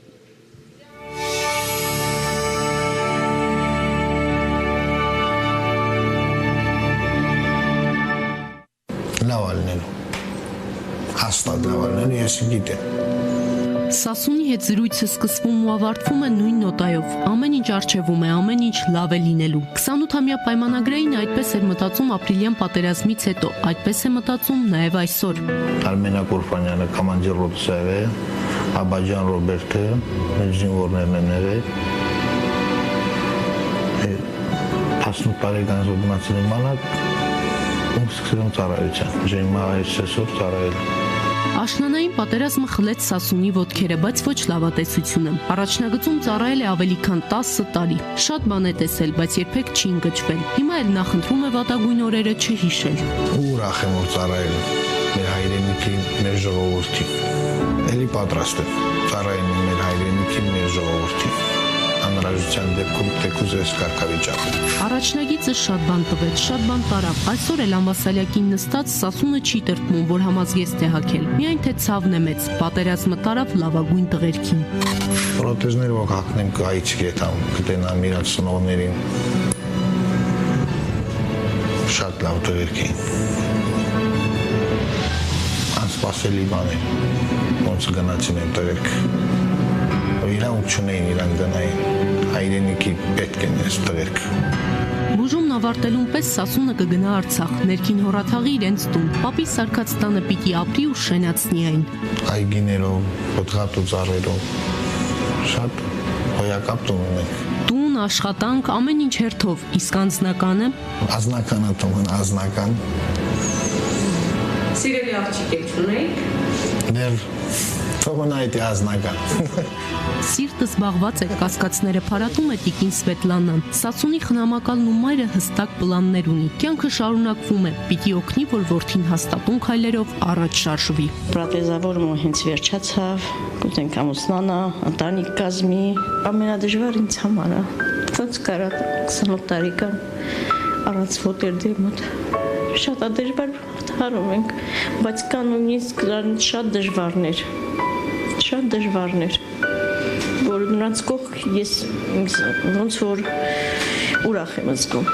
Դժվար է, բայց պետք է հաղթահարել։ Տիկին Սվետլանան ասում է, ծանր օրեր շատ են եղել, բայց դիմացել են։ Սասունին ընկերները շատ են օգնել։ Սասունի ընկերն է։ Ահա ամենամտերիմը, Սերոփը Սասունի աջակիցն է ու շտապ օգնությունը։ Ընկերոջ մասին շատ բան կպատմեր, եթե տեսախցիկը չլիներ։ Առանց նկարելու որ լինի շատ բան կա պատմել։ Ընկերներով երբեմն հավաքվում են 5-6 ժամ զրուցում, Սասունին ցավերից շեղում։ Թեյ սեղանին նոր ընկեր է ավելանում, Սասունի ժամանակավոր հարևանն է։ Արտաշեսը հայտնվեց, թե չէ, նոր ժամանցը սկսվեց։ Սկրիչ, молодец։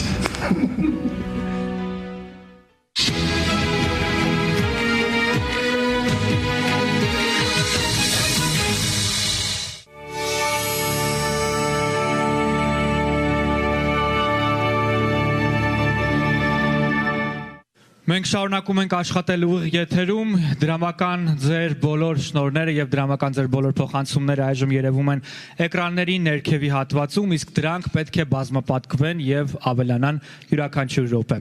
Արցախյան պատերազմի ընթացքում Սփյուռքը ինքնադրսևորման բացառիկ ցուցանիշներ ներկայացրեց, որից խոսում էր ողջ աշխարհը, կարծես թե։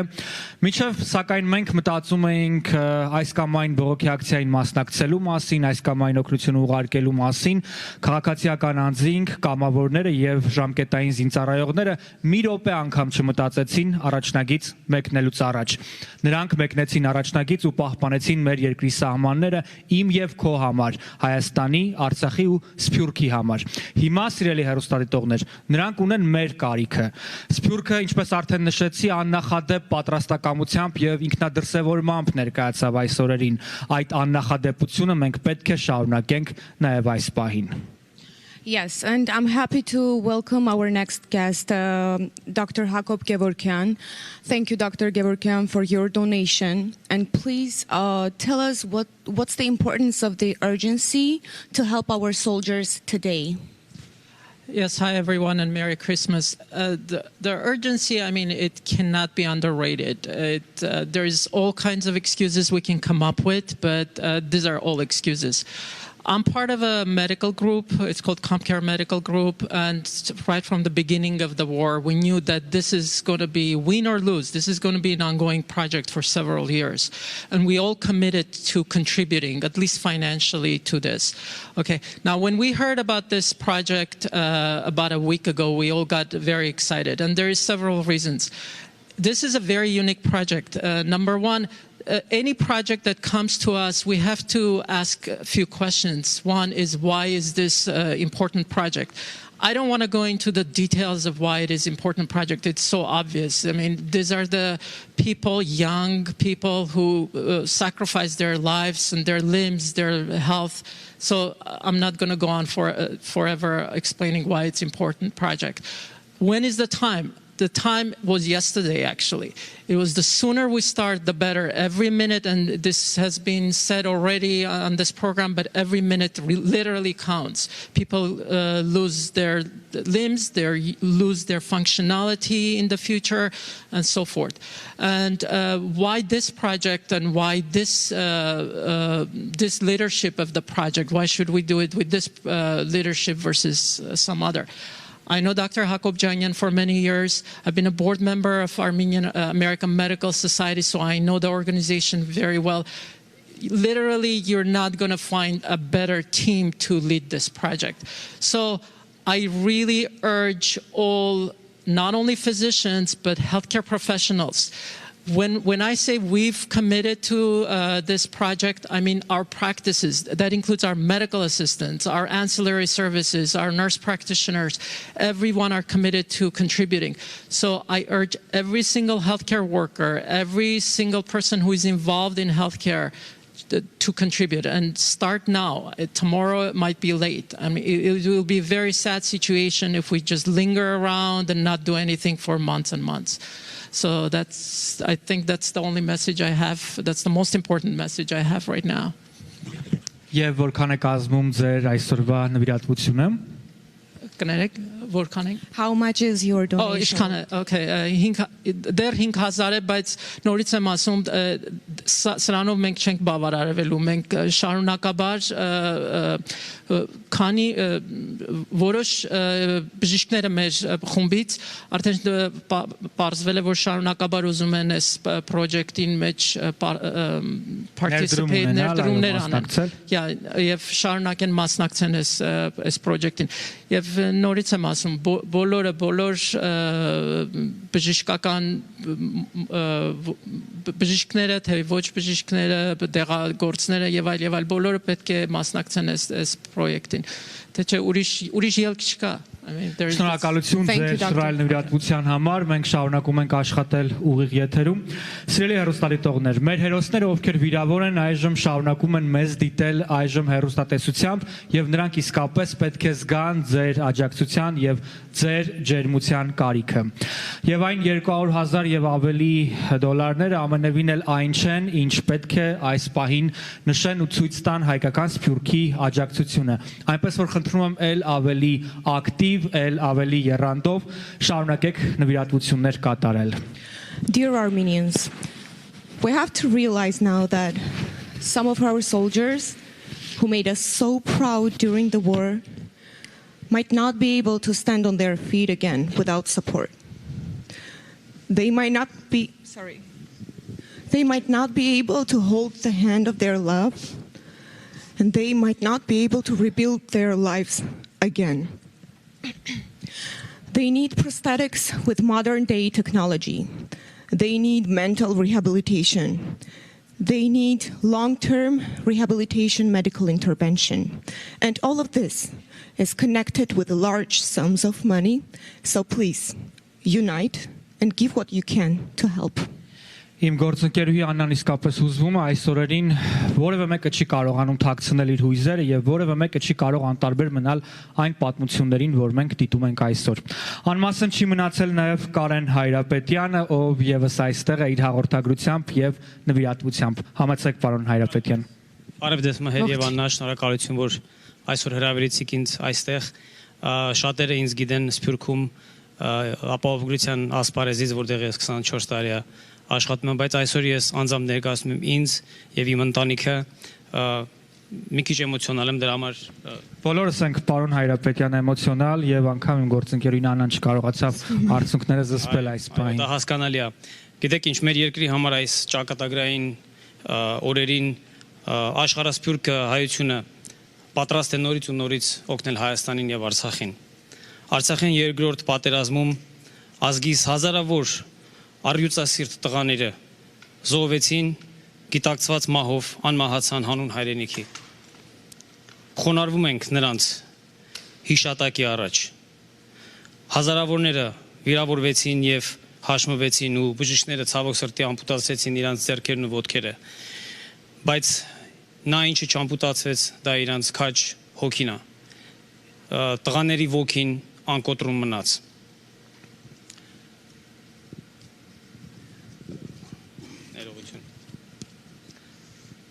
Այսօր մենք մեծ առաքելություն ունենք օգնել նրանց պրոթեզավորման վերականգնման հարցում եւ ինչու՞ չէ բարոյական եւ հոգեպես։ Նրանք իրենց երազանքներից հրաժարվել են բոլորիս համար, Հայաստանի եւ Արցախի համար։ Նրանք մեր հերոսներն են, զոհված ու հաշմանդամ դարձած տղաները, մենք ձեզ պարտք ենք մնացել։ Ես կուզենայի ասեի, իհարկե կուզենայի բոլորի Քրիսմասը այսօր շնորհավորել ամերիկյան ֆիլոսոփայության մեջ Քրիսմասը magic է բերում։ Ես կուզենայի որ բոլոր հայերը, բոլոր մեր հայրենակիցները նայեն այսօր եւ այդ magic-ը կարողանան տան նվիրեն մեր տղաներին, որտեվ իրոք մեր տղաները չեն կարող սպասեն։ Շատ ջահել են եւ շատ էմոցիոնալ եւ տարբեր տեսակի տրավմաների մեջով են անցնում։ Ինչքան շուտ, այդքան լավ։ Շնորհակալություն բոլոր կազմակերպիչներին, բժիշկներին, որ սա կազմակերպել են այսօր եւ իհարկե շնորհակալություն մի հատ որ ինձ կանչեցիք այս բեմի վրա այսօր։ Շնորհակալություն պարոն Հայրապետյան, պարոն Կարեն Հայրապետյանը նվիրաբերում է 5000 ԱՄՆ դոլար։ Շնորհակալ։ Սիրելի հեռուստադիտողներ, մենք ունենք ամեն բան՝ մարդկային ռեսուրս, լավագույն մասնագետներ, բժիշկներ, ովքեր անգամ Միացյալ Նահանգների լավագույն բժիշկների ցանկում են։ Նրանք պատրաստ են մեկնել Հայաստան եւ անել ամենը, ինչ կարող են իրենց մասնագիտության սահմաններում եւ պարզապես թողնելով այստեղ իրենց ընտանիքները, աշխատանքը, առօրյան, մեկնեն անելու համար այն ամենը, ինչ պետք է։ Սակայն չկա համապատասխան դրամական հնարավորություններ եւ համապատասխան բյուջե։ Այդ հարցում մենք պետք է այս պահից սկսած շարունակենք օգնել բժիշկներին, որպեսզի նրանք էլ անեն ամենակարևորը։ Այնպես որ խնդրում եմ վերցրեք հեռախոսները հենց հիմա ու զանգահարեք կամ այցելեք այդ կայքերը։ Իսկապես ձեր յուրաքանչյուր նվիրատվություն $10 մինչև $100 ու ավելին այս պահին կարևոր է մեզ համար։ Խնդրում եմ արեք դա։ Մի թողեք մեր տղաներին մենակ։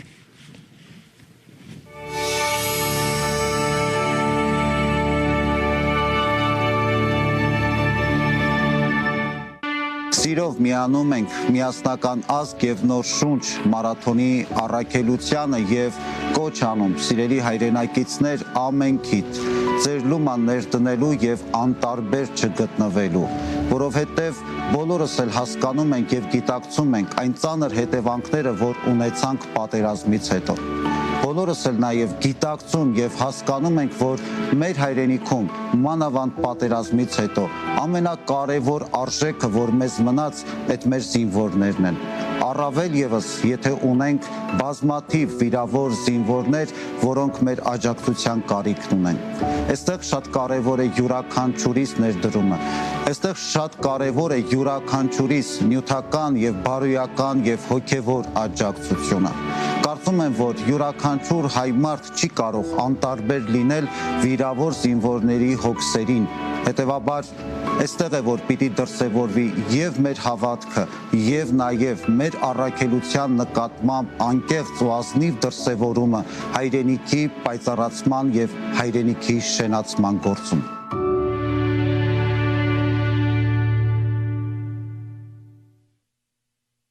Սիրելի գործընկերներ, յուրաքանչյուր հայ իր ձևով է, իր մտքով է արտահայտվում այս օրերին, ամեն մեկը փորձում է ուշադիր լինել եւ օգտակար լինել։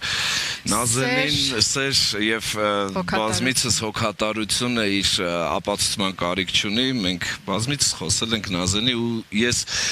այստեղ շատ հյուրեր կլինեն այսօրվա ընթացքում, բայց Նազենին այն արվեստագետն է, այն մտավորականը, որն իր ուղերձն ու իր կոչն ունի ձեզ այսօր։ Լինելով շատ հուզված այսօր, իսկ ես նրան շատ վաղուց գիտեմ, ինքը իր ողջ ուժն ու եռանդը հավաքել է, որ կարողանա խոսել որպես հանդիսավար։ Բայց ինչ ենք անելու, ոնց ենք ապրելու, ինչ է պետք։ Ուզում եմ ասել, որ կադրից դուրս կան շատ մարդիկ ու բոլոր կադրում եղած մարդիկ չէ, որ անպայման գործ են անում, աշխատում են։ Ահռելի է այն ներուժը, որը եղել է բժշկական օգնության, ահռելի է այն ներուժը, որը եկել է եւ գալիս է Սփյուռքից, լինի Ռուսաստան, լինի Ամերիկայի Միացյալ Նահանգներ, լինի եվրոպական ցանկացած քաղաք, Ֆրանսիա, Մարսել, Փարիզ, որևէ վայր, հա։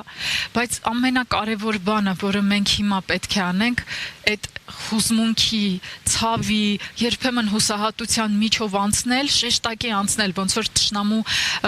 բանակը կարողանայինք ճեղքել, անցնել դրա միջով ու տալ սեր ու հոգատարություն այն երեխեքին, որոնք կորցրել են ավելին, քան մենք կարող ենք պատկերացնել։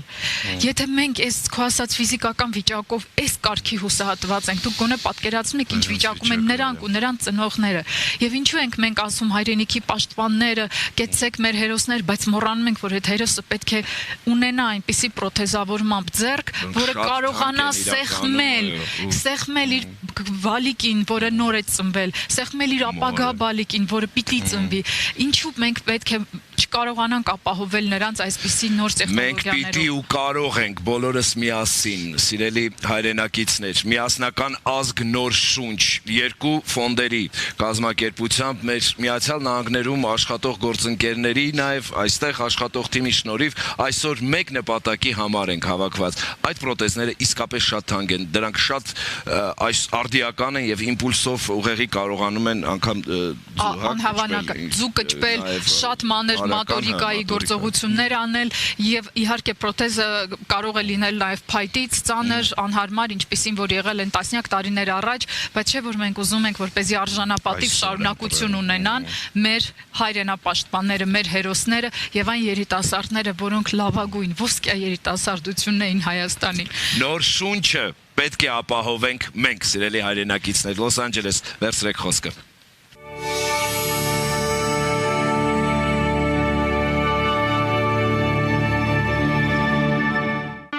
Սիրելի իմ հայ ժողովուրդ, դեկտեմբերի 25-ին հայ-ամերիկա բնակ բժիշկների կողմից նախաձեռնված է դրամահավաք,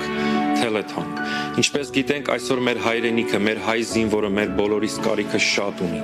Այս դրամահավաքի նպատակը հենց դա է, որ մենք միշտ կանգնած լինենք մեր հայրենիքի եւ մեր հայ զինվորի կողքին։ Մենք ամեն ինչ պետք է անենք, որ նրանց ոտքի կանգնացնենք։ Միացեք այս նախաձեռնությանը։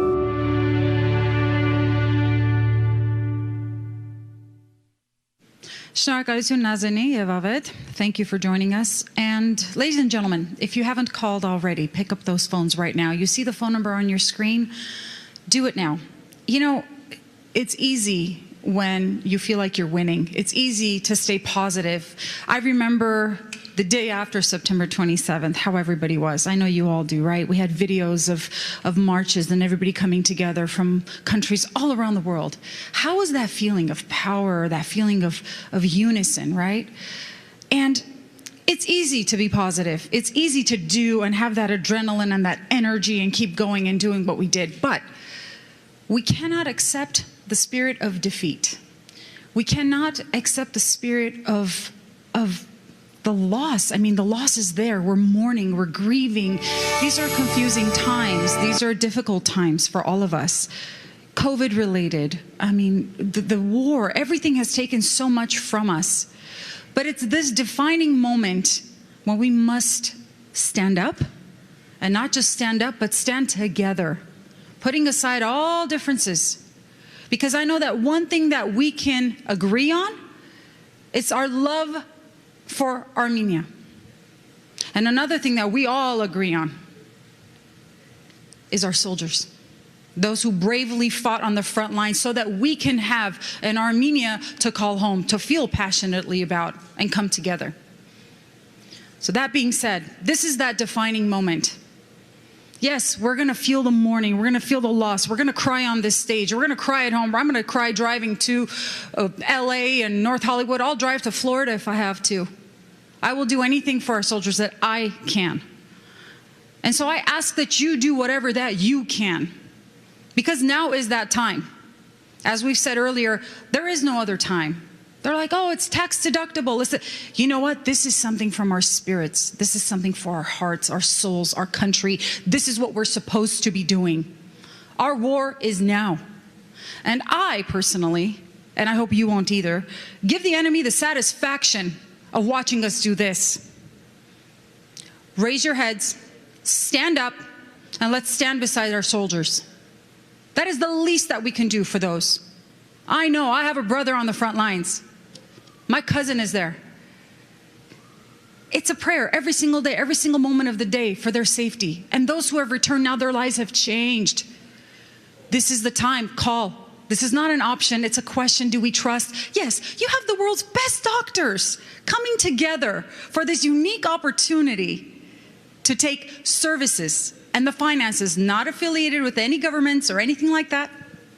to take this and solely for the purpose of saving and helping our soldiers, their limbs, their lives are changing. So this is the time. You pick up that phone now and call. Speaking of unison, we had some awesome, amazing people in our community who also came together. They haven't stopped, so I hope that you don't either. I'm actually talking about the Dads for Humanity group, an amazing team. Now we have a few of their board members with us. We have Alishan Mansourian. Thank you for being here. We have Steve Shokhkomyan, and we have Zora Günashan. How are you? They are presenting a check. And I would like for you to talk a little bit about what started this, your mission, and now you've created this group. It's incredible. So in Armenian and in English, however you feel comfortable, by all means, the floor is yours and your message. Thank you, Tati Vigjan. Of course. Very, very well said, and I think what you're saying is very important today. Well, with us, we're representing Dads for Humanity, and essentially what happened was we got together as dads a few years ago, and we were trying to figure out, hey, we're having these social gatherings. How do we benefit the school? And each time we gathered, we were gathering, we said, hey, let's collect $100 each. And we essentially, we were able to start collect $20,000 a year and be able to benefit the school. We were buying chairs, desks, all types of things that essentially the school itself sometimes has difficulty in allocating budgets, but we were able to get these at discounts and be able to give it to them. And when the war broke out, we quickly realized, we said, we need to pivot. We need to be able to bring this network that we've developed, bring this ability to rapidly collect these funds and be able to just focus all of that energy into benefiting the efforts of the war, the battles that were going on, all of our military folks out there. And we were able to do a lot. We were able to secure military-grade vests and knee pads and all types of things, and we were able to get those in collaboration with great causes like the Eternal Nation and as well as the medical, a lot of the doctors that you've seen today. Yes. We collaborated with them and we were able to get all those supplies over there very effectively, very efficiently. Yeah. Go Dads. And well, we want the moms too. We want the moms to be able to help. I was going to challenge the moms. I was going to challenge the moms for humanity. So can we get a group together of all the moms? You know what? Grandpas, grandmas for humanity. Get it together. Neighbors, bring it on, guys. Aunts, uncles, aunts. Sure. Bring it. We want it. We'll accept all your help. Yes. But I think the important thing is that as the fighting stopped, we realized we can't stop. This is exactly when people need us the most. This is exactly when we need to still continue our efforts. Right. We need to continue raising these funds. And so we decided to establish this organization, Dads for Humanity, because we realized there's a lot of families out there without dads now. There's a lot of families there that the dad was the sole provider, and now that dad might not be there anymore. Right. And so we want to be able to fill that role. We want to be able to help close that gap as little as possible, as much as we can help. We want to be able to do that. And so in that, we're partnering with Eternal Nations. We're here to present a check, which Steve is going to talk about. Oh, yes, and, Steve. And we're going to be able to help that. We'll bring everybody together to be able to help these types of organizations. Exactly. Well said, both of you guys. Alishan, thank you for all the good words. You as well. So as Alishan mentioned, ես էլ մի քիչ հայերեն մի երկու բառով ձեզի ասեմ մեր Dads for Humanity ինչպես որ եղավ, մենք տարիներ առաջ դպրոցի պապաներով հավաքվեցինք եւ կազմեցինք մեկ հատ գրուպ, որ այդ գրուպը կամաց մեծացավ տասնյակ անդամներով եւ սկսեցինք մենք առնել կահույքներ դպրոցի համար, որը որ դպրոցը այդ կողմից թե դժվարություններ ունենում առնելու եւ թե չէր կարողանում առնելու, so մենք մեր ուժերով, մեր ամեն ինչով կարողացանք օգնենք դպրոցին տարիներ շարունակ առանք եւ դասավորեցինք մեր երեխաների համար, երեխաների համար եւ այդպես generationներով գնացող հետո որ պատերազմը սկսեց սեպտեմբերյան 27-ին մենք լսեցինք եւ ոնց որ Ալիշանը ասեց անգլերենով մենք սկսեցինք որ մեր գրուպի էֆորտները կողմնորոշենք դեպի ոնց որ կարողանանք օգնենք մեր հայ ազգին, հայ ժողովրդին ավելի եւս մեր քաջ զինվորներին Հայաստանում so սկսեցինք կաջակցել ուրիշ ընկերությունների հետ Eternal Nation-ի նման եւ ուրիշ ընկերություններ որ կարողանանք առնենք supply-ներ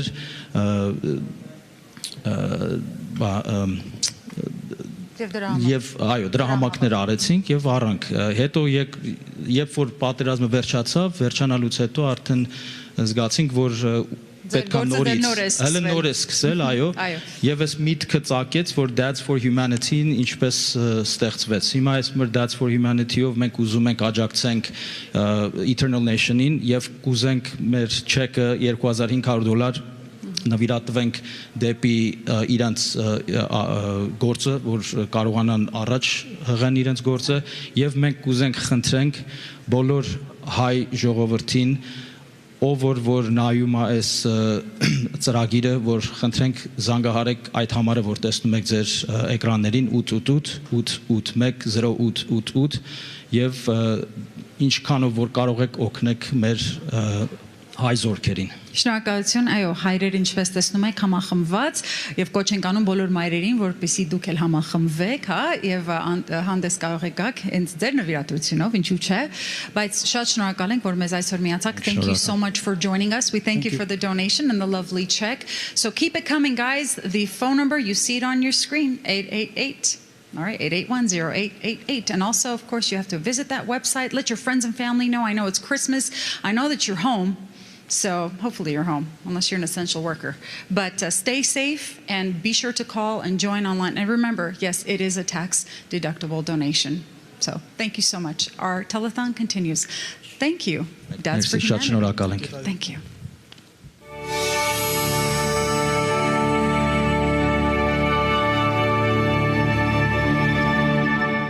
Պայմանագրային զինծառայողը պատերազմից մեկ շաբաթ հետո Արարատի զորամասից տեղափոխվեց ջրական։ Սուրեն Մարտիրոսյանը վիրավորվելու օրը ժամը ամեն ինչ հիշում է բոլոր մանրամասներով։ 10-րդ օրը լրանալուն պես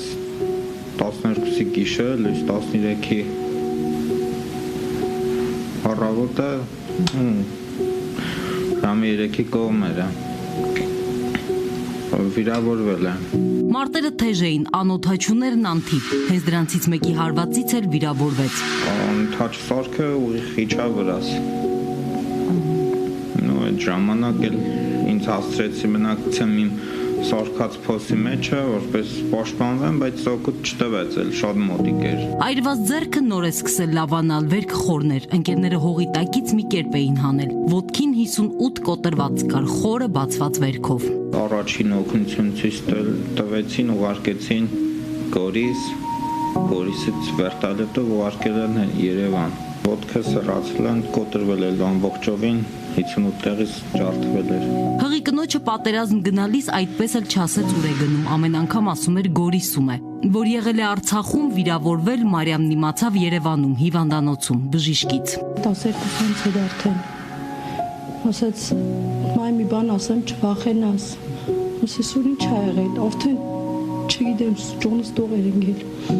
Ասում է, չէ, մի վախեցի, լուրջ բան չկա, ուղղակի ոտս կոտրվել ա, բերել են հիվանդանոց։ Կարաս գաս աղբերներիդ հետ,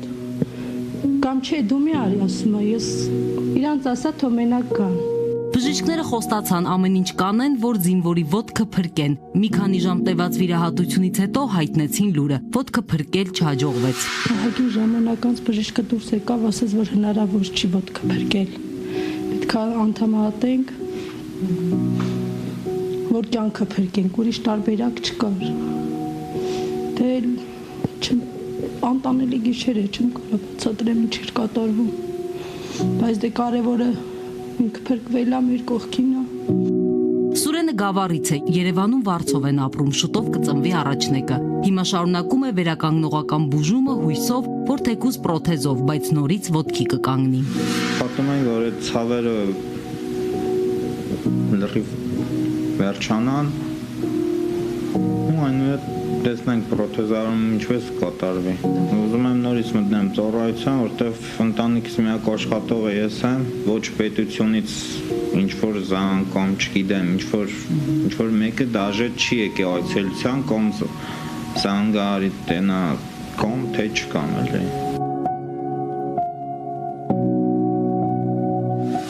Ես էլ ժամանակի հարց է, ինքը էլի ոտքի կկանգնի, էլի մենք երջանիկ կլինենք։ Ընտերը մեն մարդում որ լիարժեք ինձ պետքա իմ կողքնա ու կլինի, նո ես էլ իրա կողքն եմ կլինեմ։ Սուրենը լսում է ու հուզվում, բայց չի ուզում, որ կինը հուզվի, պատերազմի ամբողջ ընթացքում կարողացավ դա ապահովել։ Հիմա ինքն էլ է երբեմն տրտմում, բայց հիշում է, տան միակ զինվորն է։ Ամուսինները պատերազմից հետո որոշել են իրենց երիտասարդ ընտանիքի կարգախոսը՝ միասին ուժեղենք։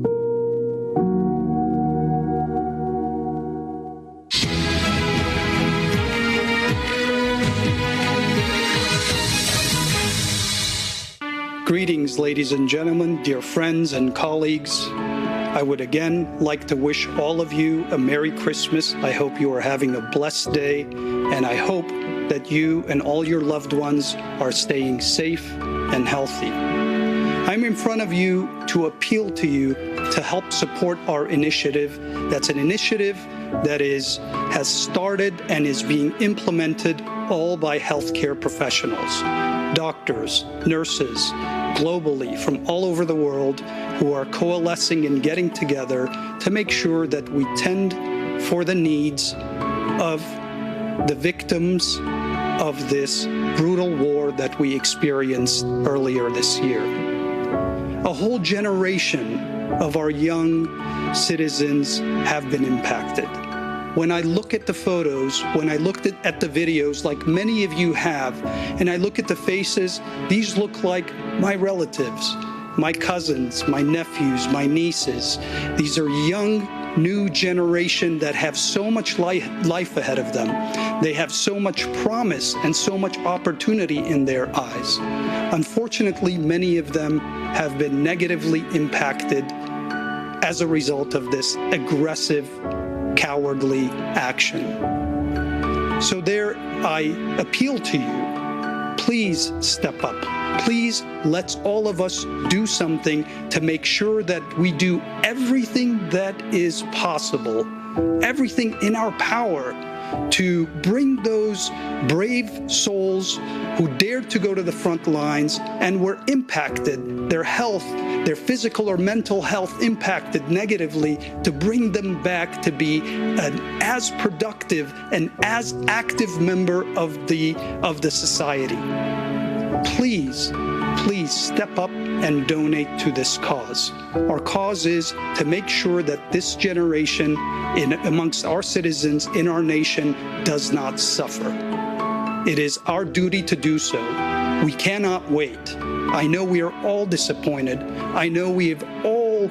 are crushed by what happened. But nevertheless, these types of efforts cannot stop. If anything, we need to step up our efforts. It is the time now to step up our efforts, to show to the world that anybody who was brave enough to defend our borders, to defend our homeland, to defend our honor, will be taken care of. Any person, any soldier, any general, any volunteer that stepped up and was brave enough, we need to send a message that there is an army of 10 million diasporan Armenians that are behind them. So let's all step up. Let's bring this generation back to functional as much as possible. Collectively, we can do it. This cannot wait.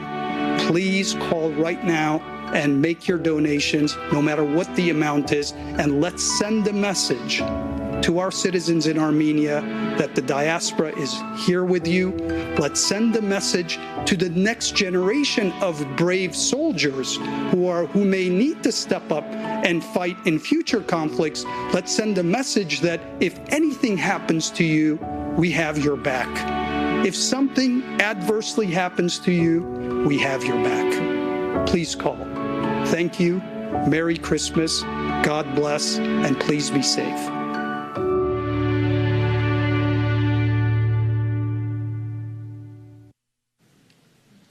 Լոս Անջելեսում ուղիղ եթերում շարունակվում է միասնական ազգ նոր շունչ դրամահավաքը։ Հարգելի հայրենակիցներ, եթե դուք դիտում եք մեզ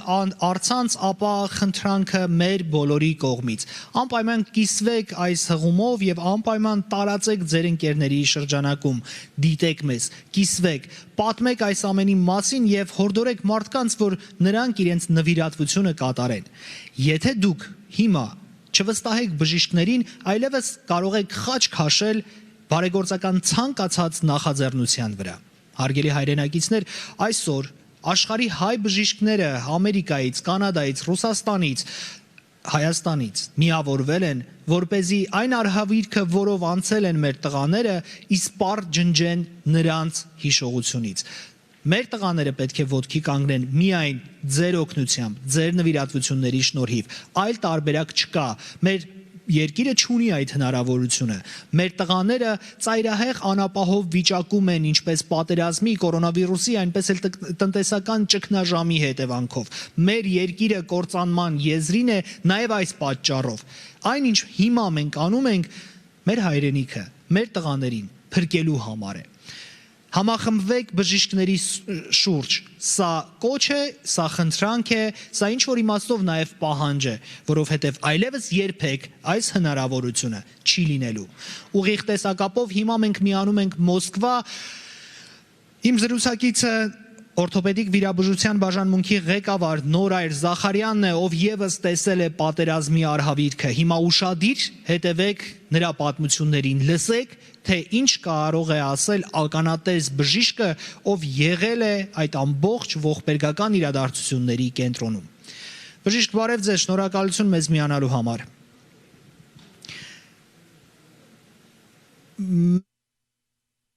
Չենք լսում, խնդրում եմ եւս մեկ անգամ ձեր ողջույնի խոսքը։ Բարև ձեզ, չի լսվում։ Հիմա արդեն լսում ենք, այդտեղ ուշ գիշեր է, դուք սպասում եք տեսակապին, բայց եւ շատ կարեւոր աշխատանք եք կատարել պատերազմի օրերին լինելով Հայաստանում, ինչ եք տեսել այնտեղ։ Խնդրում եմ պատմեք մեր հեռուստադիտողներին, որպեսզի այդպիսով ինչ-որ իմաստով նաեւ նրանք կարողանան պատկերացնել ամբողջ ողբերգությունն ու արհավիրքը։ Նախ առաջինը ուզում եմ ասել, որ մեր զինվորները դա ինձ թվում է բոլորը ովքեր եղել են այնտեղ կարող են նույնը կրկնել, մեր ընկերները, մեր գոլեգաները, որ մեր զինվորները դրսևորել են լավագույն կամային եւ մարդկային հատկությունները, հատկանիշները, դա իրոք, ասենք, մենք բոլորս ապշած ենք հնարավորին, այսպես ասեմ, երևի պատկերացնելու չի, ինչ կամք, ինչ ուժ դրսևորեն այդ երեխաներ, պարզապես չեմ կարող այդ մարդկանց երեխաներ ասել, որտեղ թեկուզ նրանք 2000-2001 թվի ծնունդ էին, բայց նրանք իրոք զինվորներ էին։ Եվ նրանց պահվածքը, կեցվածքը իրոք շատ մեծ, թեկուզ մենք տարիքով ավելի մեծ էինք, մեր համար շատ մեծ ուժ ու դաս էր, ինչպիսին պիտի լինի հայ, ասեմ ձեզ, դա մեր բոլոր տղաները, մեր բոլոր բժիշկները կարող են նույնը կրկնել։ Եվ շատ ժամանակ իրանք, ասենք, մտահոգված էին ոչ թե իրանց առողջական խնդիրներով, այլ իրանց ընկերների, իրանց հրամանատերների, եւ դա շատ մեծ ուժ էր մեր շնչում։ Իրանց պահվածքը իրոք շատ Բժիշկ, այդ խիզախությամբ նրանք հրետակոծությունների տակ մնացին, կորցրեցին իրենց ձեռքերը, ոտքերը, հաշմանդամ են դարձել մեր տղաները։ Հիմա փորձեմ հարցը այլ կերպ ձևակերպել, որպեսզի մեր հեռուստադիտողները եւս պատկերացնեն, թե ինչ է սպասվում նրանց ապագայում։ Եթե ֆինանսական միջոցներ չլինեն այդ տղաներին աջակցություն ցույց տալու համար, ինչ է լինելու այդ պարագայում։ Ես ճիշտ ասած նույնիսկ այդ տարբերակով չեմ էլ պատկերացնում ինչ պիտի լինի, քանի որ մեր բոլորիս պարտականությունն է այդ տղաներին, քանի որ եթե մենք մտածում ենք մեր ամեն մեկս մեր անձնական ներդրումը, ասենք մեր ընդհանուր ինչ-որ գործի հայրենիքի նկատմամբ այդ տղաները դրել են իրենց ամեն ինչը, ասենք առողջությունը, կյանքը, ապագան եւ նույնիսկ ընդհանրապես չեմ էլ ուզում քննարկենք, որտեղ պետք է յուրաքանչյուր կերպով ուղի գտնենք, որպեսզի իրանց կան հասարակության լիարժեք անդամներ եւ միշտ զգան, որ իրանց արածը գնահատված է, որտեղ դա անթույլատրելի է, որպեսզի ասենք ապագայում նրանք հնարավորություն չունենան հասարակության լիարժեք անդամներ։ Ինչ է ենթադրում բժշկական աջակցությունը վերականգնման ամբողջ գործընթացում։ Ինչի կարիք են ունենալու այդ տղաները, եթե ենթադրենք հաջողվեց նրանց պրոթեզավորել նորագույն տեխնոլոգիաներով։ Ինչ աշխատանք է ապագայում տարվելու։ Դե գիտեք ինչպես է, պրոթեզավորումը դա ոչ միայն միանվագ ինչ-որ գործողություն է, այդ միանվագ պրոթեզավորումից հետո մի քանի տարի հետո այդ պրոթեզները պիտի փոխվեն մեկ, երկրորդը այդ տղաները լուրջ հոգեբանների աշխատանքի կարիք ունեն, բացի դրանից նրանք սոցիալական ինչ-որ ադապտացման աշխատանքով ապահովելու խնդիրներ ունեն եւ վերջապես մենք պետք է սկսենք ոչ թե ինչ-որ միանվագ գործողությունների մասին մտածել, այլ ինչ-որ երկարաժամկետ ծրագրերի, որպեսզի մենք միշտ վստահ լինենք, որ այդ մարդիկ, ասենք ոչ թե հիմա կոնկրետ զուտ մենակ պրոթեզավորումը ստացան, այլ ժամանակի ընթացքում կլինեն հասարակության լիարժեք անդամներ, դա է կարևորագույն խնդիրը ինձ թվում է։ Շնորհակալություն, հիմա զրույցն ամփոփելու համար հնարավորություն ունեք ձեր ուղերձով դիմելու մեր հայրենակիցներին, նաև հաշմանդամություն ձեռք բերած այդ երիտասարդներին, համեցեք։ Դե ուզում եմ ասել, որ երբ որ մենք մտածում ենք մեր բոլորից կողմից ինչ-որ անձնական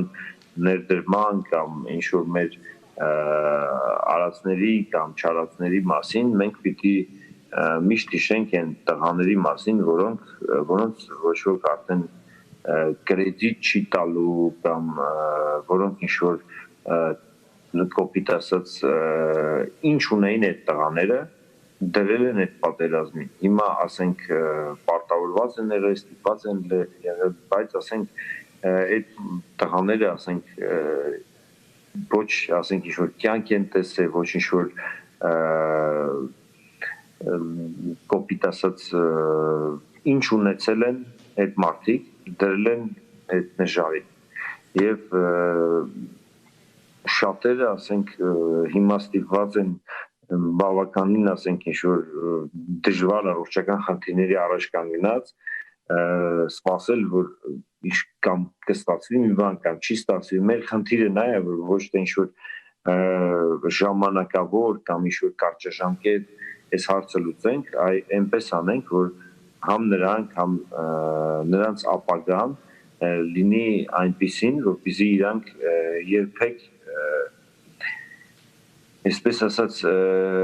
միշտ զգան, որ մենք գնահատում ենք դա եւ երբեք չկասկածեն, որ հասարակությունը դա զգում ու գնահատում է իրանց նվիրումը երևի, նրանց նվիրումը անպայման մենք բոլորս գնահատում ենք։ Շնորհակալություն մեր հեռուստադիտողներին տեղեկացնեմ, որ իմ զրուցակիցը Մոսկվայից Նորայր Զախարյանն էր, ով այդ ամբողջ արհավիրքը տեսել է։ Ձեզ խաղաղ գիշեր եմ մաղթում, հուսամ առավոտյան, երբ արթնանաք, ավելի մեծ գումարների նորությունը կլսեք։ Շնորհակալություն ձեզ, հաջողություն Հարգելի հեռուստադիտողներ, մենք շարունակում ենք նոր շունչ, միասնական ազգ նոր շունչ հեռուստամարաթոնը։ Ես իմ խոսքը պարզապես ուզում եմ ամփոփել շեշտելով. սիրելի եղբայր, դու միայնակ չես, որովհետև հայը հային ողբերգության մեջ միայնակ չի թողնում։ Եթե այսօր մենք չկարողանանք անհրաժեշտ գումար հավաքել, եթե մեր սփյուռքահայ ընկերները, մեր հայրենակիցները շարունակեն пассив մնալ, այնուամենայնիվ մենք նոր նախաձեռնություններով կներկայանանք։ Մենք ամեն ինչ կանենք, որ աշխարհի հայ բժիշկների այս նախաձեռնությունը իր իրեղեն գործնական դրսևորումն ունենա։ Մնացեք խաղաղությամբ, շարունակվում է հեռուստամարաթոնը։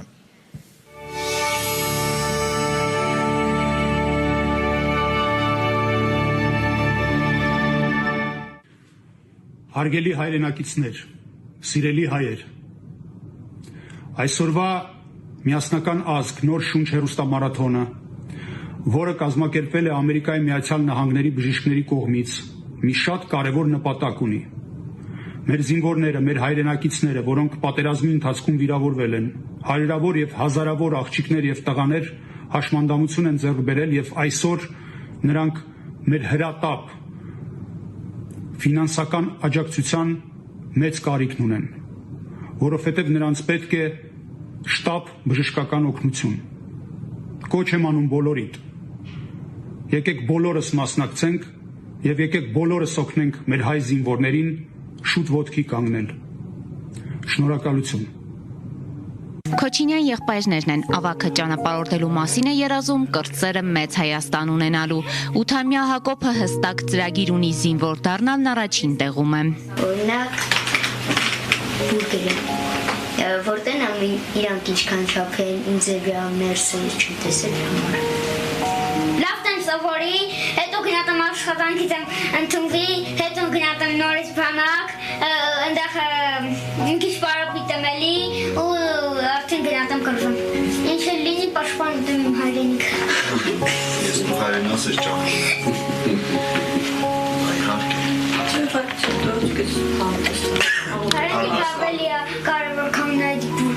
Տղաների հայրը Գարիկ Քոչինյանը 5 տարի ոստիկանությունում է ծառայում։ Պատերազմի առաջին օրերին ոստիկանության զորքի հետ մեկնել էր Արցախ։ Փորձել եմ որոշ մի ձևով իմ աջակցությունն ներդրումն ունենամ իմ հայրենիքի համար, իմ ազգի համար, իմ ժողովրդի համար ամենակարևորը իմ ընկերները, իմ հարազատները լինելով կռվի մեջ ուզեցա, որ ես եմ մասնակցեմ իմ հայրենիքի պաշտպանությանը, մեր երեխեքի պաշտպանությանը, մեր ընտանիքների պաշտպանությանը։ Որոշումը արդեն կայացրած եկավ եւ իհարկե շատ անհանգստացանք, սակայն մեծ պարտությամբ ուղարկեցինք։ Հոկտեմբերի 4-ին հասել էին Շուշի, նույն օրն էլ վիրավորվել է։ Պատրաստվում էին դիրքեր մեկնել, չհասցրեցին։ Տրաքացրեցին մեզ։ Ձախ ոտքի ամպուտացիա, ծնկից վերև։ Մեկ էլ աջ ոտքից վրա ասկոլ կա եղել։ Տենց հստակ չեմ կարող ասեմ, թե ինձ զենքից ենք վիրավորվել։ Իմ վիրավորումն ինչից է եղել։ Երևի թե կարող լինի սմերչություն, չեմ կարող ասել։ Քանի որ այդ ժամանակ ոչ զենք ես տենում, ոչ որ պատկերացում ես ունենում, թե ինչից է։ Ակնթարթորեն եղավ ամեն ինչ։ Ամենավատին անգամ պատրաստ լինելով հիվանդանոցում ուշքի գալով ինչ որ պահ նույնիսկ չի զարմացել իր հետ կատարվածից։ Կորցրել է ոտքը, սակայն չի կորցրել հավատն ու ապրելու կամքը։ Վաղվա օրվա հանդեպ պատասխանատվությունն է մեծացել։ Հայրենասիրություն ավելի շատ զգացի։ Իմ պարտքս հայրենիքի հանդեպ ավելի շատ շատացավ։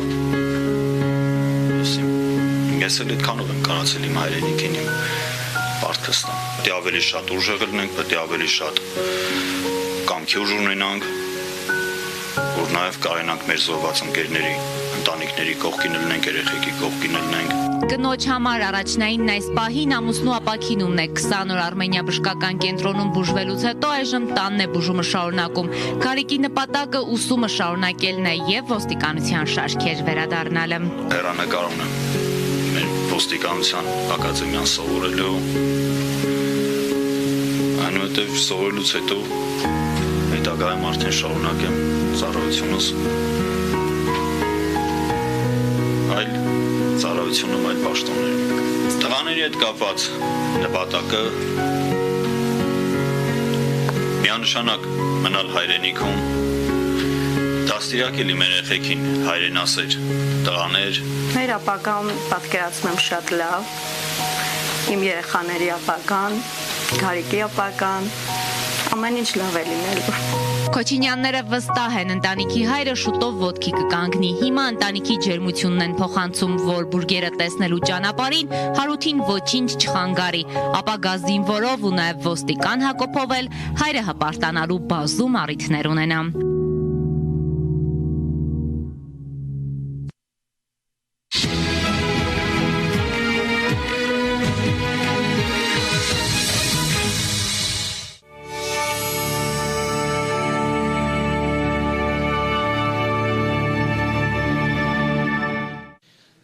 Շնորհակալություն մեր հայաստանյան գործընկերներին, հերոսի եւ այս գեղեցկագույն ընտանիքի մասին տեսանյութ պատրաստելու համար։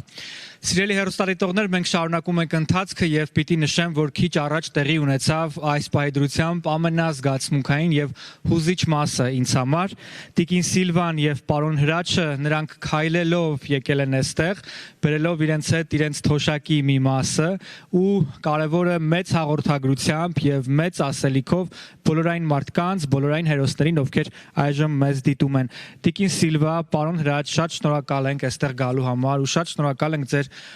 նվիրատվության ու բարության համար։ Գումարը ամենևին էլ կապ չունի, կապ ունի ձեր հույզերը եւ ձեր ասելիքը, որ այժմ պետք է ուղեք մեզ դիտողներին։ Բարև ձեզ, սիրելի ժողովուրդ։ Նախ կուզեի ասել, ես տանը նստած նայում ես հաղորդումը, մտքիս դրել է, որ չպիտի տամ մեզ անգամ, որով շատ հուզված էի։ Ասի այդքան ոգևորված նայեցինք մեր զինվորները, մինչև վերջի վարկյանը նայեցինք եւ հանգարց ինչ-որ չգիտեմ ինչ պատահեց։ Շատ վատ զգացինք, ուղղակի լացել եմ ես մեր զինվորների համար։ Հիմա էլ եմ հուզվում, որտեղ դրանք արժան են, այդքան մեզ համար պայքարել են։ Կարևորը մեր զինվորներին հասնենք, օգնենք դրանց։ Այս վարկյանին միայն ու միայն կարևորը դա է, եւ ես նստած տեղս դա մտածեցի, ասի պետք է օգնեմ, մեզ անգամ է պետք է օգնեմ նրանց։ Ինչ ասեմ, Աստված նրանց առողջություն տա վիրավորներին, իսկ մահացածներին հոգու հանգստություն։ Կարծում եմ, որ էլի կմիանանք բոլորս, միահամուր կլինենք եւ այս անգամ հույս ունեմ, որ կհաղթենք։ Գեցե մեր հայ ժողովուրդը։ Հաղթելու ենք Տիկին Սիլվա, հաղթելու ենք պարոն Հրաչ, որովհետև երբ կան ձեր նման սրտացավ մարդիկ, ու մարդիկ ովքեր հուզվում են, բայց դրանից չեն հուսահատվում, այլ հակառակը ոտքով գալիս են այստեղ, դա նշանակում է, որ մենք հապաղելու, երկմտելու ու մտածելու առիթ պիտի չունենանք։ Այո, ամոթ է, երբ մենք մտածում ենք այս պահին օգնենք, թե չօգնենք, օգնենք մեր հնարավորությունների սահմաններում, կոմֆորտ զոնայում, թե դուրս գալ մեր հարմարավետության դիրքերից ու զոնայից։ Սիրելի հեռուստադիտողներ, դուք եւս կարող եք գալ այստեղ։ Ես հիմա կնշեմ հասցեն։ Նպատակը մեկն է, դուք կարող եք գալ ու խոսել այն բժիշկների հետ, որ հավատաք ու եւս մեկ անգամ համոզվեք ու վստահեք, որ իսկապես այս նախաձեռնությունը ժամանակ էլ չունի մտածելու սա արդար է, արդար չէ, ուր են գնալու գումարները։ Այդ մասին մենք կմտածենք հետո։ Հիմա պետք է մտածելու փոխարեն գործել։ Եկեք 5269 Lancashire Boulevard, North Hollywood հասցեով El Portal կինոթատրոն ու խոսեք բժիշկների հետ, ովքեր գնացել էին Հայաստան, կատարել վիրահատություններ, մտածել հետ վիրահատական գործընթացների մասին ու հիմա բժշկության հաջորդ փուլն է։ Ես շնորհակալ եմ ու էլ չեմ էլ ուզում երկար խոսել, ուզում եմ ուղեկցել մեր հյուրերին ու մենք շարունակենք քիչ անց։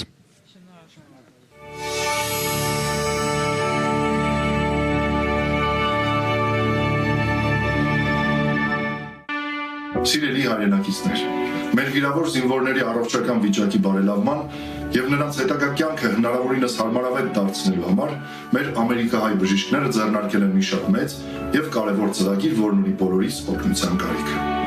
Օգնենք մեր զինվորին, կանգնենք մեր հերոսների կողքին։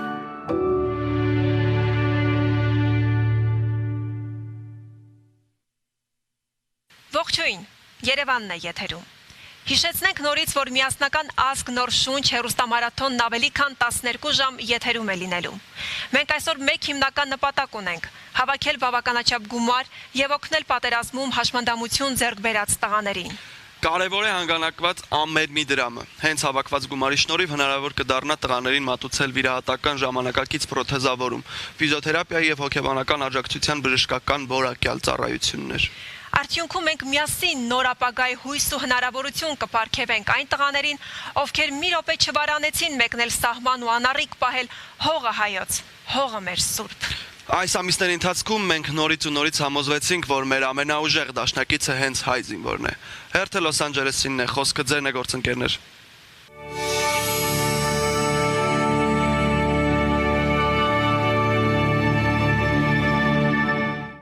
Հրատապ, աջակցության եւ պրոթեզավորման կարիք ունեն հարյուրավոր երիտասարդ հայ քաջորդիներ։ Նրանց ապագան մեզանից յուրաքանչյուրից է կախված։ Ամեն մեկս մեր ներդրումը կարող ենք ունենալ, որպիսի ոտքի հանենք այս երիտասարդներին, շարունակենք միասին ապրել եւ ամուր կանգնել մեր հողին։ Նրանք, ովքեր այսօր ձեռք ու ոտք են կորցրել, հաշմանդամ են դարձել, հանուն խաղաղության են պայքարել, որ մենք բոլորս ապրենք անհոգ ու հանգիստ։ Եկեք հոգատար լինենք մեր տղաների նկատմամբ, եկեք սեր ու հույս նվիրենք նրանց։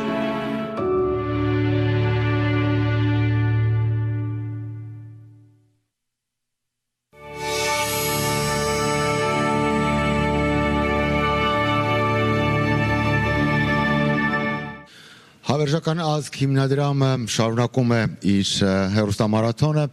Հեռուստամարաթոնը կրում է մեկ նշանաբան, միասնական ազգ նոր շունչ, եւ այս պահին ես իմ գործընկերոջ հետ եմ, Տաթևի հետ եմ։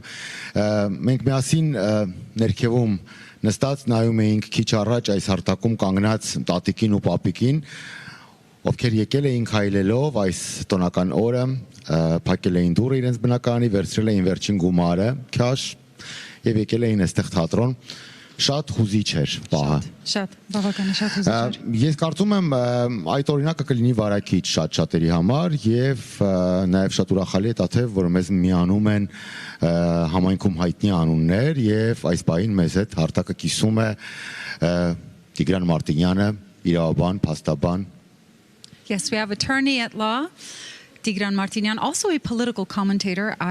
I am sure your hands are very full during these very crazy times, but in English, as I usually do. Mr. Martinian, how have you been? I've been great, thank you. And I know that this is a very challenging time for all of us, and I know that you've been very passionate about this. I've seen you on television many times covering, all of the different, challenges really, and the obstacles that have come up during the war and related to politics in general and everything else. So you're very knowledgeable, and I appreciate all your thoughts on it. That being said, what is your message today? Because I know that you're coming here with your donation. My message is very simple. We have no time. We have to help this cause with whatever we can by talking to our friends, not necessarily just Armenian friends, all of our friends, business partners, business colleagues, and have them to understand that we really, really have no time. Funds have to be raised for us to be able to at least save that small group of youngsters that are still there to be able to contribute to our generation. We've lost a big chunk of our future generation. A small chunk is left, and I think Eternal Nations' goal, the formula, will be able to put these kids back on their feet, to be able to procreate, to have kids, to contribute to our nation. And have some sense of normalcy, because, we've lost all that now. They've lost all that. Their families. I mean, this is such a difficult time, emotionally, mentally, physically. Some of them have suffered probably the worst emotional traumas. So much post-traumatic stress disorder for all our mental health buffs out there. You know what I'm talking about. So there's a lot that needs to be done still. And so we're just glad that you joined, as Ara said earlier. It's good to see that people in our community are coming together and bringing forth a donation as well. So thank you. Thank you. And again, I think we have to understand that it was important for all of us to donate during the war, but I think this is a lot more important because what's lost is lost. We have to preserve what's left, and we have to preserve to be able to create and go forward. And grow from it, really, and grow from it. You know what I was going to say, and maybe you gentlemen understand. The enemy wanted to see those soldiers down. The enemy wanted to destroy their lives. The enemy wanted to kill them. The enemy wanted to see them down. I want, through this work of Eternal Nation and our doctors, for us to raise enough money on this wall, guys, to put those prosthetics on, to do what is necessary medically, so that they can see these same soldiers that they thought were down stand up. That's what I want to see. And I want to add Do you join me on that? I definitely join you on that, but I also want to add something. The guys that survived, these are the tough kinds of kids. Absolutely. These are the tough kinds. That's right. And let's just think about it. These guys, by surviving, they're there to procreate again, to give more That's right. to our nation. They have so much to offer. Just living this to Armenian medicine in Armenia is not going to bring them anywhere. It's not enough. Not only I think it's not enough, it's not going to get them anywhere. Right. And this is a really a chance to give to the nation the kind of kids that we need. Absolutely. Տիգրան, ես ուզում եմ առաջանցնելով շնորհակալություն հայտնել քեզ եւ այն լո գրուպին, որը դու ես ղեկավարում ու ներկայացնում, որովհետեւ դու քո հետ բերել ես $25,000 նվիրատվություն, շնորհակալություն։ Մենք առավոտվանից փորձում ենք սովորական ժողովրդի համար բոլոր հասանելի միջոցներով ներկայացնել, թե ինչ նախաձեռնություն է սա, ինչ առաքելություն ունի այս հիմնադրամը, ինչի համար են հավաքվում ու հանգանակվում այս գումարները, եւ քանի որ գաղտնիք չէ, որ ժողովրդի մոտ կա հիասթափություն, կա հավատի կորուստ, նրանք այնքան էլ ակտիվ չեն ցավոք սրտի այսօր։ Ես հուսով եմ, որ մենք դեռևս ունենք բավական ժամանակ, եւ ես հուսով եմ, որ ընթացքում մեր հանրությունը, մեր համայնքը կակտիվանա։ Սակայն սովորական ժողովրդի հետ միասին ակտիվ չեն նաև ամենատարբեր մասնագիտական համայնքներ։ Օրինակ հենց նույն այն համայնքը, որ դուք եք ներկայացնում։ Լոս Անջելեսում ապրում են տասնյակ, ես կասեի հարյուրավոր հայտնի, իրենց գործի մեջ բանիմաց, հաջողակ իրավաբաններ, որոնք սերտ համագործակցում են բժիշկների հետ իդեպ, որոնք աշխատում են բժիշկների հետ իդեպ, որոնք շատ լավ գիտեն, թե ինչ են անում բժիշկները եւ ինչ են արել հայ բժիշկները այդ օրերին Արցախում, Հայաստանի սահմանամերձ ամենատարբեր բնակավայրերում եւ հոսպիտալներում, ինչու նրանք չեն ակտիվանում։ Ձեզ մի բան ասեմ, Լոս Անջելեսում կարող եմ ասել, որ ամեն մի ընտանիքում, ամեն մի հայ ընտանիքում փաստաբան կա։ Մենք ընտանիք չկա, որ փաստաբան չուներ։ Այն փաստաբանները, որոնք որ ինչ ճանաչում են, ինձ կարող են իրանք զանգել, ես կարող եմ մանրամասնորեն բացառել այս Eternal Nation-ի գաղափարը, իմաստը, ու իմ կարծիքով notwithstanding all the disappointments that we all had with what happened, I think this is the next level of giving to the nation. Այստեղ վստահության խնդիր կա եւ ցանկացած գործում է կարեւոր վստահությունը։ Երբ դու գնում ես բժշկի մոտ եւ չես վստահում բժշկին, եւ վստահ չես, որ այդ բժիշկը կօգնի քեզ ոտքի կանգնել, դու հաստատ դատապարտված ես։ Երբ դու գնում ես իրավաբանի մոտ եւ արդեն դու չունես վստահություն եւ կասկածը քեզ խեղդում է, ուրեմն դու չես տալիս այդ իրավաբանին, որպեսզի նա միանա քեզ եւ քո նաեւ վստահության շնորհիվ հաղթի այն кейսը, այն գործը, որի համար ինքը պետք է աշխատի։ Դրա համար այստեղ այսօր պետք է կարևորենք վստահության ֆակտորը։ Եկեք վստահության մասին խոսալու ժամանակ մի կարևոր ֆակտոր հիշենք։ Իմ ընկեր Արմեն Հակոբյանը պատերազմի ամենասկզբից ամեն ինչը թողեց առանց ինձ զանգելու ու գնաց Ղարաբաղ ուղակի կրվի դաշտ մարդկանց փրկելու համար։ Հիշում եմ այն օրը, որ զանգարեցի, ասեց Ղարաբաղում եմ օպերացիաներ եմ անում, չհավատացի։ Ես առաջինը շատ հպարտ էի, որ տենց ընկեր ունեմ։ Երկրորդը արդեն այդ example-ով եւ այդ օրինակով արդեն պետք է մարդիկ հասկանան, թե սա ինչ է։ Շնորհակալություն։ Շնորհակալություն ձեզ այստեղ մեզ միանալու համար, շնորհակալություն ձեզ $25,000 նվիրատվության համար եւ տաթև հուսանք, որ Տիգրան Մարտինյանի օրինակը վարակիչ կլինի այս դեպքում գոնե իրավաբանների համար, իր գոլեգաների համար։ Where are all the attorneys, Armenian Bar Association? I know there's a lot of you there waiting. We have no time, and I think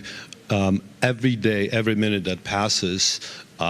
time passes from these great doctors from saving these kids. And therefore, we have no time to think, to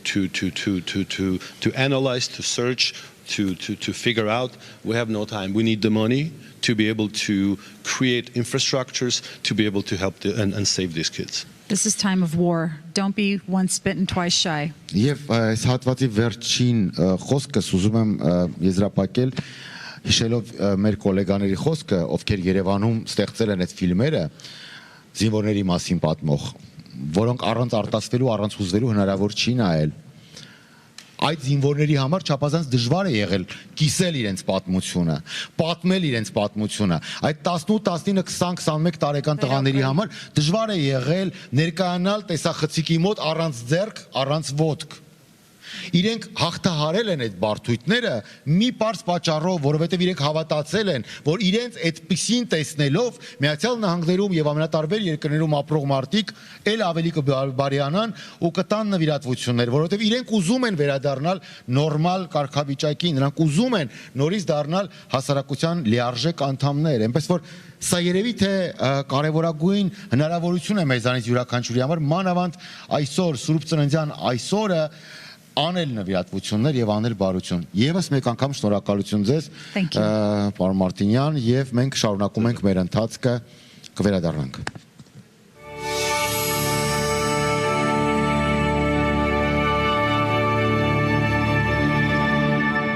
Զինվորը մինչև վերջ պայքարում էր, ինքը ասենց մեր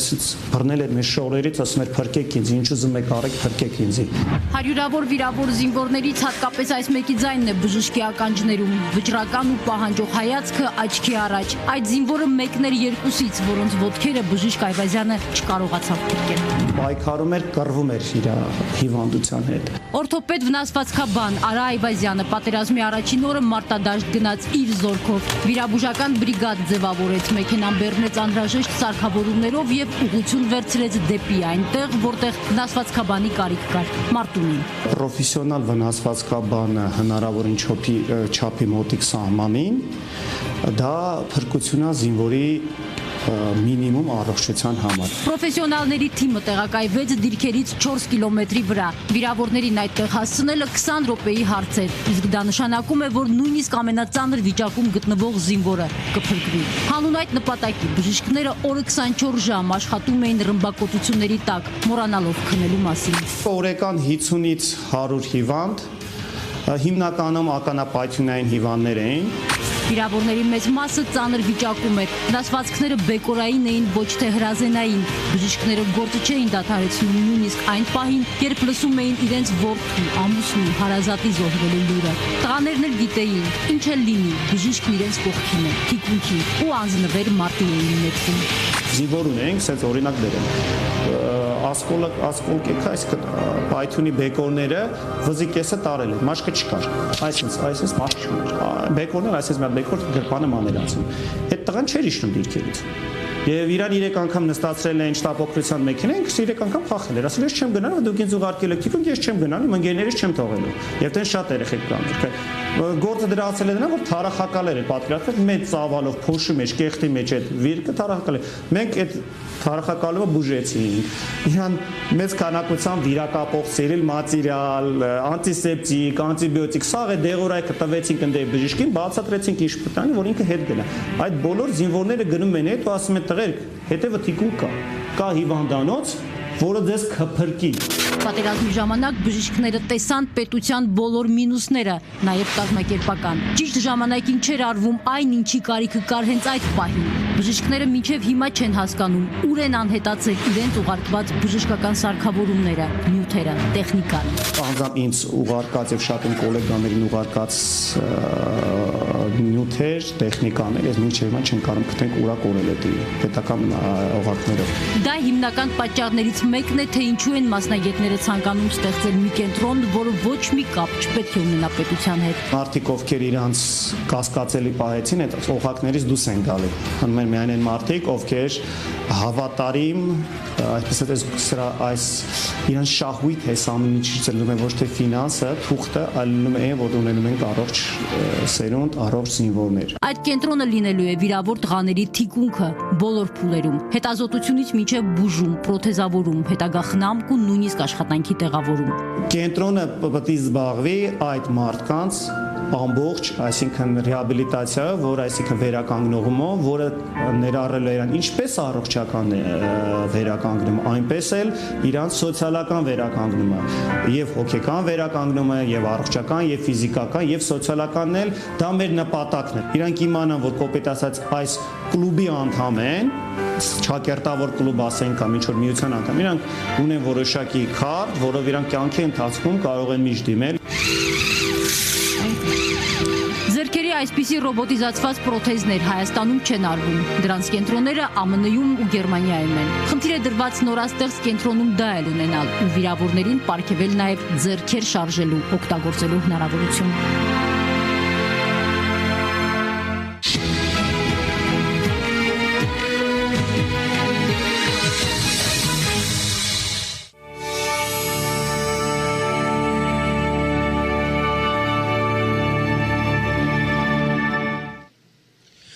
Բարեկամներ, հավերժական ազգ հիմնադրամի այսօրվա միասնական ազգ նոր շունչ խորագիրը կրող հեռուստամարաթոնը շարունակում է իր ընթացքը եւ ուրախություն մեզ այստեղ մեր տաղավար թատրոն են հաճախում նոր մարդիկ, ովքեր վստահել են այս նախաձեռնությանը եւ գալիս են որպեսի կատարեն իրենց նվիրատվությունները ու այս պահին ինձ հետ հարթակում է մի մարդ, ում ճանաչում են մեր համայնքում շատերը։ Դոկտոր Էդվարդ Ազիզյանն է ինձ հետ, ում սիրով ողջունում եմ, դոկտոր, շնորհակալություն, որ եկել եք, շնորհակալություն, որ միացել եք այս նախաձեռնությանը եւ ես գիտեմ, որ դուք չէիք ուզում, որ ես բարձրաձայն էի, սակայն ուզում եմ հայտարարել, որ դուք ձեզ հետ բերել եք $10,000 նվիրատվություն, ինչի համար շատ շնորհակալություն։ Ես կարծում եմ ձեր վարակիչ օրինակին կհետևեն էլի ուրիշ ձեր կոլեգաներ, բժիշկներ եւ կշտապեն այստեղ թատրոն կամ գոնե իրենց բնակարաններից, իրենց տներից կկատարեն նվիրատվություններ։ Ինչն է այս պահին կարևորում այս նախաձեռնության մեջ։ Առաջինը շնորհակալ եմ, որ տեղյակ եք պահել։ Ես իսկապես ինձ համար պատիվ եմ համարում այսօր այստեղ գտնվել եւ ես կարևորում եմ ամենակարևոր գիտեք ինչն է։ Ինչպես ասել է մեծ բանաստեղծը, մեր Չարենցը, ով հայ ժողովուրդ, քո փրկությունը քո միասնականության մեջ է։ Եվ այսօր պետք է մոռանանք սև, սպիտակ, հին, նոր, մենք բոլորս պետք է միանանք իրար, մենք բոլորս պետք է օգնենք, որ մեր հայրենիքը ոտքի կանգնի։ Եվ ես կարող եմ ասել, որ եթե իմ սրտի խորքից եկած այն բառերը, որ շնորհակալություն պիտի հայտնեմ մեր այստեղի բժիշկներին, որոնք գնացին, օգնեցին, լրիվ մնացին այնտեղ։ Երկու արմենները, հպարտ եմ, որ ես իրենց ճանաչում եմ, հպարտ եմ, որ ես իրենց հետ մոտիկ եմ, ու հպարտ եմ, որ իմ եղբորս աղջիկը Մարինա Ազիզյանը եւս գնաց Բոստոնից գնաց այնտեղ եւ վիրահատություններ արեց։ Սա է, որ մեր ազգին կարողա փրկի, սա է, որ մեր ազգին առաջ կտանի։ Այսօր այս դեպրեսիվ վիճակից մենք ինչ որ ձևով պետք է դուրս գանք, թե ոչ։ Իսկ դուրս գալը միայն օգնությունն է, այն օգնությունն է, որ ուղղակի անհարմար է ասել, իմ հեռախոսից մեջ որ հանեմ ձեզ ցույց տամ, ինչքան անձեռուբոտ երիտասարդներ կան, եթե մենք նրանց օգնենք, մենք օգնենք մեր բժիշկներին այդ օրթոպեդիկ ապարատները տանելու համար եւ մենք կարողանանք ամեն ինչ անել, որպեսզի այնտեղ մարդիկ նեղություն չքաշեն, հասարակ բաներից սկսած, որտեվ ամուսիններով նստած ես 4 օր առաջ եմ այդ ստացել մեսեջը, ամուսիններով նստած նույնիսկ փող չեն ունեցել, որ կինը գնա, իսկ ամուսնու ոտերը կտրված է, կինը գնա Կարմիր խաչ փող ուզի կամ էլ օգնություն ուզի։ եւ մենք նրանց բոլորին պետք է օգնենք։ Մեկին օրթոպեդիկ սարքերով, մեկին ուղղակի դրամական օգնություն պետք է անենք, բայց պետք է անենք, մենք ազգովի պետք է անենք։ Մոռացեք, հերիքա իմս սա քոննա, էսական էս, էնական էս, բացարձակ նշանակություն չունի։ Մենք բոլորս միասին ենք։ Միևնույն է, շարունակում են շատերը հաղորդագրություններ ուղղել, էլի բաժանելով հնի, նորի, սևի, սպիտակի։ Ես ես ճանաչում եմ անցյալ դարի 90-ական թվականներից։ Դուք հին եք, հին, ճիշտ, լավ բժիշկ եք։ Արդյոք այստեղ որևէ վատ բան կա։ Լինել պրոֆեսիոնալ, կայացած, հին ճիշտ բժիշկ, մաստագետ։ Եվ այսօր դուք եկել եք, թողել եք ձեր տունը, ձեր տոնական սեղանը, եկել եք որպեսի մասը կազմեք այն նախաձեռնության, որը կոչված է հաշվված զինվորներին օգնելու համար։ Այսօր եկել եք որպեսի օրինակ հանդիսանակ բազմաթիվ ձեր այն գոլեգաների համար, ովքեր արել են բազմաթիվ օգնություններ, սակայն այսօր ինչ-ինչ պատճառներով միգուցե թերահավատորեն են վերաբերվում ամենատարբեր հիմնադրամներին։ Երբ թե պետք է ժամանակն է, որպեսի հասկանանք, որ մեզ ռիստարտի ուրեմն կարիք կա, որ մենք կարիքը ունենք նորից նոր թափ հավաքելու, նոր ուժ հավաքելու, որտեղ անընդհատ այսպես նստելով, անընդհատ դժգոհելով, կասկածելով, բողոքելով, չհավատալով, երևի թե մենք ինքներս մեզ ենք վնասելու։ Եթե մենք ռիստարտ չարեցինք, եթե այսօր մենք չօգնեցինք, եթե այսօր ազգովին ոտի չկանգնեցինք, մեր հայրենիքը կորզանվելու է։ Մեր հայրենիքը մերը չի լինի։ Նշանակություն չունի, մենք հիմա այստեղ բոլորս ապրում ենք Լոս Անջելեսում, երևի տաք տանը, լուսավոր տանը եւ այլն եւ այլն։ Իսկ այնտեղ մեր հայրենիքն է, մեր սիրտն է, մեր հոգին է, մեր արմատներն են, մեր ծնողներն են այնտեղ թաղված վերջի վերջո։ Ու ոնց կարող ենք մենք այսօր բաց թողել այդ շանսը, որպեսզի կարողանանք օգտակար լինենք հայրենիքին, եթե օգտակար լինենք այս երիտասարդներին, օգտակար կլինենք հայրենիքին, օգտակար լինենք հայրենիքին, օգտակար կլինենք մեր բանակին, օգտակար լինենք բանակին, մեր Հայաստանը գոնե կմնա իր տեղում։ Շնորհակալություն դոկտոր, շնորհակալություն, որ մեզ հետ էիք եւ մեր մարաթոնը շարունակում է իր ընթացքը, կվերադառնանք։ Շնորհակալ եմ, միացեք մեզ։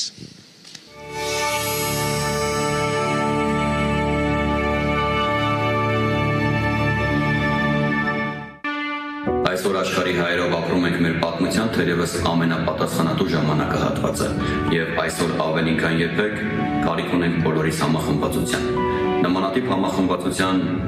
վառ օրինակ է ամերիկահայ բժիշկների նախաձեռնությունը միասնական ազգ նոր շունչ կարգախոսով, որի նպատակն է դրամահավաքի միջոցով ապահովել 300-ից ավել հայ զինվորների պրոթեզավորման եւ առողջության վերականգնման աշխատանքները։ Կոչ եմ անում բոլորիդ միանալ այս նախաձեռնությանը։ Աստված պահապան բոլորիս։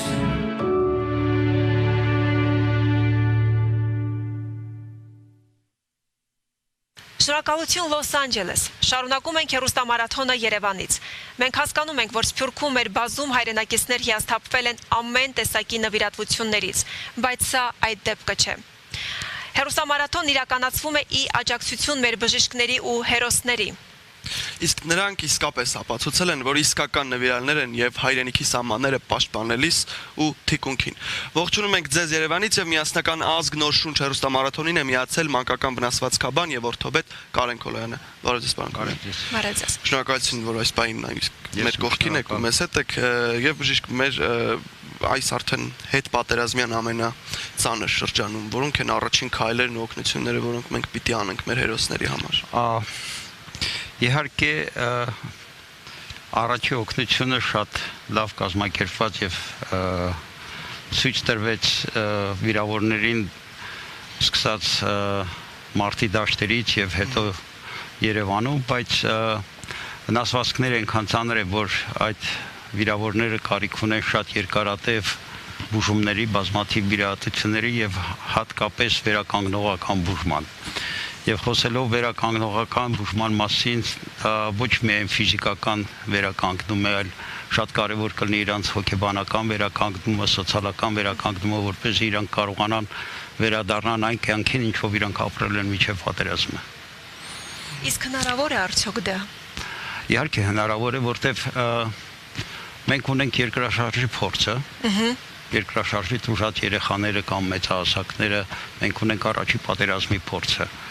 Հարցը նրանում է, որ մենք պիտի կարողանանք ինչքան հնարավոր է շուտ բերենք Հայաստան այն ամեն նորությունները եւ ամենաժամանակակից բուժման մեթոդները, որը գոյություն ունի աշխարհում։ Այսինքն ժամանակակից սարքավորումներով հնարավոր է իրականացնել այլ նաև գիտելիքները, փորձը եւ կարծում եմ, որ այս ինիցիատիվան, որ սկսվել է, որ Հայաստանում լինի այդպիսի մի կենտրոն, որտեղ վիրավորները կարող են ստանալ եւ ֆիզիկական վերականգնում եւ հոգեբանական, շատ կարեւոր կլինի Հայաստանի համար։ Եվ պարոն Քոլյան, քանի որ նշեցի կարդիական սարքավորումների կարևորության մասին, եկեք թվենք մի քանի կարևոր սարքավորումներ, որոնք մենք չունենք այս պահին, բայց դրանց կարիքը շատ կա, որպեսզի կարողանանք օգտվել։ Իհարկե կան սարքավորումներ, որոնք պետք են հետազոտման համար, բայց կան նաև սարքավորումներ, որոնք կարիք կա վիրահատությունների ընթացքում, կան սարքավորումներ, որոնք շատ կարևոր են վերականգնողական բուժման համար, այսինքն կա սարք, որը օգնում է այն վիրավորին, որը չի կարող քայլի, ինչ որ ձևի կարողանա քայլի իր քաշը վերցնելով։ Իրանք շատ թանկարժեք սարքավորումներ են, բայց հնարավոր է վերել եւ օգտագործել Հայաստան։ Իրանք պիտի կարողանանք ձեռք բերել։ Իհարկե։ Եվ պարոն Քոլոյան, ձեր կոչը մեր հայրենակիցներին։ Իմ կոչը միակն է, որ մենք միանանք որպես մի ազգ, որպեսզի կարողանանք ապրել, գոյատևել, զարգանալ եւ միշտ պատրաստ լինել այսպիսի դժվար պահերին, որովհետեւ մենք ապրում ենք մի տեղ, որտեղ շրջապատված ենք թշնամիներով եւ այսպիսի բաներ կարող են պատահել շատ հաճախ։ Դրա համար մենք հիմիկվանից պիտի պատրաստ լինենք ապագայի համար։ Շնորհակալություն, պարոն Քոլոյան։ Շնորհակալ ենք։ Եվ սիրելի հայրենակիցներ, միացեք եւ կատարեք ձեր նվիրատվությունը, կատարեք ձեր հանգանակությունները, վստահ եղեք, որ յուրաքանչյուր դրամ ուղղվելու է մեր վիրավոր հերոսների առողջության վերականգնմանը։ Հերոստամարաթոնը շարունակվում է եւ այժմ եթերում Լոս Անջելեսն է։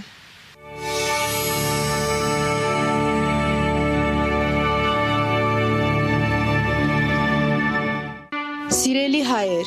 նորից միավորվելու ժամանակն է, նորից կողքի կանգնելու պահն է եկել, այսօր մենք բոլորս պետք է օգնենք մեր վիրավոր եղբայրներին, որ ոտքի կանգնեն։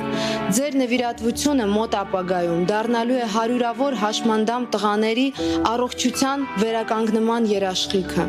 միասնական ազգ, նոր շունչ, դրամահավաք հանուն առողջ ապագայի։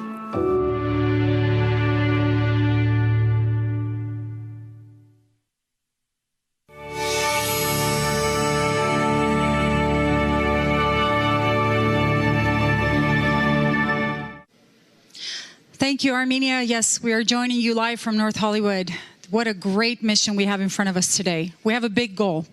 and the numbers that we are seeing on our totes today need to be higher. You need to call. This is for every Armenian out there, non-Armenian. Let your friends, your family, everybody that you know, your colleagues know to call. This is an important cause, and I don't need to tell you because you've seen the videos throughout the day. You've seen the great need that our soldiers are going through right now, the needs that they have.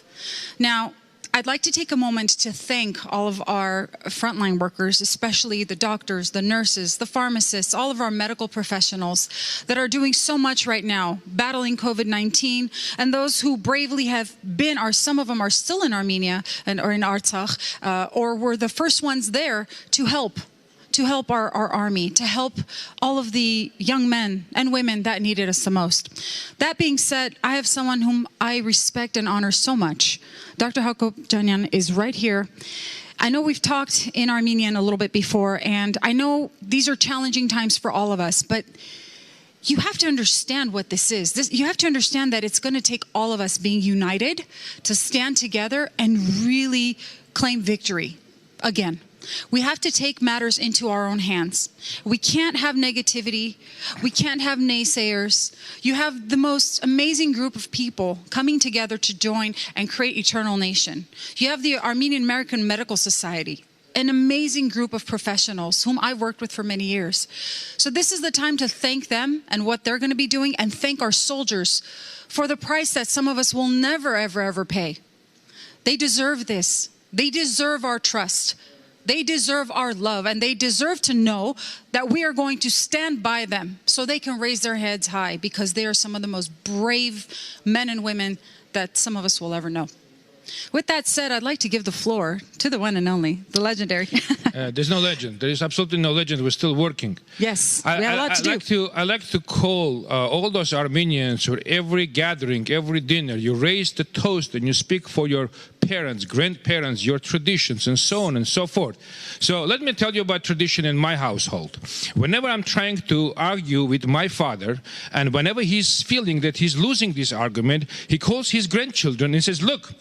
the way your father talks to his father. And then I realize I already lost the argument. Let me tell you, my father once said, when he was asked, which party does he belong to? And he said that he belongs to the oldest party of Armenian nation, the party of art and culture. Wow. Yes, and I belong to one of the oldest parties of Armenian nation, the party of medical workers. I don't believe that medical professionals can distinguish between different parties that exist today in our country and outside. So there are a lot of heroes. There are a lot of heroes that try to save our land, try to save our nation. And there are a lot of heroes online, so-called heroes. And a lot of negativity is being reported right now on the website and live. So I would like to address one of the heroes who wrote the following. Mr. Ara Bogosyan. Yes, Mr. Ara Bogosyan, I'm calling you to come to this theater, to come on the stage and say to my face what you're going to say about our fundraiser. Because I am standing behind my words. I am standing for my deeds and for deeds of my colleagues and my friends. So Mr. Ara Bogosyan writes, Հիշում եմ, երբ 2 ամիսներ առաջ հավաքված 157 միլիոն դոլարներ, միլիոնավոր դոլարներ, որ գող դավաճան ավազակները թայֆան գողցան եւ պարքե վճարներ բաժնեցին։ Պարոն Բողոսյան, երբ որ դուք այդ միլիոնները հավաքում էին, իսկական հերոսները իրանց կյանքը տալիս էին Արցախում։ Իրանց մարմնի մասերը կորցնում էին Արցախում։ Եվ ասեմ ձեզ, իրանք չէին մտածում, քանի միլիոն դուք կհավաքեք կամ կտակ։ Իրանք պաշտպանում էին ոչ թե մի կամ մյուս կուսակցությունների ներկայացուցիչներին, իրանք պաշտպանում էին մեր երկիրը, որը որ կուսակցություն չունի։ Շարունակեմ, պարոն Արա Բողոսյան, ես կլինեմ նվիրատու պայման առաջին։ Նիկոլը պետք է հեռանա աթորից, ապա թե ոչ մի կոպեկ։ Պարոն Արա Բողոսյան, ես ձեզ խոսք եմ տալի, եթե դուք հանգարցակի մի օր հայտնվեք իմ հիվանդանոցում, ես ձեզ պայման չեմ դնի, ես ձեզ կբուժեմ, որտև դուք բուժման կարիքը ունեք, խոսք եմ տալի, անձնավոր եմ։ Իսկ երբ որ դուք ուզում եք իմանալ թե ում ենք մենք բուժում Ղարաբաղում, մենք նույնիսկ բուժել ենք ադրբեջանցի երեխաներին, ովքեր եւս ինչ որ մեկի որդին են։ Այդ 20 տարեկան երեխան ով վնասվել է, գալիս է հիվանդանոց, մենք այդ մարդկանց բուժում ենք։ Եվ խնդրում եմ մի հատ հիշեք, միջև դուք այսպիսի բաներ գրել մարդկանց, թե դուք պայմաններ եք դնում, ում մենք պիտի բուժենք։ Հիշեք իմ պայմանի մասին, ես ձեզ բուժելու համար պայման չեմ դլի, խոսք եմ տալի։ Thank you, doctor. I couldn't have said it better myself.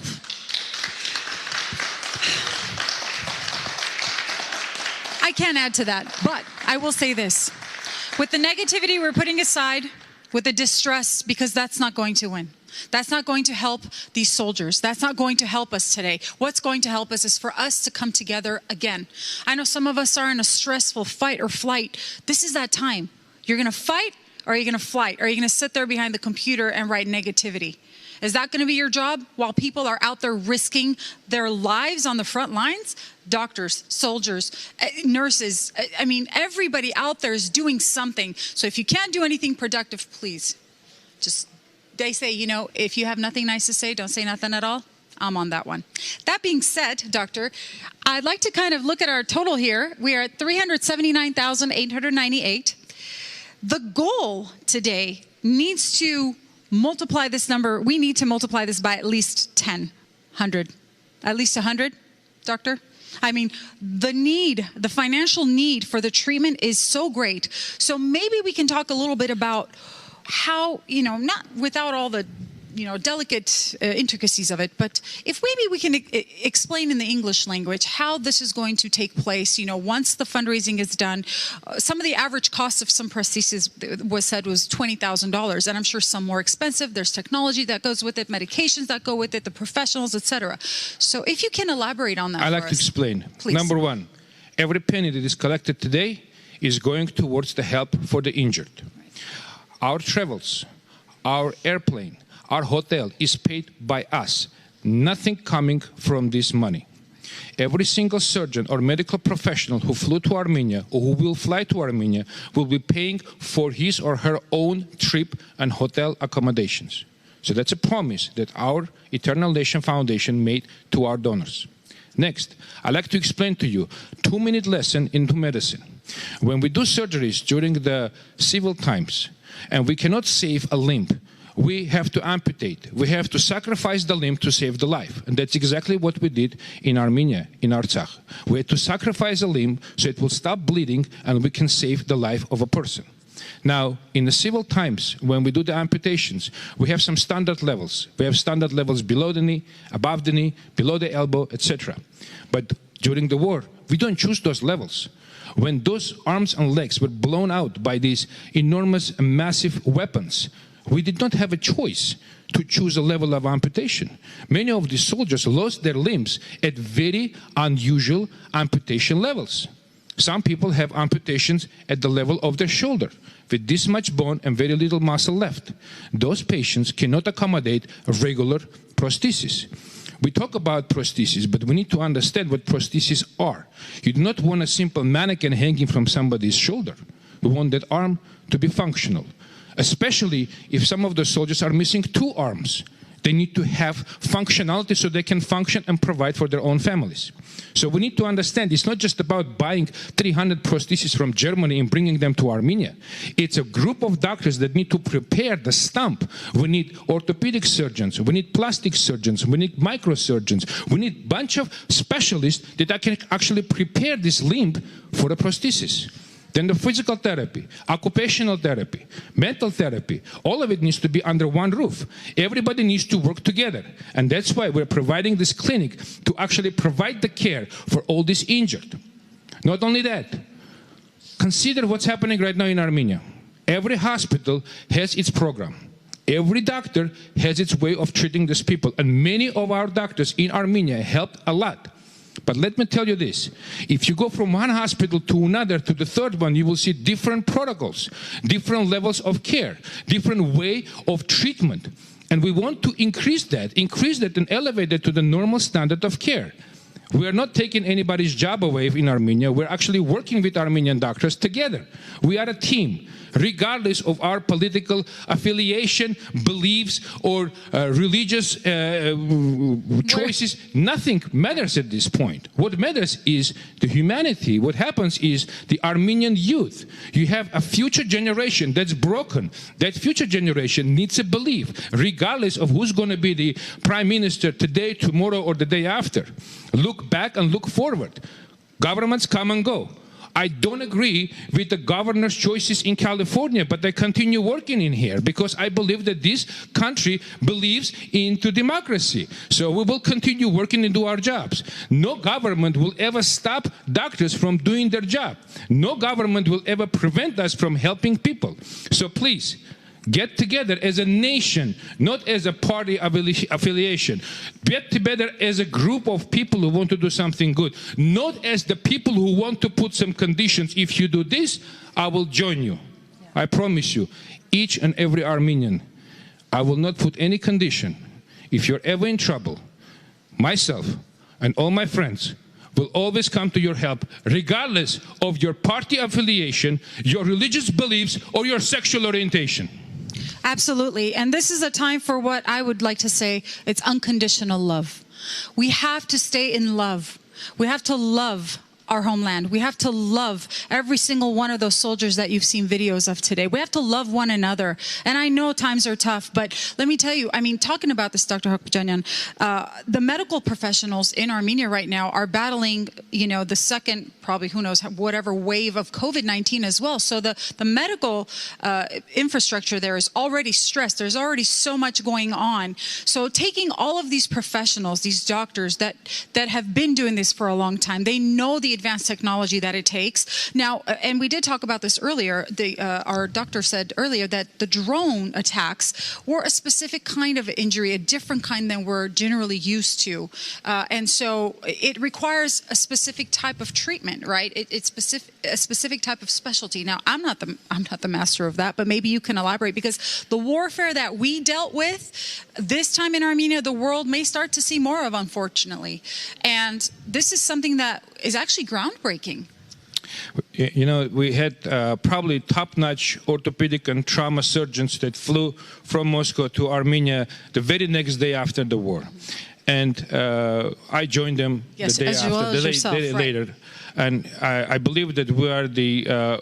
best trained trauma surgeons who could provide this help to Armenian soldiers. We were not ready for what we saw. I bet. Absolutely not. We had some days that we called between ourselves days of hell. And days of hell were the days when we couldn't save every single one.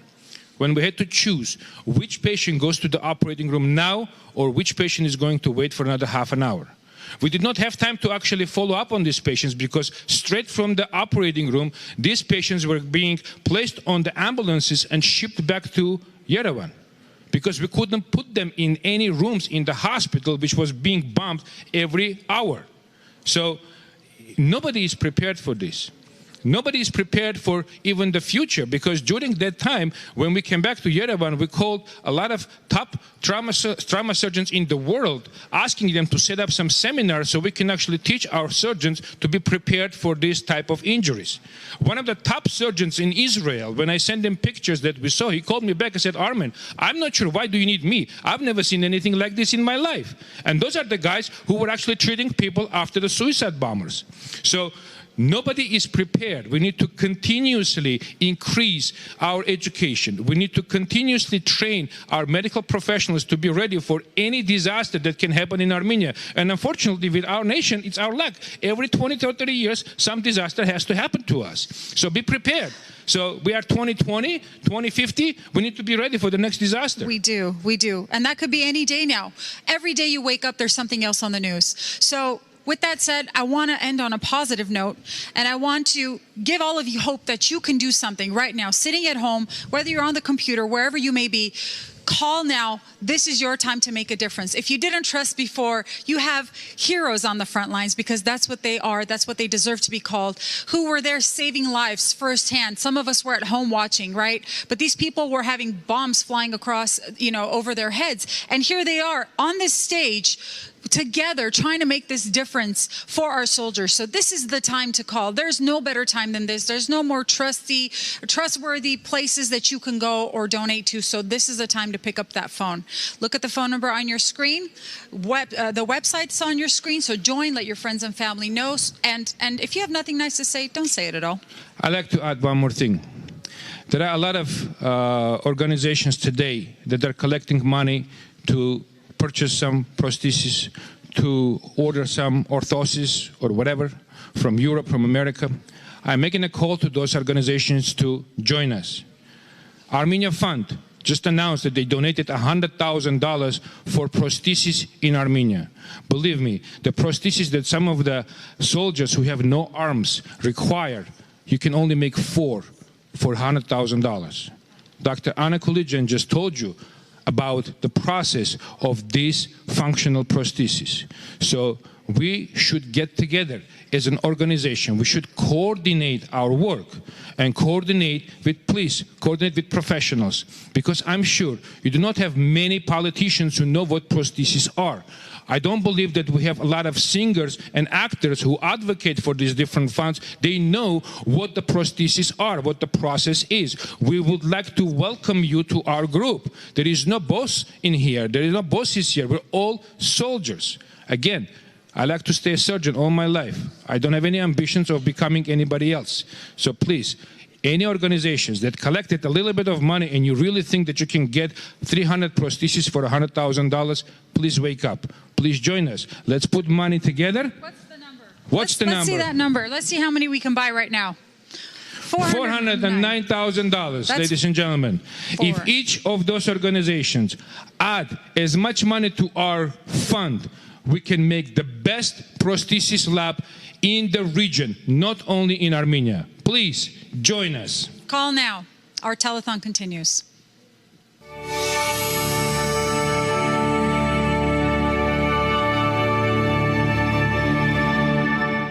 Հոգեբանները ծանր վիրավորված զինվորներին խորհուրդ են տալիս մարտի դաշտում ստացած զինվորական տրավմաները, շոկն ու վախը հաղթահարելու համար անպայման դիմել իրենց։ Մարտի դաշտի ծանր ապրումներին կավելանա հաջորդ հետտրավմատիկ փուլը, հատկապես անդամահատված զինվորները մասնագիտական հոգեբանական օգնության կարիք ունեն։ Երբեմն ակնկալիքները կարող են չհամապատասխանել իրականությանը եւ դրա պատճառով մարդիկ սկսում են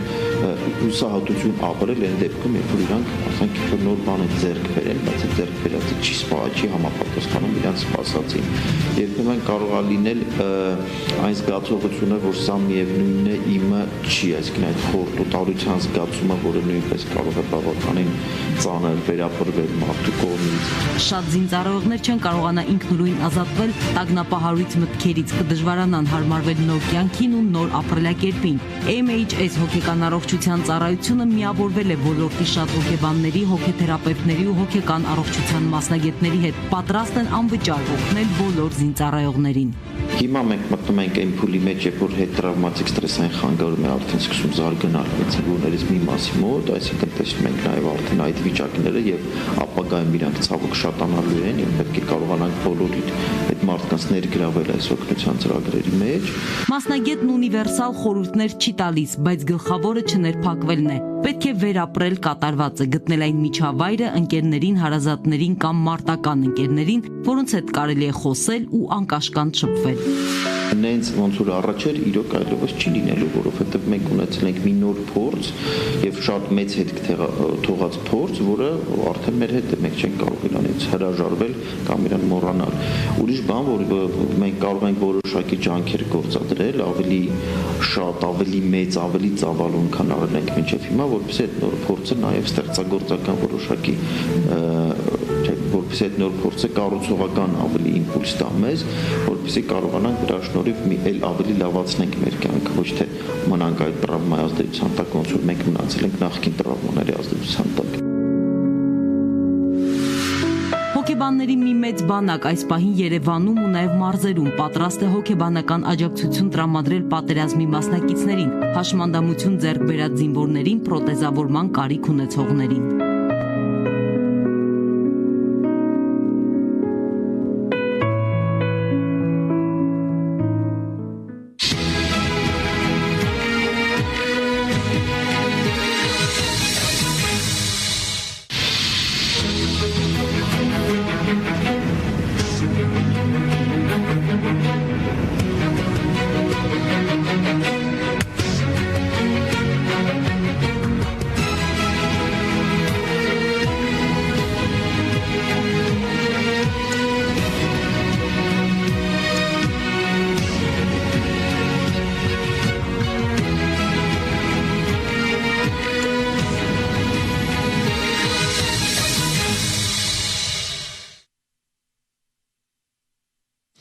Մենք շարունակում ենք հեռուստա մարաթոնը 6 ժամ աշխատանքային արդեն անցյալում է։ Մենք աշխատելու ենք 6 ժամ եւս հեռուստաալիքների եթերում, Pan-Armenian հեռուստաալիքի, Միացյալ Նահանգներում Armenia հեռուստաալիքի, ինչպես նաև Horizon հեռուստաալիքի եթերում մենք շարունակելու ենք ներկայացնել ձեր հանգանակությունները, իսկ Հայաստանում մեզ դիտում են Armenia հեռուստաընկերության եթերում։ Ինձ է միանում իմ գործընկերուհի, սիրված դերասանուհի, հաղորդավարուհի Մերի Մակարյանը, ով կշարունակի եթերը ինձ հետ։ Ողջույն Մերի, վստահ եմ, որ այս օրերին յուրաքանչյուրիս համար հուզիչ պահեր կան, բայց դու էլ հավանաբար մեզ պես այդ հուզմունքը մի կողմ ես դրել ու անցել գործի։ Ողջույն Մհեր, ողջույն աշխարհասփյուռ, բայց միասնական հայ ազգ։ Այո, ողբերգությունը պատերազմը։ Այո, աղետ է պատերազմը։ Բայց երբ այն ավարտվում է, պայքարը շարունակվում է եւս։ Այսօր մեր տղաները, ովքեր մարտի դաշտում կորցրել են ձեռք, ոտք, հույս ունեն, որ դեռ պիտի ապրեն։ Նրանք ուզում են ապրել եւ պայքարը շարունակելու են նաեւ մեր բժիշկները, ովքեր մեր տղաների կողքին են եղել առաջին օրվանից, ովքեր մեկնել են այնտեղ ցուցաբերելով իրենց օգնությունը։ Եվ այսօր ժամանակն է, որպեսզի մենք եւս պայքարենք, միասնական դառնանք եւ ջանք չխնայենք։ Սիրելիներս, խնդրում եմ, այո, պետք չէ ջանք խնայել մհեր։ Ես հուզվում եմ մի փոքր, բայց վստահ եմ, որ ոչ մի հայ չի կարող անտարբեր անցնել։ Մերի մի հուզվի, որովհետև իսկապես այս օրերին հուզմունքը ոչինչ անել չի կարող, իսկ մեր համախմբվածությունը եւ մեր ուժերը գեներացնելը ամենակարևորը պետք է լինի։ Այս պահին բժիշկները հերոսական գործեր են արել ու նրանք պատրաստ են շարունակելու այդ հերոսությունները, թեև դա նրանք անում են աննկատ ու համեստորեն, բայց այնուամենայնիվ նրանց արած աշխատանքը իսկապես կարևոր է այս պահին։ Մեզ են միանում տարբեր երկրներից, տարբեր քաղաքներից բժիշկներ, բուժաշխատակիցներ, ովքեր այդ օրերին եղան Արցախում, Հայաստանում եւ այսօր էլ շարունակում են պայքարը։ Արմենակ Պետրոսյանն է, քաղաք Մոսկվայից մեզ միանում, նա հենաշարժողական ապարատի վիրաբուժության կենտրոնի տնօրենն է։ Բարի երեկո, բարի ուշ գիշեր մոսկովյան ժամանակով, պարոն Պետրոսյան, բժիշկ Պետրոսյան եւ իհարկե բարի օր Լոս Անջելեսի համար։ Թույլ տվեք շնորհակալություն հայտնել ձեր հարած աշխատանքի համար, ձեր գործընկերների հարած աշխատանքի համար ու եթերը ձերն է, համեցեք որն է ձեր հաղորդագրությունը այսօր։ Բարի օր, ողջունում եմ բոլորին, բոլոր հայերին ու բոլոր նրանց, ովքեր մեր կողքին են, հայերի մեծ հայ ազգի կողքին են։ Ես ցանկանում եմ նշել իմ կողմից, որ երբ որ մենք հասանք հերթական անգամ Արցախ, մենք մեր բժիշկների խմբով, Մոսկվայի հայ բժիշկների խմբով 2016 թվականից օգնում ենք մեր զինվորներին ու սպաներին կապված հենաշարժիչ ապարատի վնասվածքների հետ։ Բազմիցս մենք վիրահատություններ ենք կատարել տարբեր քաղաքներում Հայաստանի, այդ թվում նաև Արցախում եւ Ստեփանակերտում։ Եվ երբ որ մենք հերթական անգամ հայտնվեցինք Արցախում, այս անգամ ցավոք սրտի պատերազմի օրերին, առաջին օրերին, մենք մեծ հպարտությամբ եւս մեկ անգամ համոզվեցինք, որ մեր ցանկացած վիրավոր զինվոր չի կասկածել ու վստահ է, որ ինքը իզուր չի մասնակցել, վստահ է եղել, որ ոչ մի քայլ չպետք է նահանջի։ Ցանկացած մեր զինվոր ու ցանկացած սպա մեծ հպարտություն ապրեցինք, երբ որ ես ինքս որպես զինվոր, որպես սպա, որպես բուժսառայության սպա ծառայել եմ Արցախում տարիներ առաջ եւ այս անգամ ես տեսա, որ մեր զինվորները բոլորովին ուրիշ զինվորներ են, բոլորովին ուրիշ մարդիկ, որոնք մեծ վստահությամբ իրենց առողջության ու կյանքի գնով պատրաստ են պահպանել մեր հայրենիքի սահմանները։ Պարոն Պետրոսյան, ներողություն եմ խնդրում ընդհատելու համար, սակայն ես կուզեի, որպեսզի դուք պատմեիք այն ամենը, ինչ ձեր աչքով տեսաք։ Օրինակ, որևէ զինվորի հերոսության մասին, օրինակ ցավից գոռացող, բայց ապրել ցանկացող մի զինվորի պատմություն խնդրում եմ պատմեք։ Ես կարող եմ նշել, որ մեր զինվորները դաժե չեն գանգատվում, որ իրենք ցավ ունեն։ Նրանք հերոսներ էին ոչ միայն մարտի դաշտում, այլ նաև հիվանդանոցում։ Կարող եմ մի դեպք նկարագրել, երբ որ ես նկատեցի, որ այսպես ասած մի քիչ մոլորված զինվոր կանգնած ընդունարանում հիվանդանոցի, ես նկատել էի, որ երբ որ հերթական վիրավորների խումբը բերեցին մեր մոտ, այդ զինվորը պտտվում էր մի ուրիշ վիրավոր զինվորի կողքին, ինձ թվաց ճիշտն ասած, որ իր ընկերն է ու երբ որ ինքը իմացավ, դա ծանր վիրավոր էր, որ կյանքին համենայն դեպս վտանգ չկա,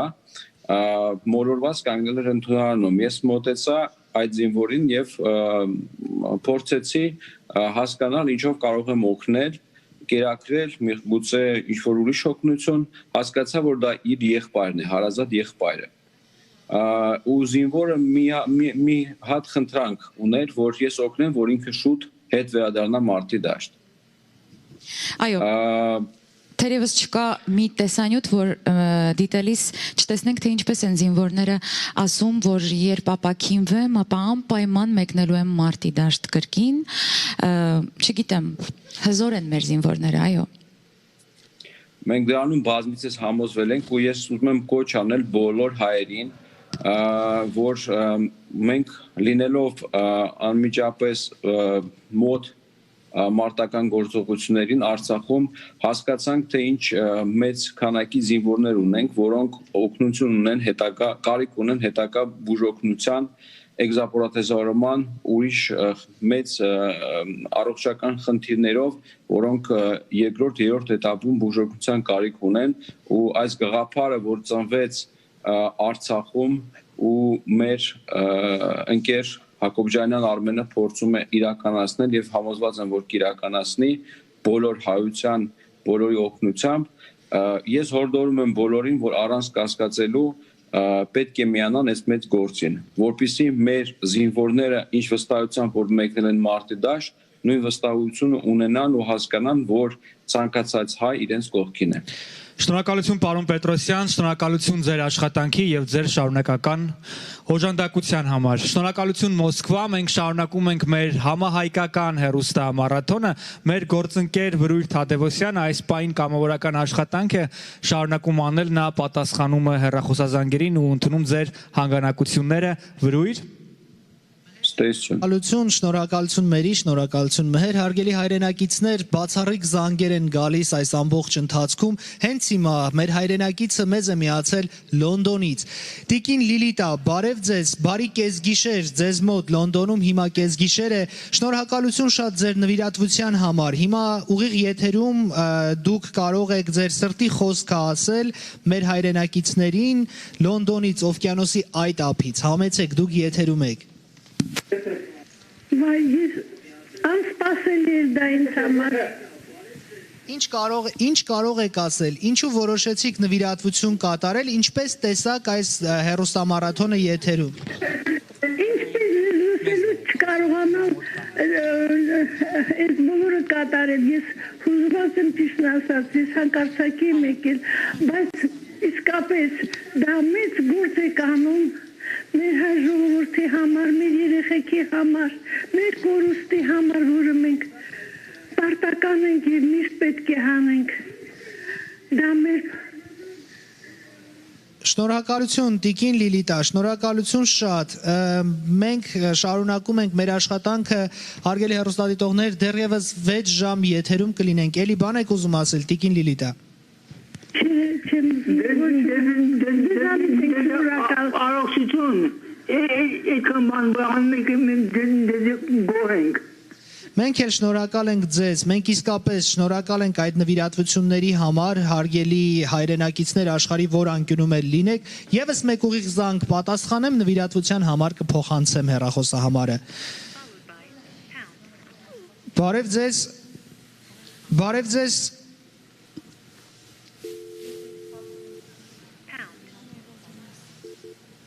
Բարև ձեզ, ձեզ հետ խոսում է Վրույր Թադևոսյանը, դուք միասնական ազգ նոր շունչ հեռուստամարաթոնի ուղիղ եթերում եք։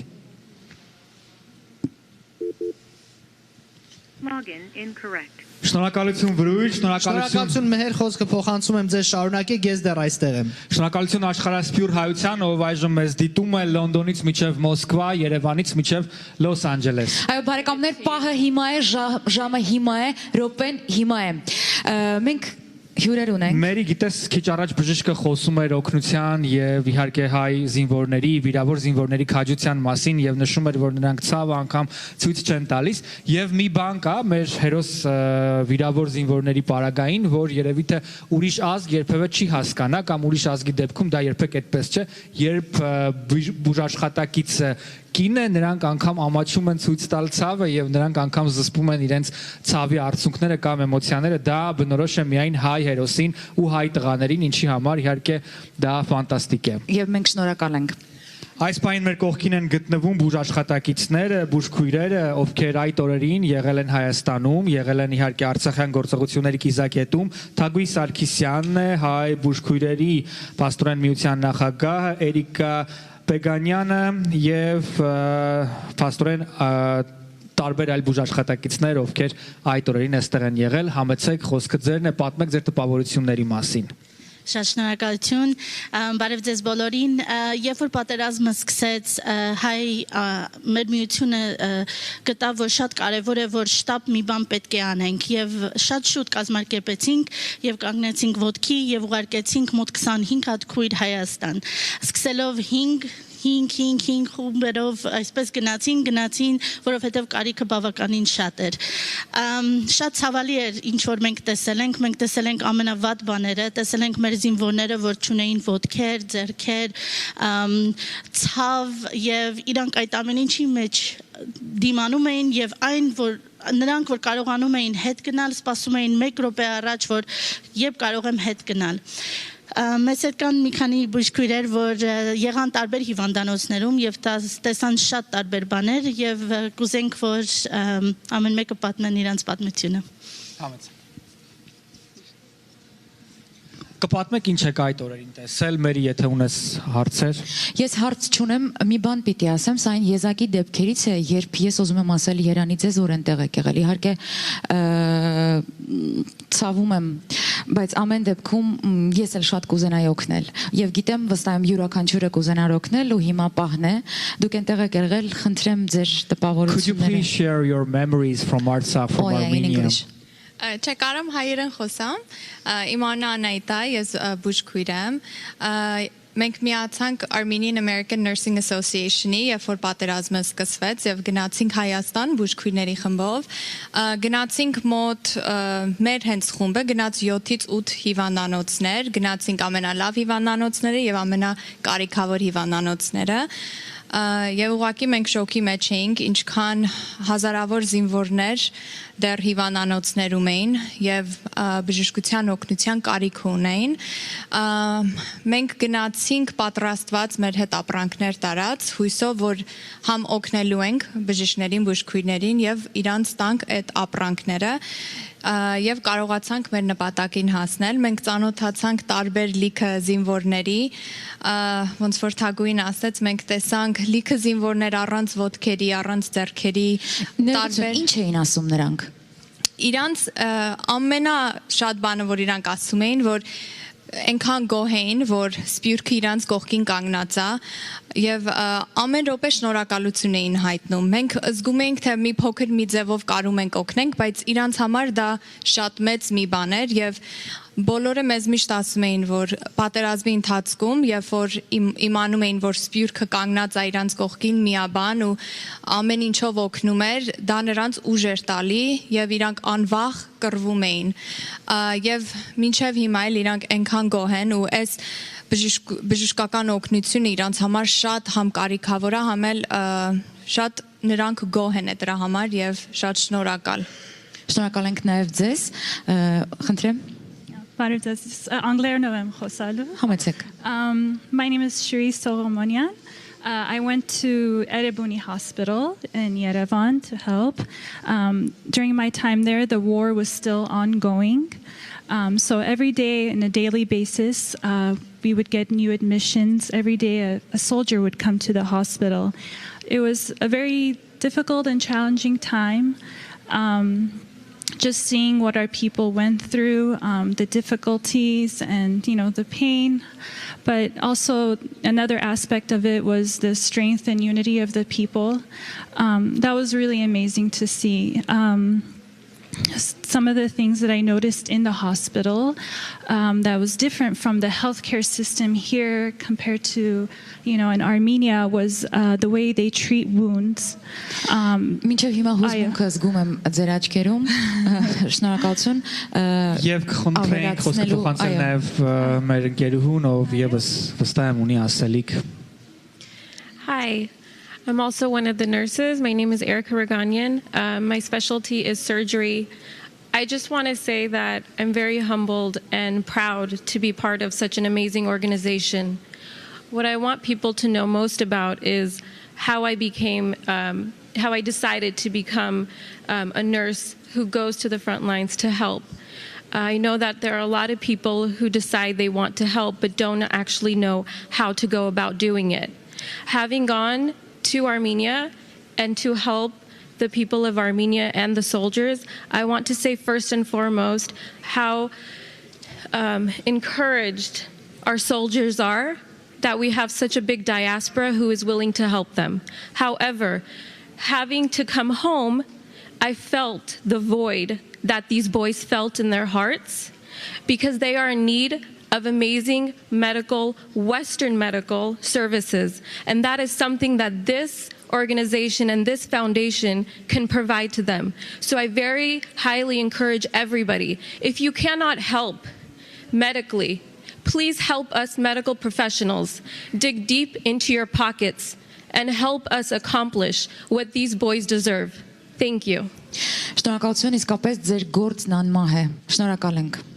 Շնորհակալություն, մերի համաձայնիր, որ կա մի բան, որ չես հաղթի ոչ ամենաուժեղ ռազմատեխնիկայով, ոչ աշխարհի խոշորագույն ու ամենահզոր բանակով, ոչ էլ իհարկե ռազմատենչ արտահայտություններով, դա հայ զինվորի ոգին է եւ անկոտրում կամքը հայրենիքը պաշտպանելու։ Հիմա այդ կամքը պետք է փոխանցվի ձեզ, սիրելի հեռուստադիտողներ, եւ դուք պետք է զանգահարեք այն հեռախոսահամարներով եւ այցելեք այն կայքերը, որ տեսնում եք էկրանի ներքևի հատվածներում, եւ եթե կա մի ձայն, որ այս պահին ցանկալի է, դա հեռախոսազանգերի ձայնն է։ Խնդրում եմ վերցրեք հեռախոսը ու զանգահարեք։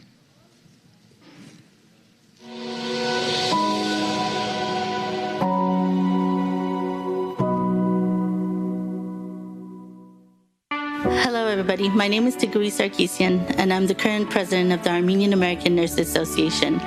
I urge all family members, friends, colleagues, Armenian community members, and diasporans all around the world to come together on this Christmas Day to help fundraise for our soldiers during this very difficult time. Our soldiers need our help to regain back to society. We need to help them not only with health, mental health, rehabilitation, and most importantly, helping them get back into society as a fully functioning member.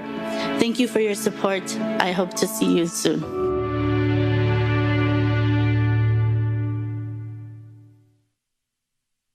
Ահրել է ուժը սփյուռքի, մեծ է կարողությունը ամերիկահայ բժիշկների, ովքեր ամենավերջին գիտելիքներով նաև ստեղծման պրոթեզարարման գործընթացում շատ կարևոր տեղ են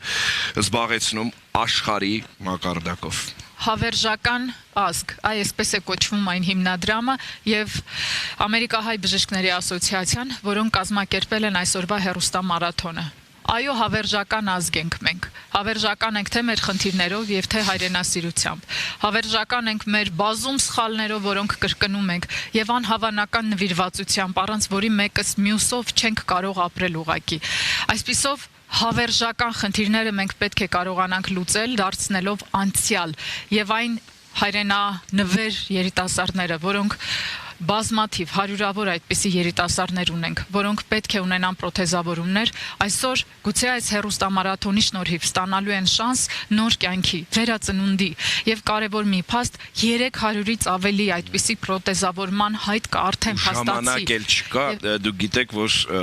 երբ անդամը հատվում է, այն ատրաֆիայի է ենթարկվում, հենց հիմա, հենց այս պահին հանգանակության հեռախոսահամարները դուք տեսնում եք, սիրելի հայր, դառնանք մի բռունցք, որ բռունցք կարողանանք տալ մեր տղերքին։ Եվ ուզում եմ ասել շնորհակալություն անգամ այն թոշակառուին, ով իր $50 կամ չգիտեմ $10 կամ ինչ որ մեկը իր 500-ը տալիս է, որովհետև յուրաքանչյուրի մասնակցությամբ այդ էներգիան էլ է գալիս։ Այստեղ միայն գումարը չէ, որը շատ ակնհայտ կարևոր է, բայց այդ սերը, հոգատարությունը, հանգանակությունը, որոշումը, կամքը ու վստահությունը հուսով ենք, որ կփոխեն եւ կառողջացնեն մեր հասարակությունը բոլոր իմաստներով։ Միասնական ազգ, նոր շունչ, Լոս Անջելես, միացեք։ Երբ զինվորը բժիշկ էր կանչում, ուզեցի օգնության հասնեմ, բայց տեղ չհասա։ Ես ինքս էլ վիրավորվեցի եւ ցավոք հետո իմացա, որ զինվորը մահ բաց վիրավորում է ստացել։ Մի ակնթարթ, որ փոխեց մի ամբողջ կյանք, պայթյունը խլեց բժշկի ոտքը, զինվորի մահը խոցեց սիրտը։ Փոխգնդապետ Ղամբարյանը թշնամու թիրախում հայտնվեց պատերազմի հենց առաջին օրը։ Այնինչ հետո կատարվեց կռիվ ու պայքար էր մահվան դեմ։ Ինքս ինձ օգնություն եմ ցուցաբերել, լարաններ եմ դրել զույգ ոտքերիս, սովեսող անցել եմ թաքստոց, որովհետև այդ ժամանակ անընդհատ արկեր էին թափվում եւ վերև նայելով ես ասում էի, այս վերջին արդեն։ Թաքստոցից վիրահատարան ցավոտ ճանապարհը փոխգնդապետն անցել է անձայն։ Զինվոր ու բժիշկ ապշել են բոլորը։ Գործընկերները 3 վիրահատություն են արել։ Խոստացել են աջ ոտքի ոսկրային դեֆեկտը բուժել, ձախ ոտքը պետք է պրոթեզավորել։ Այնպիսի դեպքեր եմ տեսել, այնպիսի քաչ տղաների վիրավորումներ, որոնք ավելի վատ վիճակում են եղել եւ կարողացել են ոտքի կանգնել, տեսնելով նրանց ես չեմ կարող հիմա ընկճվել։ 23 տարի սպիտակ խալաթով զինվորի կողքին ու զինվորի համար։ Իվանյանի հոսպիտալի ընդունարանի պետ, Ստեփանակերտի հոսպիտալի փոխտնօրեն, հետո դիվիզիայի բուժհաստատության պետ։ Ալեքսանդր Ղամբարյանը երկար ճանապարհ է անցել։ Կյանքի բոլոր դժվարություններին զինվորական կարգապահությամբ է դիմակայել։ Իսկ գիտե որ ինքը կարա դուրս գա այս վիճակից։ Դրա համար շատ մտածում ենք երեխու մասին։ Տիկին Գայանեն ամուսնու մասին քիչ է խոսում։ Ալիկին ճանաչողները գիտեն, ոչինչ նրան չի կարող ընկճել։ Այս ընթացքում միայն որդուց լուրջ ունենալու պատճառով է նեղվել։ Եղնիկներում ծառայող Հարութի հետ 70 օր կապ չի եղել, բայց արդեն արձակուրդ է եկել, չի ուզում խոսել։ Վիրաբույժ եմ ուզում լինեմ, բայց աչք եմ ուզում վիրահատում։ 3 զավակներից միայն դուստրն է Հայրիկի ճանապարհն ընտրել։ Էլինան սպիտակ խալաթ կհագնի, մարդկային կյանքեր կփրկի, ճիշտ Հայրիկի պես։ Եթե վերադասը գտնի, որ ես պետք է կծառայեմ բանակում, եթե չէ, կծառայեմ մեր քաղաքացիական ժողովրդին։ Բժիշկը օրերն է հաշվում, թե երբ պիտի նորից գնա Արցախ իրենց տուն, սպիտակ խալաթ հագնի ու ծառայության անցնի։ Արցախում նրա կարիքը հաստատ կզգացվի։ Երբ ես կարողանամ թեկուզ ցանկացած թե պրոթեզավորված, թե վիրահատված ոտս գետնին դնել, ես կարողանալ ինքս ինձ զբաղվել, առաջին հերթին մեկնելու եմ Ստեփանակերտ, Արցախ, փորձելու եմ օգնություն ցուցաբերել իմ ընկերներին, գրագրությամբ, հիվանդության պատմությունները ես կլերացնեմ իրանք աշխատել միջև լիարժեք ես կվերականգնեմ եւ կանցնեմ իմ ծառայություն։ Ես կամքի մեծ ուժ ունեմ, հույսս երբեք չեմ կորցնում, ասում է բժիշկն ու խոստանում, կհանդիպենք 6 ամսից։ Հենց այդ ժամանակ էլ բոլորը կտեսնեն, թե ինչպես է փոխգնդապետը ոտքի կանգնել։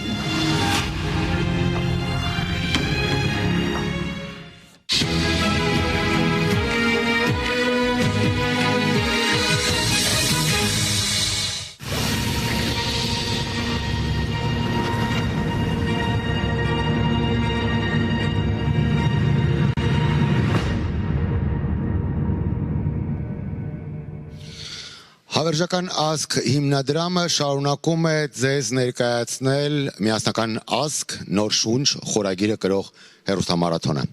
Ես ուզում եմ շնորհակալություն հայտնել բոլոր այն մարդկանց, ովքեր ապրում են ամենատարբեր երկրներում եւ արդեն այս 6.5 ժամերի ընթացքում հասցրել են նվիրատվություններ անել։ Մենք կամաց մոտենում ենք արդեն կես միլիոնի շեմին եւ յուրաքանչյուր սենտ, յուրաքանչյուր դոլարի նվիրատվություն Համենայնպես իմ եւ մեր հոգաբարձությունների խորհրդի յուրաքանչյուր անդամի համար չափազանց թանկ են, որովհետեւ մենք հասկանում ենք, որ մարդիկ այդ նվիրատվությունները անում են հաղթահարելով ներքին բազմաթիվ բարդույթներ։ Դրանցից ամենաառաջնայինը երևի թե անվստահության բարդույթն է, որը պարուրել է մեզանից շատերին։ Սակայն այս օրերին շատ կարևոր է հաղթահարել այդ բարդույթը, շատ կարևոր է ներքին կռիվ մղել եւ կարողանալ հաղթել այդ կռվում, որովհետեւ պատերազմի ավարտից հետո մենք մեջքներս թեքած, գլուխներս կախ ապրում ենք ու այդպես երկար չի կարող շարունակվել։ Մենք պետք է հասկանանք, որ կարևոր է հավատալ, կարևոր է կիսվել եւ կարևոր է լինել կարեկցող։ Մենք պետք է հասկանանք, որ պատերազմը ավարտվել է, սակայն չեն վերջացել ու չեն ավարտվել պատերազմի հետևանքները։ Մենք պետք է հասկանանք, որ ամենատարբեր հիվանդանոցներում իրենց բուժումն են շարունակում ստանալ զինվորները, Նրանցից շատերը հաշմվել են, նրանցից շատերը կորցրել են իրենց վերջույթները, նրանցից շատերը կարիք ունեն որակյալ պրոթեզավորման։ Վերջին մի քանի օրերի ընթացքում ես մասնակցել եմ բազմաթիվ ժողովների։ Վերջին մի քանի օրերի ընթացքում ես լսել եմ առարչակարգ եւ բարձրակարգ բազմաթիվ մասնագետների կարծիքներ, տեսակետներ։ Ես հասկացել եմ, որ մենք ունենք զինվորներ, ովքեր կռիվ են տալիս նաեւ ժամանակի հետ։ Ես հասկացել եմ, որ այսօր ժամանակը աշխատում է ի վնաս այդ զինվորների եւ եթե այսօր վաղը չկատարվեն կարևորագույն վիրահատական միջամտություններ, եթե այսօր վաղը նրանց չպրոթեզավորենք, եթե այս մոտակա ժամանակներում այստեղից չմեկնեն առաջատար մասնագետներ եւ ճիշտ վիրահատական միջամտությունների շնորհիվ չշտկեն այն իրավիճակը, որ կա առանձին հաշմված զինվորների մոտ, ապա վաղը ուշ կլինի։ Ես ուզում եմ եւս մեկ անգամ բոլոր մեր այն հեռուստադիտողներին, ովքեր նոր են միացել մեզ, տեղեկացնեմ, որ այս հիմնադրամը վերկուսակցական է, ապա քաղաքական է։ Այս հիմնադրամը չի համագործակցում որևէ քաղաքական ուժի հետ։ Լինի դա ձեր համար սև, թե սպիտակ։ Այս գաղափարի շուրջ համախմբվել են բացառապես բժիշկներ, որոնք ուզում են օգնել այն զինվորներին, ովքեր առաջին օրվանից մասնակցել են պատերազմական գործողություններին եւ վերադարձել են հաշմված, այն զինվորներին, ովքեր երազում են լինել ու դառնալ մեր հասարակության լիարժեք անդամներ։ Ինչ է պետք դրա համար։ Դրա համար պետք է ուղղակի ձեր կարեկցանքը։ Դրա համար պետք է ուղղակի հավատը բժիշկներին, մարդկանց, ովքեր ներկայացնում են աշխարհի ամենաբարի ու կարևորագույն մասնագիտություններից մեկը։ Ես հպարտանում եմ այն մարդկանցով, ովքեր գալիս են այստեղ։ Ես ուզում եմ այս պահին ձեզ հայտնել իմ համար համենայն դեպս կարևոր ու շատ հաճելի մի լուր։ Պատկերացեք, որ կան դեռևս մարդիկ, ովքեր անում են նվիրատվություններ ու չեն ուզում երևալ, չեն ուզում, որպեսզի իրենց անունը հայտնի դառնա։ Քիչ առաջ իմ բեմելից առաջ մեզ մոտեցավ մի հայ եւ նվիրեց $50,000 չեկ։ Մենք նրան խնդրեցինք, հորդորեցինք, որպեսզի նա սպասի, մնա եւ մեր հետ ներկայանա այս հարթակում, որպեսզի մենք նրան հնարավորություն ունենանք շնորհակալության խոսքեր հղել, սակայն նա չուզեց, չցանկացավ, ուղղակի տվեց գումարը,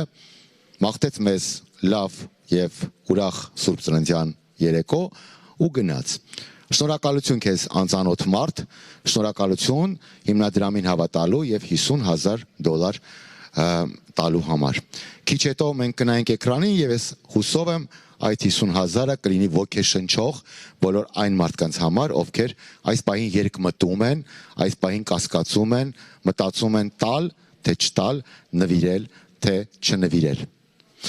Քիչ հետո մենք կապ կհաստատենք էլի Երևան, Արմենիա հեռուստաընկերություն, որտեղ աշխատում են մեր գործընկերները, իդեպ նկատենք, որ Հայաստանում համարյա արդեն լուսանում է, շատ ուշ գիշեր է, սակայն մարդիկ աշխատում են մեզ հետ, որպեսզի իրականություն դառնա այս նախագիծը։ Ես շնորհակալություն եմ հայտնում մեր գործընկերներին, ժամը լրատվականի մեր բոլոր լրագրողներին, ովքեր պատրաստել են այն հոյակապ սյուժեները, պատմությունները, որոնցով մենք ծանոթանում ենք բազմաթիվ հերոս զինվորներից գոնե մի քանիսի հետ, եւ այս պահին ուզում եմ փոխանցել խոսքը Երևանի իմ գործընկերներին։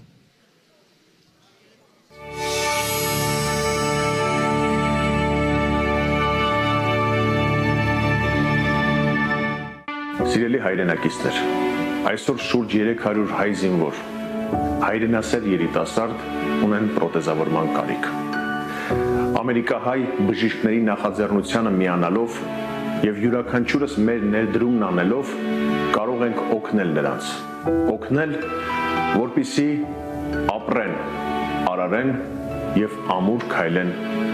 մեր հայոց հողի վրա։ Միացեք այս նախաձեռնությանը։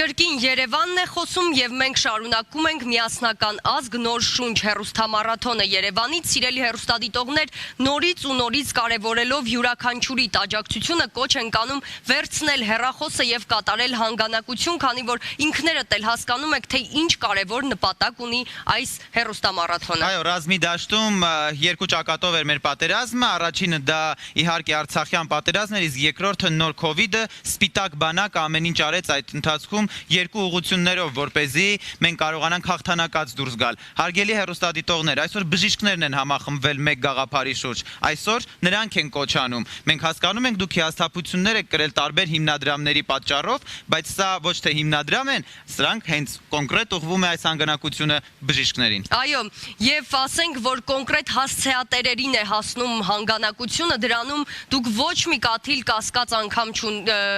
եկեք չունենանք, որովհետեւ կազմակերպիչները, ինչպես մեր հյուրը նշեց, համայն հայոց բժիշկներն են։ Այո, եւ այս գաղափարը առաջացել է հենց ռազմի դաշտում, ինչպես այսօրվա զրույցի ընթացքում մեր հյուրը նշեց։ Հարգելի հեռուստադիտողներ, Սփյուռքում ապրող մեր հայրենակիցներ, յուրաքանչյուրիդ ներդրումը շատ կարևոր է։ Հետևեք այսօրվա հեռուստամարաթոնին, իսկ խոսքը հիմա կրկին փոխանցենք Միացյալ Նահանգներում աշխատող մեր գործընկերներին։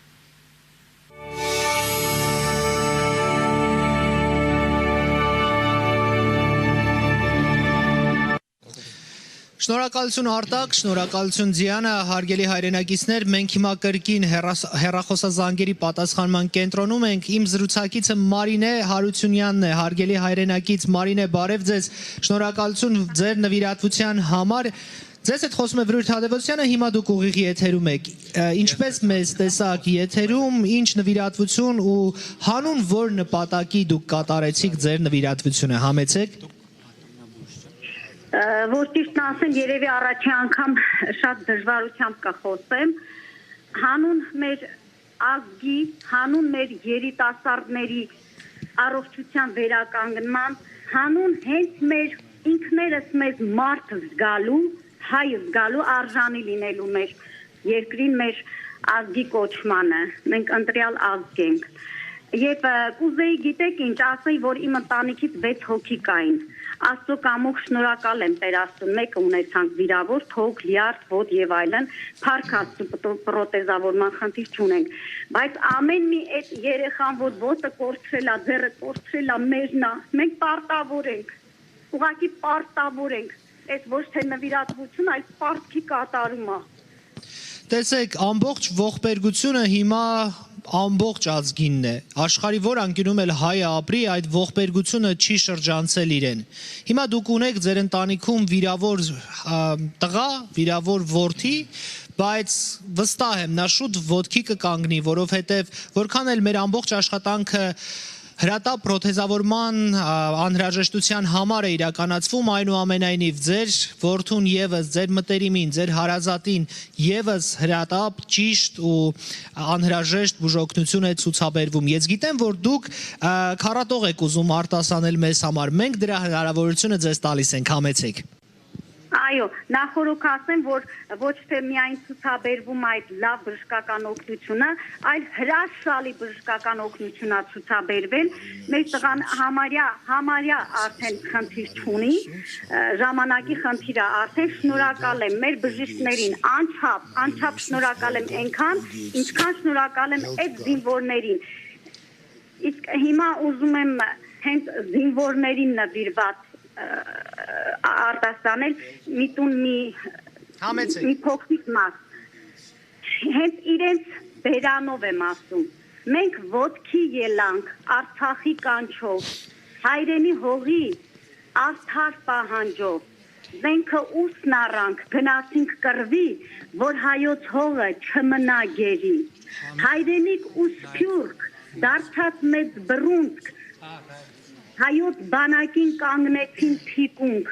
ելանք թուրքի դեմ, մեր Տերն էր Աստված, կույր ու խուլ աշխարհ մնաց զարմացած, փառք քեզ Տեր Աստված մեր, զորավիք հայոց, փառք քեզ եռագույն մեր փառապանծ դրոշ, փառք քեզ կամավոր քաչ ու հզոր բանակ, եւ միասնակայն համայն հայոց ազգ, Շնորհակալ եմ մեր զինվորին եւ ձեզ բոլորին եւ բժիշկներին, որ այս չգիտեմ պարտականությունը, որ մեզ տվածա կարացինք ինչ որ փոքր մասով կայացնենք։ Շնորհակալություն իմ զրուցակիցը մեր հայրենակից Լոս Անջելեսում բնակվող Մարինե Հարությունյանն էր, նա իր նվիրատվությունը կատարել է, հարգելի հայրենակիցներ, հերթը ձերն է։ Ամբողջ աշխարհը ոչ միայն զարմացած է, այլ նաև նախանձով է նայում հայ ազգի միասնությանը։ Ճիշտ ժամանակն է, որ բոլորդ կրկին միասնական դառնաք, մի կողմ դնեք թերահավատությունն ու այս անգամ արդեն միավորվեք բժիշկների կողքին։ Մեկ բռունցք դառնանք մեր վիրավոր տղաներին ոտքի կանգնեցնելու նոր կյանք ու նոր շունչ պարգևելու համար։ Խոսքը փոխանցում եմ Տաղավար, այնտեղ Մեհեր Բաղդասարյանը եւ Մերի Մակարյանն են, նրանք հյուր ունեն։ Համեցեք։ Շնորհակալություն Վրույր, այո, իսկապես մենք ուժեղ ենք, երբ միասին ենք։ Սիրելի բարեկամներ, մենք վերադառնում ենք եւ շարունակում ենք մեր եթերը։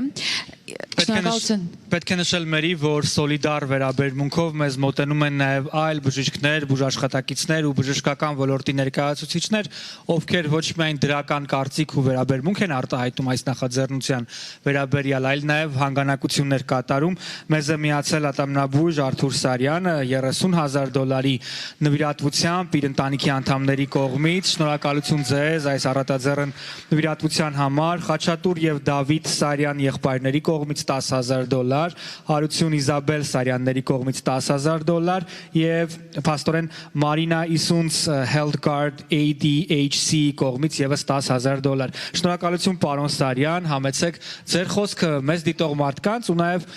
այս պահին հավանաբար արթուն են նաև այն տղաները, ովքեր ունեն մեր օգնության կարիք, այն տղաները, ովքեր գնացին առաջնագից, կորցրին իրենց մարմնի մասերն ու իրենց առողջությունը, բայց երբեք չկարողացան կորցնել հույս ու հավատը ապագայի նկատմամբ։ Համեցեք։ Okay, շնորհակալ եմ, իհարկե պատրաստված չէի ես խոսակցության, բայց պետք է անել, անում ենք, բայց մյուս կողմից էլ տղաներս Խաչատուր ու Դավիթ Սարյանը, բացի ասենք այն ինչ որ ասենք իմ պարտները Մարինա Իսունցը ու ես նվիրատվություն ենք անում, տղաներս էլ իրանց կողմից, բայց մենք խորհրդակցեցինք ու որոշեցինք, որ տղաներս Սարյան Դենտալի կողմից ուզում են Հայաստանում մեր դոկտորի հետ միասին մի հատ էլ ատամնաբուժարան փոքր բացեն ու անվճար մեր Սարյան Դենտալի հաշվին այդ տղաներին կներեք չէ։ Մենք եւս հուզվում ենք պարոն Սարյան, իսկապես շատ շնորհակալ ենք ու խոսքերն այս դեպքում ավելորդ են ու կարևորը գործն է, որը դուք անում եք ու ձեր տղաները ու այդպիսի դաստիարակությամբ ու այդպիսի հավանաբար հաղորդագրությամբ մենք միայն կարող ենք նայել ապագային։ Ես վստահ եմ, որ ձերպես հայեր շատ են։ Ուստի եւս մեկ անգամ հորդորում եմ համախմբվել սիրելի բարեկամներ եւ ձեր փոքրիկ լուման ներդնել այս անմագործում։ Okay, շնորհակալ եմ մենք։ Շնորհակալություն ձեզ։ Չափազանց շնորհակալ ենք։ Շնորհակալություն։ Դե ինչ մենք շարունակում ենք եթերը, շարունակում ենք աշխատել ուղիղ եթերում, մերի իսկապես սա այն դեպքն է, երբ մարդիկ իրենց հույզերը չեն կարողանում զսպել, երբ մարդկանց ձայնը դողում է ու այդ դողի մեջ մի ամբողջ պատմություն է, մի ամբողջ հայրենիք ու գուցե նաև կորցված ինչ-որ բան, բայց ամեն դեպքում այն վերականգնելու եւ հաստատուն քայլերով ամուր կրկին կանգնեցնելու մեծ պատրաստակամություն ու մարտական ոգի, որը պետք է շարունակաբար լինի։ Գիտես Մհեր, տարբեր մտքեր են ինձ գալիս։ Երբեմն մտածում եմ, որ այդ ամենը հասկանալու համար ուղղակի պետք է մեզ դնենք տղաների տեղը ու մտածենք, որ այդ ամենը կատարվել է մեզ հետ։ Այդ ամենը պատկերացնելը հեշտ է նաև, երբ դու հասկանում ես, երբ դու նայում ես տղաների աչքերին, մեր եղբայրների աչքերին ու հասկանում ես, որ նրանք ուղղակի ուզում են ապրել, ուղղակի ուզում են իրենց կյանքը եւս մեկ գույն ունենա։ Ես եւս մեկ անգամ հորդորում եմ, որպեսզի մեր հայրենակիցները վերցնեն հեռախոսը, զանգահարեն ու իրենց փոքրիկ լուման ներդնեն այս գործի համար։ Մենք քիչ առաջ դիտում էինք պատմություններ, օրինակ զույգ եղբայրների մասին, ովքեր երկուսն էլ վիրավորվել են այս պատերազմի ընթացքում, նրանցից մեկը պատրաստվում է 5 նոր տարուն հունվարին նշանվել։ Սիրելի հեռուստադիտողներ, նրանք անում են ավելին, քան մենք կարող էինք պատկերացնել։ Մեզնից մնում է միայն մի բան՝ այցելել կայքերը, որոնք տեսնում եք մեր էկրաններին, եւ ամսական նվիրատվությունների կարգով եւս շարունակել։ Մենք դիտում ենք պատմություն նկատողություններ վիրավորված հայ զինվորների մասին, ովքեր ունեն երեխաներ, բայց իրենց երեխաներին կրկին այնպես են դաստիարակում, որպեսզի նրանք վերադառնան մարտի դաշտ եւ իրենց չարած գործը շարունակեն անել։ Դա նշանակում է, որ մենք հապաղելու ժամանակ չունենք, մենք մտածելու կարիք չունենք։ Մենք պետք է վերցնենք հեռախոսներ ու զանգահարենք 888 881 0888 հեռախոսահամարով եւ կապ չունի $1 թե 1000 անել հանգանակություններ ու նվիրատվություններ։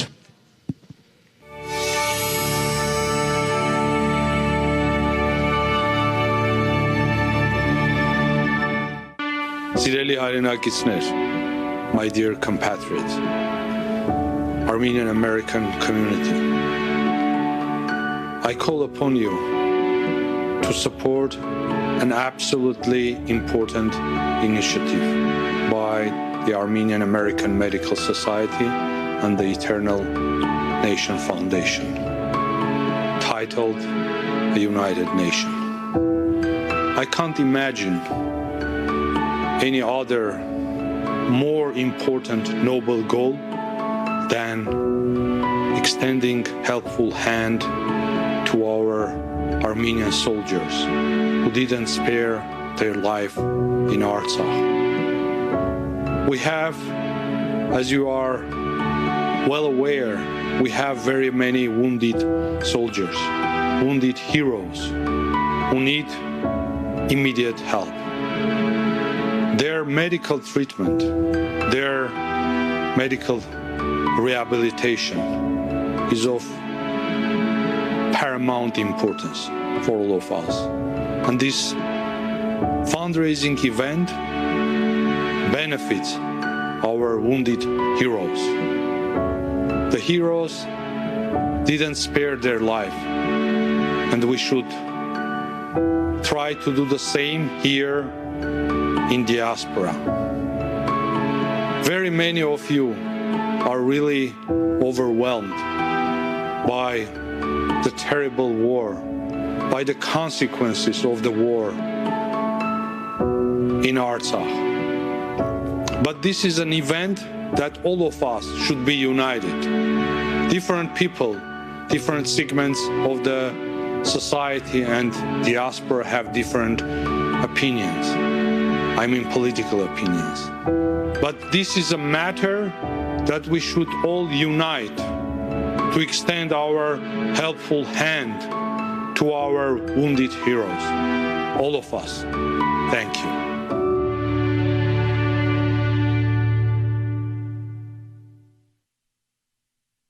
Sultan Koze ջնջեմեզի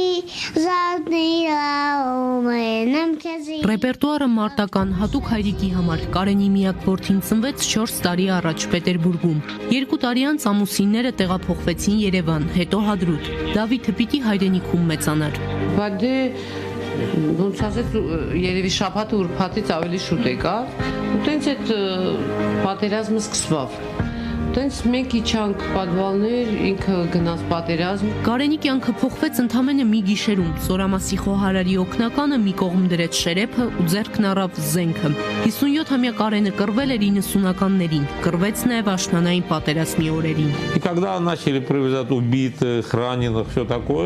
Երբ սկսեցին բերել վիրավորներին, երբ տեսա զոհերին, հասկացա, որ պետք է կռվեմ։ Այդ պահին ինձ հետ Գագոն էր, որի 2 որդիներն էլ կռվում էին։ Ասացի վերջ, ես այսպես էլ չեմ կարող։ Գնում եմ առաջին գիծ։ Արի կամավորագրվենք։ Կարենի մանկությունն անցել է Բաքվում, կայացման ընթացքը Ռուսաստանում էր, մարտական ուղին կերտվեց Արցախում։ Զինվորական կյանքի մեծ փորձ ունի ու շատ հուշեր։ Լևիկն էր, Գենան ու ես 1992-ին Պետերբուրգից դեղորայքը վերցրինք ու եկանք Հայաստան։ Մի կերպ ուղղաթիռով հասանք Հորաթաղ, հետո ոտքով Դրամբոն։ Դժվար օրեր էին։ Մարտերից մեկի ժամանակ զոհվեց քեռիս։ 90-ականներին Կարենը շատ բան է տեսել, շատ փորձություններ է հաղթահարել։ Դրանց նաև այս պատերազմը գումարվեց։ Մարտի դաշտում արել է ինչ հնարավոր էր, օգնել է ինչով կարող էր։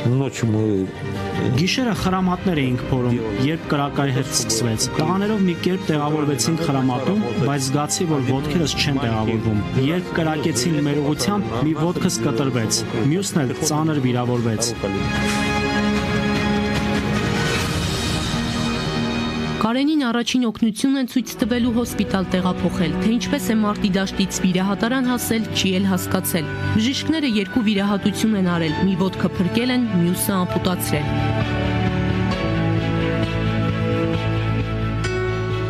Жена звонит.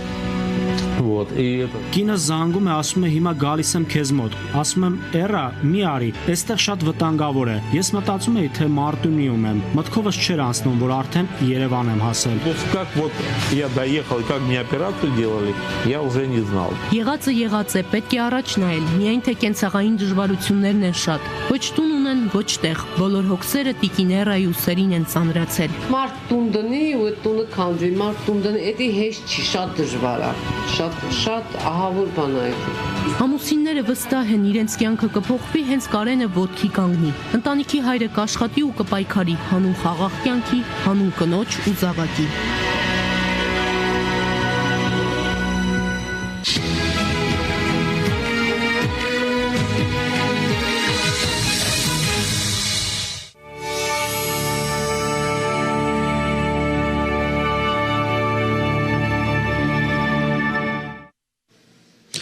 Միասնական ազգ նոր շունչ խորագիրը կրող հեռուստամարաթոնը շարունակում է իր ընթացքը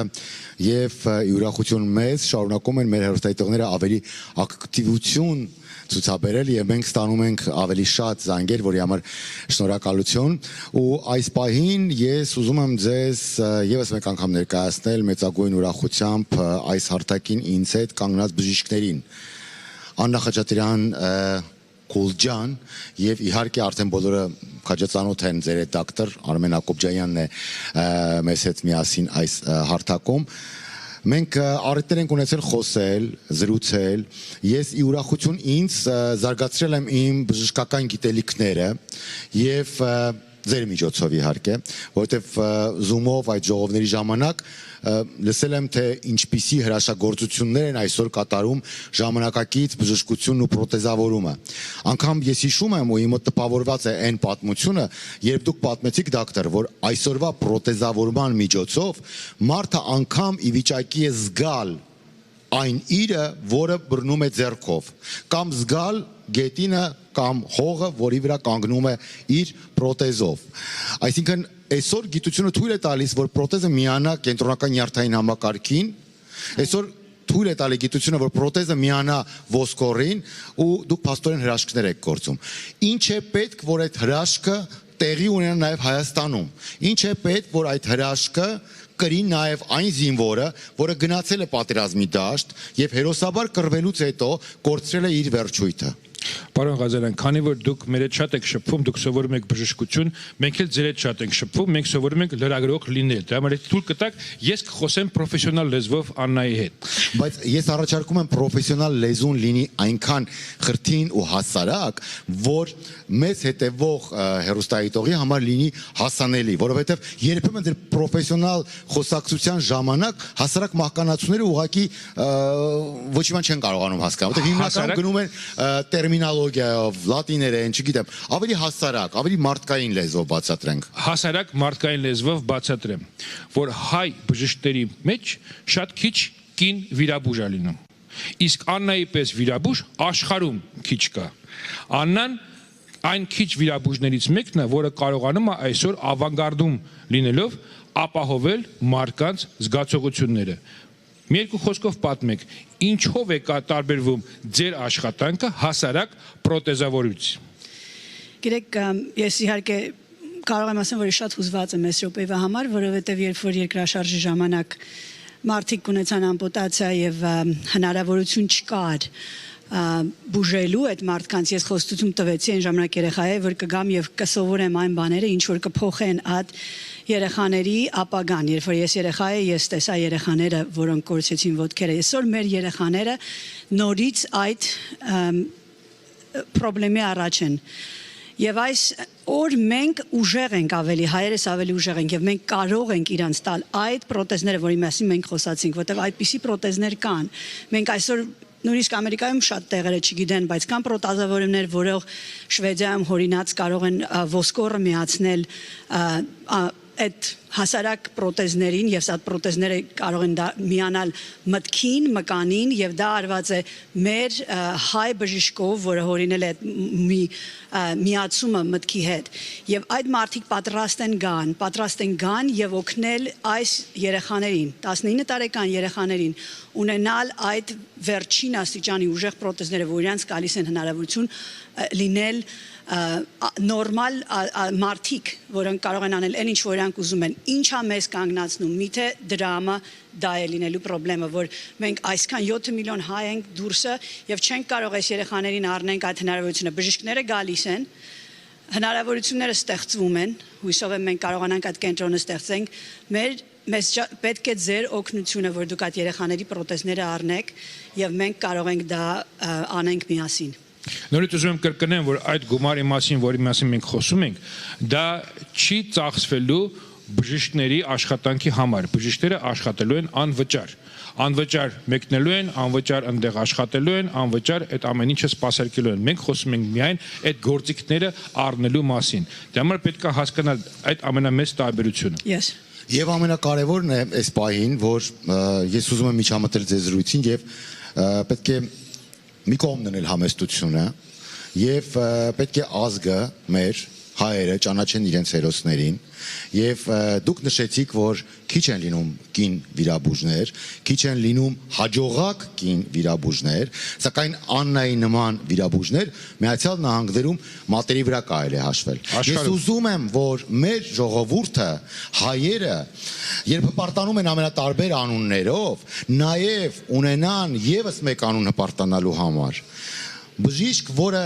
հրաշքներ է գործում կարելի ասել եւ շնորհակալություն ձեզ, իմ խոնարհումը ձեզ եւ նաեւ ինչպես նշեց դոկտոր Հակոբյանը,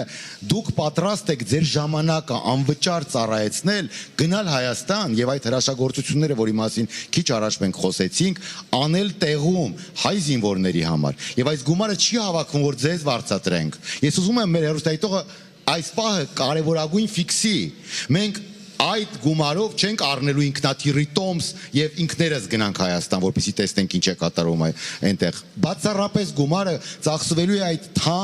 շատ թանկ գործիքների եւ այդ նյութերի, այդ գերժամանակակից պրոթեզավորման այդ ապարատների վրա։ Իսկ դուք չափազանց պահանջված եւ հայտնի վիրաբույժ թողելու եք ձեր կլինիկան, ձեր հիվանդներին եւ մեկնելու եք Հայաստան, որպեսզի իրականացնեք այդ վիրահատությունները։ Պարոն Ղազարյան, գիտեք, ով որ սովետական միությունից դուրս է եկել, երևի հիշում է, որ հումորիստների խումբ կար։ Հա, ժամանակից կատակներ էին անում, փորձում են ինչ-որ բան բացատրել ժողովրդին այդ հումորով։ Եվ մենք մի հատ կատակ ունենք ժամանակին չինացիների մասին։ Մենք ասում ենք, որ եթե ամբողջ Չինաստանի ժողովուրդը մեկ անգամ, ընդամենը մեկ անգամ, եթե արթնանա ու ընտրիկ չանի, Հայաստանը մի 500 տարի կարա հանգիստ ապրի այդ փողով։ Հիմա նույն ձևի առանց կատակ անելու, ես դիմում եմ ձեզ, սիրելի հայր։ Մենք ունենք 10 միլիոն հայ։ Վերցնենք այդ ձեր 10 միլիոնի 10%-ը, որ ընդամենը 1 միլիոն հայ է։ Եթե ամեն մի հայ այդ 10%-ի մեջ նվիրատվի $1, ինչքան փող է մենք մոտ հավաքվում։ Ես ուզում եմ տեսնեմ մեր թիվը մենք արդեն ունենք $518,940, այսինքն կես միլիոնը մենք հաղթահարեցինք։ Ես առաջարկում եմ այն 10% հայերը, որոնք կան, 10% հայը դառնում է 1 միլիոն հայ։ Մարդա $1, եկեք դնենք այս ֆոնդի հիմնադրամի հաշվին։ Եվ ես խոսք եմ տալի, եթե մենք այսօր հավաքենք $1 միլիոն, առաջի 100 հիվանդներին ես անվճար կվիրահատեմ։ Շնորհակալություն։ Շատ լավ էր։ Շնորհակալություն։ Մենք այսօր բոլորս չափազանց էմոցիոնալ ենք, էմոցիոնալ պորտկումներ են տեղի ունենում։ Չնայած ամենասկզբում երբ հավաքվեցինք, մենք խնդրեցինք դահլիճին կամավորներին հնարավորինս զուսպ լինել, որովհետև այս օրերին անընդհատ յուրաքանչյուր նվիրատվության հետ միասին ծափահարելով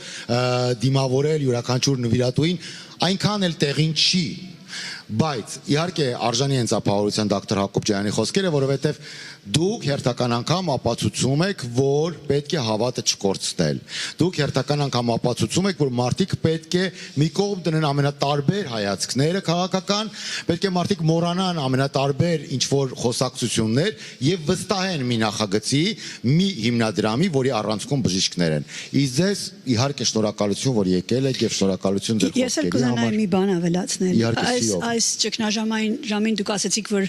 մենք ինչ որ ամեն մեկս մի բան ենք արել, բայց այս րոպեին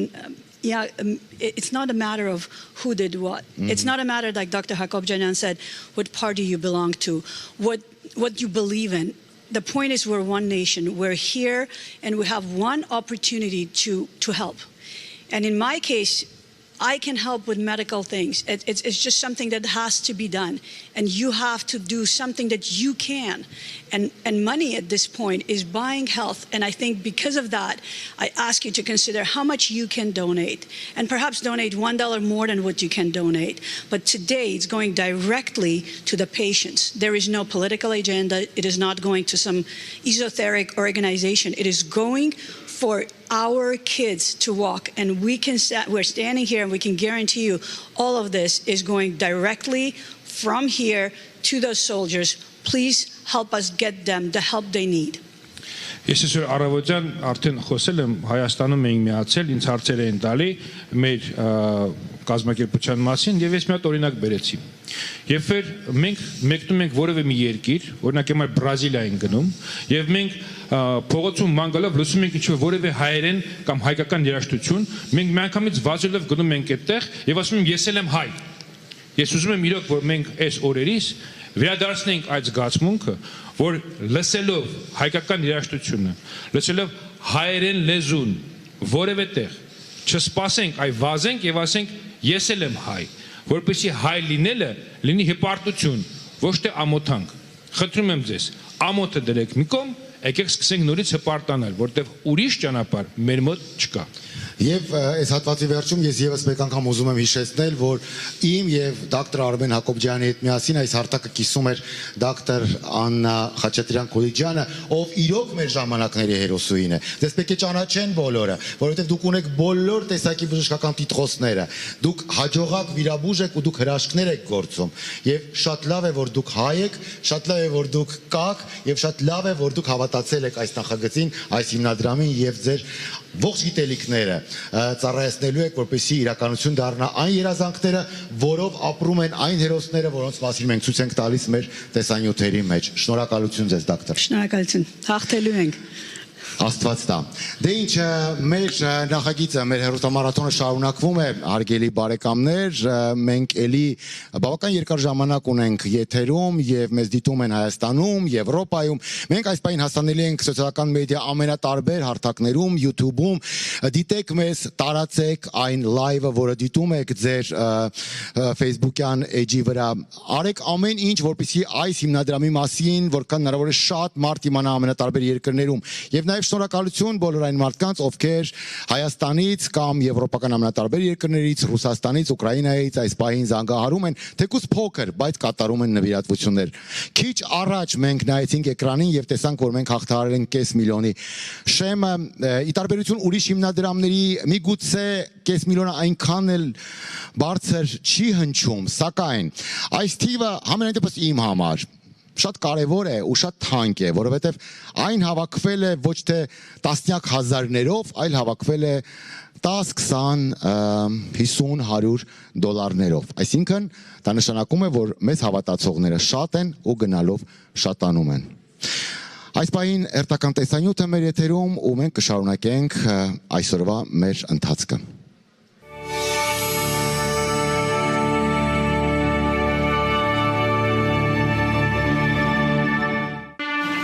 Միասնական ազգ նոր շունչ դրամավակի նպատակը Արցախյան երկրորդ պատերազմի ժամանակ վիրավորված հայ զինվորներին օգնելն է։ Սիրելի հայրենակիցներ, կոչ եմ անում դեկտեմբերի 25-ին միանալ ամերիկահայ բժիշկների նախաձեռնությանը։ Եկեք միասին օգնենք մեր հերոսներին ոտքի կանգնել։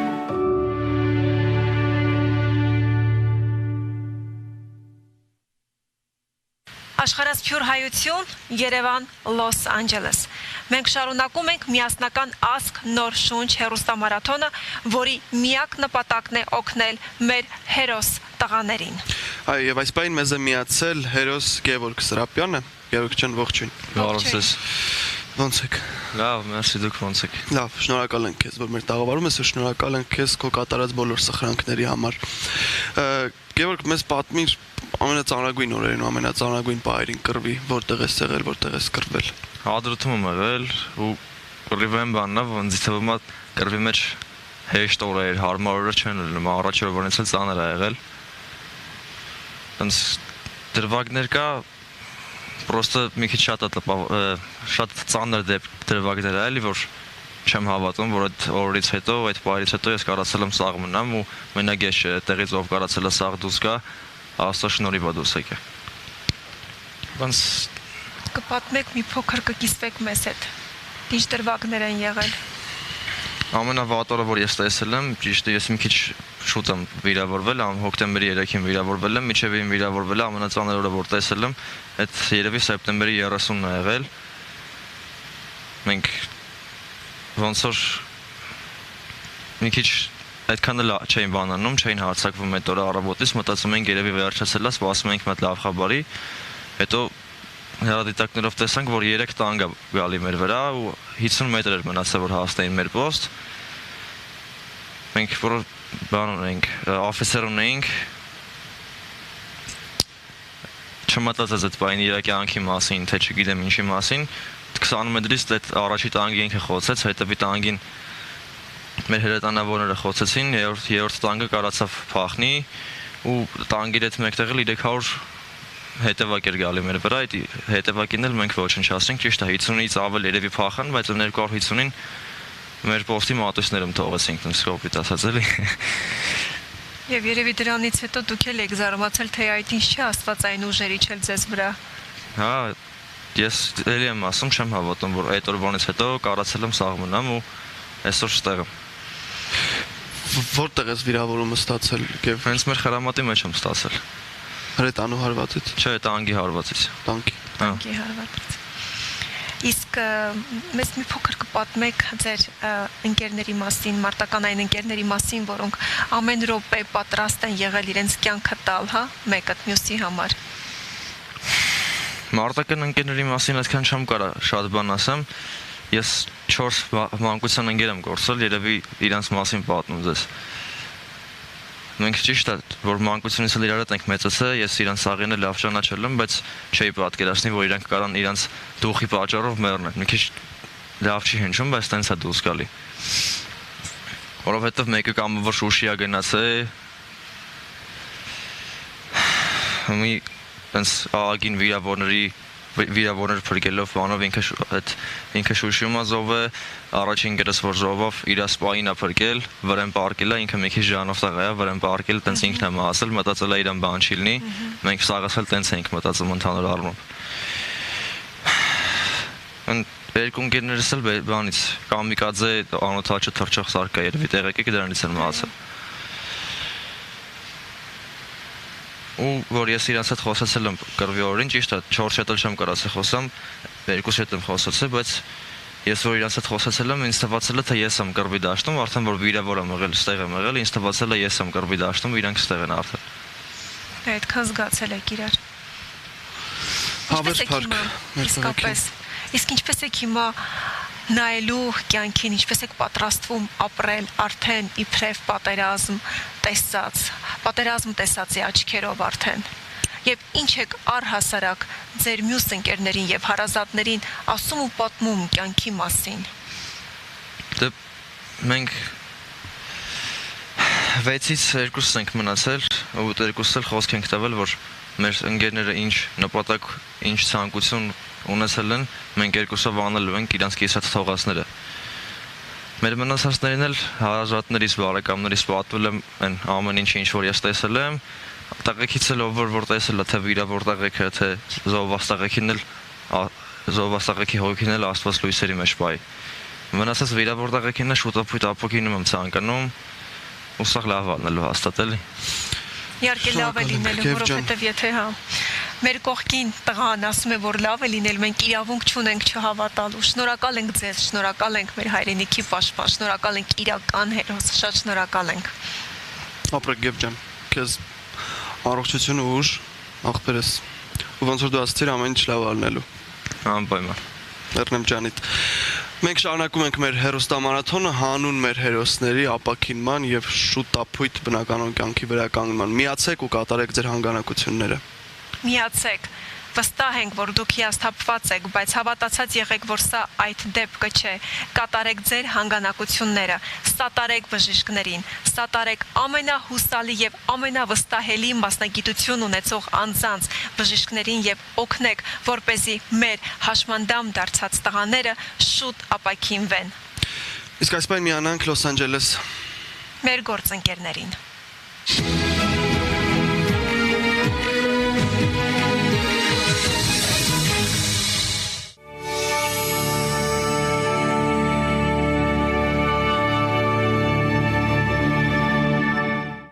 Սիրելի հայրենագիցներ, բարի եկերեք մեր այս ծրագրին։ Ես իմ անունս բժիշկ Վիկեն Սեպիլյանն է եւ ես հայ միջազգային բժշկական միության նախագահն եմ, որ անգլերենով կոչում ենք ԱՄԻԿ։ Ուրեմն մեր գազագերբությունները բազմաթիվ գազագերբություններ ունին լրիվ սփյուռքի մեջ, տարբեր քաղաքներու մեջ, որ արդեն միասնապար աշխատում էինք, որ օգնենք մեր հայրենիքի առողջապահական գարիքներուն։ Հավասիկ մենք ինքնինքնից գտնում ենք այս ինքնավիճակի մեջ, որ էլինորեն մեր կորձերը պետք է ավելի ակտիվացնենք։ Մեր կորձերը ավելի առաջվանեց ավելի մեր չանքերը բարձրացնենք։ Ուրեմն առաջարկում եմ, որ միացեք մեր հետը։ Մենք իբր բժիշկներ անշուշտ չենք կարող ասել, որ այսօր նեղված ենք, այսօր հուսատապված ենք եւ մեր հիվանդները պիտի չի տեսնենք։ Իբր բժիշկներ, իբր բուժքույրներ, ուրիշ առողջապահական աշխատողներ, մենք պետք է անընդհատ աշխատենք, որ պաշտպանել մեր հիվանդներու առողջությունը։ Հիմա մեր հիվանդը մեր հայրենիքն է։ Մեր քաչ զինվորներն են, որ այս պատերազմի պատճառով վիրավորված են եւ մեր օգնությունը պետք ունեն։ Առաջարկում եմ, խնդրում եմ, որ մենք բոլորնիսալ միանանք, բոլորնիսալ զանգենք եւ օգնենք մեր այս ասպարեզը, որ նպատակն է, որ առողջությունը վերականգնել մեր քաչ զինվորներուն։ Շնորհակալություն եմ ուզում հայտնել այն բոլորին, որ արդեն մասնակցած են, արդեն զանգած են, բայց քաչալերում եմ անոնք բոլորին, որ արդեն չեն, զանգեցեք եւ անպայման օգնեցեք։ Ձեզի գուզեմ բոլորն իդալ մաղթել, շնորհավոր նոր տարի,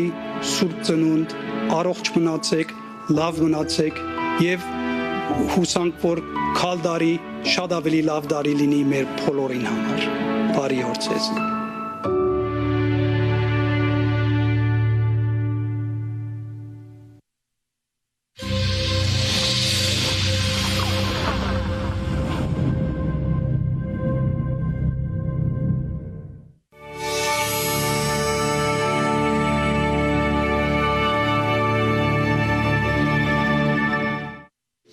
Շարունակում ենք դրամահավաքը, հարգելի հայրենագիցներ, եւս մեկ անգամ ողջունում եմ բոլոր նրանց, ովքեր նոր են միացել մեզ։ Պատմությունները, որ մենք լսում ենք այստեղ, իսկապես ամենախոր թելերով հասնում են մարդկանց սրտերին։ Ես շարունակում եմ հուսալ, հավատալ եւ ոչ միայն ես, շատերը նրանք, ովքեր հիմա այստեղ են, որ մեր հայրենակիցները ի վերջո ավելի մեծ նվիրումով, ավելի մեծ հավատով կսկսեն նվիրատվությունները շարունակել։ Սա այն դեպքն է, երբ մենք չվստահելու նախ որևէ առիթ չունենք, հետո նաև որևէ տարբերակ չունենք, հարգելի հայրենակիցներ։ Ամեն մի գումարը ծառայելու է մեկ զինվորին վերականգնելու, նրան առողջ ապագա նվիրելու համար։ Սրանք սովորական բառեր չեն, սա պաթոս չէ, սա այն է, ինչ մենք ապրում ենք, իսկ մենք ապրում ենք շատ մեծ ողբերգություն։ Տղաներ, ովքեր հանուն մեզ ոչինչ չեն խնայել։ Այո, եւ անգլերենով էլ նույնը մեկնաբանեմ. Ladies and gentlemen, when this group of doctors came together, They were on those front lines, battling evil, helping our soldiers. The things that these soldiers have witnessed and seen is absolutely horrific. And I hope none of us in any of our lifetimes ever experience anything like that. They lost more than you and I can ever imagine. Today, their lives are changed forever. So let's please share the news about this telethon, first of all. I don't know if enough people know yet. Maybe you're at Christmas thinking there's nothing going on. For those of you watching, it's on YouTube. Share it on your social media. Tune in on the TV stations. Call now. The phone number is on your screen, and the websites are listed below. Eternal Nation is doing a huge thing right now with the Armenian American Medical Society. So this is something that you want to join, a trustworthy organization built by doctors and other people who feel very passionately about everything. So this is something that we don't say lightly, as Varush said in Armenian. We don't say this lightly. This is a very serious issue right now in Armenia and needs our help. The type of injuries we're dealing with, the type of technology that's necessary to do what we need to do is very different than common war-related issues. This is very different. So we must join this cause right now. So join and call and let people know. Let people know.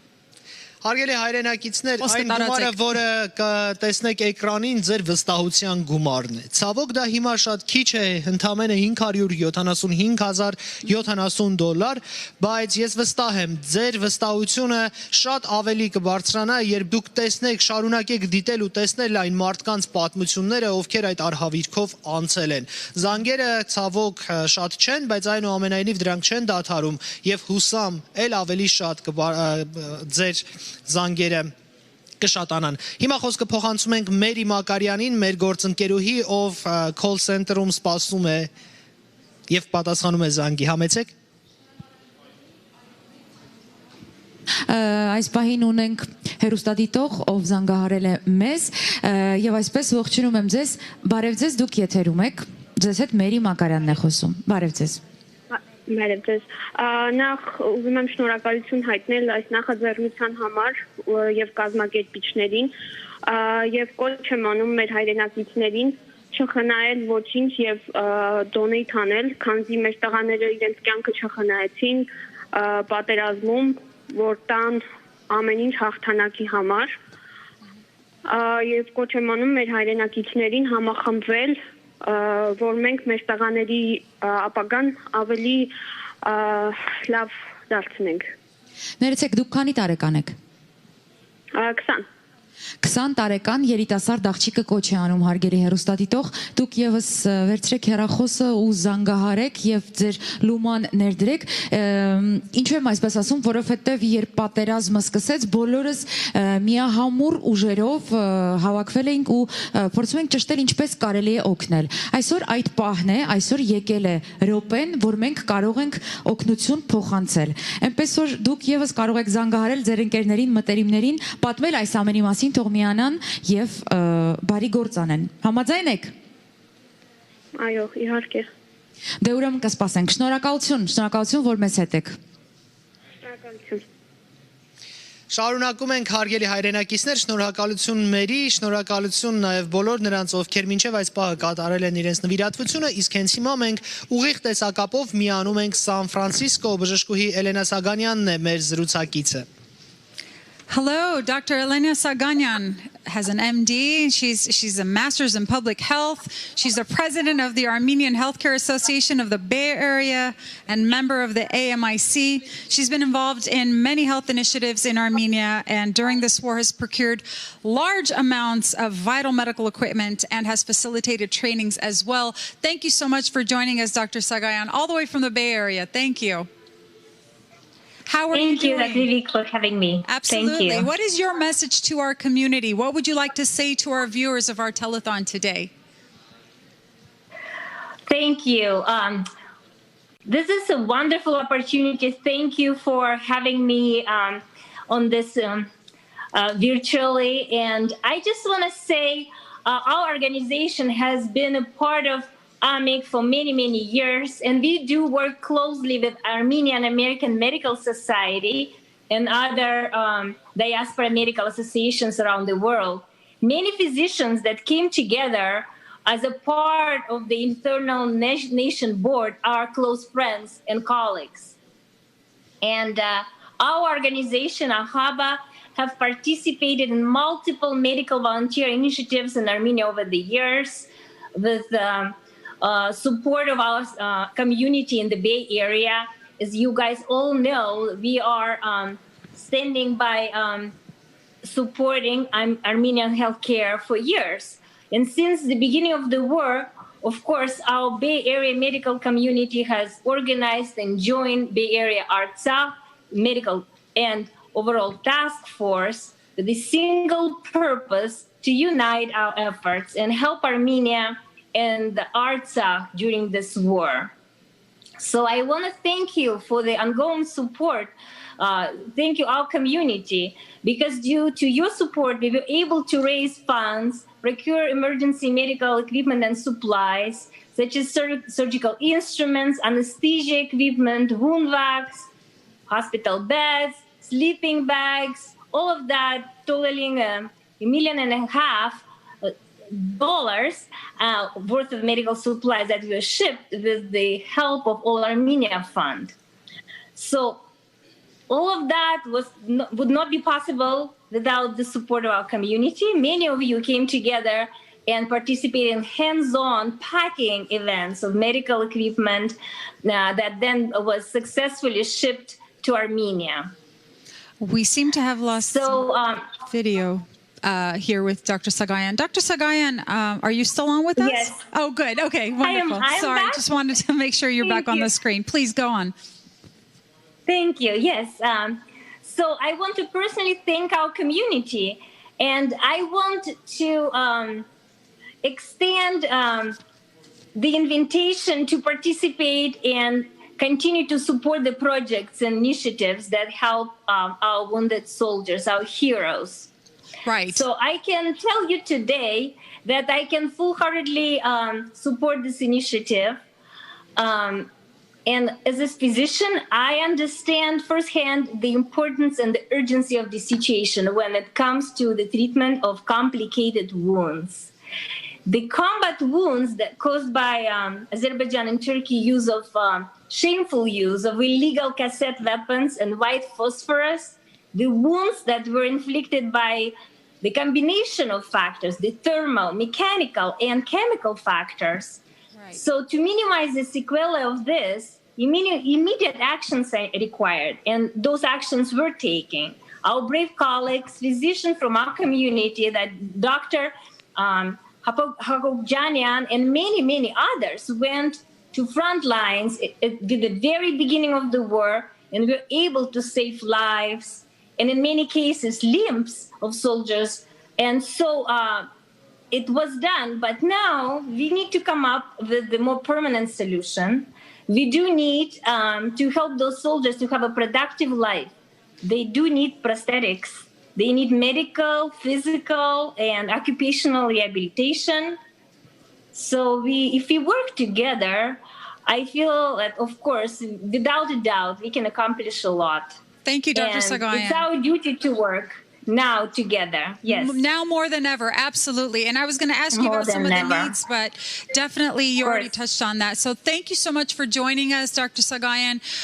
Ladies and gentlemen, our telethon continues. I did want to start a small challenge, if you will. So I'd like to challenge all of our youth to please share the telethon link on all of your social media, whether you're on Instagram or Facebook or Twitter or wherever you may be. I want you to get on YouTube and find our telethon and spread the word. Okay, I want you to please spread the word. So this is a challenge to our Armenian youth, non-Armenian youth alike. I know that our LA, especially our youth in LA, have been incredible. Youth in Fresno and San Francisco, all around the world, have done so much. I mean, it gave me true hope in my heart about the future of Armenians. So do it now. Get busy. Spread the word. Շնորհակալություն նաև բոլոր նրանց, ովքեր մեր բոլոր խնդրանքները կատարում են, հարգելի հայրենակիցներ, վարքյաններ անց մենք եւս մեկ պատմություն ենք դիտելու, որը առանց հուզմունքի անհնար է դիտել, բայց նաև վարքյաններ անց կրկին բեմահարթակում շատ մի հուզիչ դրվագ է լինելու, մենք ներկայացնելու ենք կարևոր նվիրատվություն, հեռու չգնաք, գոնե կիսվեք այս հղումով ու նաև կոչ արեք ձեր ընկերներին գոնե տարածել սոցիալական ցանցերում մեր հղումները։ Մնացեք մեզ հետ, վերադառնում ենք վարքյաններ անց, երբ կդիտենք տեսանյութ։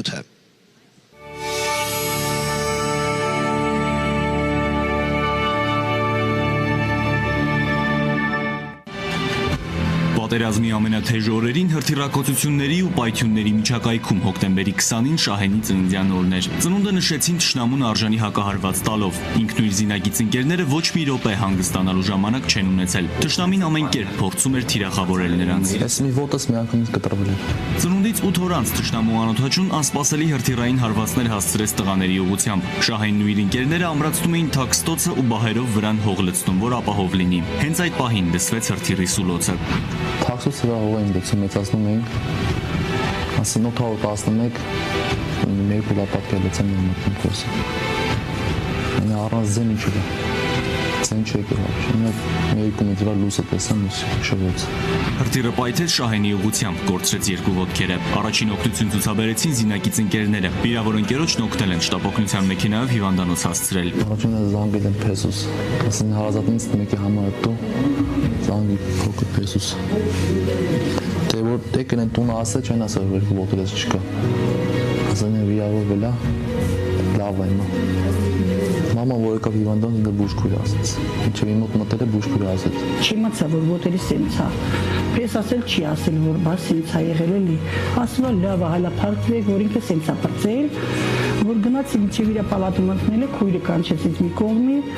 ասեց բացիկին Անժելա մենակ մի բան եմ ելի խնդրեմ իր մոտը չնեղվեք, սենց է եղել, սաղ քիշեր ասում ինքը ձեր մասին է մտածել։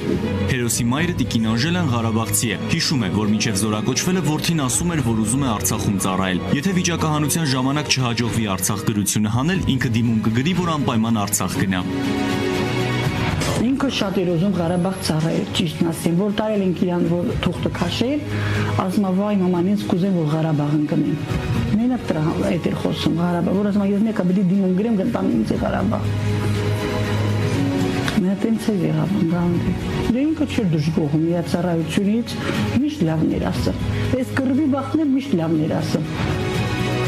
Շահենը պատերազմի օրերին զանգում էր ծնողներին ու շատ կարճ պատասխանում։ Լավ է, ուրիշ հարցեր չտակ։ Տիկին Անժելան հպարտությամբ է ասում, որդին երբեք ծառայությունից չի դժգոհել։ Զորացրվելուն ընդամենը 2 ամիս էր մնացել, երբ սկսվեց պատերազմը։ Հիմա էլ եթե կարիքը լինի, նորից զենք կվերցնի ու կգնա հայրենիքը պաշտպանելու։ Ուսները չգցեն էլի։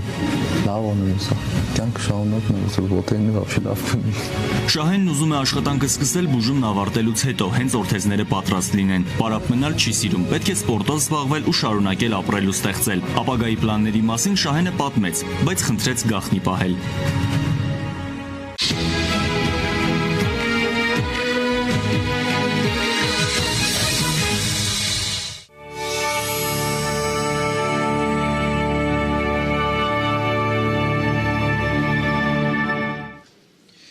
Դեկտեմբերի 5-ին Լոս Անջելեսում կյանքից հեռացավ 31-ամյա մի պատանի, Պատրիկ Գալստյանը։ Նրա հիշատակը վառ պահելու եւ հիշողությունները գործ դարձնելու համար նրա ընտանիքի անդամներն այսօր այստեղ են նվիրատվությամբ։ Hilda Yengebekyan is here with her sister Lilik Minasyan, the mother of Patrick Galistyan, and the lovely cousin who is here, Paulina Yengebekyan. She's written something that she'd like to read, but before that, the 31-year-old amazing human being from all the things that I've heard, someone who cared about the war, who cared about the Armenian soldiers, who cared about home, Armenia, and his family, had an untimely death. Now, you've inspired me with your courage and your strength to be able to stand here and having lost a son, a brother, a cousin, you're standing here with the courage. If anybody else wants to say anything about this, you can't, because they are here as examples, helping save, helping other sons. They're all our sons. So you are an example for me as an inspiration. I respect and thank you so much for your donation. And I understand that you created a GoFundMe account in his memory. So that being said, I'd like to actually take a look at his photo and honor Patrick right this moment.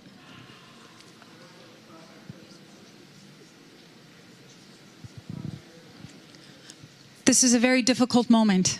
as we have a mother who has lost her child on this stage. This is what it means today to help. So ladies and gentlemen, I'd like to actually ask Paulina, because I know how emotional this is for you now, I know how difficult this must be. So Paulina's brave enough, and you are, to say a few wonderful words in memory of her cousin to all of you, by all means. Thank you for the introduction. Absolutely. Well, my name is Paulina Ingebegian. I wrote a few words on behalf of the family I would like to share. It is my great privilege to deliver this donation from our family and friends who have donated in the memory of my beloved cousin, Patrick Galistians, who passed away on December 5th. Patrick consistently expressed how heartbroken he was over the situation happening in Armenia and all the wounded soldiers. And to honor, so his family decided to honor his wishes and in lieu of flowers asked everyone to donate to help. I also wanted to thank all of our family and friends who have donated in his memory. The family greatly appreciates all the love and support you have shown, and this is going towards a very great cause. So on behalf of the family, I'm here to present a check for the amount of $15,000 that we were able to raise. Thank you. We appreciate your efforts, and I know how hard this was for you. See, and your words are heartfelt, and I know the pain is there and the loss is there, but the strength that you have again to stand here with all of us for this amazing cause is just, I have no words, and I just want to thank you. And my condolences, all of our condolences to your family for your loss. I'm very sorry. But as you said earlier, he's a guardian angel for our soldiers now. Yes, right? He is. Yeah. Տիկին Լիլիկ, ես ուզում եմ բացի ցավակցություններ հայտնել է նաև ձեզ գոտեպնդել։ Դուք հազարավոր մայրերի նման կորցնելով որդուն այնուամենայնիվ ուժ եք հավաքել, որպեսզի նրա հիշատակը գործողություն դարձնեք, որպեսզի նրա անունը շուրթերից շուրթեր պտտվեն ու միշտ երախտիկով հիշվեն։ $15,000, որը դուք նվիրաբերում եք, որևէ մեկի կյանքը փրկելու է։ Պարզ սովորական պրոթեզով, որով նա վերադառնալու է կյանք։ Ցավոք ձեր որդին չկա, բայց բարեբախտաբար նա կտեսնի, որ իր ընտանիքը շարունակում է այն նվիրումով աջակցությունը, որի կարիքը ունեն տասնյակ հազարավոր մայրեր։ Շնորհակալություն ձեզ։ Շնորհակալություն ամբողջ հայ ազգի անունից։ Thank you. Հարգելի հայրենակիցներ, շարունակում ենք հեռուստամարաթոնը։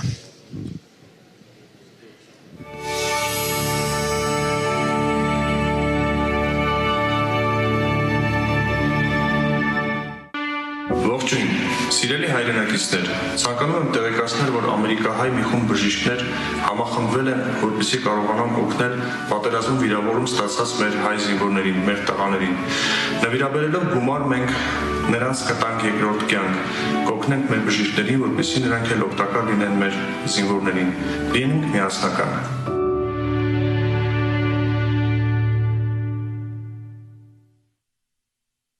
Շարունակում ենք միասնական ազգ նոր շունչ հեռուստամարաթոնը, եթերում Երևանն է։ Սիրելի հեռուստադիտողներ, նորից եւ նորից կարևորելով յուրաքանչյուրի աջակցությունը, կոչ ենք անում միանալ հանուն մեր այն տղաների, ովքեր իրենց սեփական կյանքի ու առողջության գնով պարգևեցին մեծ խաղաղություն։ Պատերազմն ունի չգրված օրենքներ։ Այն խլում է կյանքեր, անջնջելի հետք է թողնում տղաների առողջության վրա։ Հիմա մենք այստեղ ենք ապացուցելու, որ միասին կարող ենք ապագայի հույս պարգևել մեր վիրավոր եղբայրներին։ Շուրջ 300 կյանք բժիշկների ձեռքերում է, եւ այսօր բոլորս պետք է ստատարենք բժիշկներին, որպեսզի նոր կյանք ու ապագա նվիրենք հաշմանդամ տղաներին։ Մենք հասկանում ենք, որ շատերս հիասթափված ենք հիմնադրամներից, բայց եւ վստահեցնում ենք, որ Ամերիկահայ բժշկական միությունն ու հավերժական ազգ հիմնադրամը հավաքված ամեն մի դրամ ուղղելու են տղաների վերականգնմանը։ Եկեք միահամուռ ու միասին մեր ազգին առողջ ապագա ու պայծառ երիտասարդություն նվիրենք։ Նրանք արդեն պայքարել են մեր կյանքի իրավունքի համար։ Հիմա եկեք բարի բուն իմաստով տղաներին ոտքի անենք։ Դե իսկ հիմա Լոս Անջելես։ Ողջույն, եթերը ձերն է։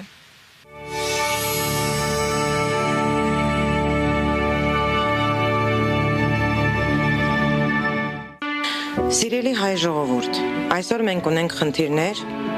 շատ խնդիրներ, բայց ունենք առաջնային խնդիրներ, որից մեկը մեր հայ զինվորների, մեր հաշվանդամների,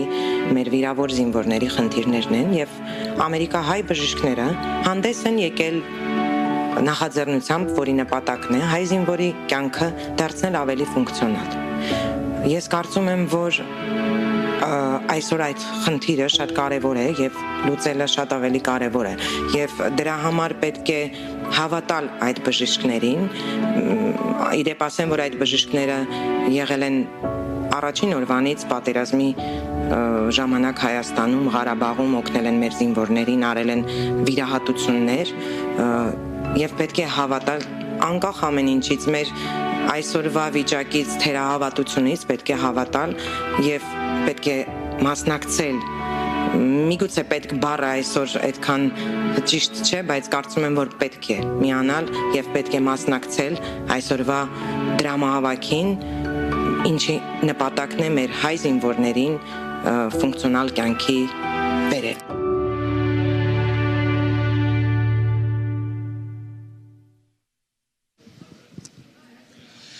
Դե ինչ մենք շարունակում ենք աշխատել ուղիղ եթերում, շարունակաբար ներկայացնելով մեր բոլոր կամավորներին, բոլոր հյուրերին, բոլոր բժիշկներին եւ իհարկե նվիրատվություն կատարողներին։ Սիրելի հեռուստադիտողներ, մենք հոգաչափ շնորհակալ ենք ձեր յուրաքանչյուր զանգի, ձեր յուրաքանչյուր աջակցության համար։ Այն գումարը, որ արդեն հավաքագրվել է եւ հատել է 500,000 շեմը, դա փոքր հանգանակություններով եւ ձեր սրտացավ վերաբերմունքով է։ Ինձ է միանում իմ գործընկերուհի Սոնա Օգանիսյանը, ով աշխատում է ամերիկյան մեդիայում եւ հաճախ ներկայացնում նաեւ հայկական հարցը ու մեզ հուզող խնդիրները միջազգային ամերիկյան լրատվության միջոցների եւ նրանց իհարկե ընթերցողների կամ հետևորդների համար։ Բարի երեկո Սոնա, շնորհակալություն մեզ միանալու համար։ Hi Meher Jan. Thank you for having me here. I know that a common theme is that we are all really disappointed by many of the institutions and organizations recently. That's not a secret. And I think that, you know, every day I wake up and I remind myself, and I hope to remind all of you also, that regardless of what happens with politicians, political parties, organizations, we have our injured Armenian heroes who wake up to a new reality every single day. And I hope that we can all contribute and help them to have the best possible quality of life moving forward. And that entails modern technology, and of course we know that that requires major funding. I know that we're all, you know, having a hard time trusting different organizations, but I was following Dr. Armen Hakobjanyan's mission all along, and when I saw that he left the comfort and the safety of his own home to fly to Artsakh and to provide emergency medical care to these soldiers, like many of you, my heart shattered seeing everything that was happening over there. But I was also so deeply moved that we have such amazing Armenians that are truly patriotic, and they're the ones that really make a difference for Armenia. And you know, our soldiers already risked their lives and their health and their limbs to protect our homeland. And I really hope that we can put all of the political differences and everything aside now and just focus on helping them, because that should be our priority right now. Իսկապես դա առաջնայինությունն է այս պահին Սոնա, շնորհակալություն։ Ես ներկայացնում մեր հյուրին, ով հենց այս պահին բեմում է, Աստղիկ Վարդանյանը, բժշկական մասնագետն է այստեղ, բժշկական մարդաբանը։ Բարի երեկո Աստղիկ, շնորհակալ ենք այստեղ լինելու համար ու խնդրում խոսեք այն հաղորդագրության մասին, որով ու նվիրատվությամբ այսօր ներկայացել եք այստեղ։ Բարև ձեզ, շնորհակալություն։ Ես ճիշտ ասած իմ խոսքը ուզում եմ սկսել հղելով այն մեր որդեկորույս մայրերին, հայրերին, քույրերին, եղբայրներին, ճիշտ ասած կուզենայի իմ ցավակցությունները հղել նույնիսկ այս տարածության վրա, այսպես փարվել ձեզ մեկ առ մեկ եւ ուժ, զորակցություն ու սեր ուղղել դեպի ձեզ։ Ինչպես գիտենք, նրանք, ովքեր ողջ են մնացել, վերադարձել են ֆիզիկապես եւ հոգեբանորեն վնասված։ Եվ ես հասկանում եմ, որ հիմա շատ դժվար է մի տեսակ պատերազմի թեմայով դեռ խոսել, անգամ խոսելը տրավմատիկ է եւ դժվար։ Եվ հասկանում եմ, որ ինչպես դուք ասում եք, կարծես թևաթափ ենք եղել, կարծես սպառվել ենք հոգեբանորեն եւ ֆինանսապես, կարծես մի տեսակ նաեւ խռովել ենք մեզ բաժին հասած հավաքական մեր ճակատագրից, բայց հայրենիքից արդյոք կարող ենք խռովել։ Կարող ենք արդյոք մենք մեր 18-ից 20 տարեկան երիտասարդները, որոնք իսկապես կորցրել են ձեռք ու ոտք, կորցրել են քայլելու ունակությունը, 2 շաբաթ առաջ խոսում էի իմ բժշկուհի ընկերուհու հետ Հայաստանում, որը Մուրացյանի կարծեմ հիվանդանոցում մտնում է բաժանմունք եւ տեսնում է ձեռքերը ոտքեր կորցրած մի երիտասարդի գեղեցիկ դեմքով, որ նրան ուղակի աղարսում է, ասում է բժշկուհի մի բան արա, որ մեռնեմ։ Ուրեմն մենք պետք է ամեն կերպ չխռովենք մեր հայրենիքից, պետք է մեր հայացքը չփախցնենք այս իրականությունից, այն է ինչ կա եւ ոչ միայն, ավելին ասեմ, մենք պետք է այս երիտասարդներին անուն առ անուն ճանաչենք, մենք պետք է այս երիտասարդներին փայփայենք, պետք է նրանց միաժամանակ օգնենք վերականգնվել ֆիզիկապես, հոգեբանորեն, մենք պետք է աշխատատեղեր նրանց համար ստեղծենք, բարձր վճարվող աշխատատեղեր, կրթություն։ Մենք պետք է ինտեգրենք հասարակություն, որովհետև մենք ինքներս ենք նրանց, եթե այժմ չկատարվի այդ վիրահատությունները, հեռացնելու հասարակությունից ու իհարկե այդ անտեսանելի պատնեշը կառուցելու մեր մեջ։ Եթե կարելի ավելացնեմ, միանշանակ պետք է ինտեգրենք, որովհետև գիտեք Հայաստանում հատկապես այսպես կոչված ինվալիդի հաշմանդամի այդ ստիգման, այդ դրոշը կա, որ մենք պետք է դա վերացնենք, պետք է մաքսիմում ինտեգրենք մեր երիտասարդներին, մեր տղաներին եւ պետք է, որտեվ նրանք մեր մեջի ամենալավն են, նրանք մեր գենաֆոնդի ամենակհաջերն են։ Եվ ես ուզում եմ այս ծրագրի համար ասել, որ այս ծրագիրը, գիտեմ շատ բոլորս տարբեր ծրագրերի մեջ արդեն ներգրաված ենք, արդեն գումարներ ենք նվիրատվություն արել, բայց այս ծրագիրը անփոխարինելի է, այս ծրագիրը իր մեջ ընդգրկում է շատ տարբեր ծրագրեր եւ ես պատկերացնում եմ սա լինելու է մի հատ զինվորի տուն, որտեղ զինվորները մտնեն հոգեբանական, ֆիզիկական ռեաբիլիտացիայից հետո նաեւ գործ գտնելու, կրթվելու եւ հասարակության մեջ հենց այդ ինտեգրման հարցերը լուծելու համար։ Շնորհակալություն Աստղիկ, շնորհակալություն ձեր նվիրատվության եւ այստեղ լինելու համար, շնորհակալ եմ։ Մենք շարունակում ենք եթերը, մեր գործընկերուհի Մերի Մակարյանը այժմ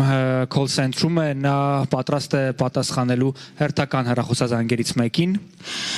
Ես շնորհակալ եմ Մհեր, այո, իսկապես մենք շարունակում ենք, բոլորս լծված ենք այս բարի գործին եւ ունենք եւս մեկ հեռուստադիտող, ով չի զլացել, զանգահարել է ու տեսնենք թե ինչ է հորդորում։ Ողջույն։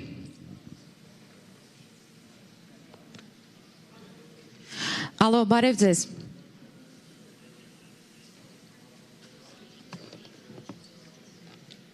Ահա։ Այսպես։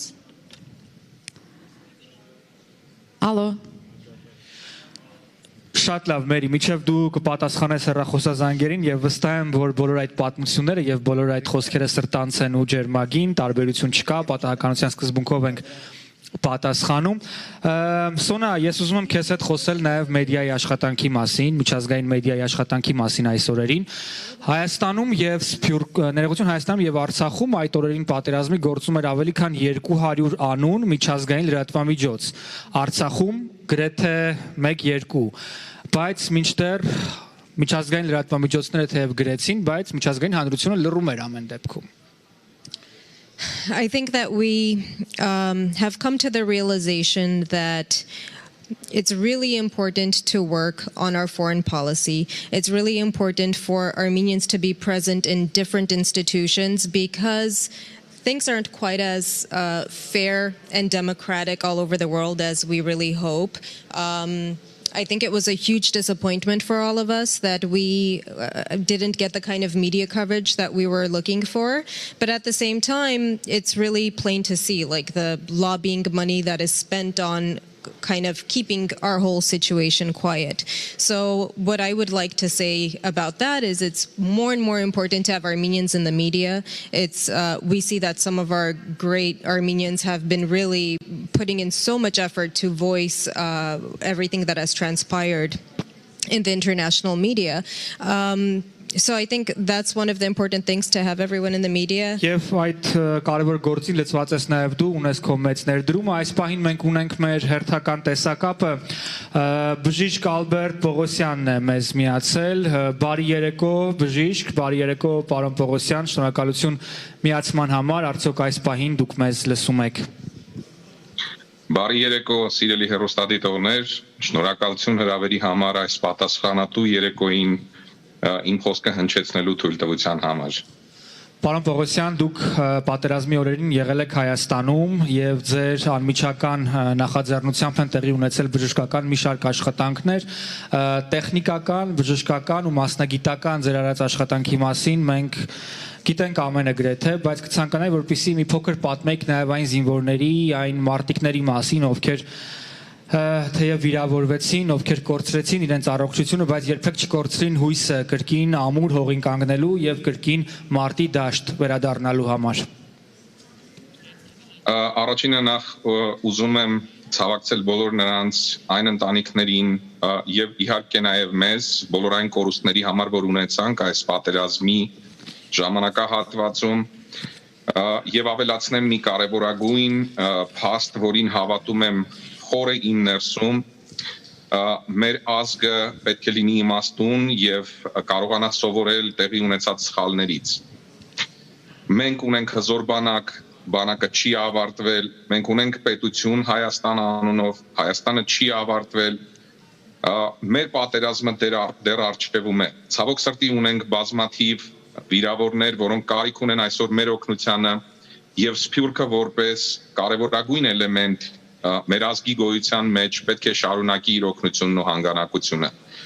շփվելով զինվորների հետ տեսնելով նրանց արած աշխատանքը եւ այն գնահատականը որոնք նրանք ստանում են ու ստացան մի բան ինձ համար դառնում է պարզ մեր բանակը հոգեպես շատ ամուր է զինվորը չունի ոտք եւ ձեռք բայց ունի հոգի որով նվիրված է Հայաստանին եւ մնալու է նվիրված մեր պարտավորությունն է իմ կարծիքով եւ այսօր իմ խոսքն ու հորդորն է ամբողջ սփյուռքին մեր հայությանը հնարավոր բոլոր ճանապարհներով սատարել մեր բանակը սատարել մեր ժողովուրդը սատարել մեր վաղվա օրը եւ այդ հերոսությունը որ նրանք արեցին հայրենիքը պահելու դա դեռ շարունակվելու է եւ շարունակվում է այսօր հերոսությունը ապրել է հերոսությունը մահանալը չէ եւ ես համոզված եմ որ մենք միահամուռ պիտի կանգնենք կողք կողքի օգնելու այսօրվա մեր վիրավոր զինվորին որը իր քաջությունը ցույց տվեց պատերազմի դաշտում իր ուժը ցույց տվեց այսօր մենք պետք է մեր ուժը ցույց տանք նրանց կողքը լինելով Doctor, thank you. There are many different fundraisers and different initiatives. Why do you feel that it is important to support this particular initiative? Եթե թույլ կտակ շարունակեմ հայերեն, պետք է հասկանանք, որ այսօր Հայաստանը ապրում է ճակատագրական ծանր ժամանակահատված։ Մենք այստեղ չենք դատելու որևէ մեկին, մենք այստեղ ենք մեր միասնությունը ցույց տալու եւ այսօր առավել եւս ամուր է հնչում, պինդ է հնչում մեր միասին լինելու միասնական լինելու գաղափարը ցանկացած fundraising կապ չունի այս մեկը թե որևէ մեկը որ պիտի սատարի հայ զինվորին ու հայկական բանակին պիտի ունենամ սփյուռքի եւ ամբողջ հայության աջակցությունը բնականաբար բժիշկները որոնք մասնակցեցին կամ որևէ կերպ կապվածություն ունեցան բանակին իրենց օգնությամբ շատ ավելի լավ են հասկանում շատ ավելի լավ են տեսել Եվ այդ ամենը էլ ավելի է ապացուցում այն փաստը, որ մենք պետք է լինենք իրար կողք եւ օգնենք ցանկացած fundraising, որը տեղի կունենա մեր զինվորին ու մեր երկրին օգնելու համար։ Շնորհակալություն բժիշկ, հիշեցնեմ, որ մենք զրուցում ենք բժիշկ Ալբերտ Պողոսյանի հետ, իսկ մենք շարունակում ենք հերոստամարաթոնը։ Սիրելի հերոստատիտողներ, այսօր ասվեց ու խոսվեց ամենի մասին, դուք տեսաք պատմություններ ու շարունակելու եք տեսնել պատմություններ, որոնք հերոսական են ոչ թե գրքային, ոչ թե ֆիլմային, ոչ թե պաթետիկ տեսանկյունից, այլ դրանք պրակտիկ են ու իրական։ Մեր հայրենիքի, մեր հերոսների եւ իհարկե մեր կողքին կանգնած տղաների մասին, ովքեր մի րոպե անգամ չմտածեցին առաջնագից գնալուց առաջ։ Մի մտածեք նաև դուք եւ այս պահին մենք ստանում ենք հերթական հեռախոսազանգը, իմ գործընկերուհի Մերի Մակարյանը call center-ում է։ Մերի, համեցեք, եթերը ձերն է։ Շնորհակալ եմ Մհեր, այո, ցավոք սա իրականություն է բարեկամներ, բայց հույս կա նաև հերոստատիտող, ով զանգահարել է 888 0888 հեռախոսահամարով եւ այս պահին ես սիրով կզրուցեմ նրա հետ։ Ալո, Տիկին Աիդա, դուք եթերում եք։ Բարև ձեզ, ձեզ հետ խոսում է Մերի Մակարյանը։ Այո, Մերի ջան։ Ես ուրեմն ուզում եմ ցանկանում եմ ավելի շուտ իմ մայրական, իմ տատիական բառերն ասել, շնորհակալություն հայտնել մեր զինվորներին։ Խոսեք, խնդրեմ, լսում ենք։ Հա, Մերի ջան, ես որպես հայուհի, որպես մայր եւ որպես տատիկ շատ շնորհակալ եմ ձեզ, որ կազմակերպել եք այս բոլոր աշխատանքները, սա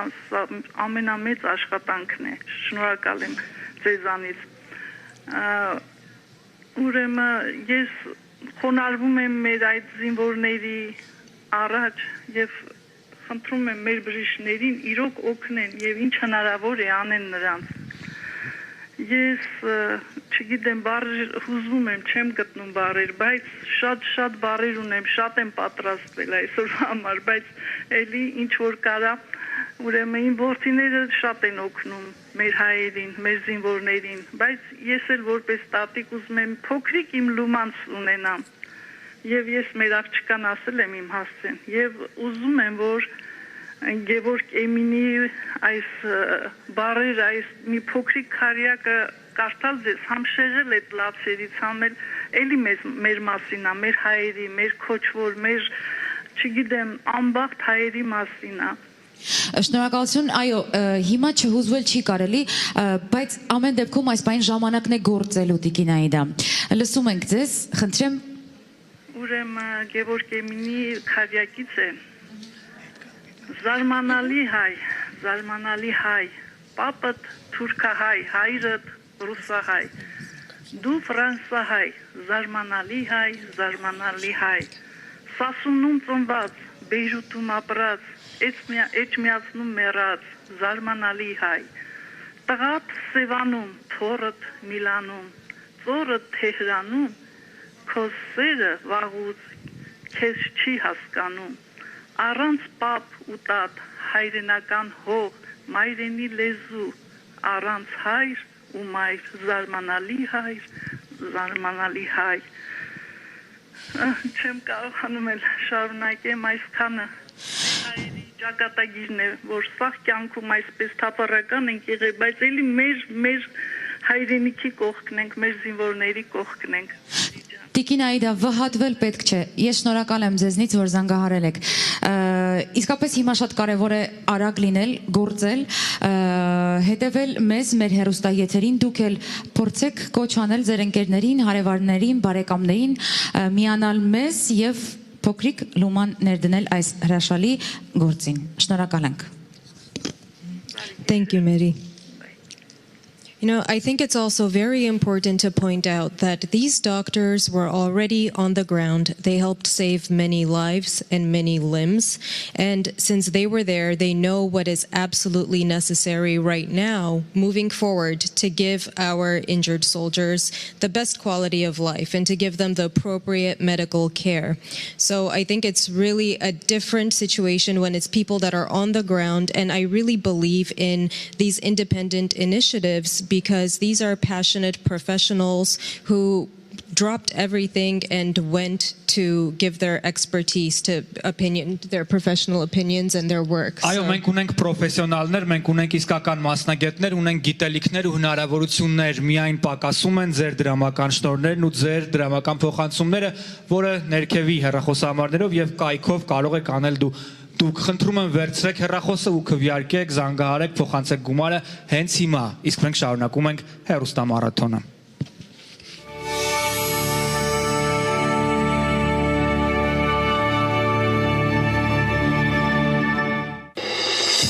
Պատերազմից հետո թերթելով սմարթֆոնի լուսանկարները Վարազդատն ու Վարդանը հիշում են այն դիրքը, որը երկու եղբայրներով են պահել։ Հարազատ եղբայրները պատերազմի առաջին օրից մեկնեցին Արցախ եւ բարի ուղիղ իմաստով ուսուսի կռիվ տվեցին թշնամու դեմ։ Կռիվն ավարտվեց, բայց պատերազմի վերքերը դեռ երկար կլավանան։ Կրտսեր եղբայրը Վարազդատը վիրավոր եղբորը փրկելիս կորցրեց երկու ձեռքերը։ Ուժ աշխատեց, ուզում էր սկորը վրա գցել այդ սնայրադը, բայց բարեբախտաբար հարկաստում մի քիչ հեռուն գա, ճիշտն ասած հեռու, այդքան էլ հեռու չէր, այնքան մոտիկ, որ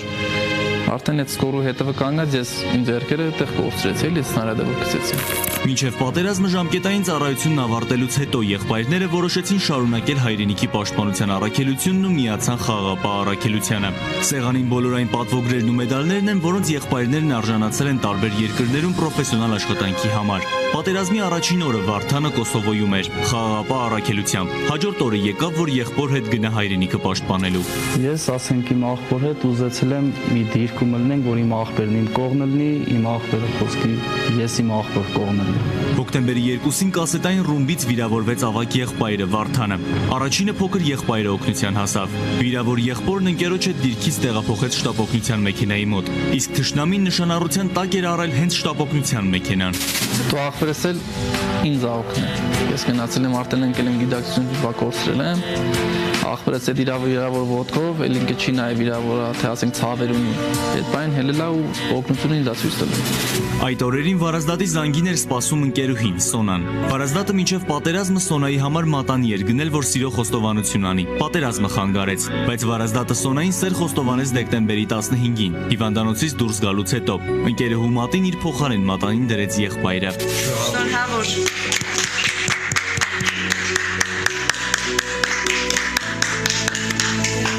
Երբ Վարազդատը ձեզ սեր խոստովանել։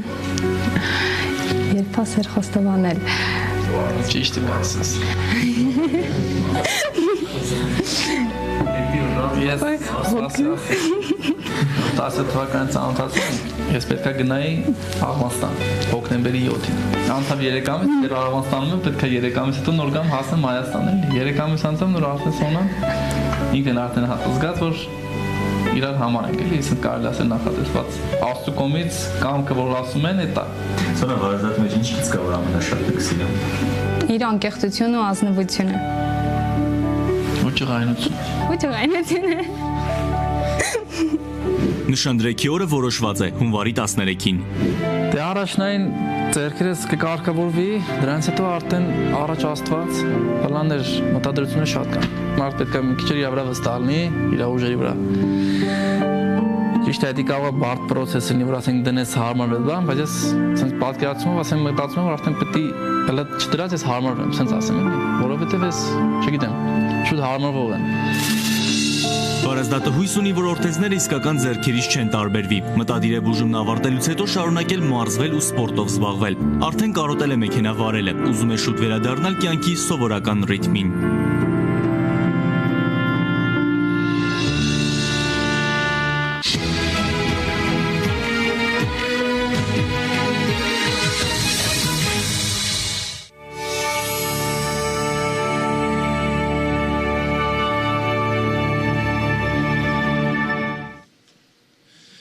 Միասնական ազգ նոր շունչ խորագիրը կրող հեռուստամարաթոնը շարունակում է իր ընթացքը եւ այս հատվածում ես հարթակը կիսում եմ մի մարդու հետ,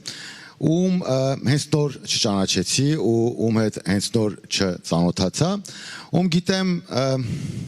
շատ երկար տարիներ, ում հետ ընկերություն եմ անում, նրա անունը Լիկա Մնացականյան է։ Ես շատ անձնական պատմություն պետք է պատմեմ ձեզ, որը կարծում եմ կհուզի ձեզանից շատերին։ Պատերազմը բացահայտեց շատ ու շատ մարդկանց մոտ թաքնված հնարավորություններ։ Այս պատերազմը նաև բացահայտումների պատերազմ էր։ Երբ սկսվեց պատերազմը, ինձ զանգահարեց Լիկան եւ ասաց, որ որոշել եմ մեկնել Արցախ, որոշել եմ մեկնել Հայաստան եւ իր բժշկական գիտելիքները իսպաս դնել այնտեղ։ Ես ճիշտ ասած զարմացա, ապշեցի,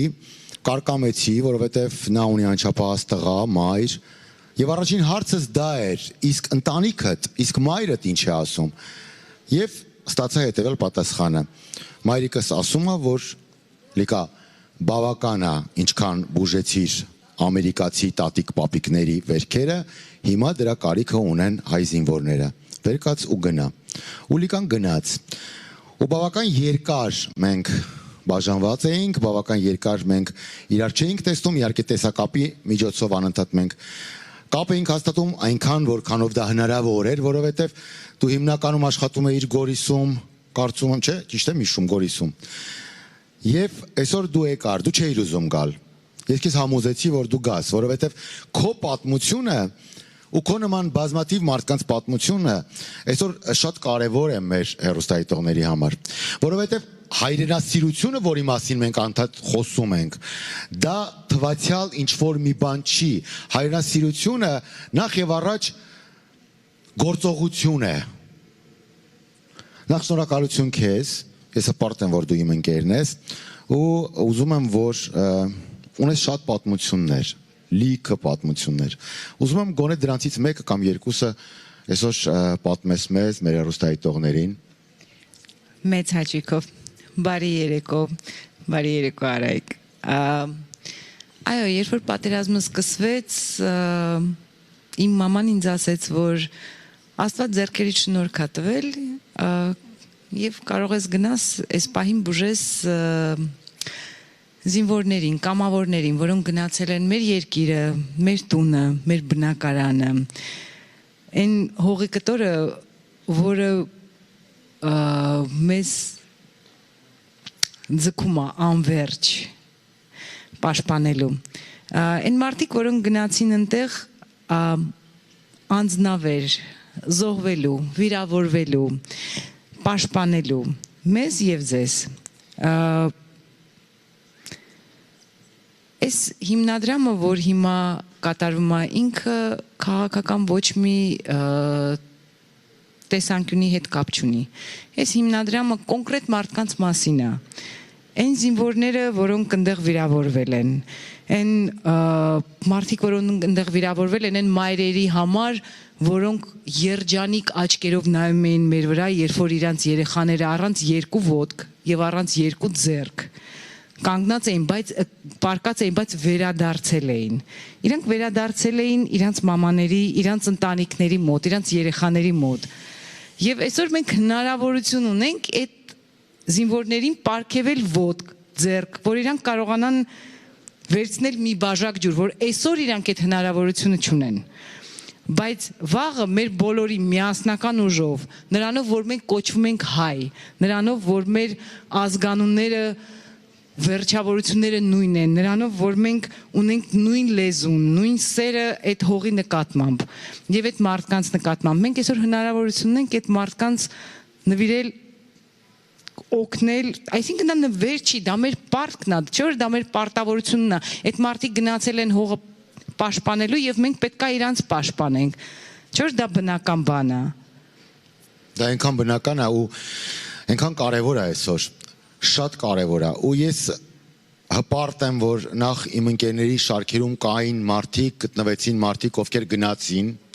Ես հպարտ եմ, որ դու կաս, ես հպարտ եմ, որ ճանաչում եմ եւ ընկերություն եմ անում Արմեն Ակոբյանի հետ, ով այս նախագծի, այս հիմնադրամի առանցքում է կանգնած, եւ ես հպարտ եմ, որ Լոս Անջելեսը մասնակցեց բազմաթիվ կամավորներով այս պատերազմին։ Կներես, ես քեզ ընդհատեմ, ոչ միայն Լոս Անջելեսը։ Լոս Անջելեսից բազմաթիվ մարդիկ էին գնացել եւ ես այնտեղ ծանոթացա շատ պատրիոտ, շատ հայրենասեր մարդկանց հետ, որոնք գնացին օգնելու եւ նաև Լոս Անջելեսից դուրս, ես ընդեղից ծանոթացա Ռուսաստանից, Անգլիայից, Գերմանիայից, Ֆրանսիայից, երկրի բոլոր կողմերից եկած մարդկանց հետ, Արմավիրից, ընդեղ բժիշկ կար, բժիշկ անեստեզիոլոգ, ռեանիմատոլոգ, որը եկել էր Արմավիրից եւ շատ վատ հայերեն էր խոսում։ Ինչի մասն ենք խոսում։ Մենք ընդեղ ծանոթացանք մի աղջկա հետ, որը եկել էր Պետերբուրգից, Ռուսաստանից, Լենինգրադից, ինքը ռուս էր, ինքը հայ չէր։ Բայց ինքը այնքան էր սիրում Հայաստանը, որ ինքը եկել էր եւ այնտեղ աշխատում էր։ Դա այնքան հուզիչ է, կամավոր եկել էր աշխատում էր, դա այնքան հուզիչ էր, դա այնքան գեղեցիկ, չգիտեմ, դա այնքան ասա դու լավ ես հայերեն խոսում։ Չգիտեմ, ես արդեն մոռանում եմ բառերը, իդեպ դու շատ լավ ես խոսում ու շատ լավ նաև պատմող ես ու հետաքրքիր պատմություններ կարող ես պատմել։ Մեր հեռուստաիտողներին կարելի է հաճախ հանդիպել եւ դու ունես բազմաթիվ պատմություններ, որոնք պետք է կիսես մեր հեռուստաիտողների, դա ապագայում, իսկ առայժմ կարող ես մեմուարներ գրել, բայց դու ինձ պետք է թույլ տաս, ես վերջում պատմեմ ամենահուզիչ պատմությունը։ Երբ տեղի ունեցավ այն, ինչ որ տեղի ունեցավ, եւ երբ ստորագրվեց այն, ինչ որ ստորագրվեց, ես զանգահարեցի ու մենք շատ երկար լռեցինք, բայց արդյունքում մենք չէինք լռել, որովհետեւ դու այնտեղ էիր հեկեկում, ես այստեղ էի հեկեկում։ Ու հետո դու պատմեցիր ինձ մի շատ հուզիչ պատմություն։ Դուք բժիշկներով եւ բուժաշխատողներով Գորիսից գնացել էիք դադիվանք։ Չէ, մենք միասին չէինք գնացել, դու երևի խառնել ես։ Ես ուզում եմ դու պատմես այն ընտանիքի մասին, որոնց դու բերեցիր, որոնք եկան Երևան։ Ես ընտանիքի մասին անպայման հիմա կպատմեմ, մինչև դա ես ուզում եմ ասեմ, երբ որ ես գնում էի Գորիս, Էրեբունի հիվանդանոցից գնում էի Գորիս, մի քանի օր հետո ընդեղի զինվորներից մեկը նվիրեց ինձ իր խաչը, որ ինքը հագնելու ես իրան մինչև հիմա չեմ տանում, սա բոլոր զինվորները համարյա ունեն այս խաչը, ու ես ուզում եմ ասեմ, որ ես հիմնադրամը այդ զինվորի համար է, որը պարկած էր հիվանդանոցում, իր անունը Ռադիկ էր, իր հետ նույն պալատում պարկած էր Հակոբը ոտքի պրոբլեմ ունի, կողքը պարկած էր խաչիկի աչքներ պրոբլեմատիկ, կողքը պարկած էր երջանիկի երկու ձեռքը, երջանիկը 18-19, ինձ թվում էր ինքը 14, ինքը տենց տեսք ուներ, ինձ երջանիկը երկու ձեռքի և ոտքի պրոբլեմ ունի, իրա կողքը ես կարող եմ անհամար անուններ ասեմ այտենց, այս հիմնադրամը իրանց համար է, մենք իրանց համար ենք հավաքվում, մենք իրանց համար ենք անում, խնդրում եմ նենց արեք, որ այդ երեխաները և մեծահասակները, որոնք 92 թվին են կռվել, որոնք 2016 թվականին են կռվել, որոնք ամեն անգամ գնում են, որոնք հաշմանդամ չմնան, որոնք կարողանան վերցնեն իրանց ջուրը, որ կարողանան գրկեն իրանց երեխաներին, իրանց մայրերին, իրանց որ կարողանան հասնեն զուգարան, որ կարողանան այդ բռնակը ունենան, որը մենք ստեղ ունենք բոլոր հաշմանդամների տանը, որ մենք կարողանանք այդ բռնակները իրանց համար ապահովենք, որ իրանք կարողանան տեղափոխվեն իրանց սայլերից ինվալիդին մինչև զուգարան, որ իրանք կարողանան իրանց ընկերների կորուստի արդյունքը, որ գալիս է իրանց աչքերին, կարողանան այդ արդյունքը մաքրեն։ Խնդրում եմ կարողանանք ապահովենք այդ պրոթեզները, որոնք շատ կարևոր են այսօրվա, մենք բարոյական իրավունք չունենք ամեն ինչը թողել ընդեղի Հայաստանի բուժանձնակազմի վրա, որը պատրաստ չէր այս մակարդակի, այս ծավալի մեծ վերքերի և տուժածների, իհարկե, համաձայն եմ, ես շնորհակալություն եմ ուզում քեզ հայտնել, շնորհակալություն եմ ուզում հայտնել բոլորինց, ովքեր քո պատմությունները լսելու ժամանակ ավելի ակտիվացան, կունենանք էլի զանգեր հուսով եմ, ես շատ հույսով եմ, որ ակտիվացան, կլինեն էլի նվիրատվություններ,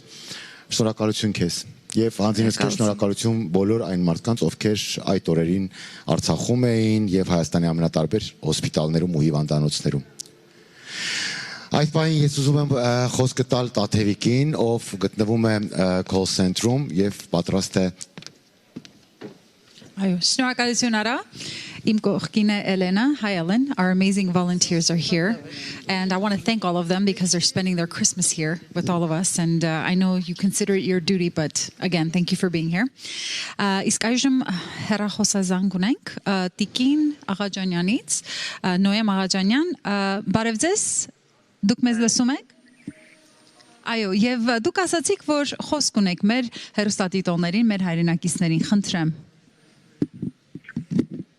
Այո, բարև ձեզ։ Բարև ձեզ։ Այո, բարև ձեզ, լսում եք։ Ալո, Տիկին Նոյեմ, դուք մեզ լսում եք։ Այո, լսում եմ ձեզ։ Այո, խնդրեմ ձեր խոսքը։ Բարև ձեզ, բարև իմ հայ սփյուռքահայ բոլոր մարդկանց եւ շնորհակալություն եմ այս։ Այո։ Լսում եք դուք ինձ։ Այո, մի թեթև կարծես ուղղակի։ Այո, հեռախոսով մեզ լսեք, ոչ թե հեռուստացույցով։ Տիկին Նոյեմ, այո։ Բարև ձեզ, ես Նոյեմ Աղաջանյան եմ, ապրում եմ West Hollywood-ում եւ ուզում եմ իմ խոսքը հղեմ եւ շնորհակալությունս հայտնեմ ձեր հիմնադրամին, սպասված հիմնադրամին։ Սրտիս խորքում ունեմ 10 թորնիկ, տղա թորնիկներ եւ սրտիս խորքում պատկերացնում եմ բոլոր ծնողներին եւ խորին շնորհակալություն եմ հայտնում բժիշկներին։ Այս գործողությունը, որ դուք կատարում եք, դա հավերժ հիշվող գործողություն է։ Անձամբ ես հաշմանդամ լինելով հիմնադրամին բարձր իմ եղած վերջի գումարս տվել եմ, բայց հիմա հորդորում եմ մեր բոլոր աշխարհում գտնվող սփյուռքահայ մարդկանց, որպեսզի ոչ ոք չթողնի մի լումա, որ այդ առանց թեփ, առանց ոտ, առանց աչք մնացող մարդկանց մնան այդպես, մայրերը լաց լինեն սաղ կյանքում։ Խնդրում եմ ձեզ, օգնենք բոլորին, ինչպես որ օգնեցինք, քայլ արեցինք, հաղթելով, գոռալով օգնենք, որպեսզի նրանք լինեն։ Եվ հիմա ես նույնպես իմ եղած գումարը, իմ ամսական թոշակը նվիրում եմ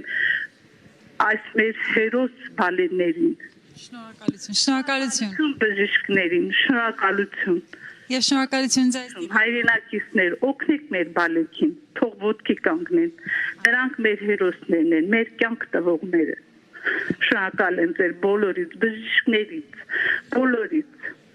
Շնորհակալություն Տիկին Նոյեմ, շատ շնորհակալ ենք ձեր զանգի համար, ձեր խոսքերի համար, ես կարծում եմ, որ պետք չի ավելացնել, thank you, շատ շնորհակալ ենք ձեր նվիրատվության համար եւ Աստված ձեզ տա առողջություն, շատ շնորհակալ ենք, thank you so much, Ellen, խնդրեմ, իսկ հիմա խոսքը փոխանցում եմ Արային։ Շնորհակալություն Տաթև, շնորհակալություն բոլոր նրանց, ովքեր շարունակում են զանգահարել 888-0888 հեռախոսահամարին եւ շարունակում են կատարել նվիրատվություններ։ Այսօր առավոտվանից, վաղ առավոտվանից մենք այստեղ ենք, այս սրահում ենք եւ արդեն հասցրել ենք բազմաթիվ հետաքրքիր շատ հուզիչ պատմություններ լսել։ Այսօր այստեղ կամավորները անընդհատ փոխում են մեկը մյուսին, մարդիկ գալիս են, աշխատում են կամավոր սկզբունքով չնայած տոնական օր է եւ իրենց ժամն են բերել, իրենց ծառայությունն են բերել, այստեղ այս սրահ պատրաստ են պատասխանել ձեր յուրաքանչյուր հեռախոսազանգին, որովհետեւ նպատակը մեկն է, նպատակը բարի է, որովհետեւ մենք բոլորս համախմբվել ենք հավերժական ազգ հիմնադրամի միասնական ազգ նոր շունչ խորագիրը կրող հեռուստամարաթոնի շուրջ եւ հուսով ենք, որ արդյունքում մինչև երեկոյան ժամը 10-ը կհանգանակվի բավական գումար, որը կծառայի մեր հաշմված զինվորների որակյալ պրոթեզավորմանը։ Արդեն բազմաթիվ անգամներ մենք նշեցինք, որ Միացյալ Նահանգներում ապրում են բժիշկներ, ովքեր պատրաստ են իրենց ժամանակը, իրենց միջոցները, իրենց հաշվին տրամադրել, մեկնել Հայաստան, աշխատել, ինչու՞ չէ նաև փոխանակել իրենց գիտելիքները Հայաստանում աշխատող երիտասարդ բժիշկների հետ եւ կատարել բարդ չափազանց բարդ վիրահատություններ, արդյունքում պրոթեզավորել մեր զինվորներին ու պրոթեզավորել այնպես, որ այդ զինվորները իրենց զգան լիարժեք մարդ, որովհետև նրանցից շատերը 18, 19, 20 տարեկան երիտասարդներ են, նրանցից շատերը չունեն մասնագիտություն, նրանցից շատերը չեն հասցրել նորմալ սիրահարվել, իսկ նրանք ուզում են լիարժեք ապրել, նրանք ուզում են լիարժեք անդամը դառնալ մեր հասարակության։ Եկեք ակտիվանանք, եկեք նվիրատվություններ անենք եւ եկեք անենք այնպես, որ մեր զինվորներին վերադարձնենք հույսը եւ հավատը առ ապագա։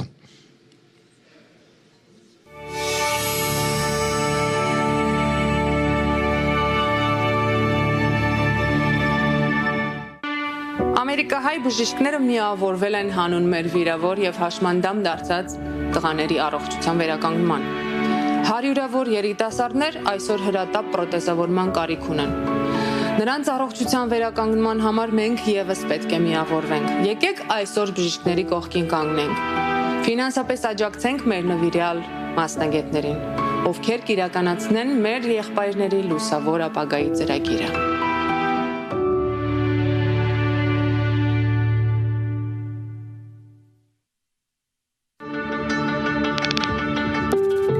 Եղած հնարավորություններով պրոթեզիստը որպես կանոն ստեղծում է լավագույնը։ Այս օրերին բարի կենտրոնի պացիենտները հիմնականում զինվորներ են։ Մեր պացիենտներն ասում են, մենք ձեզ համար ծառա ենք սա։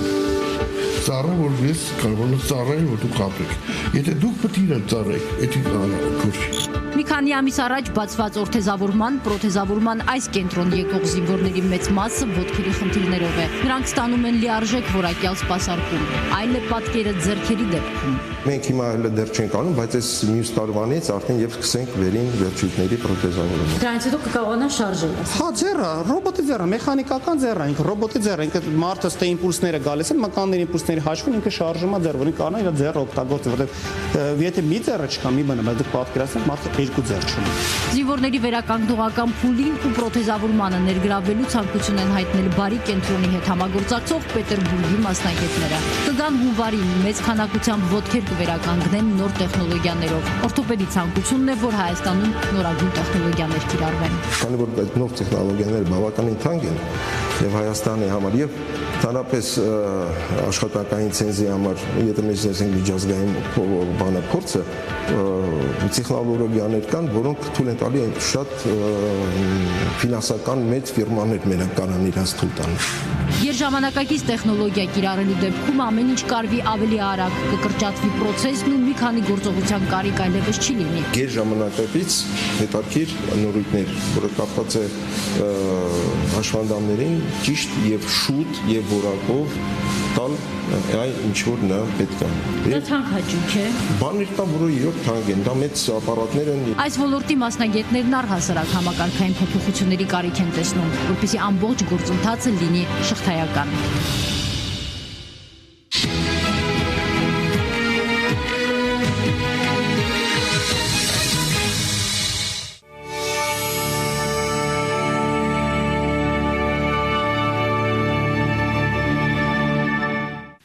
Երևանն է խոսում, շնորհակալություն խոսքը մեզ փոխանցելու համար, դե ինչ, մենք վստահ ենք, որ շատ կարճ ժամանակ հետո լսելու ենք հազարավոր հաջողակ պատմություններ, հերոսական պատմություններ, այն ամենը, ինչ կատարվել է մեր տղաների հետ ռազմի դաշտում, բայց մինչ այդ մենք շատ կարևոր գործ ունենք անելու։ Այո, այդ ամենը դրական նոտայով ավարտելու համար պետք է քաջ գիտակցենք, որ ամեն մի դրամը շատ կարևոր է։ Դուք հասկանում եք, որ ժամանակակից պրոթեզավորում, վերականգնողական աշխատանքներ իրականացնելու համար բավականին մեծ գումարներ են անհրաժեշտ։ Մենք ունենք մոտ 300 հաշմանդամություն ունեցող տղաներ եւ նրանց անպայման պետք է օգնենք։ Դե ինչ, յուրաքանչյուրը կարող է կատարել իր հանգանակությունը, իսկ հետո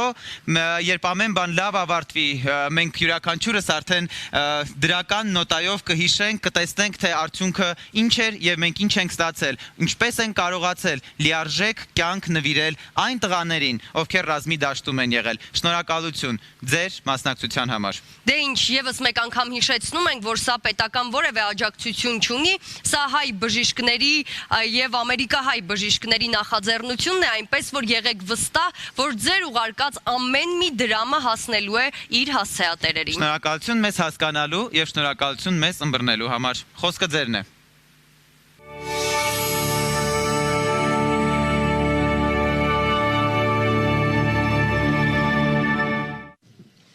Շնորհակալություն Արտակ, շնորհակալություն Ձիանա, բարի գալուս Լոս Անջելեսյան տաղավար, որտեղ ինձ է միացել գեղեցկուհի Անի Քրիստին, շնորհակալություն Անի այստեղ լինելու համար։ Հեռուստամարաթոնը ակտիվ ընթացքի մեջ է, հարգելի հայրենակիցներ, մենք շարունակում ենք աշխատել ձեզ համար, շատ քիչ ժամանակ է մնացել, պիտի շտապեք, կատարեք ձեր նվիրատվությունները, մի վհատվեք, մենք միասին ավելին կարող ենք, քան դուք պատկերացնում եք։ Մի փոքր ժամանակ ունեի ավելի այս ամենը ունկնդրել դեպի էկրաններից այն կողմ եւ պիտի ասեմ, որ զարմանքս եւ հպարտությունս կրկնապատվեց, որ տեսա, որ սկսած իմ գոլեգաներից մինչեւ մեր կամավորները դահլիճում բոլորը առույգ են, ինչպես առավոտյան մենք այստեղ ժամանեցինք եւ ես տեղեկացված եմ, որ արդեն ունենք 20 զանգ, որի մասին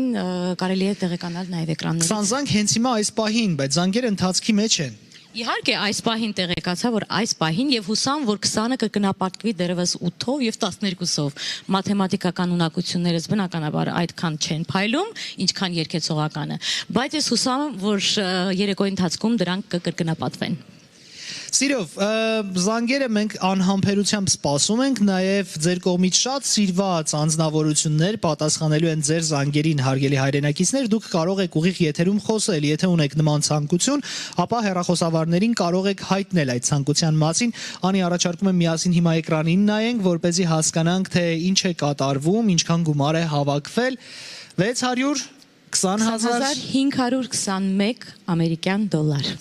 Շնորհակալություն ձեզ, հարգելի հայրենակիցներ, այս անգամ բացառիկ ու առաջին անգամ ամեն վարկյան գումարները փոխվում են։ Մի քանի վարկյան հետո 620,521 չի լինի, ավելի շատ կլինի, որովհետև ես վստահ եմ, դուք շարունակելու եք զանգահարել, դուք շարունակելու եք հավատալ եւ միասին մենք կարողանալու ենք իրագործել կարևոր այս մեծ նախաձեռնությունը։ Հիմա մեր տաղավարում կլինեն մարդիկ, ովքեր կրկին նվիրատվություն կիրականացնեն եւ այսպես մեզ է միանում Eating Right ընկերության հիմնադիր եւ տնօրեն Ալյոշա Պետրոսյանը իր դստեր Անի Պետրոսյանի հետ։ Եկեք դիմավորենք նրանց եւ շնորհակալություն հայտնենք իրենց կատարած ահռելի աշխատանքի ու այն մեծ շռայլության համար, որ ոչ միայն այսօր, այլ նաեւ անցնող ամիսների ընթացքում կատարել են։ Բարև ձեզ, ես տարբեր առիթներով, եթե աշխատանքային, թե ուղղակի ընկերական հարաբերություններում բավականին լավ ծանոթ եմ Ալյոշա Պետրոսյանի կատարած բարեգործական ամբողջ նվիրատվությունների մասին, ավելի քան $120,000 այս ամբողջ ընթացքում դուք նվիրաբերել եք։ Նվիրաբերել եք հանուն մեր հայրենիքի, նվիրաբերել եք հանուն այն կարևոր նպատակների, որոնք մենք որպես հայ միշտ ունեցել ենք, այն է օգնել մեր երկրին վերականգնվելու, օգնել, որ նորովի շարունակենք մեր ճանապարհը։ Ու հիմա շատերը ձեզ նման լինելով, այնուամենայնիվ այսօր ի տարբերություն ձեզ արդեն կորցրել են վստահությունը, ձեր խորհուրդը, ձեր հորդորը, ինչպես մարդիկ վերաբերվեն այս ամենին, ինչ անեն, որ չկորցնեն վստահությունը, վերագտնեն դա ու կրկին սկսեն նվիրատվությունները։ Նախ բարի երեկո, Ռուջան, թե ձեզ, թե մեր հայրենակիցներին կուզեմ շնորհավորել Սուրբ Ծննդյան տոնի կապակցությամբ եւ դրա հետ համատեղ առիթ օգտագործելով մեկ անգամ եւս իմ խորին ուրեմն իմ խոնարհությունս կուզեմ հայտնել մեր զոհվածների մայրերին, նրանց այրիներին, մեր եղբայրներ կորցրած քույրերին, ինչպես նաեւ զավակներին, ովքեր ծնողներ են կորցրել։ Այսօր մեզ համար շատ կարեւոր է մեր ազգի համար երևակայ այն ինչ որ արեցինք պատերազմի օրերին նույնչափ կարևոր է անելու այն ինչ որ անում ենք այսօր, եթե ոչ ավելի, որովհետև ինչպես այդ տղաները անշահախնդրորեն գնացին իրենց կյանքը դնելու մեր հայրենիքի զոհասեղանին մեզ բոլորիս համար, մենք առնվազն այն ինչ որ պետք է անենք կամ ինչ որ անում ենք այստեղից շատ փոքր է համեմատ ասենք ինչ են արել իրենք, հա։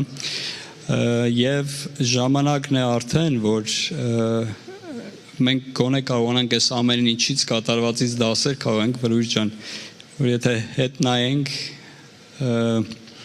ու գոնե մեր սխալներից սովորենք, այսօրվա մեր պարտությունը, թեկուզ թերևս կարողանք ի օգուտ մեզ օգտագործել, եթե չանենք այն սխալները, ինչ որ արել ենք, այս գոնե անցած 30 տարիների ընթացքում եւ անենք այն ինչ որ չենք արել։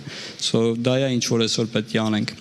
Ես ներողություն ուզում եմ ավելացնել, որ հենց այսօրը այդ օրն է, երբևէ նման բան չի եղել, երբ մի քանի անհատ նվիրյալներ նախաձեռնեն նմանատիպ խոշոր դրամահավաք, բժիշկներ, որոնց մենք մեր կյանքը վստահել ենք, այսօր ուզում են, որ էլի վստահենք իրենց, ու մենք էլի վստահում ենք։ Այս թիվը հենց այդ վստահության գումարն է, եւ նման բան երբևէ անցյալում չի եղել։ Եվ պարոն Պետրոսյան, մենք տեղյակ ենք, որ դուք ծնունդով արցախցի եք, մասնավորապես Հադրութից։ Մի փոքր պատմեք ձեր տպավորությունների մասին, ինչպիսին է ձեր ներքնաշխարհը, ինչպիսի սպասումներ ունեք։ Ծնունդով արցախցի եմ, 15 տարեկան էի, երբ ծնողներս Հայաստանի Հանրապետությունից տեղափոխվեցին Հայրենի գյուղ, երբ Արցախյան շարժումը նոր էր սկսում 90 թվականին, իրենց համագյուղացիների կողքին գտնվելու։ 16 տարեկան է, երբ կամավորագրվեցի առաջի Արցախյան ազատամարտը սկսելու ժամանակ եւ անցել եմ հորս հետ միասին բոլոր պատերազմի այդ փուլերով, կորցրել եմ բազում ընկերներ, կորցրել եմ հորեղբոր որդի, ով ինձ համար մեծ եղբայր էր, ով հոգին ձեռքերիս մեջ ավանդեց մարտի դաշտում։ Ինձ համար թերևս այսօրվա պարտությունը շատ մեծ ցավ է, բայց կուզեմ խրախուսել մեր հայրենակիցներին, ասելով, որ սա վերջը չէ։ Ես հաստատ համոզված եմ եւ ցավալիորեն ասեմ, որ պատերազմը չի վերջացել, այո, պարտվել ենք ճակատամարտը, բայց պատերազմը դեռ առջևում է։ Եվ ասեմ նրանց, ովքեր հուսահատված են այսօր զայրացած են, մեր զինվորը չի պարտվել։ Մենք կռվում ենք աշխարհի երկրորդ հզոր բանակի հետ, կարելի ասել ՆԱՏՕ-ի չհաշված Ադրբեջան, որ քանի անգամ երազանցում էր մեզ, նրան միացել էր նաև 90-100 միլիոնանոց Թուրքիան եւ մնացած բանակները, եւ մենք 45 օր արիաբար մարտնչել ենք սրա դիմաց։ Դրա մասին լուրերով եւ յուրաքանչյուր տեղեկատվության ժամանակ մենք տեղեկացված ենք եւ ինչի համար ենք շնորհակալ, որ այսօր եւս այստեղ եք, որովհետեւ կարող եք հիասթափվել, կարող եք ուղակի ուսերը թափել եւ հասկանալ, որ այլևս անելիք չունենք։ Շնորհակալություն ենք ձեզ ուզում հայտնել եւ նաեւ ձեր աղջկան Անիին, որը ունի իմ անունը, տեսնում եմ այսպես հուզված է։ Նախքան գեղեցկուհիներին կներկայացնենք, ես ուզում եմ խոսել մի կարևոր հանգամանքի մասին, Պետրոսյանը այսօր նվիրաբերում է $10,000։ Եթե ամփոփիչ խոսք ունեք նվիրատվության մասով ասեք, ես գիտեմ, որ Անին ավելացնելու է այդ գումարին։ Հիմա ինչ էի ուզում կներեք, միգուցե մի քիչ երկարացեցի խոսքս ամփոփեի, որ մենք պետք է այլևս ոչ թե պատճառ բռնենք չվստահելու եւ չանելու, կամ փորձենք անհատապես անենք, այլ պետք է անենք եւ լինենք պահանջատեր։ Ցանկացած ասենք ֆոնդի այսօր շատ լավ նախաձեռնություն է սա եւ անձամբ ծանոթացա նախաձեռնողների հետ եւ հավատում եմ, որ ամեն մեկ լուման տեղ է հասնելու։ Բերեք բոլորս անենք մեր լավագույնը եւ լինենք պահանջատեր։ Սա է այսօր այն ամենակարևորը, որ պետք է անենք։ Անի, համեցեք։ I'm here on behalf of my sister and brother. We've decided to donate $1,000 together on behalf of it being Christmas and for our wounded soldiers. As you guys all know, throughout this month, we've seen countless posts on Facebook and Instagram of families desperately trying to collect funds for their sons. For their much-needed life-changing surgeries. And it's unfortunate because you can't help all of them individually, but collectively as an organization, through this organization, I believe that we can help them all on time and get them the surgeries they need. Շնորհակալություն։ Շնորհակալություն Ալյոշա Պետրոսյան, դստեր Անի Պետրոսյանի հետ ճանապարհը, որ դուք անցել եք պատմության ընթացքում դեռ 16 տարեկան դա հայրենասիրության ճանապարհն էր ու այսօր Անին ձեզ հետ անցնում է այդ նույն հայրենասիրության ճանապարհը բարեբախտաբար արդեն բարեգործական աշխատանքներով։ Շնորհակալություն ձեզ այդպես ընտանիք ունենալու, այդպես ընտանիք ունենալու եւ այդ դաստիարակությունը փոխանցելու համար։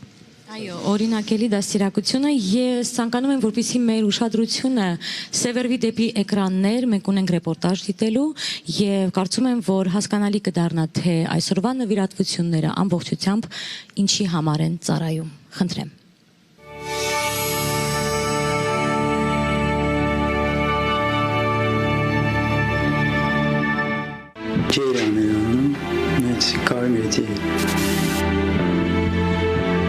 Գևորգը Ջեյրանին ունի մյուս կենդանիներին թողել է Հադրութի լեռներում ու շտապել ռազմադաշտ հայրենիքն ու տունը պաշտպանելու։ Ջեյրանի հետ մի ամբողջ կյանքի անցկացրել, միասին գումար են աշխատել, անտառներից փայտ բերել, տան գործերն արել։ Հիմա Ջեյրանը մենակ է Հադրութում։ Կենդանիներ շատ են էլի սիրում։ Պահել բան, հետը շփվել բան։ Դիո այդ մի անասունները բերեմ էի։ Գևորգը նշում եմ, հիմա ուշքն ու միտքը հայրենի տունն է, ընկերները։ Երբ իմացել է կյանքի գնով պահած հողում էլ չի լինելու, ինքնազգացողությունը վատացել է։ Մանկության եւ դպրոցի ընկերոջը պատերազմի դաշտում է կորցրել։ Մյուս տղաների հետ կապը սոցցանցերով կա, խոսում են, երբ ոտքի կանգնի, հանդիպման կգնամ։ Տան մասին եմ մտածում, արդեն չեմ կարող այդ բանը։ Արդեն վեկալներ եմ սա Հադրութի գյուղերը բանը։ Մանկությունը երեխեքին, գյուղացիներին, բարեկամներին Գևորգը ամենից շատ կարոտում է դպրոցը, փոքր գյուղ էր, դասարանում 3 հոգով էին սովորում, չէր կարող դասերը չանել, ամենաշատ հուշերը դասերի ուրախ պահերից էին։ Դպրոցի փախնելը բանդ է, դեն ձմերեր բանալին, ուզում էինք փախնեինք, չէինք գարում, ձյա մեջ ենքան խաղացինք, սաղ շորեներս բանս ջորերով։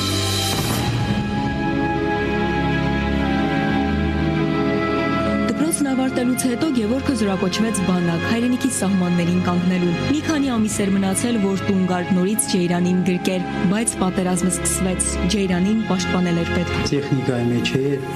իր ուժից շփրտել են, դատեն ուժքս բանած գնացել։ Շարքային Բալայանը հիշում է, իր կողքին ընկավ մարտական ընկերը ու հրամանատարը։ Հետո կորցրեց գիտակցությունը, արթնացավ մորկարոտից Հայաստանում։ Բժիշկներին խնդրեց կանչել մորը։ Տիկին Մարինեն համարում է, որ տղան հրաշքով է փրկվել։ Վիճակը շատ վատ է եղել, երեսին տեղ չի երեխային սաղվարված, գալի ասած չեմ ճանաչել։ Ինձ արդեն ասի ողջ եմ էլի մնացել, չէի պատկերացնում, բժիշկն ասում են զորով եմ փրկել։ Մտածում եմ պիտի սա օգնեն, չեմ կարող ոչ մի բան անել։ Հիմա Գևորգը մտածում է աշխատանքի անցնելու մասին, ուզում է շինարարի գործ սովորել, որպեսզի իր ձեռքով Հադրութի տան նման մի տուն կառուցի Արցախում, մինչև կվերադառնան Հադրութ, Մոխրենես գյուղ։ Սենյակը դեղին է ներկելու, պապական տան պես։ Սարքում էի տունը, սենյակը առանձին դենց դեղին եմ ներկել, դեմից չի կարում քայլել, արդեն հիմա բանում, հենակները բանում քայլել։ Զինվորը որոշել է նոր կյանք է սկսում, պատերազմը հոգում շատ բան է փոխել։ Աշխատանք արել հետո կամուսանամ երևի, ընտանիք բան, մտածում եմ բան եմ ամենքան տղեկ զոհվել են բան, մի ոտ է ինչ է ոչ դիմանան, ամենքան տղեր կորցեն, ընկերներ, բարեկամներ։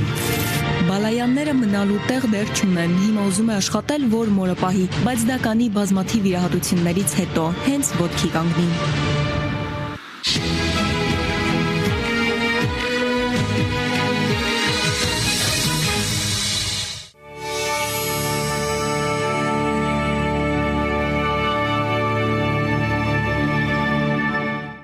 Շարունակում է մեր այսօրվա հեռուստամարաթոնը, հույսով եմ, որ դուք էլ մեզ այսօր կմիանաք եւ իմ կողքին են այսօր մեր հաջորդ հյուրը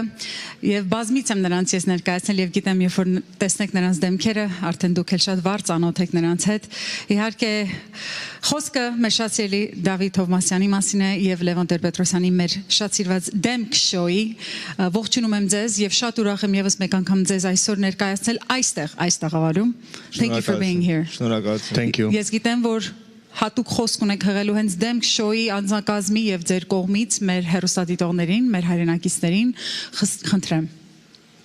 Առանձնահատուկ այտենց հատուկ խոսքը որն է, ժողովուրդ ջան, բոլորս հավաքվել ենք հատուկ այն միջոցառումն է այսօր, որ պետք է բոլորս միանանք ու իրոք ժամանակ չունենք,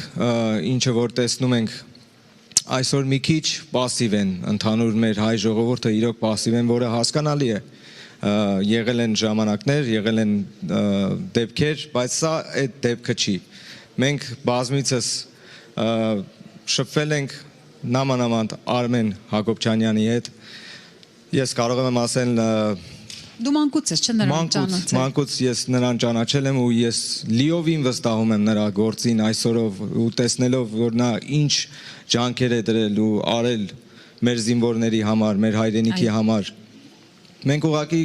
ուրիշ բան չեն կարող անել, կոչ ենք անում, որ բոլորս ակտիվանանք, սիրելի ժողովուրդ, ժամանակ գոյություն չունի այսօրով, դուք պետք է վերցնեք այդ հեռախոսը, զանգահարեք, կարևոր չի, նույնիսկ եթե կարծում եք ինչ-որ կասկած ունեք, չգիտեմ ինչի համար եմ ասում սա, բայց եթե կասկածում եք, ոչինչ, ներդրեք փոքր գումար, դա կապ չունի, ինչքան է, կլինի $20, $10, $1000, $2000, դա ձեր որոշումն է, խնդրում եմ։ Այսինքն այդ կասկածի համար, երբ որ Դավիթը ասեց, հարգելի ժողովուրդ, սիրելի հայեր, անկախ ձեր քաղաքական կարծիքից, ում եք սատարում, ում չեք սատարում, ով էր մեղավոր, ինչ էր մեղավոր, ես չեմ պատկերացնում յուրաքանչյուր կողմից որևէ մեկին, որ այդ հարցը տաս, ասես դու չես ուզում, որ այս երեխան ոտ ու ձեռ ունենա։ Այո։ Իմ կարծիքով, եթե հայ մարդ է, նորմալ մարդ է, նախ եւ առաջ, եթե մարդ է, կասի այո։ Ես ուզում եմ, որ այս մարդը, այս 20 տարեկան երեխան ինքը ոտք ունենա, ձեռք ունենա, կյանք ապրի, շարունակի, կասկածի բան չկա։ Ես այսօր ամբողջ օրը լսել եմ կասկածը, ինչ է կասկածը։ Պատերազմը մենք պարտվել ենք, հիմա պետք է հաղթահարենք ամեն ինչը, վերականգնենք որպես ազգ, որովհետև դեռ պետք է ապրենք, մենք երեխաներ ունենք, մենք երկիր ունենք կառուցելու, ինչին ենք կասկածում։ Ես շատ մի քիչ կներեք, բորբոքված եմ այս հարցում, պարտությունը ամոթ բան չի, եթե դու քաջավարի ընդունում ես դա եւ քո սխալներդ ուղղում ես, առաջ ես անցնում։ Հիմա առաջի հերթին այն 18-ից 20 տարեկան երեխաները, որ գնացել են մեր համար,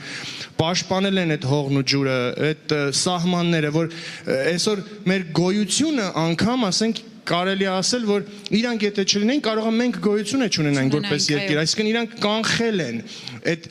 մենք ասում ենք, չէ՞, ցեղասպանություն են փորձում անեն բան, այո, փորձում էին անեն, բայց կանխեցին։ Այդ տղաները իրանց մարմինից են տվել, իրանց կյանքն են տվել։ Մենք ի՞նչն ենք կասկածում, այդ $20, 50-ը, 100-ը տանք թե չտանք։ Այո, մենք պետք է ընդհակառակը պետք է լինենք Արմենի նման քաջ նմանատիպ շատ լավ մարդկանց կողքին ամեն ձևով, ամեն վարքյան։ Ու այս վարքյանից խնդրում եմ ժողովուրդ ջան, նորից եմ ասում, վերցրեք այդ հեռախոսները, զանգեք եւ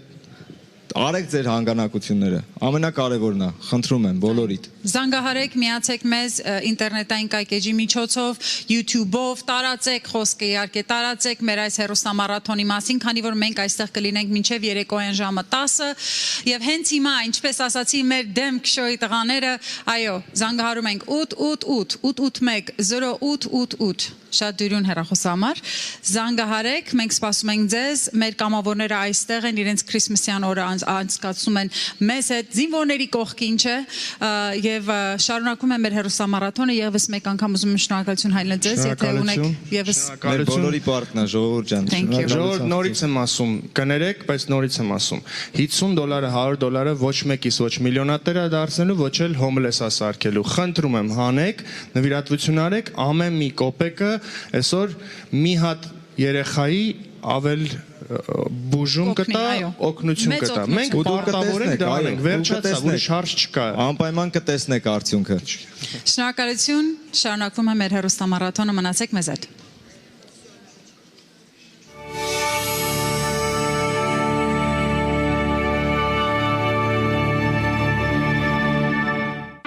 Greetings again, ladies and gentlemen, and again, I'd like to wish all of you and your loved ones a Merry Christmas. I'd like to thank all of you who have stepped up, who have called in, who have encouraged us, who are making donations to make sure that we tend to the needs of our citizens and of our heroes that have been impacted by this war. I encourage all of you to continue to do so. This truly was a horrible conflict. Artsakh is very, very dear to our heart. Many of us have been there on multiple occasions. Many of us have contributed and are intimately involved in helping the infrastructure of Artsakh in one way or another. I can tell you that the first time I went to Artsakh, it was approximately 10 years ago on a medical trip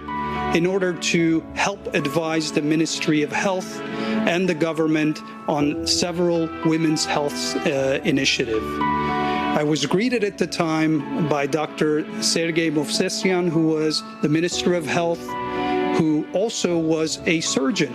a military surgeon during the First War. We hit it off,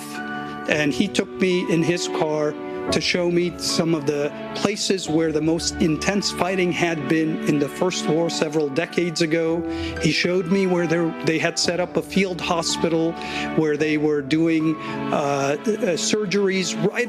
a few hundred meters from the battlefield that had resulted in saving the lives of many soldiers. And we sat there in the woods, him telling me many stories of heroic individuals and heroic efforts that had led to the victory. These types of stories in Artsakh I can tell again and again. My last trip to Artsakh was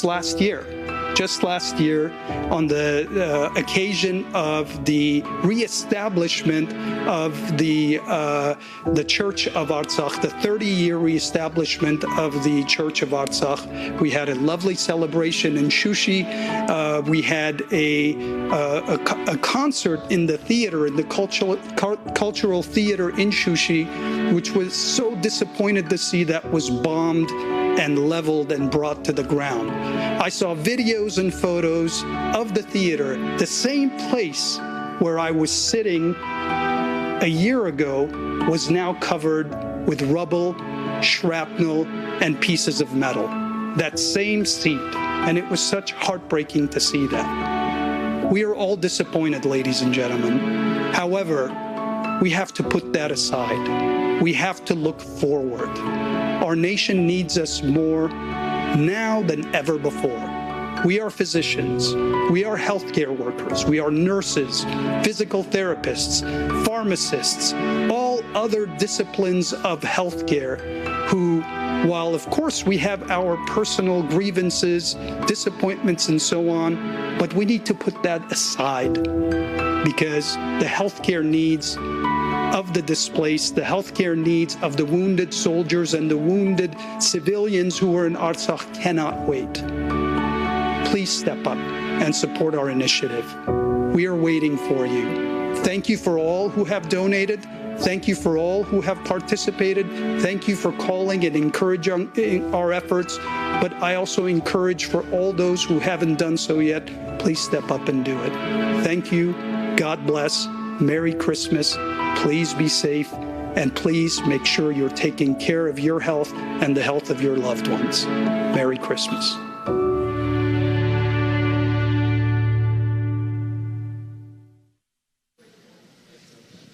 I am here with Dr. Armen Hagopjanyan. As most of you already know, he was one of the first doctors to fly to Artsakh in the very early days of the war to provide emergency medical services to our injured soldiers. We have covered so many heavy topics today. Can you share with us some of the most interesting stories, that the most memorable experiences that you had while you were there in Artsakh? To be honest, you want to forget some of those memories and you don't want to remember. So we always try to remember the fun stories. We also had fun. There was a group of doctors who came in, and all of us were a little bit different. In a couple of days, we actually realized that we actually work for the same idea, same goal. And there was an interesting time between 5:30 in the morning and 6:30 in the morning. For some reason, the bombings would stop. It was a 1 hour we could talk without being interrupted. And me and my colleague from Moscow, I already told that story once, but I'm going to repeat it. Me and my colleague, Norair Zakharian, who is an orthopedic surgeon from Moscow, were sitting and talking to local doctors. And we were talking to them about changing the standard of care, not just in Stepanakert, not just in Artsakh, but also in the whole Armenia. And the standard of care was greeted with a little bit of the resistance. When we talked about being on call, we explained to them that you cannot be on call in the hospital and then take a 3-hour break and go for a wedding and have a couple of drinks and then come back and continue seeing the patients. When you graduate from the medical school, you still need to go to continuing education courses, and you need to improve your quality of medical care. And for 1 hour we were discussing this, and at some point the local doctors did not have anything else to answer. They couldn't answer anymore. Every single question that we were asking them, they almost gave up, and almost me and Dr. Zakharian were like giving high fives saying we won. And one doctor said, "Armen, just a second, let me tell you something. Do do you know who is the head of the ophthalmology department of our hospital? I said, who? He said, it's me. I said, it's perfect. He said, no, it's not perfect. I'm a urologist. So the standard of care is a little bit different. When a urologist is leading Department of Ophthalmology, we definitely cannot have a standard of care. But it's not everywhere. You need to understand. It was a joke that we all laughed about, but we need to change that. We need to change that. So that was a funny thing that happened to us, but inspiring things were the true heroes. The heroes that we were receiving in the hospital as soldiers, as injured people. Every young kid that would come there, he would ask us, please put us back on our feet. We want to go back and fight. Please put us back on our feet, and we're going to create families and have kids in these lands, because these are our lands. Well, some of the lands are gone, but people are still there. We talked to our colleagues in Stepanakert just about 4 days ago. The story was already aired, but I'm going to repeat. 4 days ago, my colleague, my good old friend, the plastic surgeon from Stepanakert, Igor Zakharyan, called me and said there's 6 soldiers that went from Jabrail to Hadrut, then through the mountains, came back on their own feet to Stepanakert. And all 6 of them had frostbites. So it took them how long? Imagine how long it took them to go through all this snow, all this cold, but they came in. And they came in with frostbites, and most likely will lose, some of them will lose their toes, some of them will lose part of the foot, but the job continues. We will still continue working. Those are the true heroes who are currently in Stepanakert at a very last steps of our land. Igor Zakharyan, plastic surgeon, Karen Davtyan, orthopedic surgeon, Elvira Georgievna, like she will like us to call her, the chief nurse of the operating room. They are all there. They lived there for 30 years. For 30 years, they lived in Stepanakert knowing that something like this can happen anytime. Imagine how difficult it is to live in these conditions.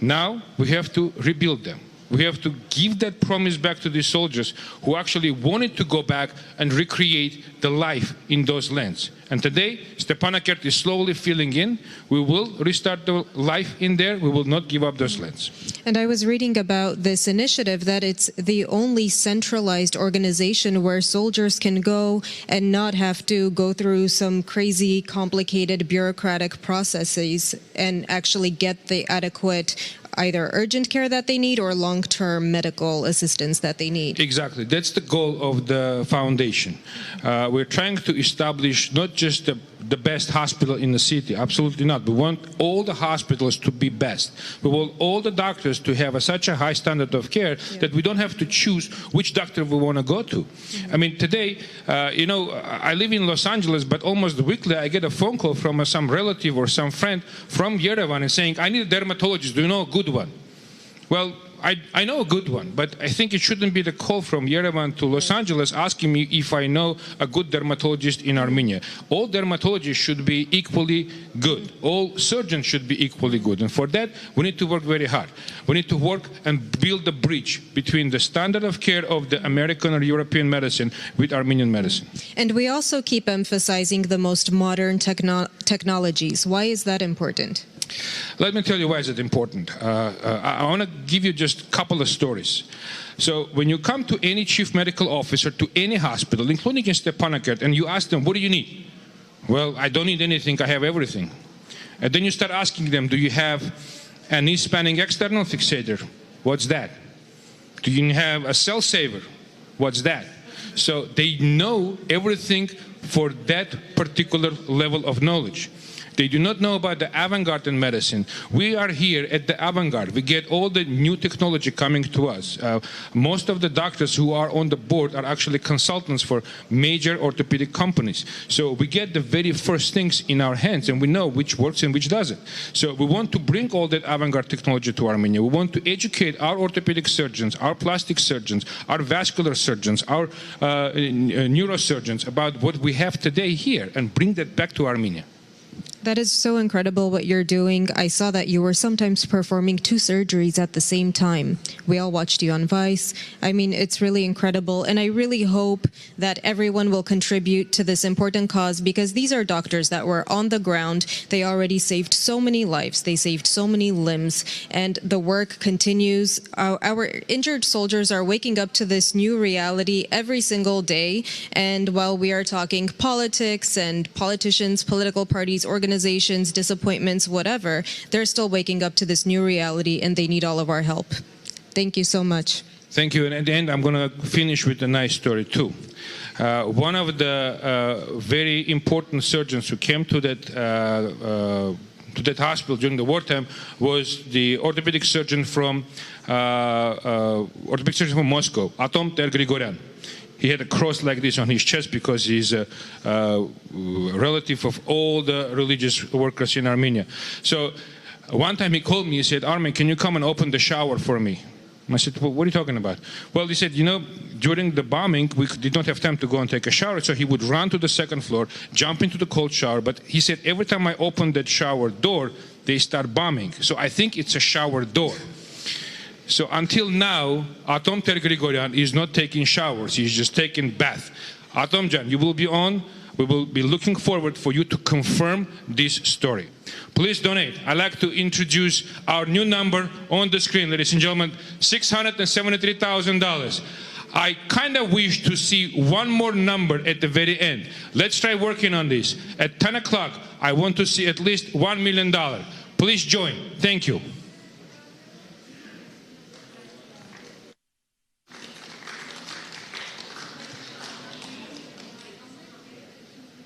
Եվ կրկին համախմբված ենք այս հրաշալի գործին, ես ունեմ եւս մեկ հեռուստադիտող, ում հետ սիրով կզրուցեմ։ Ողջույն, բարև ձեզ, դուք եթերում եք, ձեզ հետ զրուցում եմ հաղորդավարներից Մերին Մակարյան։ Այո, բարև ձեզ։ Իմ անունը Սիրված Մաքսյան է։ Ես ուզում եմ նախ շնորհավորել բոլոր մարդկանց, որ այսօր այդտեղ հավաքվել են, իրենց ժամանակը նվիրել են ձեզ։ Շնորհավորել, երևի շնորհակալ լինել։ Մի րոպե, կարծես մենք իրար հետ էինք խոսում։ Հա, ես ուզում եմ շնորհավորել բոլորի ամերիկյան մենք ասում ենք Merry Christmas-ը, շնորհակալություն հայտնել, որ իրենց ժամանակը տրամադրել են մեր հայ ժողովրդի, հայ զինվորների համար։ Երկրորդը կուզեի ասել, որ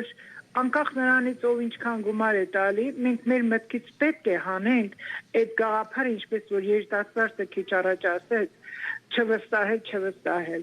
չվստահելու ոչինչ չկա, դրամները ինչպես է ծախսվել, միշտ էլ մեծ գումարը հասնելու է իր նպատակին։ Գիտեք, պարզապես մարդիկ հիասթափված են, եւ ես կոչ եմ անում այս ամենից հետո, այո, իսկապես հավատալ, համախմբվել, դառնալ մեկ բռունցք եւ օգնել,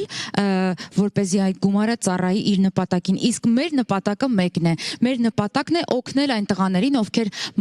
մարտի դաշտում կորցրել են ձեռք, ոտք եւ նրանք ցանկություն ունեն ապրելու։ Հիմա մենք կոչ ենք անում ու դուք պատկերացնում եք այն ծնողին, ում ասում են, որ քո երեխան կարող է այս բարեգործության շնորհիվ, այս բժիշկների շնորհիվ կրկին ունենալ ձեռք, կրկին ունենալ ոտք ու դառնալ մեզնից մեկը։ Նրանք պետք է լինեն մեզնից մեկը, նրանք պետք է լինեն մեզ հետ հավասար։ Համաձայն եք։ Այո, անշուշտ դրա համար ասում եմ, որ պետք է մեր գլխից հանենք այդ կասկածամտությունը ինչ է, ասելով խոսքը տարածելով ավելի այդ խոսքը կենթանություն է ստանում։ Ես ինքս ծնող եմ եւ ես խոնարհվում եմ բոլոր այդ հայ ծնողների առաջ, ամեն օր մի քանի անգամ եմ ասում, որ իրենք իրենց տղաներին, երիտասարդ երեխաներին, ուղղակի երեխաներին ուղարկել են պատերազմ, մեծ մասը ետ չեն եկել, եկողներն են վիրավոր են, ձեռքի եւ ոտքի կարիք ունեն։ Պետք է բոլորս օգնենք, ինչքան կարող ենք, քիչ առաջ որ բժիշկը ասում էր ամեն մեկը եթե $1 տան, այո, եթե ամեն մեկը $1 տա, դա բավականին մեծ գումար է։ Իսկ եթե մեր բախտը բերի շատ մեծ նվիրատվություններ ստանանք, իհարկե դա շատ ավելի ուրախալի կլինի։ Ուղղակի շնորհակալություն բոլորիդ եւ հաջողություն այդ մեծ նվիրատու գործին։ Շատ շնորհակալ եմ։ Շնորհակալ ենք նաև ձեզ, այո, հայը միշտ առանձնացել է իր ունեցվածքը կիսելու մեծ ունակությամբ, այնպես որ հիմա եւս մեկ անգամ ժամանակն է ցուցադրել այդ ամենը, կոչանել, որպեսզի օրինակ ծառայեն մարդիկ եւս, ովքեր պիտի միանան մեզ։ Միացեք ու մնացեք մեզ հետ։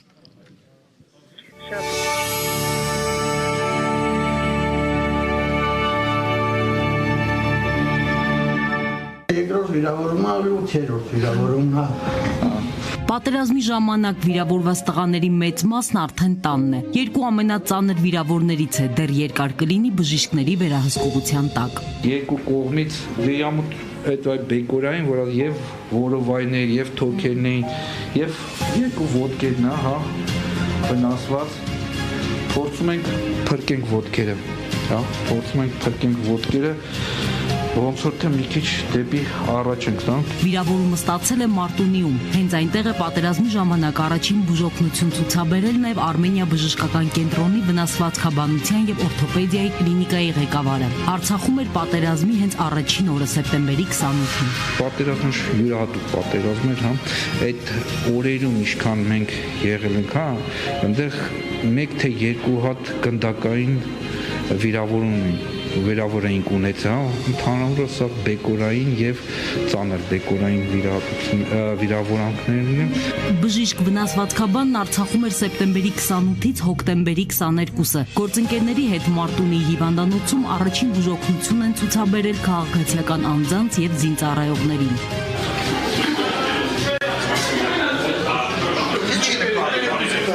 Իր գործընկերների հետ բժիշկ Հարությունյանը առաջին օգնություն ցուցաբերեց ու վիրահատեց նաև ֆրանսիացի լրագրողներին, որոնք Արցախում էին պատերազմը լուսաբանելու։ Նարկոզից դուրս եկավ, ասենք գիտեք դուք գնալ եք Երևան, հետո պիտի գնաք Ֆրանսիա, բայց ասես չէ, ես պիտի մնամ ստեղ եւ կռվեմ Ադրբեջանի։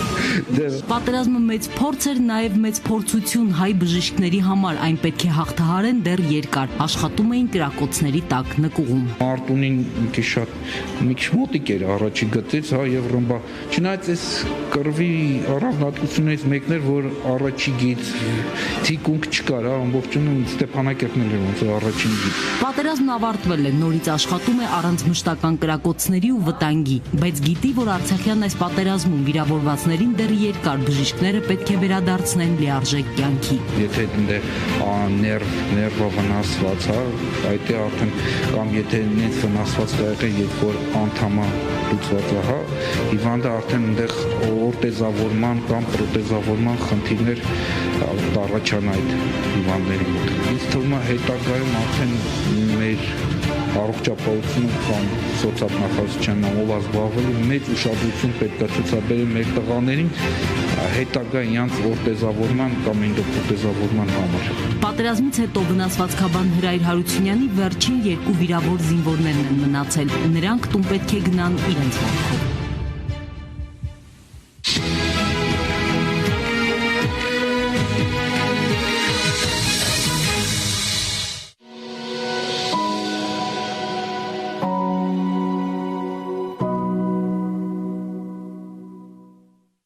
Միասնական ազգ նոր շունչ։ Հերոստամարաթոնը մեկ կարևոր նպատակ ունի՝ օգնել մեր եղբայրներին, ովքեր իրենց կյանքի գնով պաշտպանում էին մեր հայրենիքը։ Ամերիկահայ բժիշկները միավորվել են հանուն մեր վիրավոր եւ հաշմանդամ դարձած տղաների առողջության վերականգնման համար։ Եվս մեկ անգամ միավորվենք, հավատանք հրաշք գործող բժիշկներին։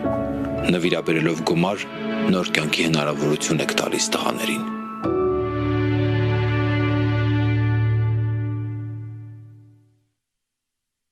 Շնորհակալություն Լոս Անջելեսի մեր սիրելի գործընկերներին եւ հայությանը, որը հույս է տալիս մեզ շարունակելու եւ վերականգնելու բազմաթիվ խնդիրները, որոնք այսօր առկա են ու ցավոք սրտի դեռևս այդ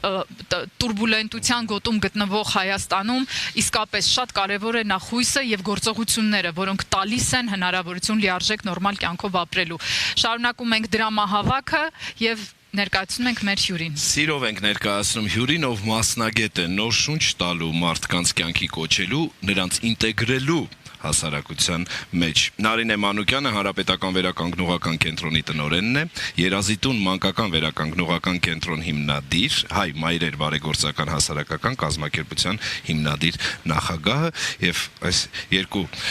հրաշալի կանանցից ես շատ բան եմ սովորել ընդհանրապես բարեգործություն, թե կազմակերպելու, թե մարդկանց ինտեգրելու այդ բարեգործական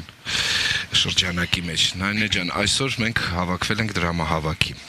Դու առավել քան որևէ բժիշկ գիտես դրա կարևորությունը, խոսքը գնում է պրոթեզների մասին ու հայ տղերքին նոր շունչ տալու։ Ինչ է պետք դրա համար անել, ինչպես ես տեսնում այդ գործընթացը։ Նախ ուզում եմ ասել, որ շնորհակալ եմ հրավերի համար եւ շնորհակալ եմ այն նախաձեռնության համար, որը որ շատ կարեւոր է այսօր Հայաստանի համար եւ ուրախ եմ, որ կան մարդիկ, ովքեր այս ամենից հետո անտարբեր չեն մեր հերոսների կյանքի որակի բարելավման հանդեպ։ Ուզում եմ ասել հետեւյալը, որ ի տարբերություն շատ քաղաքակիրթ երկրների Հայաստանում հաշմանդամություն ունեցող մարդկանց հանդեպ կա ոչ, ինչպես ասեմ, ոչ շատ adekvat եւ ոչ շատ ճիշտ մոտեցում։ Կարող եմ նաեւ ասել հետամնաց մոտեցում։ Խտրականություն է այս հարցում շատ է։ Երբ որ դա վերաբերվել է երեխաներին, նաեւ բազմաթիվ զինհաշմանդամներին, տարեց մարդկանց եւ այլն, մենք երկար տարիներ պայքարել ենք հասնելով որոշակի հաջողությունների, բայց ոչ ամբողջական հաղթանակի։ Այս պահից մենք պիտի հասկանանք մի կարևորագույն բան, որից սկսվելու է մեր նոր կյանքը, որ մենք ունենք բազմաթիվ հերոսներ, որոնք մեր երեխաների ապագան պաշտպանելու համար դարձել են հաշմանդամություն ունեցող անձ եւ ապրելու են մի շարք, այսպես ասեմ, կենցաղային սահմանափակումներով։ Մենք պիտի ոչ թե անընդհատ ասենք, որ նրանք պիտի դառնան լիարժեք, մենք պիտի ընդունենք նրանց այնպիսին, ինչպիսին նրանք կան։ Պիտի ընդունենք, սիրենք եւ դարձնենք նրանց կյանքը առավել հարմարավետ։ Մենք պիտի ընդունենք, որ հաշմանդամություն ունեցող անձն էլ, որը մեր հասարակության լիարժեք անդամ է, պիտի կարողանա բոլորիս կողքին ապրել, որևէ մեկից չզիջելով իր կենցաղային պայմաններով։ Պրոթեզավորումը, օրթեզավորումը, բժշկական օգնությունը, վերականգնողական բուժումը կյանքի այս տղաների կյանքի հիմքն են դառնալու։ Եվ շատ կարևոր է հասկանալ մի բան, որ նրանց պիտի արվի ամեն ինչ, որ նրանք դառնան հնարավորինս ինքնուրույն եւ ինքնաբավ։ Եթե մենք անընդհատ խոսենք միայն առողջացման մասին, այսինքն հարցի բժշկական մոդելի մասին, մենք անպայման հանդիպելու ենք ինչ-որ պահի խոչընդոտի, որովհետև ստացվելու է այսպես, այն տղաները, որոնք որ ունեցան թեկուզ ոչ մեզ նման ենթադրենք ձեռք ու ոտք, պրոթեզով, շատ լավ է, բայց այն տղաները, ովքեր նստեցին հաշմանդամի սայլակի վրա, ուրեմն ամեն ինչ վերջացած է։ Մենք պիտի հասկանանք, որ այդպես չի։ Բոլորը պիտի վերադառնան սովորական եւ լիարժեք կյանքի եւ դրա մեջ ոչ միայն կապ ունի բժիշկների, բարերարների,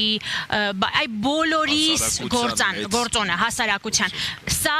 մի մեծ հնարավորություն է հասկանալու եւ ավելի քաղաքակիրթ դառնալու այս հարցում, որովհետեւ ընկալումները եղել են շատ սխալ հաշմանդամության մոդելի, միայն բժշկական, այնինչ շատ կարեւոր է սոցիալական մոդելի գիտակցումը։ Ոչ խղճահարություն, ոչ էլ շատ Հենց այդ։ Մենք պիտի հասկանանք մի բան, պիտի սովորենք ապրել այս մարդկանց հետ, իրենց խնդիրներին եւ կարիքներին համապատասխան։ Օգնենք ամեն ինչով, այսինքն օգնություն, աջակցությունը պետք չի ընկալել փշոտ,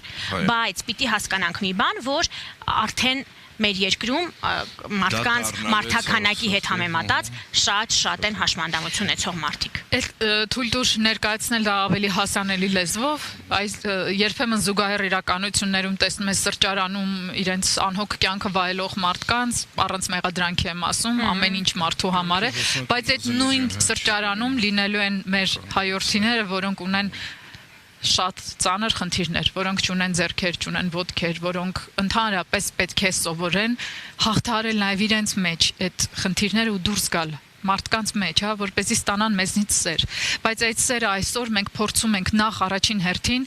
պրոթեզավորման հարցերը լուծելով ներկայացնել եւ դրա համար առաջին հերթին պետք է ֆինանսավորում, հանգանակություն, պրոթեզավորում, լավագույն բժիշկների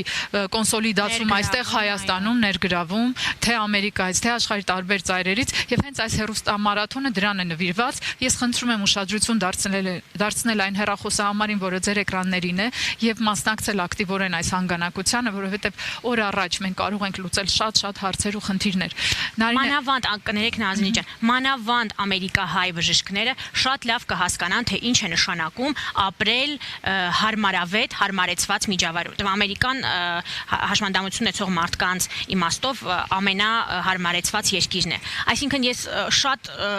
ուրախ եմ, որ հենց իրենք են նախաձեռնել այս, որտեղ իրենք շատ լավ պատկերացնում են ինչ է պետք լիարժեք կյանքի համար։ Բայց էլի մենք պիտի պատրաստ լինենք ամեն տեսակի վերջի։ Այսինքն եթե արվեց ամեն ինչ բժիշկների, վերականգնողաբանների, բոլորի կողմից, բայց այնուամենայնիվ մարդը ձեռք բերեց հաշմանդամություն եւ պիտի ապրի դրա հետ, մենք չպիտի ասենք դե վերջացավ, չէ, պիտի անենք ամեն ինչ, որ ամեն ինչ նոր սկսվի ու սկսվի ճիշտ։ Նարինե միասնական դառնալու կոչ արեք մեր հեռուստադիտողներին, մարդ ով իր ամենօրյա գործառույթն է նոր շունչ տալն ու լինել հաշմանդամություն ունեցողի կողքին։ Եվ 700-ից ավելի թե Արցախից եկած մարդիկ, անհատներ, երեխաներ են գտնվում ձեր հայեցողության տակ եւ ձեր օգնությունն են տեսնում ամեն աստծոր, ու թե բազմաթիվ զինվորականներ, մեր հերոսները, հայրենապաշտպանները, որոնք ստանում են վերականգնողական բուժում արդեն հենց առաջին իսկ օրերից։ Միասնականությունը հիմքն է այն ամենի, ինչի վրա մենք պիտի կառուցենք մեր երկրի ապագան։ Երբ արցախցիները հայտնվեցին կյանքի դժվարին պայմաններում եւ եկան Հայաստան, մենք բոլորս հասկացանք մի բան, որ առանց միասնականության մենք չենք կարողանալու միմյանց օգնել։ Այնպես չի, որ միայն մենք ենք իրենց աջակցել, իրենք էլ մեզ շատ աջակցել են։ Իմ հանդիպած արցախցիները իսկապես յուրահատուկ են եղել եւ ես վստահ եմ, որ մենք իրար ուժ տվեցինք եւ հաղթահարեցինք ամենածանր, թերևս մեր կյանքի երևի թե եւ տա Աստված, որ այլևս չլինեն նույն տիպի ծանր շրջաններ։ Ես ուզում եմ ասել, որ մենք հայ մայրեր բարեգործական հասարակական կազմակերպության հիմնադրման օրվանից ամեն ինչ արել ենք, որ միասնական լինի մեր ազգը, սփյուռքը,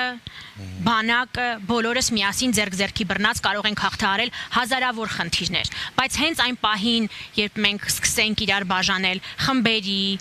չգիտեմ, այս մարդը լիարժեք է, այն մյուսը հաշմանդամություն ունի, այն մյուսը ճիշտ է, մյուսը սխալ է, սկսելու է պառակտումը։ Մենք այդքան ռեսուրս չունենք։ Այ հենց այդ պահին, որ դա հասկանանք, մենք չունենք այդքան մարդկային էլեմենտար ռեսուրս, որ կարողանանք դա ինչպես ուզել օգտագործել։ Մենք պիտի բոլորս իրար ձեռք-ձեռքի բռնենք եւ առաջինը աջակցենք մեր տղաներին, որ նրանք կարողանան լիարժեք ապրել իրենց երկրում, այն երկրում, որի համար իրենք հայտնվել են ոչ այնքան լավ կացության մեջ, վառ պահենք մեր նահատակների հիշատակը, կանգնենք նրանց ընտանիքների կողքին, ու ասենք հայ մայրեր ջան, մենք այսօր այս հեռուստամարաթոնի շնորհիվ կանենք ամեն ինչ, որ դուք ձեր երեխեքի գրկախառնությունը ֆիզիկապես զգաք։ Ավ ձեռքդ կտաս։ Այս ձեռքինն է պետք։ Եվ այս ձեռքի համար երբեմն ամենատարրական բանն է պետք, նախ ցանկությունը, երկրորդ կամքը, եւ երրորդ մենք նորից գալիս ենք ամենաիրական աշխարհ, ձեռքը, պրոթեզավորումը, որակով ձեռքը կարող է տալ մեր երիտասարդներին կյանքի երկրորդ հույս, կյանքի երկրորդ լիարժեքության հնարավորություն։ Իսկ դրա համար պետք է օր առաջ պրոթեզավորման հարցերը լուծել, հանգանակելով, դրամահավաքով, բժիշկների կոնսոլիդացիայով եւ այդ ամենը իհարկե նորից մեր բոլորի մասնակցությամբ։ Շնորհակալ ենք բոլորին, ովքեր որ արդեն մասնակցել են այս դրամահավաքին եւ ովքեր որ կորոշեն մասնակցել։ Թող ամեն մարդ իմանա, որ հենց իրենից է սկսում հայրենիքի փրկությունը։ Կասեք ձեր տվյալները Facebook-յան էջերը, որպեսզի մարդիկ, ովքեր ունեն ցանկություն օգնելու կամ ինչ-որ կերպ աջակցելու, ուղղակի լավ բառ ասելու կարող են։ Մենք ունենք եւ Facebook-յան էջ հայ մայրեր բարեգործական ՀԿ եւ Instagram-յան էջ եւ կայք հայ մայրեր.am, որտեղ կարող են հղել իրենց նամակները ուղղել եւ այլն եւ այլն։ Բոլոր տվյալները այնտեղ կա եւ քանի որ սոցցանցերը այսօր առավել ակտիվ են, ամենաճիշտը սոցցանցերի կոնտակտներ տալն է։ Կրկին շնորհակալություն։ Ես եմ շնորհակալ։ Հանգանակություն հենց հիմա, հենց այս պահին նշված հեռախոսահամարներով։ Լոս Անջելես։ Ես բժիշկ Արմեն Հակոբյանյանն եմ եւ ես կոչ եմ անում բոլորիդ միանալ մեր նախաձեռնությանը, որը որ կոչվում է Հավերժական ազգ։ Մենք պարտավոր ենք այս օրերից հավաքվել միասին եւ վերջապես կռվից հետո բոլոր հայրովս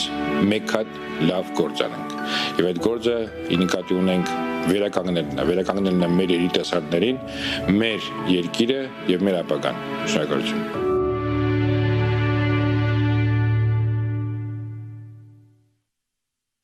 Շնորհակալություն մեր գործընկերներին Երևանից, Նազենի Հովանեսյանին ու Ավետ Բարսեղյանին։ Ես ու Աննան շարունակում ենք հեռուստամարաթոնը, ընդունելով ձեր հեռախոսազանգերն ու ձեր դրամական հանգանակությունները։ Այսօր դեկտեմբերի 25-ն է, նշվում է նաև Սուրբ Ծնունդը այստեղ Միացյալ Նահանգներում։ Ես վստահ եմ, որ ձեզնից շատերը արդեն տոնական սեղանների առաջ են, թեև այս տարի տոն անվանել այս օրերը եւ նոր տարին մի փոքր ուռճացված է եւ չափազանցված, տոնական չէ տրամադրությունը, դա յուրաքանչյուր հայի մոտ է ու հասկանալի ու ընդունելի, բայց այնուամենայնիվ իհարկե հավաքվելով ընտանիքի անդամների կամ հարազատների հետ, խնդրում եմ անպայման ուշադրություն դարձրեք նաեւ այն հեռախոսահամարին, որ տեսնում եք էկրանների ներքևի հատվածում։ Սիրելի հայեր, եկեք չմոռանանք, որ այսօր մեզ նաև դիտում են բոլոր հայ վիրավոր զինվորները եւ նրանք վստահաբար կարող եմ ասել, որ իրենց լավ են զգում եւ շոյվում են ձեր ջերմությունից եւ ուշադրությունից։ Եկեք շարունակենք աջակցել նրանց եւ փորձենք նվիրել նրանց առողջ ապագա։ Մենք արդեն լսում ենք հեռախոսազանգերը, մեր գործընկերուհի Մերի Մակարյանը կրկին call center-ում է, նա պատրաստ է զրուցել կամավորներից մեկի հետ։ Մերի, Շնորհակալ եմ Մահեր, շնորհակալ եմ Աննա, այո, ես այստեղ այս բային նստած եմ մի երիտասարդ աղջկա հետ, ում անունը Սոֆիա է, ով առավոտից ժամը 10-ից, ինչ մենք եթերում ենք, այստեղ նստած ընդունում է հեռախոսազանգեր եւ այդ անում է շատ մեծ սիրով։ Ես ցանկություն ունեմ ձեզ ներկայացնելու նրան ու զրուցելու մի փոքր նրա հետ։ Ողջույն Սոֆիա, նախ չես հոգնել։ Չէ, առավոտվանից արդեն այստեղ օգնում եմ ու շատ հպարտ եմ ու հոգնելու մասին չեմ էլ մտածում։ Շատ հպարտ եմ, որ օգնում եմ, հարկավոր է, որ մենք սաղս օգնենք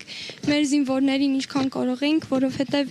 իրանք մեր օգնությունը պետք է, ես տեղ Ամերիկայում եմ, նայում եմ, այդ զինվորները մենակ ինձանից մի 3 տարով մեծ է ու սիրտս մխտրում է այդ սաղ մամաների, պապաների ու սաղի համար, որ իրանց տղաներին տեսնում են տուն են գալի ու տենց առանց ձեռքերի, առանց ոտքերի, դա մեր հարկավոր է, ինչքան կարող ենք օգնենք։ Շնորհակալություն Սոֆիա, այ հիմնականում ինչ են ասում հեռուստադիտողները զանգելիս։ Նախ գիտեմ, որ բոլորն էլ գումարի չափը կապ չունի, բայց բոլորն էլ նվիրատվություն անում են, չէ՞։ Այո, շատերը տատիկներ են, իրանց թոշակից այդ փողը հանում են ու տեսնում են ոնց իրանք այդքան շատ քիչ է թոշակու, որ իրանք այդքան $300 հանում են տալիս են ու իրանք որ խոսում են ձենից արդեն տեսնում ես, որ իրանք իսկապես իրանք հուզվում են ու հարկավոր է, որ մենք սաղս օգնենք, ինչքան որ տանք, ամեն մի $1 հաշիվ ունի։ Այո, իսկապես ամեն մի լուման, ամեն մի $, ինչպես Սոֆիան նշեց, շատ կարևոր է մեզ համար։ Այնպես որ շտապեք, ժամանակ քիչ կա, մենք եթերում ենք լինելու մինչ երեկոյան ժամը 10-ը եւ իհարկե ես այս բան սիրով փոխանցեմ առանց ժամանակը կորցնելու խոսքը իմ գործընկերներին,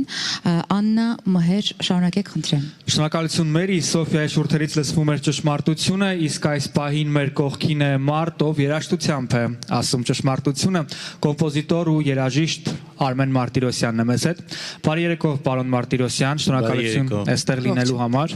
Ես վստահ եմ այս օրերին կուտակվել է հուզական մի դաշտ, կուտակվել են էմոցիաներ, որոնք բառերով փոխանցել կդժվարանաք, բայց այնուամենայնիվ համեցեք։ Շուրջ 1.5 ամիս է անցել ողբերգական մեր ժողովրդի համար իրադարձություններից եւ մենք այս պահին ամեն մեկս գրեթե ունենք երկու ճանապարհ։ Կարող ենք պարփակվել մեր մեջ վշտից, ցավից, փորձել մխիթարել միմյանց եւ խոսել, փորձենք, չգիտեմ, մեղավորներ փնտրել, բայց կա երկրորդ ճանապարհը, որը իմ կարծիքով կյանքի ճանապարհն է։ Դա ստապ լինել, արթնանալ եւ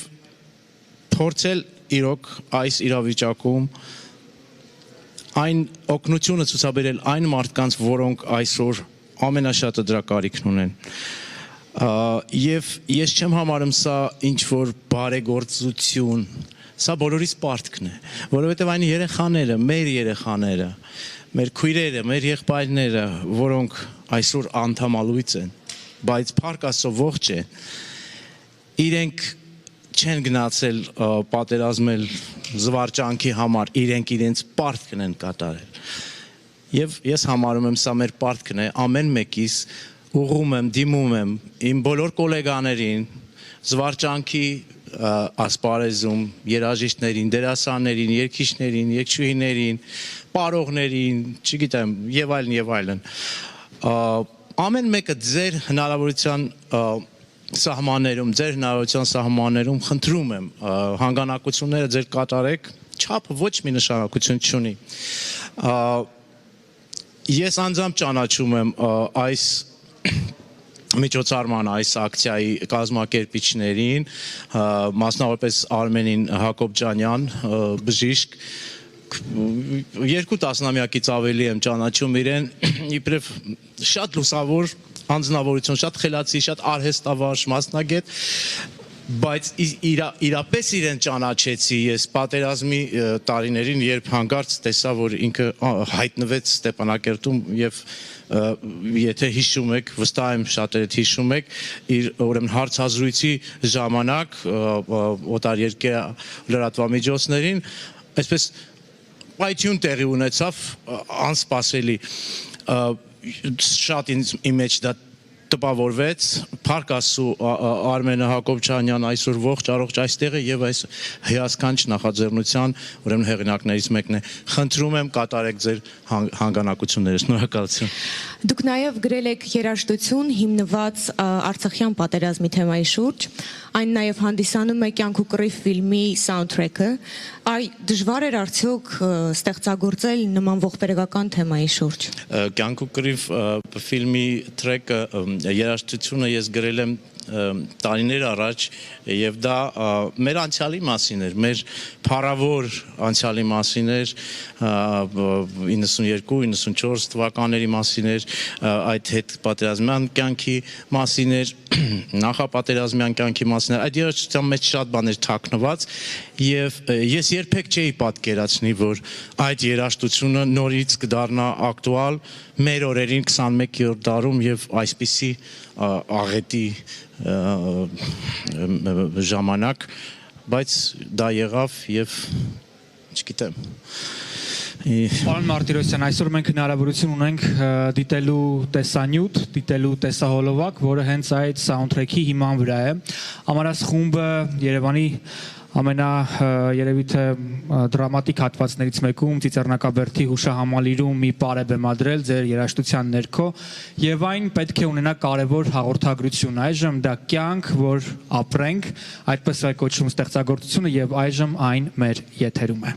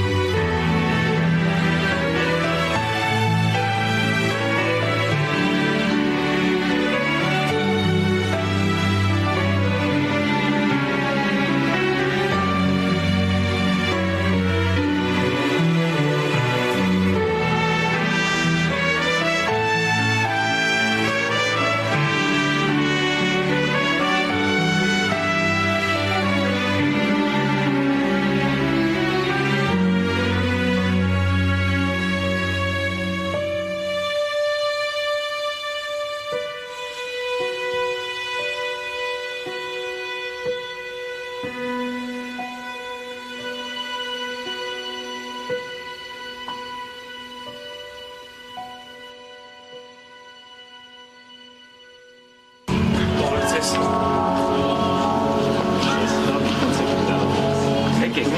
Տան բոլոր հյուրերին Լևոնն անձամբ է դիմավորում, ընտանեկան ավանդական կարգը չի փոխվել։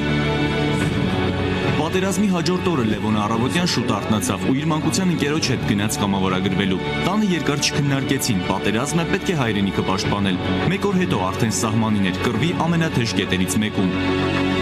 Թշնամին ամեն րոպե հրետակոծում էր, գրադի հարվածներից մեկի պատճառով էլ վիրավորվեց ու կորցրեց ձեռքը։ Սնարյադը ինքս է, այդ սնարյադի ասկոլկեն է կտրել թևս։ Հերոսն ընկերների հետ ուսուսի կռվում պայքարել է մինչև վերջ։ Եթե վիրավորումը չլիներ, մնալու էր իր դիրքում ու թշնամուն արժանի հակահարված հասցնել։ Կամավորագրվելուց առաջ գիտեր ուր է գնում ու ինչ վտանգներ կարող են լինել, բայց դրա մասին չի էլ մտածել։ Պատերազմի դաշտում մտքին ընտանիքն էր ու իր զինակից ընկերները։ Դե այնտեղ արդեն ուրիշ ձև ես մտածում, չեմ կարող համատեմ ստեի մտածելակերպի հետ։ Ընդ ամեն ինչ ուրիշ ձև է։ Արդեն դու չես մտածում մեռնելու մասին, էլի չես վախում մեռնելուց ու կարում ես կռվես, որտեղ որ հանգարց մտածես, որ պետք է մեռնես, էլ չես կարող կռվես։ Պատերազմի օրերին Լևոնը քիչ է տուն զանգել։ Ասում է, որ չէր ուզում կարգը խախտել, նաև վտանգել մյուսների կյանքը։ Իսկ այդ ընթացքում որդու զանգին ամեն րոպե անհամբեր սպասում էր հերոսի մայրը։ Տիկին Գայանեն Լևոնի ընկերներից էր հարց ու փորձ անում, գուցե նրանց է զանգել։ Ամսի 1-2 օրը արդեն որ ընդհանրապես խաբար չունեի, ամբողջ օրը սարսափելի անհանգիստ էի։ Նույնիսկ այդ օրը որ դուրս եմ եկել խանութ եմ գնացել իր մանկապարտեզի մոտով եմ անցել, ասենց մի ձևին ինձ բան զգացողություն էր մոտս, սիրտս այն մայրական որ խոսք կա, այդ սիրտս թրթռում էր, չէի պատկերացնում ինչ ա եղել, ներքուստ զգում էի։ Իսկ Լևոնը զանգերին կարճ էր պատասխանում. Ես լավ եմ, դուք պատմեք։ Որ զանգում էր այդ քանի օրը, Լև ջան, ոնց է ասում են, որ պատերազմը շատ ուժեղ է, ասենց է, անենց է, մամ տոչնի է, սա լավ է։ Ես լավ եմ, դուք ձեզ լավ նայեք ու այդ է։ Որդու վիրավոր լինելու լուրը Տիկին Գայանեն իմացավ 3 օր հետո։ Սկզբում հուզվեց, բայց հետո տեսնելով թե ինչքան ամուր է որդին, որոշեց, որ ինքն էլ որդու պես պինդ է լինելու։ Էլ ոչ մի հուզմունք։ Այսօր գնացի հիվանդանոց մոտը, առաջին անգամ մտա, երեխես ասեց դեմքդ փոխի, որովհետև ասեց ես շատ լավ եմ։ Այդ ժամանակ արդեն ես ինքս ինձ հավաքեցի, սկսեցի որ ես հավաքեմ, որ ինքը ինձնով էլ գոնե ուժ հավաքի ավելի։ Բուժման ավարտից ու պրոթեզավորումից հետո բռնցքամարտիկ Լևոնը ուզում է նորից սպորտով զբաղվել։ Բռնցքամարտով դժվար, բայց սպորտը թողնել չի պատրաստվում։ Ինչ եղել է, մոռանանք, ապրենք այսօրով, այսօր մեր ներկան, մտածենք մեր կյանքը սենց է դասավորվել այսպայն։ Մենք սենց ենք ծնվել։ Այդքանը կարամ ասեմ, ու ես իմ չեմ փոշմանում, որ ինչ արել եմ, հաստատ այն մի ձեռքսել եմ պատրաստան, որ իմանամ ես զոհվածներից գոնե ինչ-որ չափով մի քանի հոգու կարամ պաշտպանեմ։ Ընկերուհի ունի, այս ընթացքում հիվանդանոցում իր կողքից ոչ մի րոպե չի հեռացել։ Նշանրեքի պլանները դեռ մինչև պատերազմն էին որոշել, օրը նույնպես։ Պետք է անկախ ամեն ինչից շարունակել հասնել նպատակներին, ասում է Լևոնը։ Իսկ վիրավորման մասին արդեն հումորով է խոսում։ Բախտս բերել է, որ գոնե աչլիկ եմ։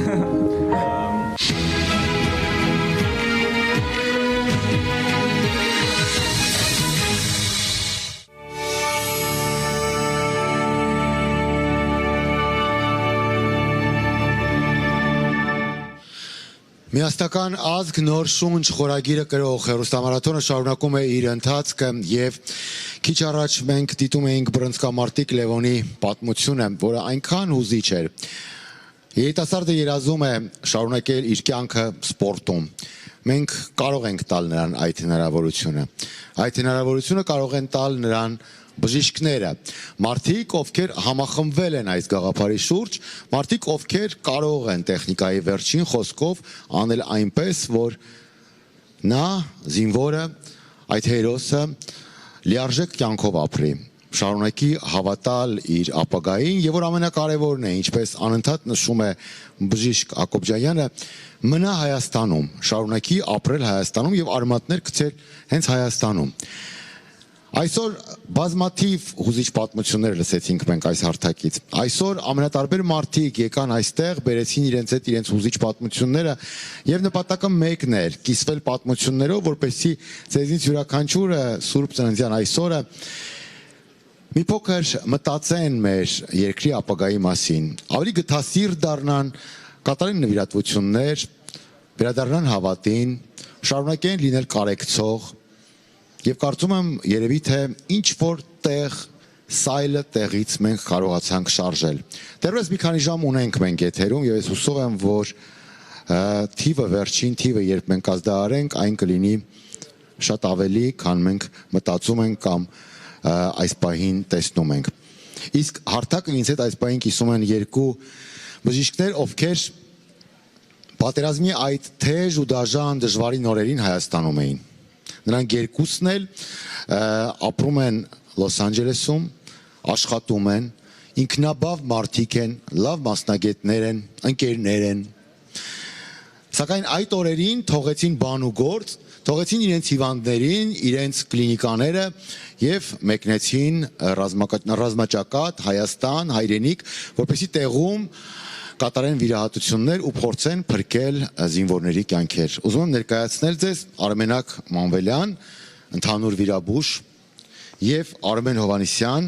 ռեանիմատոլոգ։ Շնորհակալություն ձեզ, բժիշկներ, շնորհակալություն այդ դժվար օրերի համար։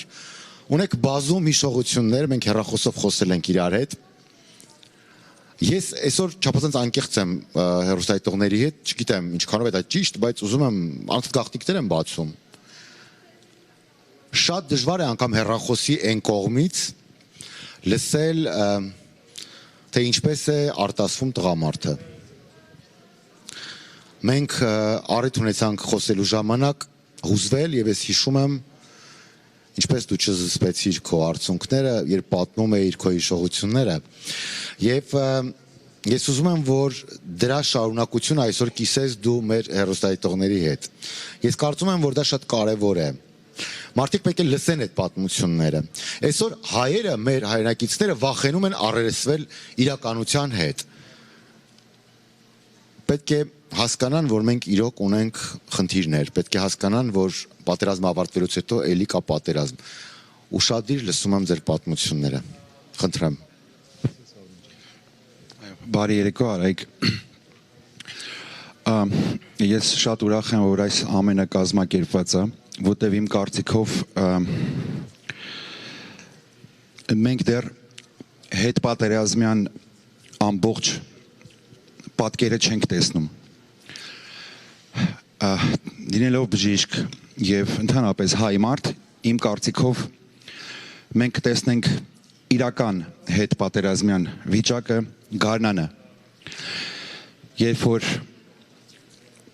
մեր հայրենիքի բոլոր քաղաքներում ու գյուղերում գարնան տակ եղանակետ կտեսնենք մեր այն տղաներին, որոնց համար հիմա հավաքվում է այս գումարը, որպեսզի կարողանանք պրոթեզավորել, օգնել։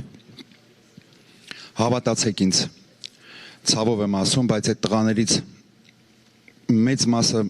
մաթեմատիկոս հաստատ չի դառնալու։ Բայց մենք պարտավոր ենք այս հավաքը կազմակերպել եւ անել ամենան մեր բոլորի կողմից, որտեղ մեր համայնքը շատ սթափ, դատող եւ շատ հզոր համայնք է։ Կտեսնենք պարկերում, պուրակներում եւ այն ժամանակ նոր կտեսնենք, թե ինչ մեծ գործ ենք ձեռնարկում այսօր այս հավաքը կազմակերպելով։ Ինչ վերաբերվում է ինչ որ մի հետարքիր դեպք պատմեմ, իհարկե բոլոր պատմությունները կլինի մեր հերոս տղաների մասին, շատ կան տենց պատմություններ, կան տղաներ, որոնք ուղղակի ցավի մեջ էր ու նայելով այդ տղայի սրտի աշխատանքին, իր վիճակին, մի փոքր էլ ցավազրկողը ուշանում էր, տղան ուղղակի նայում է երեսիս ու ասում եմ, բալես ո՞նց ես, ասում եմ, լավ եմ բժիշկ ջան, անենց հանգիստ դեմքով, առանց միմիկան խառնելու, ոնց որ ինքը ուղղակի նոր զարթնել է ու պարկել է, այդպես հերոս երեխա էր, բայց մի շատ հետաքրքիր պատմություն ուզում եմ ասեմ, որովհետև ես համ աշխատել եմ այնտեղ որպես բժիշկ, համ էլ ուզում եմ որպես հայ տղամարդ ասել։ Ես ուզում եմ մի պատմություն պատմել երկու ուսանող աղջիկների մասին։ Նրանք ընդամենը 20-21 տարեկան, առաջի թե երկրորդ կուրսի մեր բժշկական համալսարանի ուսանողներ էին։ Աղջիկները գնում էին ու Իշխանաձորից հիվանդներ էին բերում։ Մեքենաները իմ տրամադրության տակ էր ու քանակը մի 2 տասնյակի չափ, մեքենաներից մեկը մոռանում են աղջիկները ստորագրեն ու գնում են վարորդի հետ։ Առավոտյան ժամը 10-ին մեկնում են, ուշ գիշերը արդեն մեքենան չկա։ Ենթադրությունները շատ տարբեր էին, ամենավատն էինք պատկերացնում, ինչ կարող է եղած լինի, իրանք էլ չէին ստորագրել, որ մեքենան գնացել է Իշխանաձոր։ Ուղղակի ձեզ ասեմ, աղջիկներն առավոտյան 10-ին գնանում են Իշխանաձոր, առավոտը ժամը 7-ին Իշխանաձորը հանձնված է լինում։ Ժամը 11-ին երեկոյան վարորդի հետ Լիլիթն ու Մանյան 7 հոգի, 7 հզոր հայ տղաներ։ Բերել էին, հասցրել էին, որ երեխաները ստանային, մեր զինվորները ստանային բուժօգնություն։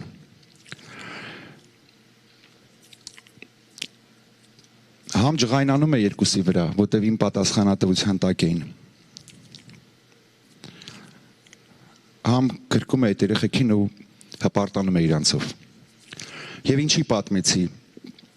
հայ աղջիկների մասին մեր, որովհետև մեր զինվորների քաջությունը շատ է, բայց մենք տղամարդ ենք, եւ ես հայ տղամարդու խոսք եմ ուզում ասել։ Մենք չենք ուզենա, որ մեր քույրերը, կանայք կամ մայրերը որևէ մի պատերազմին մեր հետ մասնակցեն։ Դա լավ չի։ Պատերազմը եթե կա, դա տղամարդու գործ է։ Բայց օգնությունը կար ու իրականում կար։ Ու այդ երկու աղջիկների պատմությունը իմ հուշերի մեջ է ուզեցի կիսեի բոլորիդ հետ։ Իսկ մեր տղաների հզորությունը դա այն սերունդն է, որի առջև կարելի է ուղղակի խոնարհվել։ Հազար ափսոս։ Շնորհակալություն, խնդրեմ, հիմա ուզում եմ անպայման ձեզ լսենք եւ նաեւ ձեր ուղերձը լսենք ուղղված մեր հեռուստադիտողներին։ Անպայման, շնորհակալություն։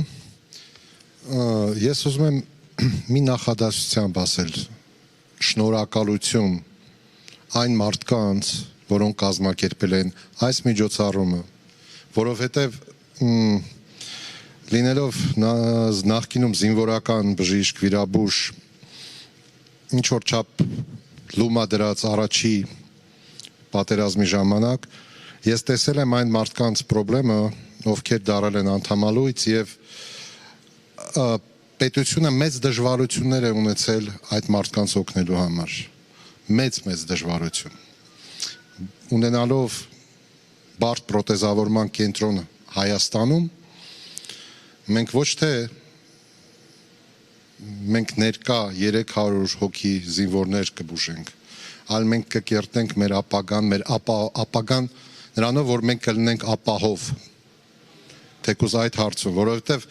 հին խորհրդային ժամանակ ոնց էր, մարդուն դրվում էր մի պիտակ, ինվալիդ բառով, եւ մարդը դուրս էր մնում հասարակությունից, սոցիումից։ Եվ ինքը ոչ մի բանի պիտանի չէր, ինքը ենթագիտակցորեն իրան համարում էր, որ ինքը կորած է։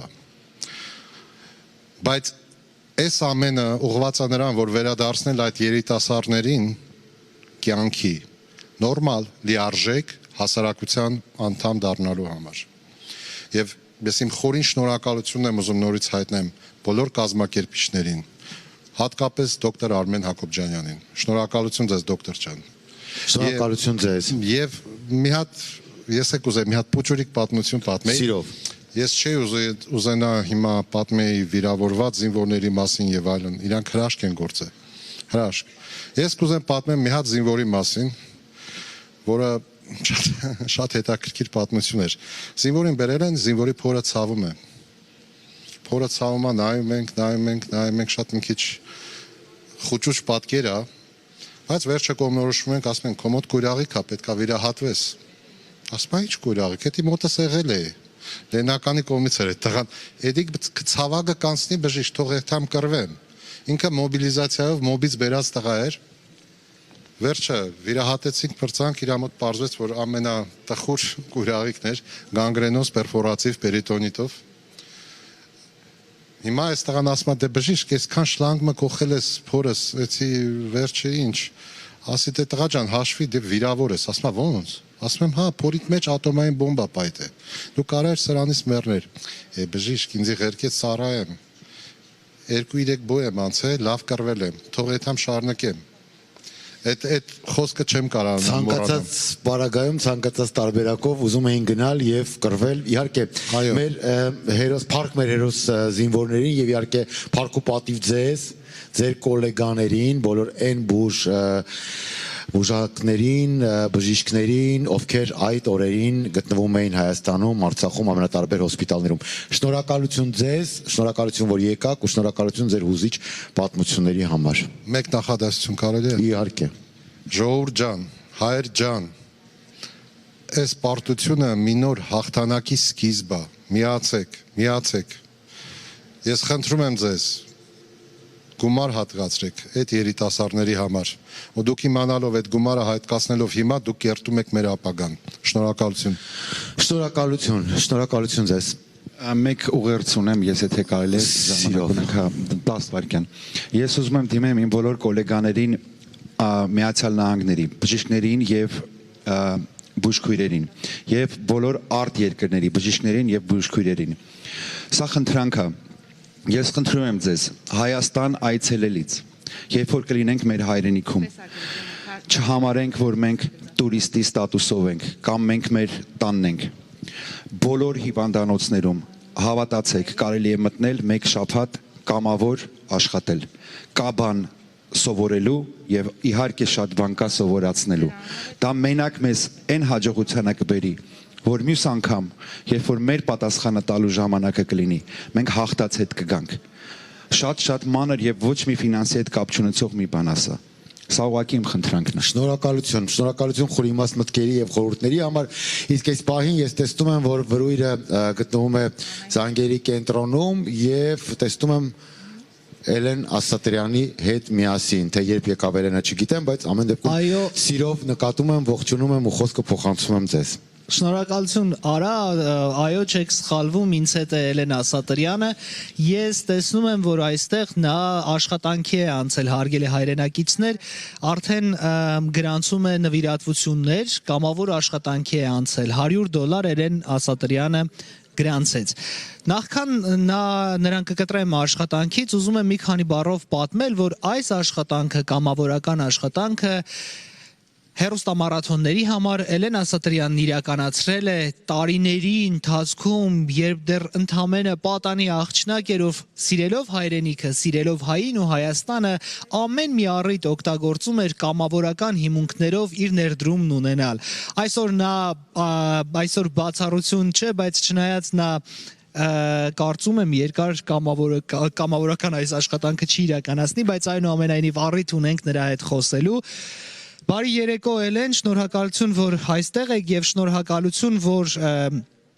այնուամենայնիվ դեռ ինչ-որ մի կերպ շարունակում եք ձեր կամավորական ներդրումը բերել հայերի համար, հայկական հարցի համար, տարբեր առիթներով, տարբեր հարթակներում։ Ինչպես է ձեզ հաջողվում այդքան եռանդ ունենալ հանուն հայության աշխատանքների։ Կարծում եմ մեր բոլորի պարտականությունն է դա անելը եւ մանավանդ այս պահին պատերազմից հետո մանավանդ այս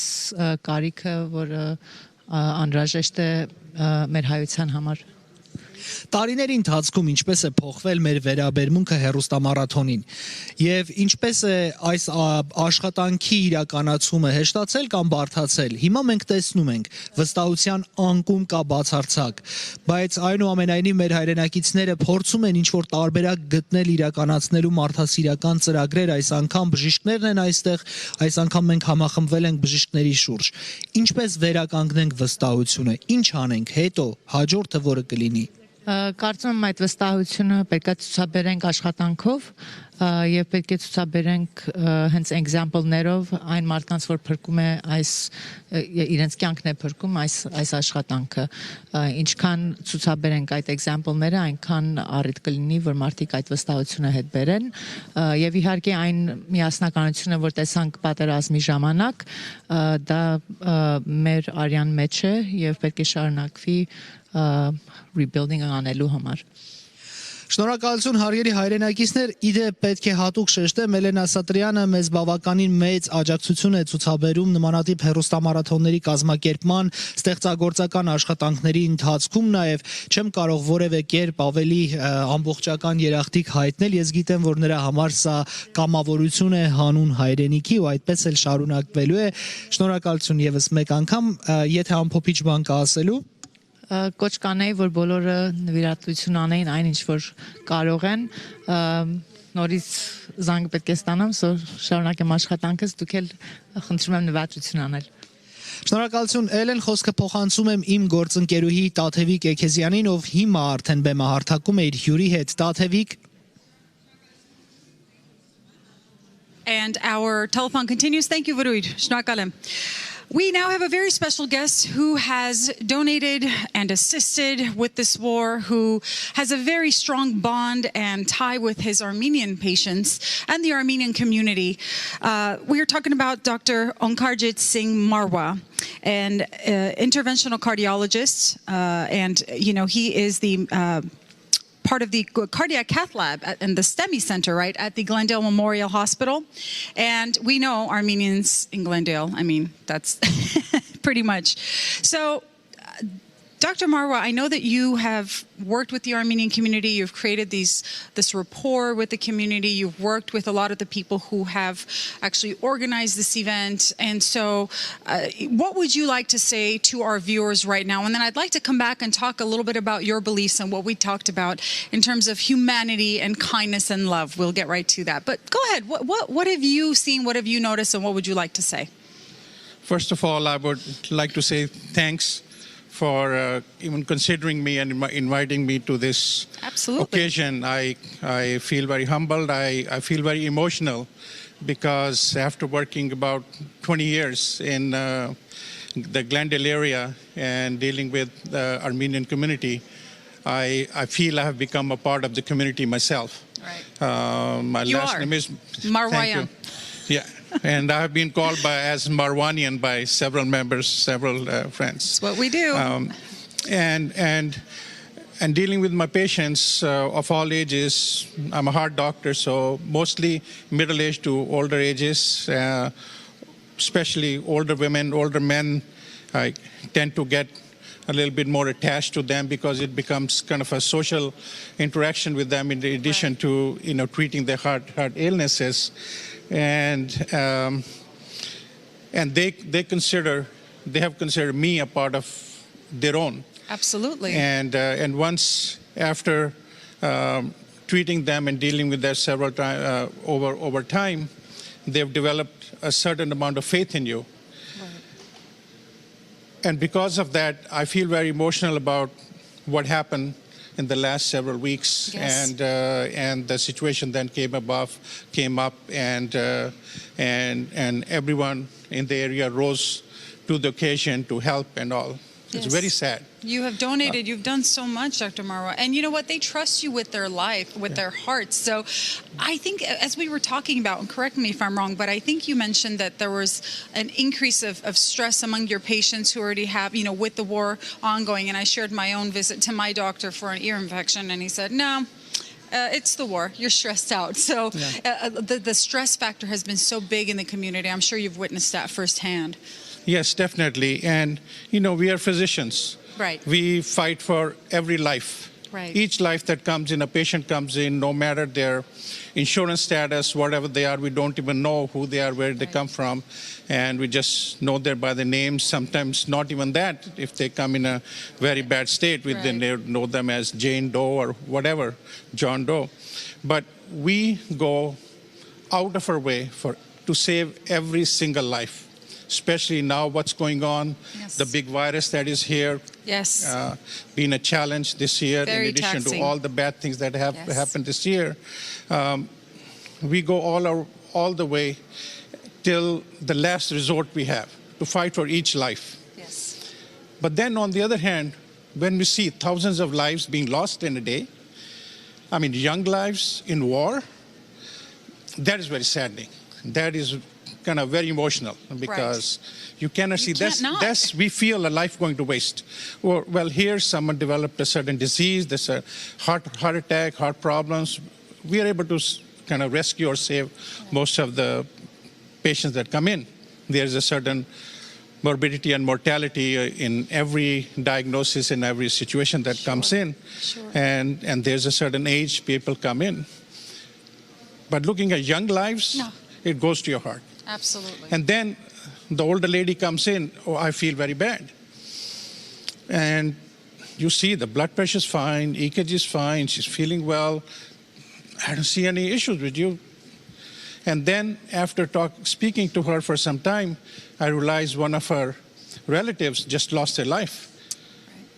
in their home country. The anxiety, the and she's depression, depressed. and those She's symptoms depressed. that come with it. She's absolutely. saddened, and it's hard for her to even come and talk. And once you have developed a certain relation with your patients over time, they're able to come to you and let it all out. Let it all out, yes. And You then become we their sit there. confidant of We sorts. just stand there or sit there with them, hold their hand, and let them all out because this is part of the treatment. Right, right. You know, part of our, so we deal with the heart, but dealing with the emotional issues, stress, that causes its own effects. issues and of each patient is a big part of medicine. That being said, and I wanted to touch on your beliefs we talked about. You mentioning that you're Sikh and the belief of love, that we are one world, that we are one in humanity. Just a few words about that, and I'd like to bring that back to love today, that we should all love each other, regardless of our difference in opinion or whatever our beliefs may be, regardless of what religion, race, background we're from. It's so important for all of us to unite in love, especially today of all days. But please, go ahead. I have grown up in a physician household. Oh. I'm a fourth generation physician. Amazing. I happen to be a Sikh. Mm-hmm. You know, I look like one. I carry a turban. Perfect. And a Sikh from India who emigrated here several years ago and have been practicing in Glendale for several years. I trained in USC. I've been on the faculty there. Yes. I grew up in a boarding school. It was Sikh school, though we have people of all religions, backgrounds, and from different countries, international students. Right. But the faith taught one very important thing, and that's what I have lived by. And this has helped me carry myself through my life in America. I don't feel any difference being in India or being here. Right. Because the ideology is Ek Onkar. That means there's one creator. There's one God. Amen. We are the creation of that entity. So if we are all creation of that entity, we're all equal. Right. There's no, in spite of our origin of our country, our religion, caste, creed, color, and now the political belief. Right. That's a we're still equal. issue in We're all and of equal. itself. When it comes to medicine, you have the same heart. You Absolutely. Have, your blood groups is A, B, or O. One or love. AB. One love. Same, right, Dr. Marwa? Same. You know. One love. You know, one liver, one heart, two kidneys. That's right. You're all the same. When you're under a knife, you're all the same. That's right. That's so right. we have to recognize that we all are one. And once we recognize that we all are one, we come from a common creator. From a common creator, and our goal is common, is living a life of love and happiness and togetherness in this earth and saving the earth. And whatever we put into the earth is going to come back to us. That's right, and so karma. that's where, and that's where our responsibility comes in. There you go. And the more we grow up in life, the more senior we get, the more positions we get, our responsibility increases. To help one another and to love one another. Exactly. Yes, amazing and wise words to live by. Thank you, Dr. Marwa. And we appreciate you being here, your support, your amazing words. Yes, one love. Let's continue in love. Let's continue in support, as you said, to sing and dance. We want our people to come back to that. We want our soldiers to get back to that, to get back to at least somewhat normalcy. So thank you so much for supporting the Armenians, standing by us, and we hope to see you again very soon. Thank you very much. Thank you. And my last words, I would like to wish everyone a Merry Christmas. Thank you. I wore my Christmas tie for Yes, this you did. occasion. Very festive. And Thank you. and be vigilant that every life is important. Absolutely. You know, we refer to these warriors or as heroes, and we Absolutely. give them medals and all. Right. They die, and we call them heroes. But ask the mother, Right. whose son is gone. Absolutely. What does she consider? Is her son a hero or what? And she will say, whatever it is, I want my son back. Yeah. I'll give it all up just to have them back. Okay, so we I have our think we should opportunity. keep that Yes. in ourselves, and keeping that in our mind, we have to keep an ideology that we bring out and teach everybody else that there should be no war. Amazing words, in yes. this society, in this day and age, after all the education, technology, we have advanced all over the world, we still have a war. Yeah, unfortunately. I think it's shameful. In a way. It is shameful. You know, when there's a fight at home between two kids, two brothers, sisters, Absolutely. the mom and the dad, they scold the older one. Right. So the older one says, why am I being scolded? Right. It's because, hey, you're the older one. You are the more powerful one. So you have the power to stop the fight. You heard Dr. Marwa. We have the power to stop the fight, and you have the power to pick up that phone and call the phone number on your screen. Thank you so much again, and it was great having you. Merry Christmas, and I'm going to invite my next guest. Thank you, Dr. Marwa. We'll see you in Glendale. Thank you. Thank you. And again, letting all of you know who are watching at home, if you're watching on YouTube or on Facebook or Instagram, make sure to spread the link to this telethon so we have as many viewers as we can. Watch us on television and make sure that you call in and you donate. This is our very unique opportunity for us to come together with this incredible group of human beings first and doctors that are willing to go and take care of our soldiers, their needs, their prosthetic needs, and there's so much more that goes with this. So they're going to be taking care of their own travel expenses and everything else. So every cent on that number that you see on this stage, on that screen, is going to be used for medical purposes. So that being said, I know I just talked about Instagram and Facebook, so let me say hello to Ani Tovmasyan, a lovely young lady. And Ani, you managed to pull together your followers, and you raised some amount of money, from what I'm understanding, maybe Instagram. You said you used Venmo and different forms of social media. And thankfully, in the digital world nowadays, that seems to be a very, very easy thing to do. But it's not easy to gather all those people, instill the faith in them and the belief, trying to explain everything to them. So apparently you did a really good job. So good job. Why don't you tell us a little bit about what you did? First of all, Tatev, I want to say what an honor to be on the stage with you. Thank you. Hello, everyone. Merry Christmas to all of you. I want you all to have the merriest Christmas. My name is Ani Tovmasyan. I've been a part of the Armenian community for all my life. I've been working with Armenian schools, organizations to help our homeland meet the needs. I want all of you to know, whoever who has contributed to my fundraiser, thank you for trusting in me.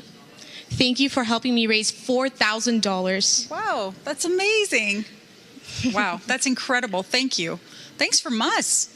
Yeah. And it was for this specifically. Oh, specifically for this, that's because incredible. I truly believe in this fundraiser. It's one of those things that I'm extremely passionate about. This young lady's passionate about the Armenian community. I've seen her in action. She is something else. So good job to you. That's kudos to you. Absolutely. Now I know that there's a little more to this story. So why don't you tell us? Okay. Բոլորիս հայտնի պատճառով ես այս տարի չկարողացա այցելել իմ Հայաստանը։ Այս բանաստեղծությունը շատ լավ է ներկայացնում իմ կարոտը Սփյուռքում գտնվող ամեն հայի կարոտը դեպի իր երկիր։ Գիշեր ցերեկ նույն երգն եմ ունկերում։ Ձայնի տեղակ ծուխ է ելնում այդ երգից։ Ու ծխի մեջ կսկծում է մի ծերուկ։ Քելե լավ, քելե երթանքը մեր երկիր։ Առնոտել է ոտքը ճամփից քարքարոտ։ Մանգաղ ուսած գաղտի մախաղը մեջքին դեռ քայլում է սարով, ձորով, աշխարով։ Քելե լավ, քելե երթանքը մեր երկիր։ աչքերի մեջ համար մի ուխտ ու հարցում ու մի զարմանք խեղճ մի զարմանք անմեկին հարցնում է իրեն բախտին աստծուն իմալ կեղնի իմալ չերթանք մեր երկիր իր ինչ գործնեց եկա սահման ու կա վեճ իր ինչ գործնեց եկա ռումբեր ու հրթիր հողի հոգու միամիտ կանչներ իր մեջ իմալ կեղնի իմալ չերթանք մեր երկիր իմալ կեղնի ինքն այստեղ հողն այնտեղ արտը կծղել սպասում է իր ձեռքին ինչպես թողնի տուն ու ջաղաց անտեր իմալ կեղնի իմալ չերթանք մեր երկիր ինչպես խեղտին խևխրով կսասնատան ինչպես մարենք այսքան կարոտ վարք ու կիրք այսքան երազ ինչպես թաղենք գետնի տակ իմալ կեղնի իմալ չերթանք մեր երկիր թե աշխարում արդարություն կա վերուստ ու թե դաշն է աստված երկիր ու երկինք պիտի փլվի ամեն պատնեշ ամեն սուտ պիտի երթանք մեր երկիր շնորհակալություն Բրավո Սիրելի հայրենակիցներ Անի Թովմասյան շնորհակալություն Շարունակեք ձեր զանգերը, մենք սպասում ենք ձեզ եւ շարունակվում է մեր այսօրվա հեռուստամարաթոնը։ Ունենք եւս մեկ քանի ժամ, խնդրում ենք շատ ակտիվորեն հենց հիմա զանգահարում եք հենց այն հեռախոսահամարին, որը տեսնում եք ձեր հեռուստաէկրանների վրա, ինչպես նաեւ տարածեք խոսքը, տարածեք այս ինֆորմացիան ինտերնետով բոլոր ձեր բարեկամներին, հարազատներին հենց հիմա, քանի որ մի քանի ժամ է մնացել եւ մենք շատ կարեւոր գործ ունենք այսօր։ Խնդրում ենք, որ զանգահարեք, մենք սպասում ենք ձեզ եւ ինչպես ասացի, շարունակում է մեր հեռուստամարաթոնը։ Thank you.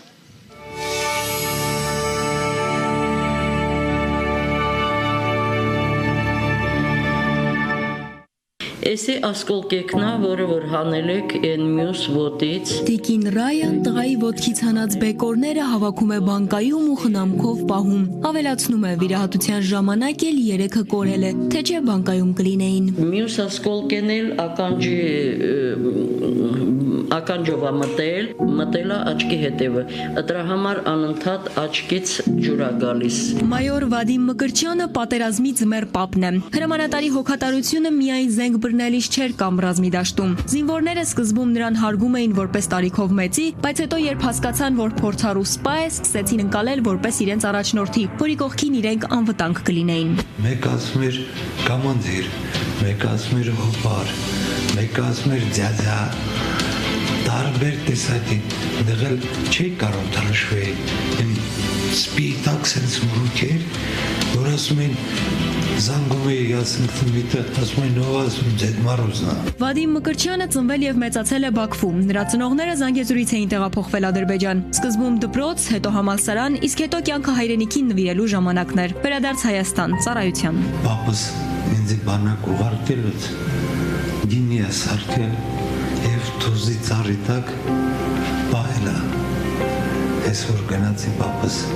կանդեց, գինին համեց, նստեցինք մորտամի բաշակ խմեցինք, ասեց հիմա կարանք ստիից վերդեն գնանք։ Մայոր Մկրտչյանը Հայաստանում ամուսնացավ փոխգնդապետ Հայուհու հետ։ Հիմա ավագ որդին սահմանին է ծառայության։ Միջնեկը մի քանի ամսից զինվոր կդառնա։ Հետո ծնողների հետքերով սպայական ծառայության կանցնի։ Պատմություն երեխեք ինձնից լավ գիտեն։ Երեխեքին միշտ ասում են, ոնց դուք ձեր հադատները ձեր ընտանիքի հադատները մոռացաք, значит դուք արդեն հայ չեք։ Մայորը նշում է, պատերազմի օրերին միայն հրամանատար չէր, այլ նաև ընկեր, հոգեբան։ Սկզբում բարոյե հոգեբանական դասերի ժամանակներ, զինվորը հոգեբանորեն պետք է պատրաստ լիներ մարտին։ Տեսել եմ մարդ, որ 20 օր առաջ ինքը վախենում էր, բայց այսօր մահորով ուրիշին ասում եմ, չի վախենես հա։ Ես կողքդ եմ։ Նոյեմբերի 3-ին Վադիմ Մկրտչյանը ծանր վիրավորում է ստանում։ Զինակից ընկերները զոհվում են հենց իր կողքին։ Չեմ տենում ձերս ոնց ամեն ասված մենակ զգում եմ որ ձեռ չկա то есть չեմ կարող օգտագործել սենց նստած է просто նստած ես ու չգիտես ոնց որ չես մեռնում բայց սենց էլ նստես շկան նստես կողքի ինգերներդ մեռել են Մինչև հիվանդանոց Վադիմ Մկրտչյանը գիտակցությունը չի կորցնում, հասնում է հոսպիտալ, դեռ մի բան էլ բժշկին է փորձում խորհուրդներ տալ, թե ինչ անեն ոտքի հետ։ Ես գիտեմ, որ ոտս կտրած է, բայց չգիտեի ոնց կարճ ասեի, որ կուլտուրական կտրի, կարող է հետո կարենք էլի։ Հետո էլ ոչինչ չի հիշում, քնել է, արթնացել ու Հայաստանում էր։ Վադիմ Մկրտչյանը որոշել էր ծառայել ուղիղ 10 տարի, այդպես էլ կաներ, բայց պատերազմը պլանները խախտեց։ Առողջությունը կարգի բերելու համար տարիներ են պետք, կնոջ, հարազատների, մարտական ընկերների, պետության եւ բարեգործների հոգացությունը։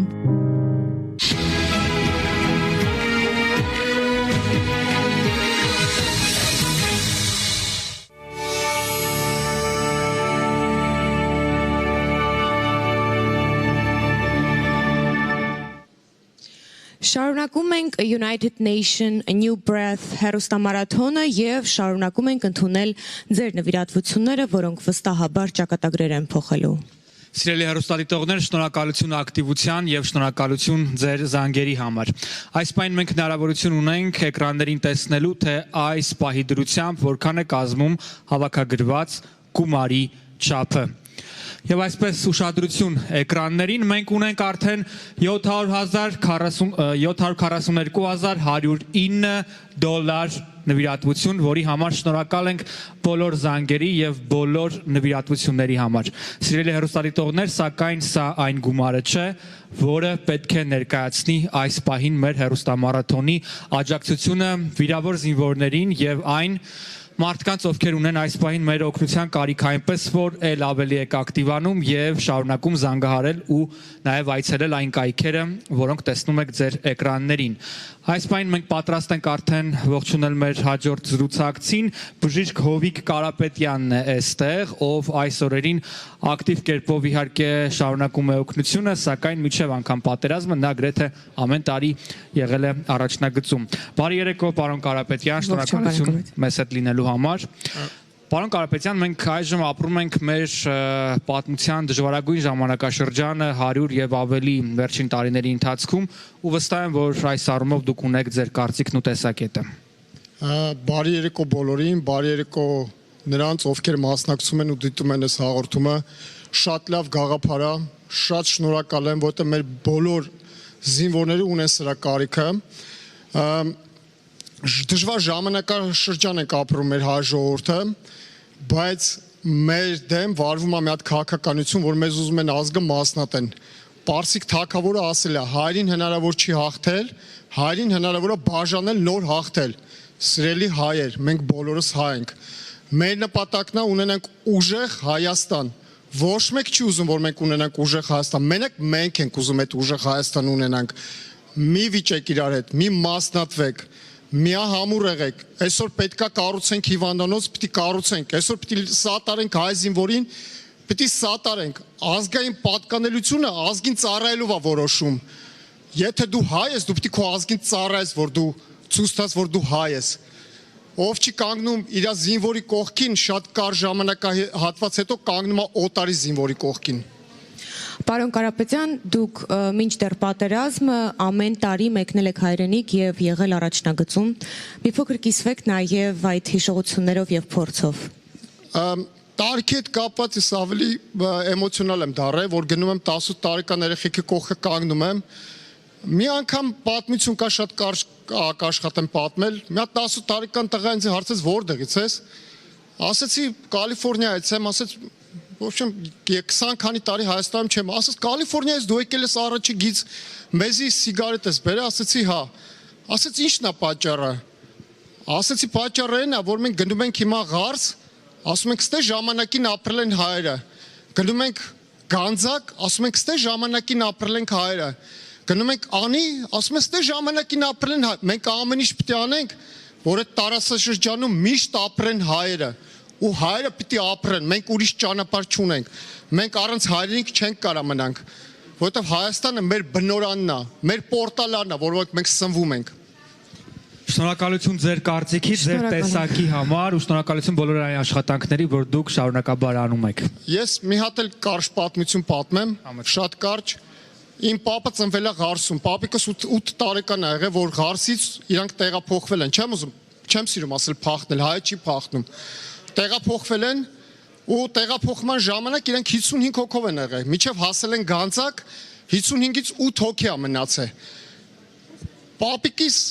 հայրը ասել է, կյանքում կրոնդ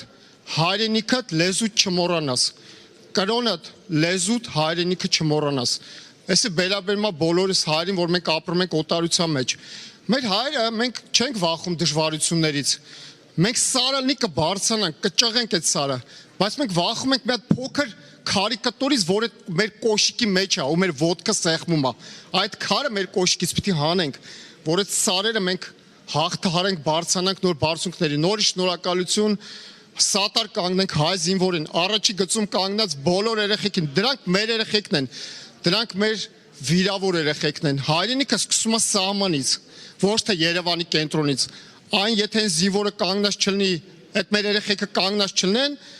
մեր թշնամիները կլինեն Երևանում։ Շնորհակալություն նորից։ Շնորհակալ ենք, պարոն Կարապետյան։ Սիրելի հեռուստադիտողներ, ես հուսով եմ, որ պարոն Կարապետյանի պատկերավոր նկարագրությունները իրավիճակի վերաբերյալ պետք է ձեզ ստիպեն վերցնել հեռախոսները ու զանգահարել հենց հիմա։ Դուք տեսնում եք հեռախոսահամարը, տեսնում եք կայքերը, խնդրում եմ շարունակաբար ցուցաբերեք ձեր օգնությունները։ Աննա, այս պահին մենք ունենք եւս մի նվիրատվություն, ցանկացավ իհարկե նվիրատվություն կատարողը բեմ չբարձրանալ, խոսքը Armenian American Medical Society board member իրավաբան Արդ Քալանթարի մասին է։ Արդ Քալանթարյանը $5,000 նվիրատվություն է կատարում։ Շնորհակալ ենք ձեր շռայլ նվիրատվության համար։ Շնորհակալ ենք ձեր նվիրատվության համար։ Սիրելի հայրենակիցներ, յուրաքանչյուր նվիրատվություն իսկապես ճակատագրեր է փոխում։ Մենք պետք է միասին մեկ ուժ դարձած չդադարենք եւ շարունակենք նվիրաբերել այն ամենը, ինչ կարող ենք։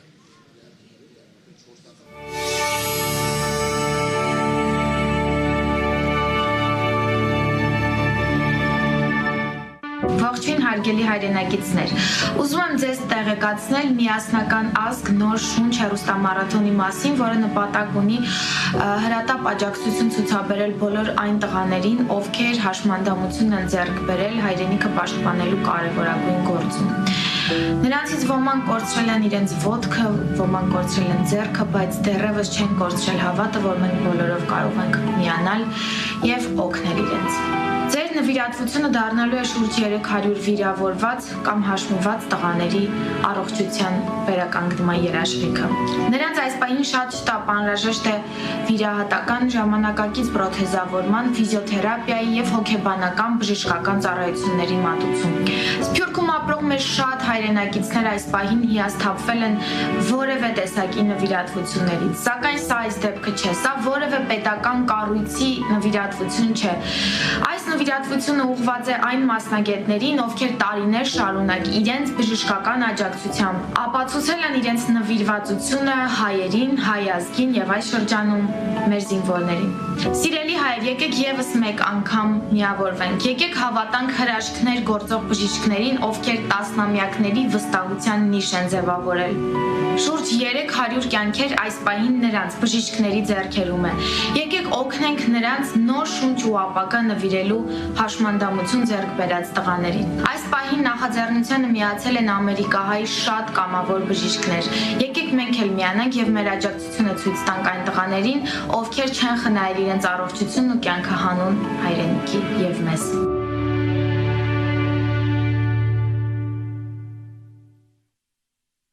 Շնորհակալ ենք հերոս, շնորհակալ ենք հայրենիքի իրական պաշտպան, շնորհակալ ենք ձեզ, մեր բոլոր հերոսներին, անուն առ անուն։ Մեր ամեն մի օրվա, ամեն մի վայրկյանի համար պարտական ենք հենց ձեզ։ Ուստի այսօր պետք է ձեռք մեկնենք ձեզ ու ոտքի կանգնենք միասին, որովհետև այսօր մենք կանք շնորհիվ ձեզ։ Շնորհակալ ենք եւ խոնարհվում ենք։ Հիմա եթերում կլինի Լոս Անջելեսը։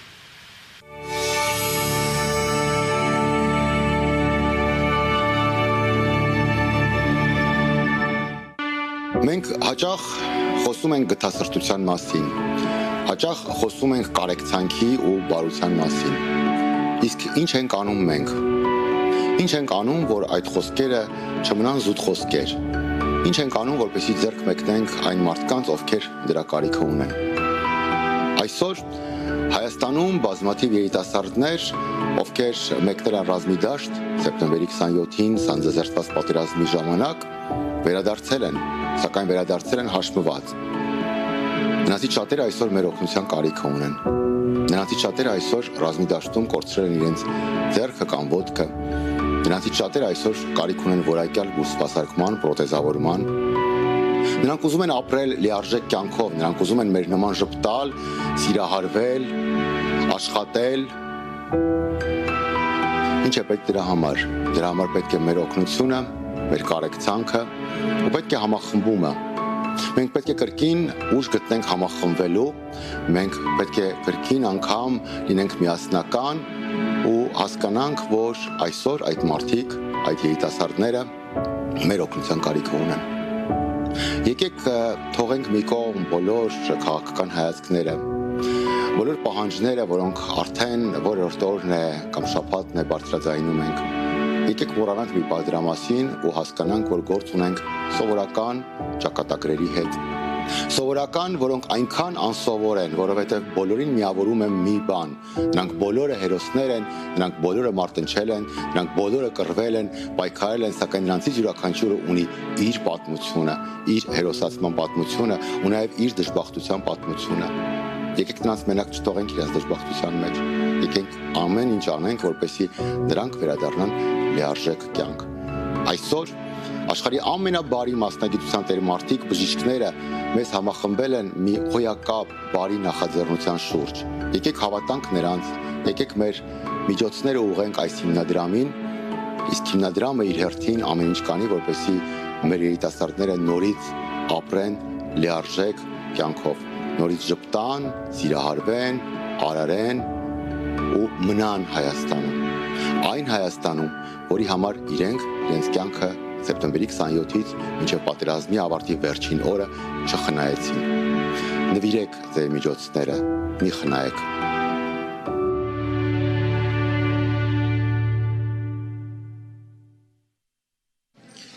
Ուղիղ եթերում շարունակում ենք մեր դրամահավաք հեռուստամարաթոնը։ Շնորհակալություն բոլոր նրանց, ովքեր մինչև այս պահը իրենց շռայլ նվիրատվություններն են կատարել։ Շնորհակալություն նաև բոլոր նրանց, ովքեր 1, 10, 20, 30 դոլարով այնուամենայնիվ ինչ որ մի կերպ փորձում են մասնակցել այս համախմբմանը, այս նախաձեռնությանը, փորձում են մեր երիտասարդների առողջ ապագայի համար իրենց ներդրումն ունենալ։ Շնորհակալություն բոլորիդ։ Շնորհակալություն եմ հայտնում բոլորին եւ կարծում եմ հիմա ժամանակն է միանալ ուղիղ տեսակապով դեպի Մոսկվա։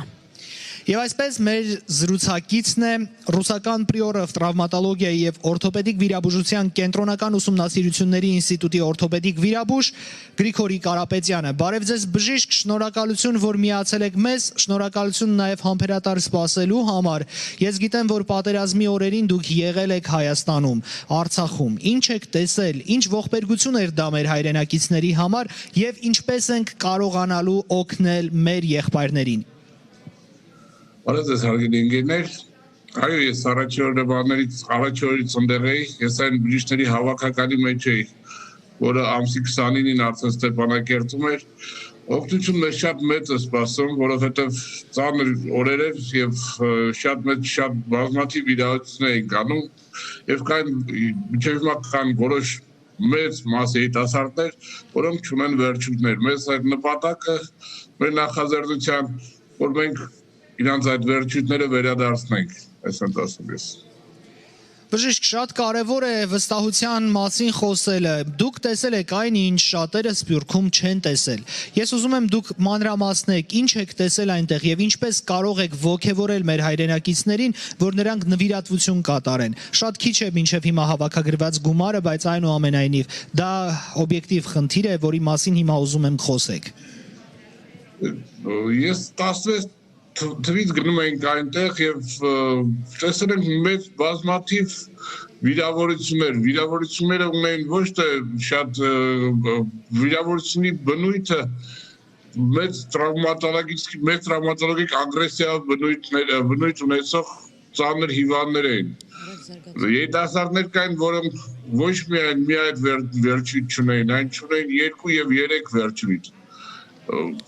Միանշանակ իրանց պետք է օգնել, միանշանակ այդ մարդկանց պետք է բուժել եւ կարեւորը իրանց բուժելով, ռեաբիլիտացիա անելով մենք ոչ թե այդ վերջույթների կուլտիաները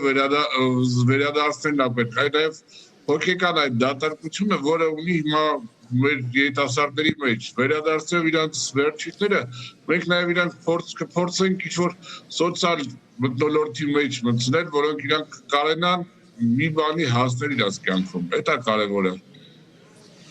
Շատ լավ, իսկ աշխատանքները, որոնք տարվելու են ավելի երկարատև վերականգնման համար, ինչպես եք պատկերացնում, ովքեր են գնալու Հայաստան, ինչ են անելու, ինչպես է հնարավոր դա կազմակերպել։ Գնալու են ովքեր գնացել են այն օրերին միանշանակ, մենք միանշանակ գնալու ենք որպես կազմակերպիչ եւ որպես բավականին երկար ժամկետով գնալու ենք, որ աշխատենք, գնալու ենք, որ անենք։ Ներքի որոշ գումար վճարում ենք եւ որոշում ենք մնալ կոմֆորտ զոնայում։ Երբեք ոչ այն տղաները, որոնք իմ հետ են, որոնք մեր հետ են, պատրաստ են գնալ, ժամանակը նշանակություն չունի, ինչքանով պետք է մնալ եւ շարունակել աշխատելը։ Եվ նաեւ այստեղից մենք շարունակում ենք Մոսկվա նույն աշխատանքը, ինչ որ սկսել եք դուք, շարունակում ենք կազմակերպչական այդ մարդկանց, որ գիտեն այդ գործը, էկզապրատեզավորումը, իրանց մեր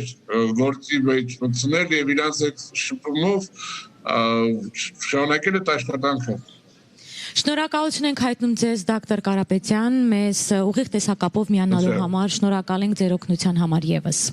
Ձեզ մաղթում ենք խաղաղ օր, հաջողություն, հարգելի հայրենակիցներ, մենք շարունակում ենք մեր ուղիղ ընթացքը։ Հենց հիմա ես կրկին բեմահարթակ եմ հրավիրում դիմացնոտային վիրաբույժ Լավիտայի համահիմնադիր Ալեքսանդր Գևորգյանին։ Եվ ուզում եմ քեզ ասել, որ նա մենակ չէ, իր ուղեկցությամբ իրեն բալիկներն են, Կարինա, Ադել, Դանիել Գևորգյանները։ Եվ այսօր նրանք 1500 $500 են հավաքել եւ հիմա առաջին դեմքով կտեսնենք, թե այդ ընթացքը ինչպես տեղի ունեցավ։ Ողջույն։ Բարև ձեզ, ես նորից հայտնվեցի ուղիղ եթերում, գնացի տուն եւ իմ մեծ աղջիկը առաջարկություն արեց եւ մենք նորից հայտնվեցինք եւ հետ եկանք տելետուն, ես կփոխանցեմ խոսափողը իմ մեծ աղջկան Կարինային, նա կասի թե ինչ պատահեց եւ ինչի ենք մենք այստեղ։ So me and my siblings decided to donate a total of $1,500 to the wounded soldiers in Armenia. We encourage everyone to help us and join us into donating money to the wounded soldiers in Armenia. For fast recovery. Մենք որոշեցինք Ինչ որոշեցիք։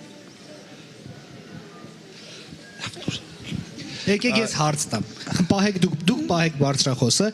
ինչու որոշեցիք, որ պիտի փող տաք։ Ինչ կարող եք ասել։ Եվ ո՞նց որոշեցիք։ Պատմեք մեզ։ Մենք որոշեցինք տանք մեր փողերը սիմֆոնիային, որ իրանք շուտ առողջանան։ Շնորհակալ եմ շատ։ Շնորհակալություն ձեզ, Ալեքսանդր, շատ կարևոր է, որ այս դասիրակությունից բացի մարդիկ նաև պատկերացնեն, թե առհասարակ ինչ է սպասվում իրենց հայրենակիցներին։ Երեխաները օրինակ եւ բարեբախտաբար որ չեն պատկերացնում, բայց այնուամենայնիվ ավելի հասուն տարիքում տեսնելու են այն ողբերգությունը, որը այս օրերին արդեն մեզ պատահել է։ Ինչ կարող ենք անել փրկելու համար։ Ես ուզում եմ ասեմ, որ այսօրվա տելետոնի ավարտին մնացել է մոտավորապես ժամ 45 րոպե, որը որ բախտորոշիչ է լինելու մեր հայրենիքի համար իրենց կյանքը եւ առողջությունը չխնայած զինվորներին հետ վերադարձնելու սոցիալական կյանք։ Ես ուզում եմ մի փոքր խոսել այն անհարմարությունների մասին, ինչը որ նրանք ձեռք են բերել հետ պատերազմյան շրջանում։ Պատկերացնում եք, եթե դուք գնում եք նոր կոշիկ ու այդ կոշիկի հետնամասը հարում է ձեր ոտքը, դա բավականին ցավ եւ անհարմարություն է պատճառում ձեզ ու դուք ժամ առաջ ուզում եք ձերբազատվել այդ տհաճ զգացողությունից։ Հիմա ենթադրեք, թե մեր զինվորները, ովքեր որ կորցրել են վերջույթ կամ էլ թե չէ ունեցել են վիրահատություններ եւ այդ հետ վիրահատական շրջաններում ինչ նյարդային ցավերի մեջ են նրանք։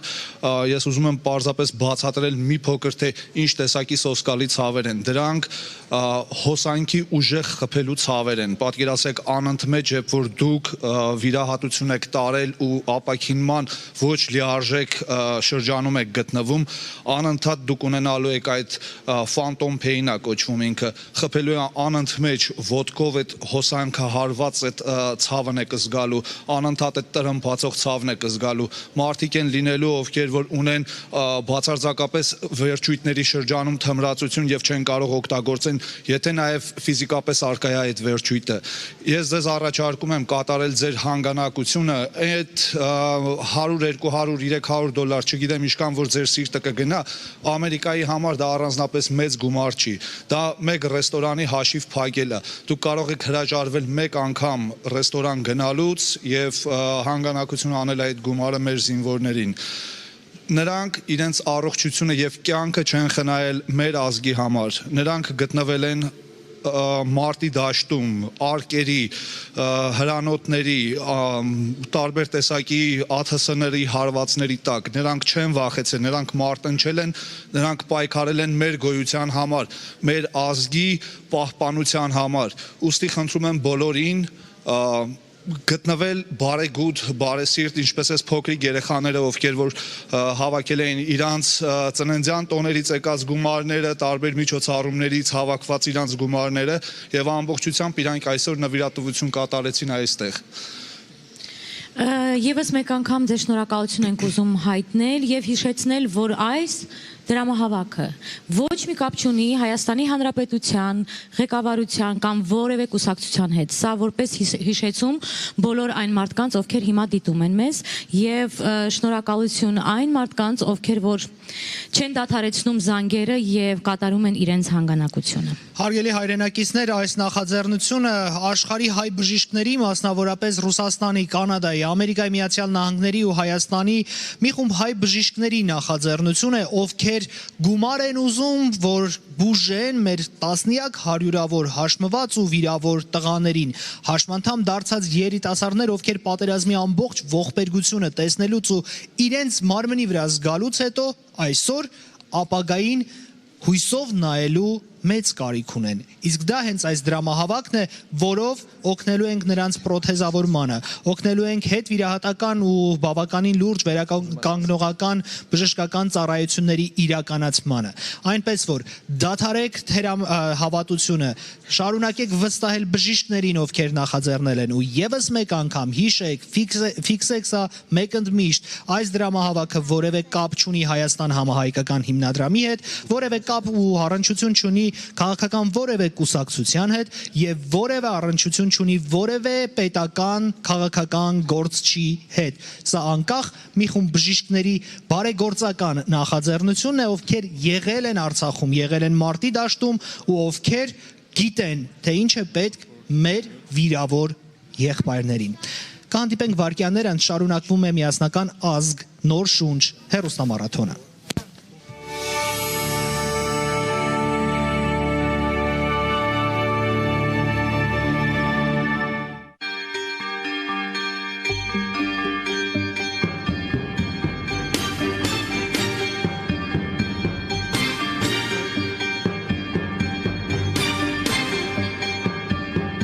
Advantages are that we are able to remotely connect with our students. Remote learning gives a little bit more flexibility. We're the largest organization of judges lawyers, professors, and students. It's designed to share information and to exchange work knowledge and also to help the students elevate themselves. Apropos to what's going on with COVID and a lot of virtual visits, a lot of Zoom sessions. Basically, we are working from home. When you're home and everything is just right there, I've actually found myself to work more, right? But what happens is that we just have to step back for a moment and again think of setting boundaries and structuring our day. How do the governing bodies like the WHO and the CDC help us determine, which ones are really factual and maybe others are, like the hydroxychloroquine story, been a little bit blown out of proportion. And then there is this archive systems where everyone is dropping whatever they write before they submit. If you're living in close quarters because you can't afford a bigger place, and there are 2 or 3 people living in the same, sleeping in the same room,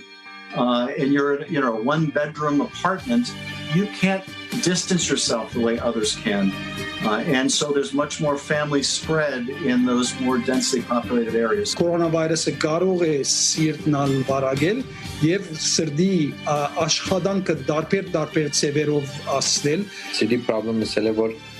heart attack-ի նշաններ, heart failure-ի նշաններ, սիրտերին գթույնա, գլայնա.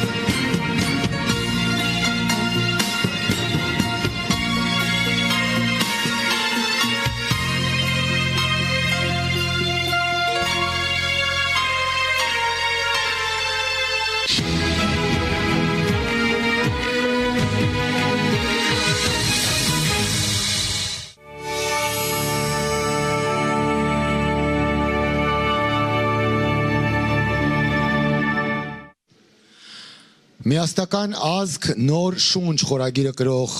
դրամահավաքը շարունակում է իր ընթացքը եւ մեր հերոստամարաթոնը շարունակում է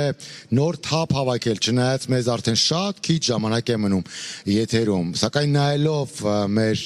կամավորականներին, նայելով հեռախոսի մոտ նստած մեր երիտասարդներին, պատանիներին, աղջիկներին, ովքեր համարյա բոլորը զբաղված են,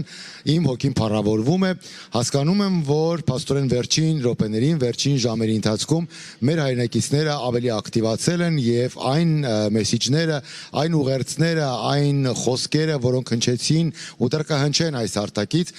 տեղ են հասել ու դուք երևի թե արդեն համոզված եք, որ այն գումարները, որոնք հանգանակվում են, պետք է ծառայեն բացառապես բարի նպատակների համար։ Պետք է ուղղվեն Հայաստան, որպեսզի այդ դրամական միջոցներով մեր զինվորները, ովքեր հաշմվել են այս պատերազմի ընթացքում, ովքեր կորցրել են իրենց վերջույթները, ստանան որակյալ բուսպասարկում եւ որ ամենակարևորն է, որակյալ ժամանակակից պրոթեզավորում։ Առավոտյան մոտավորապես երևի 8-9 ժամ առաջ այստեղ այս հարտակում մենք սիրով ներկայացրեցինք Սարյան Dental ատամնաբուժարանը եւ այստեղ մեր հետ էր Արտուր Սարյանը, ով բարձրաձայնեց իր տղայի եւ նաեւ իրենց գործընկերոջ կողմից $30,000 նվիրատվության մասին։ Այս պահին Արտուր նորից հետ է վերադարձել եւ նրան հետ է բերել երևի թե մի զգացողություն, որը նրան հանգիստ չի տալիս եւ ունի իր հետաքրքիր յուրօրինակ պատմությունը, որը ուզում է այս պահին կիսվել մեր հեռուստադիտողների հետ։ Նախ շնորհակալություն, որ այդքան սրտացավ եք, շնորհակալություն, որ այդքան ակտիվ եք, նվիրատվությունը անելուց գնացիք տուն ու էլի չդիմացաք նորից հետ եք վերադարձել ու էլի հետ եք վերադարձել հետաքրքիր անակնկալով, խնդրեմ։ Նորից բարև ձեր ժողովուրդ ջան։ Նախ եւ առաջ տեսնելով ես մի քիչ ձեր пассивությունը, դրա համար չդիմացա, վերադարձա ու ուզում եմ մի բանով կիսվել ձեր հետ։ Նայեք, տարիներ առաջ, երբ որ ես եկա Ամերիկա, շատ հնարավորությունս քիչ էր, երբ որ դրամավակ էր լինում, ամաչում էի 25 կամ $50 կամ $10 նվիրեի, բայց տարիներ հետո հասկացա, որ դա կարևոր չի, կարևորը մասնակցելն է։ Դրա համար մի քիչ քաջարելերու համար ձեզ ուզում եմ ասեմ, ինչքան, երևի 20 րոպե, երևի ես առաջիկա 20 րոպե ընթացքում, եթե այն ժողովուրդը, ով որ $5-ից $50 պետքա նվիրատու լինի, ու հավաքի 20 րոպեվա ընթացքում այդ գումարից հավաքվի 10,000, Սարյան Dental-ը կկրկնապատկի այդ 10,000-ը, կլինի մի 20,000 գումար, որը որ արդեն ամոթ չի ներկայանալ այդ գումարով։ Շնորհակալություն։ Փաստորեն մեխանիզմը այսպես է գործում։ Մենք պատրաստ ենք ընդունել սիրով ցանկացած դոլար, լումա, սենտ, $1, $10, մինչև $50 ակտիվացրեք ձեր նվիրատվությունները եւ 20 րոպեների ընթացքում առաջիկա։ Եթե մենք տեսնենք, որ այդ գումարներից փոքր նվիրատվություններից հանգանակվել է $10,000, ապա այդ պարագայում Սարյան Dental-ը կկրկնապատկի եւ ձեր կողմից հավաքագրված $10,000 կդառնա $20,000։ Հոյակապ նախաձեռնություն։ Իդեպ, այսօր էլի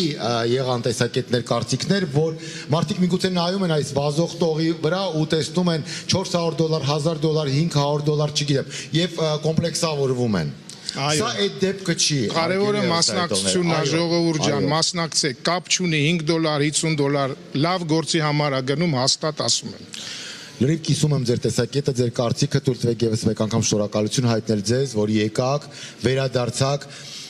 Գնահատելի է անհանգիստ մարդու տեսակը։ Այսօր եթե մենք չլինենք անհանգիստ, այսօր եթե մենք չլինենք մտահոգ, հաստատ որևէ բան չի փոխվի։ Դե ինչ, մեկնարկը տրված է, ընդունում ենք, սպասում ենք 5, 10, 15, 20, մինչև $50 ձեր գումարներին եւ 20 րոպե հետո արդեն մենք կհայտարարենք, այո։ 9-10 պակաս։ Այո, հույսով եմ կհայտարարենք։ Ես վստահ եմ, որ կհայտարարենք։ Վստահ եմ, վստահ։ Շնորհակալություն ձեզ, մենք շարունակում ենք մեր ընթացքը, կվերադառնանք։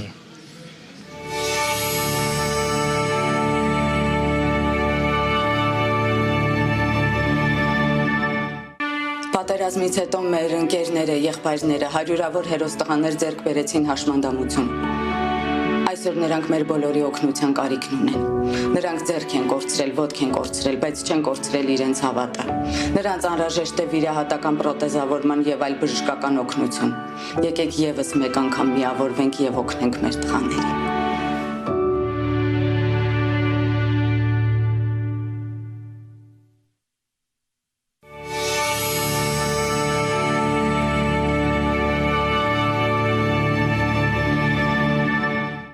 Սիրելի հայրենակիցներ, սիրելի հայեր ու սփյուռքահայեր, ես գիտեմ, որ այս օրերին մեզնից յուրաքանչյուրն ապրում է իր հայրենիքով, յուրաքանչյուրի սիրտը բաբախում է հայրենիքի սրտին համահունչ։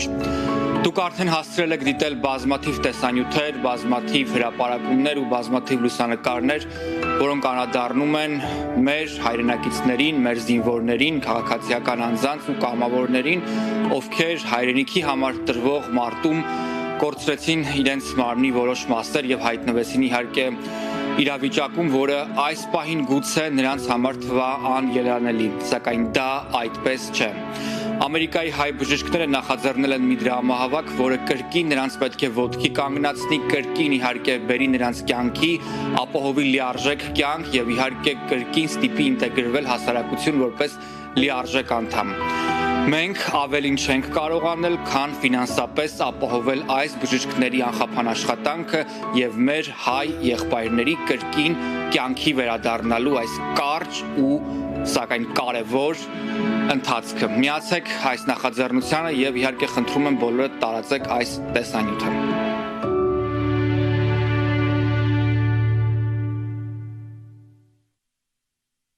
We would like to thank everybody who's already called in. Thank you so much for your support. This is your chance to unite with the doctors of our community, of the international community, of the highest calibers, those willing to go, spend time and do everything that's possible to bring our soldiers back. They've suffered so much, and there's so much left to do. So we hope that you'll join us today. Please call the phone number on your screen. With that being said, I'd actually like to introduce our next guest via Zoom, Dr. Akop Saxenian, and he is a resident physician at Loyola Medical Center, Chicago, and he's participated in the Artsakh War as a physician. Doctor, are you on the line? Yes, I'm here. Yes, you are. Thank you so much for joining us today. What would you like to say to our viewers right now? I know that there's so much to do, and I know you've had your own firsthand experiences. So if you can enlighten us with some of those, what were some of the needs that you noticed out there? And what would you like to tell our viewers today? I'd like to encourage the people of Armenian community and throughout to join in on this great and important cause. I've seen firsthand the trauma that our heroes have suffered.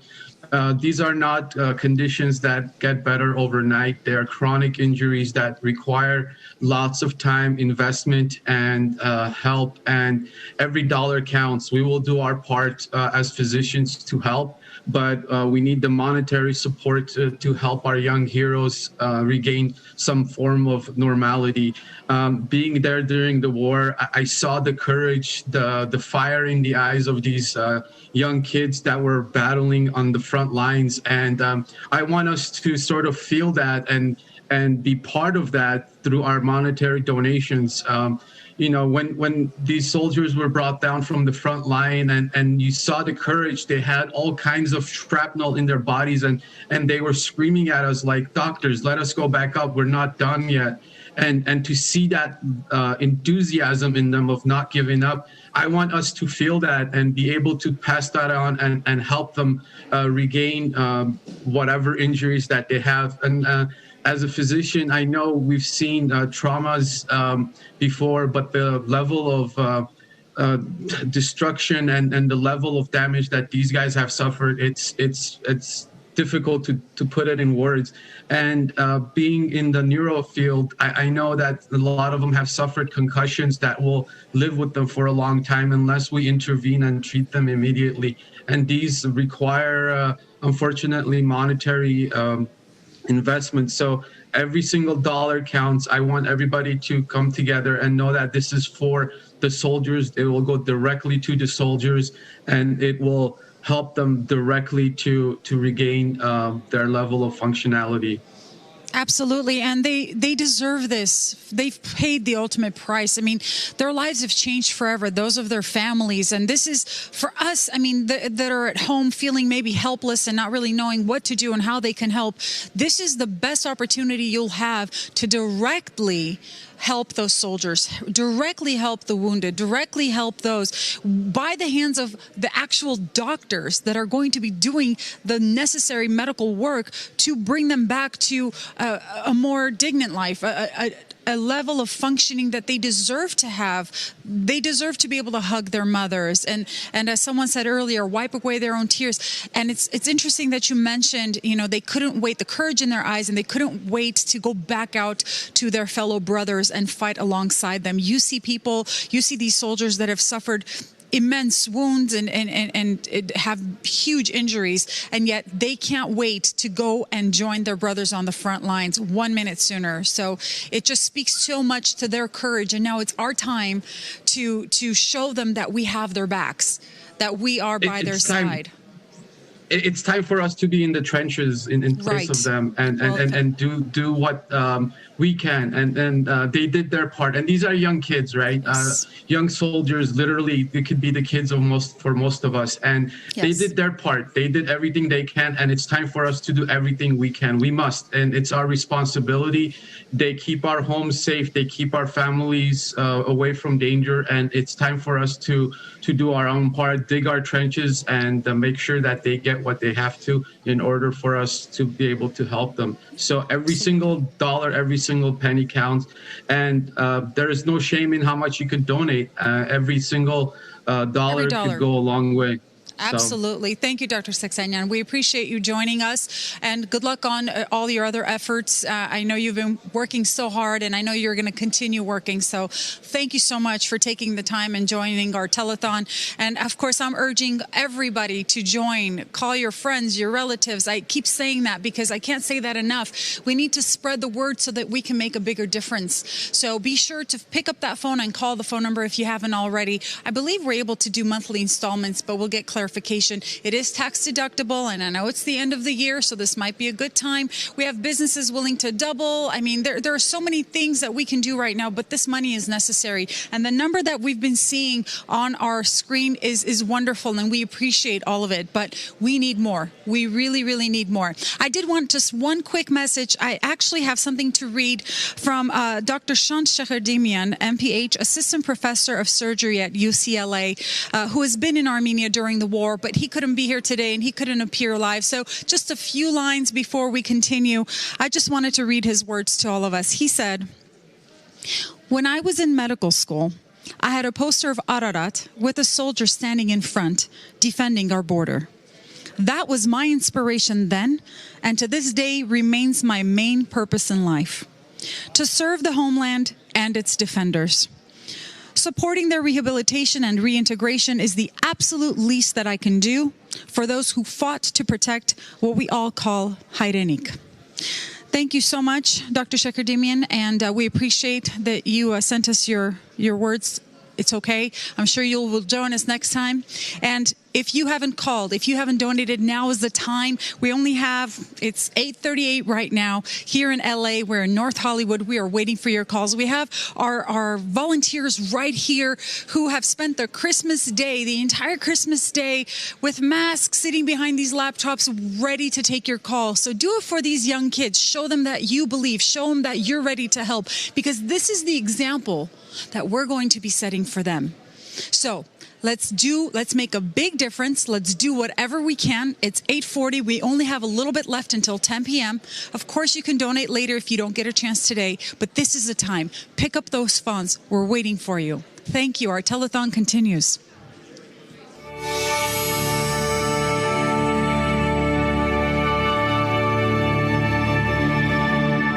Ես որ դուրս էի գալի ռեանիմացիայից, նկար էին ցույց տալիս, որ կարող է մեր երեխուն տեսած ելնեք դե,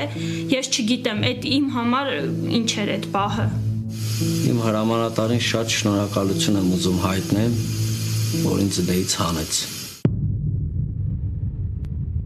Զորակոչվել եմ սեպտեմբերի 28-ին, սկզբից Նախիջևանի սահմանում էինք, մի 20 օր ընդ մնացինք, հետո տարան Ղարաբաղ։ Մի օր Ջաբրայելու մարտերի մեջ էինք, առավոտի ցիրիկուն,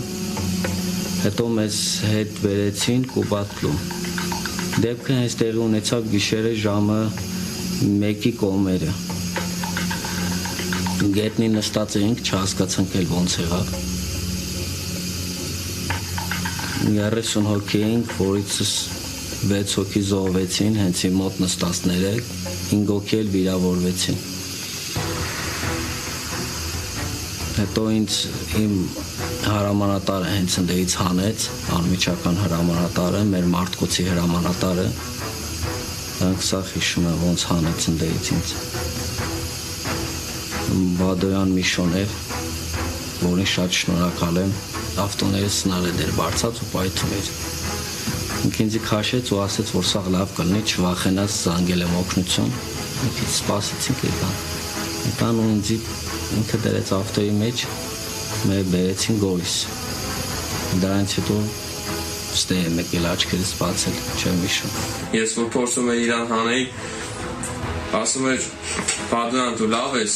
ասում եմ «Վախտան, ինձ բան չեղե, ցավը տանեմ, ես լավ եմ, դու ասում էր «Դե ոտս չկա, բայց լավ եմ»։ Ոնց կրվի տաշտում մնացել եմ դες քաչ, արի, նույնը մնաց կյանքում։ Քո ծնողներին մեծ շնորհակալություն։ Քեզ նման հզոր արի ու լավ զինվոր դաստիարակելու համար։ Թող Աստված պահապան լինի քեզ ու քո ընտանիքին։ Առաջինը իմ փորքուր աղջիկն է ինձ տեսել, դե պարկած էի ռեանիմացիայում, Լիլիթը։ Այդ օրը, որ իմացանք, զանգահարեց իր մաման, ասեց, որ Վարդանը վիրավորվել է, բայց Գորիսից տեղափոխել էին Երևան, չգիտենք, որ հիվանդանոց։ Հետո գնացինք հանրապետական, Վարդանին գտել եմ դե պարկած էր, գիտակցությունը լրիվ տեղներ, հիշում էր ամեն ինչ։ Ճիշտն ասած չէի էլ նկատել, որ ոտը չկա։ Հարցրեցի ոնց է, սենց արեց, ասեց լավ եմ։ Որ կողքերից նայում եմ, տեսնում եմ մարդկա միջև հիմա չկա, որ կողքից նստածը 6 հոգի զոհվեցին, մտածում եմ, որ փառք Աստծո, որ ես ողջ եմ մնացել։ Իմ ուշքը չի գնացել, հենց ես սաղ հիշում եմ, որ ոտքս կտրված էր, լրիվ չէր ընկել, բայց հիշում եմ, որ կտրված էր, ձեռքով բռնեցի, շարժեցի, տեսա, որ լրիվ փոխված է, ու այդ վաղտ դե թոքսել էր վիրավորվել, ասկորկա էր ընկել։ Ես մի ոտս էլ էր, էլի սենց ծնկիցս մի քիչ վեր էլի ասկորկա էր բռնել ու ջելերս կտրել էր։ Պրոթեզավորումից հետո որոշել ամուսնանալու է, իր սիրած աղջիկն էլ ասել է, որ չմտածես, ամեն ինչ ավելի լավ է լինելու։ Լավանամ, որ ամուսնանամ։ Եվ вообще որոշել էինք, որ ամուսնանանք, դա էլ հետաձգվեց, դե տեսնանք երբ կորոշենք, որ ինձնից ծանր է տանում։ Քաջարանից է, անունը Աշխեն է, շատ եմ սիրում իրան ու կարոտել եմ։ Մարտական ընկերներիս, ով որ ողջ է մնացել, Աստված իրանց պահի, ով որ չկա իրանց հիշում ենք միշտ։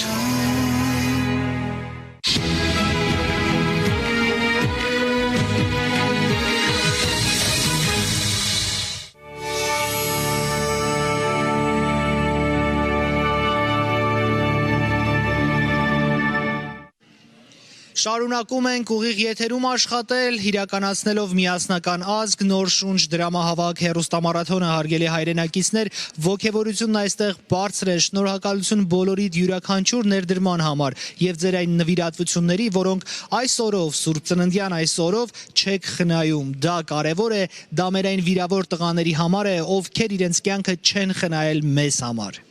Եվ իրախություն մեզ հաղորդման վերջում մեզ ասացին, որ չկա այդպիսի մի հեռախոս, որը լինի ազատ։ Բոլորը զանգերի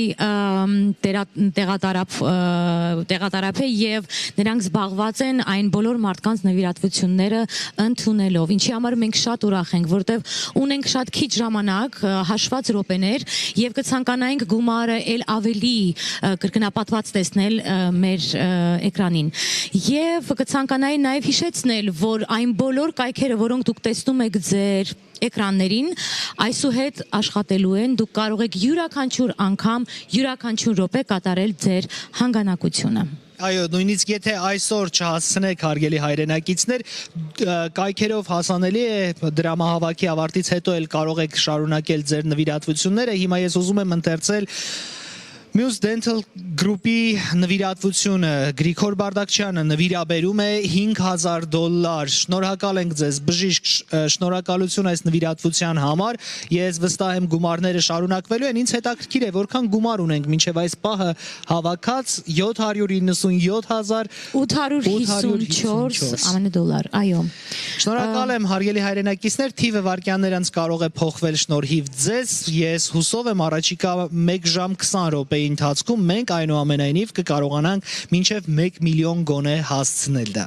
Այո։ Եվ հիմա կցանկանայի տաղավար հրավիրել Համլետ եւ Ջեմա Պողոսյաններին եւ լսել իրենց պատմությունը եւս։ Նախքան նրանք կգան բեմահարթակ, ես պատմեմ մի շատ հետաքրքիր նախաձեռնության մասին։ Եվ այսպես Համլետ Պողոսյանը հանդիսանում է Comfort Zone ընկերության հիմնադիրը։ Համեցեք, պարոն Պողոսյան, համեցեք այստեղ մեզ մոտ։ Comfort Zone ընկերությունը զբաղվում է օդափոխության բացառիկ համակարգերի տեղադրմամբ։ Այդ համակարգերի շնորհիվ ձեր բնակարանում միայն մաքուր օդափոխված օդ կլինի, որտեղ տեղ չունեն որևէ տեսակի վիրուսներ, ընդհանուր մինչև կորոնավիրուս, մինչև 90%-ով այդ օդափոխության համակարգերը սպանում են բոլոր տեսակի վիրուսները ձեր բնակարանում, այնպես որ այս օրերին դա ամենակարևոր առարկան է, որը ձեր տանը պարտադիր պիտի լինի, հարգելի հայրենակիցներ, բայց ակցիան հետևյալն է։ Եվ այսպես Comfort Zone ընկերությունը առաջարկում է բոլոր մեր այն հայրենակիցներին, ովքեր նվիրաբերում են $200 եւ ավելի գումար, Պարոն Համլետ Պողոսյանը կգա ձեր բնակարան, նախ այստեղ արդեն մեր օպերատորներից կվերցնի ձեր կոնտակտային տվյալները, կգա ձեր բնակարան եւ ձեր բնակարանում կտեղադրի օդափոխության համակարգ $200-ից պակաս գումարով, այսինքն այդ ընդհանուր գումարից նա կնվազեցնի 200 եւ ավելի, այնքան գումար, ինչքան դուք հիմա նվիրաբերել եք, այդքան գումար կնվազեցնի ընդհանուր գումարից։ Ակցիայի մանրամասների մասին պարոն Պողոսյանը հիմա ավելի մանրամասն կներկայացնի ձեզ։ Բարի երեկո, շնորհակալություն, որ այստեղ եք։ Գիտեմ, որ արդեն օրվա ընթացքում դուք նմանատիպ մեր հայրենակիցների տուն գնացել եք։ Այո, գնացել եմ։ Բարև ձեզ։ Ինչպես ընդունեցին ձեզ։ Շատ լավ։ Ուրեմն ես ակցիան ուրեմն իմ մոտ տպավորվեց հենց, որ ես իմ ներդրումը անեմ հայոց բանակին, մեր հայ զինվորների համար, ուրեմն այն մեր հայրենակիցները, ովքեր որ կդիմեն մեր ծառայությանը, որը որ մենք տեղադրում ենք հատուկ սարքեր, որոնք որ ոչնչացնում են բոլոր տեսակ վայրուսները, միջև անգամ COVID-19, այնտեղ ֆանգաս, գրիպի վայրուսներ, եւ այլ շատ ինչ տիպի վայրուսներ որ կա, ինքը ոչանում է, ես մի քիչ ուղեմ մեր վրին, ինքը ոչ թե 90%-ով, այլ 99.99%-ով վերացնում է այս ամբողջությամբ, ավելի լավ։ Մի քիչ թողում են, չգիտեմ ինչի համար։ Ոչ եմ, այս ամեն ինչը բոլոր մասնակիցների կողմից փորձված է, ստուգված է ու եթե ես խորհուրդ եմ տալի բոլոր այն մարդիկ, ովքեր տունը մեծեր ունեն, փոքրիկներ ունեն, բոլորին կուզեի, որ իրանք տեղադրեին դրանք։ Ու այդ տեղադրումների ամեն ինչի այդ բոլոր տվյալները, եթե կարող են մեր օֆիս զանգել anytime, ամեն ժամանակ մեր օֆիս զանգեն, բոլոր տեղեկությունները ստանան ու $200 եւ ավելի նվիրատորները կստանան նույնքան զերծ այդ տեղադրումի համար։ Պաստորեն դուք նախընտրում եք որ առողջ ապրեք այս վայրուսի այս ժամանակներում եւ միևնույն ժամանակ donation կանան մեր հայ զինվորներին։ Պարոն Պողոսյան, շատ կարեւոր է այստեղ եւս մեկ անգամ շեշտել, ակցիան քանի օր է շարունակվելու։ Ակցիան շարունակ ես ընդհանրապես իմ այդ ռեկլամայի մեջ դրել եմ մինչև նոր տարի, բայց մինչև 5 նոր տարի։ Շատ լավ, մինչև հունվարի 13-ը հարգելի հայրենակիցներ, եթե դուք $200 եւ ավելի գումար նվիրաբերեք հավերժական ազգ Eternal Nation հիմնադրամին եւ ապացուցեք, որ դուք նվիրաբերել եք, այսինքն կընտրոնը ներկայացնեք, պարոն Համլետ Պողոսյանը անպայման ձեզ համար կտեղադրի ձեր բնակարանում այդ օդափոխության համակարգը եւ ընդհանուր գումարից կնվազեցնի այնքան գումար, որքան դուք նվիրաբերել եք։ Գրեք հեռախոսահամարը Comfort Zone ընկերության 818 484 7773 այդ հեռախոսահամարով կարող եք զանգահարել այն դեպքում, երբ ունենաք ապացույց, որ հավերժական ազգ հիմնադրամին նվիրաբերել եք գումար։ Շնորհակալություն ձեզ։ Շնորհակալություն ենք ուզում հայտնել եւ մի փոքր նշում, որ նրանք եւս բերել են իրենց հետ մի փոքր նվիրատվություն մեր ընդհանուր ընկերուհի Լուիս Գիլի եւ իր տղա Իթնի կողմից ի հիշատակ իրենց հոր եւ ամուսնու քրոջ եւ աղջկա Դենիս եւ Թիֆնի Ջիլի հիշատակին։ Շնորհակալություն ձեզ նաեւ այդ հանգանակության համար եւ Լուիս Ջիլին եւս։ Համեցեք։ Okay, այսօր ես ունեցել եմ երկու շատ կարևոր հաճախորդներ, մեկը բժիշկ էր, որը որ չուզեց իր անունը տամ, եւ մեկը մեր Սամվել Կրպոյանն է, որ իրանց տունն էլ ես տեղադրեցի այս ամեն ինչը, այս անտիվիրուս սարքերը, ու մեր կամփանու կողմից, այսինքն ամեն մեկի կողմից $200 comfort zone նվիրատում մեր այս հիմնադրամին։ Շնորհակալ եմ ձեզ, շնորհակալություն բոլորի կողմից, ամենամեծ ու ջերմ շնորհակալությունները։ Ձեզ ասում ենք հաջողություն, շնորհակալ եմ, որ այստեղ եք եւ շնորհակալություն ձեր նվիրատվության ու ձեր այդ նվիրումի համար։ Շատ շնորհակալ եմ։ Շնորհակալություն անջան։ Հարգելի հայրենակիցներ, հիմա կրկին կդիտենք տեսանյութ կարճ դադար մեր եթերում, շարունակում ենք հեռուստամարաթոնը, շարունակում ենք նույն ոգևորությամբ նվիրատվություններ կատարել, հեռախոսները դեռ զբաղված են, անիսամեծ ոգևորություն է իսկապես։ Բայց ես կարծում եմ, որ եւս մեկ անգամ կարելի է կրկնել հեռախոսահամարը 888-881-0888 զանգահարեք եւ օգնեք մեր հայ զինվորներին իրենց գեղեցիկ եւ լուսավոր ապագան կերտելու համար։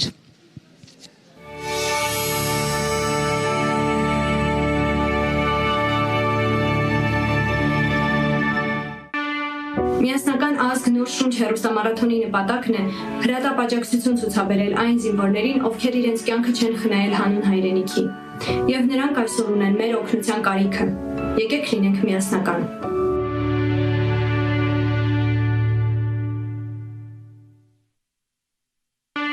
I'm Dr. Armen Hagobjanian,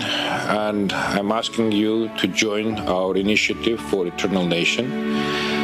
So we can, for the first time after the war, get together with all Armenians across the globe and do something good. Do something good for our future generation, and do something good for our broken generation,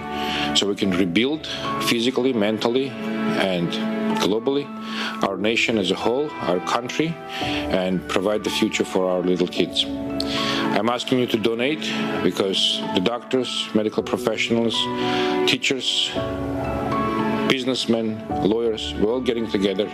to rebuild the country. And we need to rebuild it now. We don't have time to wait. Thank you.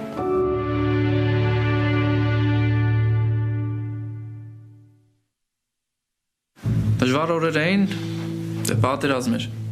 Այդ պայն ինձ հետաքրքրում էր իմ աղբերը։ Իրոք բառերը քիչ էին, որ նկարագրես քո վախը, կարոտը, սերը, բոլորը խառնվել էին իրար։ 16 թվականին մտել եմ պայմանագրային զինծառայող խաղապահ զորքերում։ Պատերազմը երբ որ սկսվեց, ամսի 27-ի տանկը պատվեցին, ես տունն եմ եղել այդ ժամանակ։ Եղել եմ սկզբից հադրուտում։ Ամսի 29-ին աղբերս Կոսովոյից եկել, ամսի 30-ին արդեն եղել են Հայաստանում։ Միասին արդեն գնացել ենք Մարտունի 2-րդ ճարտարում ենք եղել։ Դեպք եղել է ամսի 2-ին, որ վիրավորվել ենք։ Սկզբից վիրավորվավ աղբերս, որ վիրավորվավ աղբերս ինձ կանչեց, աղբորոց պոստից հանել ենք, դեպի թիգունք ենք տարի վիրավորված, որ օգնություն ցույց տան սկորու մեջ։ Սամելոտ էր աշխատում կասետային խառը։ Տարանք սկորու մոտ աղբերս սկորու մեջ պարկած, բժիշկը օգնություն ցույց տալու ժամանակ ես էլ ասեցի իշնեմ, որ բաց ենք աներ աղբորս հանեմ, որ ոտերը մի քիչ հանգստանա, դե վիրավորված էր ոտքերից հիմնական։ Այդ հանելու ընթացքում հետևը կանգնած է սկորու։ Այդ հանելու ընթացքում նորից էլի Սամելոտ աշխատեց, ուզում էր գցրել սկորու վրա, բայց փարկասու մի քիչ կողք ընկավ, այդ սնայլադեղ ու այդ պայն իմ ձեռքերը արդեն վիրավորված։ Ես տեսա, որ բալն տվեց, իմ աղբոր ձեռները չկար, ինքը անօգնական վիճակում էր։ Ու ես որ մի քիչ եկել եմ աճ սկորուց ու աղբերս ասկորու մեջից էլի ու փորձել է ինձ օգնություն ցույց տա այդ իրավիճակով։ Ես իմացել եմ իմ աղբորը վզին խաչ կար, իմ աշկը տեսավ էլի, աղբորս խաչն էր։ Ես տենց պարկած գնացել եմ այդ խաչը վերցրել եմ ու ես գնացել եմ իմ աղբոր մոտ։ Դեմ որ սենց պահել եմ իմ ձեռքի մեջ, ուզեցել եմ գցեմ իմ աղբոր վիզը, ես արդեն չէի կարում էլի։ Այս գրքույկն էլ իմ աղբոր գրպանն է էլը, ասկոլկեն անմիջապես այս կողքն է էլը, սրտի մոտ, որ խփե, իսկ եթե այս գրքույկը ասենք չլներ, Աստված շաներ էլի, ասենք այդ ասկոլկեն կեթար ես չեմ կարող ասեմ, ինչ ո՞ն։ Առաջնա մենք այդ բան չենք մտածել մեր մահանալու մասին։ որովհետև մահացողը որ մահանում է թվում է, մնացողների համար շատ դժվար։ Այս պատերազմից հետո դեկտեմբերի 13-ին մի քանի օր առաջ գնացել եմ ինքերևինուի, մատանի եմ դրել, հունվարի 13-ին է նշանադրությունը սա կայանալու։ Խոսքապի օրը կոնյակը բացելուց հետո մատանու արարողությունը կատարում էր Վարդանը, ապագա ամուսնուց եղբայրը, ով վիրավոր լինելով հանդերձ օգնել էր Վարոյին ու առանց Վարդանի հաստատ այսօր այս երջանկությունը, այս մեծ սերը չէր լինի։ Դե տեղի ունենալու էր նշանադրությունը հունվարի 13-ին, 9 տարուն։ Դրանից հետո արդեն տեսնենք ինչ կստացվի, ոնց կստացվի, առաջ Աստված ինչպես ասում է։ Դժվար է նկարագրել, թե ինչ զգացողություն ունես այդ ժամանակ, որովհետև չգիտեմ, ոնց որ քո մասից ինչ որ մի մաս փոկվի։ Ինքը իմացել է իմ ընտանիքից։ Իմացել է ու եկել է։ Ասացին, որ վարազդատը հիվանդանոցում է, ու էլ ոչինչ չասեցին։ Այդ ժամանակ միանգամից առանց մտածել, միանգամից վազել եմ հիվանդանոց։ Նախնական պետքա լինի այս պրոթեզավորումները, որ արդեն գործողություն կարողանամ անեմ, բայց ես պատրաստ եմ նորից ծառայության անցնել, որովհետև ես դա սիրով եմ արել։ Հիմա իմ նպատակը նա, որ իմ աղբոր ծերները վերականգնենք։ Բոլոր հայ ազգի զինվորներն են, մեր բոլորի ընկերներն են։ Եթե բոլորս հայ զինվոր ենք, ուրեմն բոլորս մեկին ընկեր ու աղբեր ենք։ Ու շատ ցավոտ է, որ այդքան զինվոր են կորցրել։ Աստծուց պետք է չկտրես կողիսը, Աստված կա։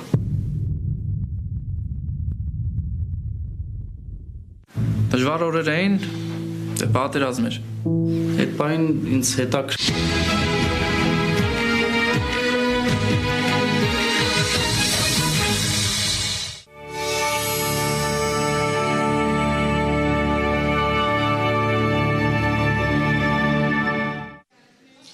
Միասնական ազգ նոր շունչ խորագիրը կրող հեռուստամարաթոնը շարունակում է իր ընթացքը եւ այստեղ այս հարթակում ուղիղ 20 րոպե առաջ իմ զրուցակիցն էր Արտուր Սարյանը, ով ներկայացնում էր Սարյանց Dental ատամնաբուժարանը եւ մենք միասին այստեղ ներկայացրեցինք հաճելի մի ակցիա եւ Արտուրը խոստացավ, որ փոքր նվիրատվությունների շնորհիվ հանգանակված $10,000 նա կկրկնապատկի։ Ուրախություն մեզ այս 20 րոպեների ընթացքում ակտիվացան նաև նմանօրինակ փոքր նվիրատվությունները $10, 20, 25, $50 մինչև եւ արդյունքում հավաքվեց այն $10,000, որը Սարյան Dental ատամնաբուժարանը կկրկնապատկի, այսինքն մենք արդյունքում ունեցանք $20,000։ Իհարկե շնորհակալություն փոքր նման քիչ գումար նվիրատվություններ անող մեր հայրենակիցներին, այս դեպքում ես չեմ դադարում կրկնել, որ քիչ նվիրատվություն չի լինում, ամենակարևորը մասնակցությունն է եւ իհարկե շնորհակալություն նաեւ Արտուր Սարյանին այս հիանալի գաղափարը այստեղ բերելու համար։ Այստեղ առավոտվանից ժամը 10-ից պատանիների աղջիկների հետ կամավոր հեռախոսներին պատասխանում էր Ալինա անունով մի աղջիկ, ով չգիտեմ ինչպես էր հայտնվել այստեղ։ Ես ուզում եմ շնորհակալություն հայտնել նրան։ Նա եկել է, առավոտվանից աշխատել է, կամավոր սկզբունքով պատասխանել է հեռախոսներին, գնացել է տուն, պատմել է իր զգացածի մասին, կիսվել է իր ապրումները իր ծնողների հետ, եւ ծնողները Հարութ եւ Օշին Բրուտյանները, լսելով իրենց աղջկա թախանձակին խնդրանքները, որոշել են աղջկան անել այսօր Սուրբ Ծննդյան օրվա հետ կապված հաճելի անակնկալ նվեր։ Ընտանիքը հանգանակություն է արել $20,000 չափով։ Ահա այսպիսի հրաշալի պատմություն, որը անհնար է լսել եւ չհուզվել։ Շնորհակալություն այդ բալիկին, շնորհակալություն այդ աղջկան, ով եկավ մեզ օգնեց, որից հետո գնաց եւ կարողացավ իր ծնողների միջոցով ահա այսպիսի գեղեցիկ անակնկալ մեզ մատուցել։ Բրուտյան family, որոնք ներկայացնում են իրենց ընտանեկան բիզնեսը, Բրուտյան Jewelry, շնորհակալություն ձեզ։ Այս պահին հարտակը ես կիսում եմ երկու բժիշկների հետ եւ մինչեւ մեր բժշկին ավելի մանրակրկիտ ներկայացնելը եւ նվիրատվության մասին խոսելը, ուզում եմ եւս մեկ անգամ լսենք քեզ Քևին, դու ունես էլի խոսք ասելու, խնդրեմ։ Շնորհակալություն, ոնց որ Արյան նոր նշեց, մենք առավոտյան 10-ից տեղ ենք, մենք շարունակում ենք աշխատելու ենք մինչև վերջի րոպեն, որտեղ բոլորս էլ հասկանում ենք ինչքան կարևոր է այսօրվա օրը։ Eternal Nation Foundation-ի սկիզբը։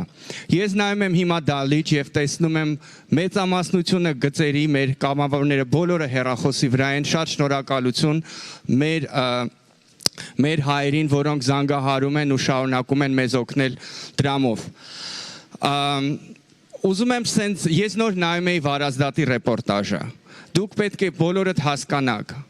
Տղաները այս պահին ամբողջ գիշեր նայում էին մեր հեռուստամարաթոնը։ Իրենք էլ իրանց ընտանիքներն էլ մեծ հույս ունեն, մեծ հավատք ունեն այսօրվա օրից, որտեվ սա, ոնց որ մենք ասեցինք new bread, մենակ սկիզբն է։ Սեպտեմբերի 27-ից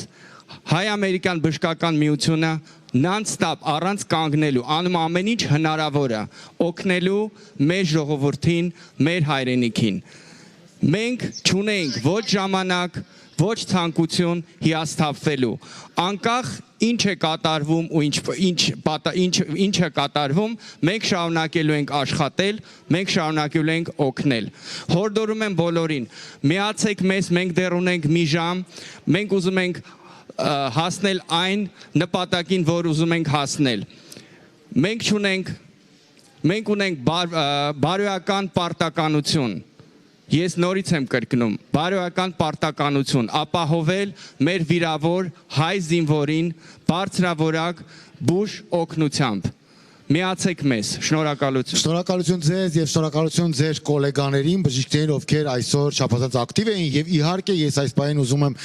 ներկայացնենք մեր հյուրին, բժիշկ Արման Անթանյանին, ով եկել է եւ բերել է իր հետ նվիրատվություն, խնդրեմ դոկտոր։ Շնորհակալություն։ Բարի երեկո հարգելի հայրենակիցներ, ես Արման Անթանյանն եմ, բժիշկ Արման, որը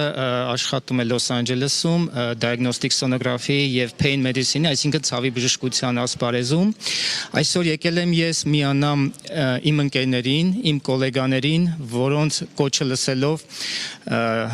ես էստեղ եմ եւ վստահում եմ նրանց։ Առաջին հերթին Արմեն Հակոբյանյանին, որին լավ ճանաչում եմ, Քևին Գալստյանին, իմ մնացած բոլոր գոլեգաներին, որոնք օր ու գիշեր սեպտեմբերի 27-ից սկսած անում են ամեն մի հնարավոր բան օգնելու մեր վիրավոր ազատամարտիկներին, վիրավոր զինվորներին եւ զինծառայողներին։ Փաստորեն նրանք ամենաշատ տուժվածն են մեր այս պատերազմում եւ մենք ունենք պարտք օգնելու նրանց։ Եվ ճիշտ ասած մեր ընկերը, որ առաջին հերթին պետք է վերականգնենք վստահությունը։ Կոչ եմ անում իմ գոլեգաներին, իմ ընկերներին, բոլորին, եկեք օգնել նրանց։ Եվ ես իմ փոքր դրամական օգնությունը այսօր կնվիրաբերեմ, լավ հասկանալով, որ սա մեկ անգամվա ակցիա չէ եւ սա շարունակական process է։ $5,000 առայժմ։ Շնորհակալություն դոկտոր Անթանյան, շնորհակալություն մեր հեռուստամարաթոնը արդեն մոտենում է եզրագծին, մեզ 1 ժամ է մնացել եթերում։ Ես տեսնում եմ, որ շատ զանգեր կան եւ համարյա բոլոր կամավորները զբաղված են, զրույց են ունենում նվիրատուների հետ եւ այս բանը տեսնում եմ նաեւ, որ Անին գտնվում է call center-ում։ Արդյոք ունես հեռախոսազանգ Անի եւ արդյոք պատրաստ ես մեզ միանալ։ Լսում եմ ուշադիր։ Այո, պատրաստ ենք մեծ ողջավորվածությամբ, որովհետև իսկապես 2 րոպե այստեղ նստած եմ, ուզում եմ հասկանալ ինչ պիտի արվի եւ հավատացեք, որ զանգերը ուղղակիորեն չեն դադարում։ Եվ հիմա կցանկանամ մեր Բարև ձեզ, ես Անի Քրիստին եմ, կցանկանամ, որպեսզի դուք ներկայանաք եւ պատմեք ձեր նվիրատվության մասին։ Բարև ձեզ, իմ անունը Անահիտա։ Բարև, բալիկների հետ եմ, Արփի եւ Էմայի հետ։ Շատ ուրախ ենք։ Իրանք ներկայացնեն Անիջան։ Շատ բարի, ես մեծ սիրով իրենց հետ կխոսեմ, ուղղակի կցանկանամ իմանալ Արփիի եւ Էմայի տարիքը, ինչքան են բալիկները։ Բարև ձեզ, ես Արփին եմ ու իմ բարեկամը։ Բարև Արփի ջան, ինչպե՞ս ես։ Լավ, դու ո՞նց ես։ Շնորհակալություն, ես իմացա, որ դուք մեծ ողջավորվածությամբ եք այսօր զանգահարել այստեղ եւ ուզում եք կատարել ձեր հանգանակությունը, այդպես է։ Այո։ Շնորհակալ եմ քեզ Արփի ջան եւ եթե քույրիկդ քեզ հետ է կարող ենք միասին իրեն հետ էլ զրուցել։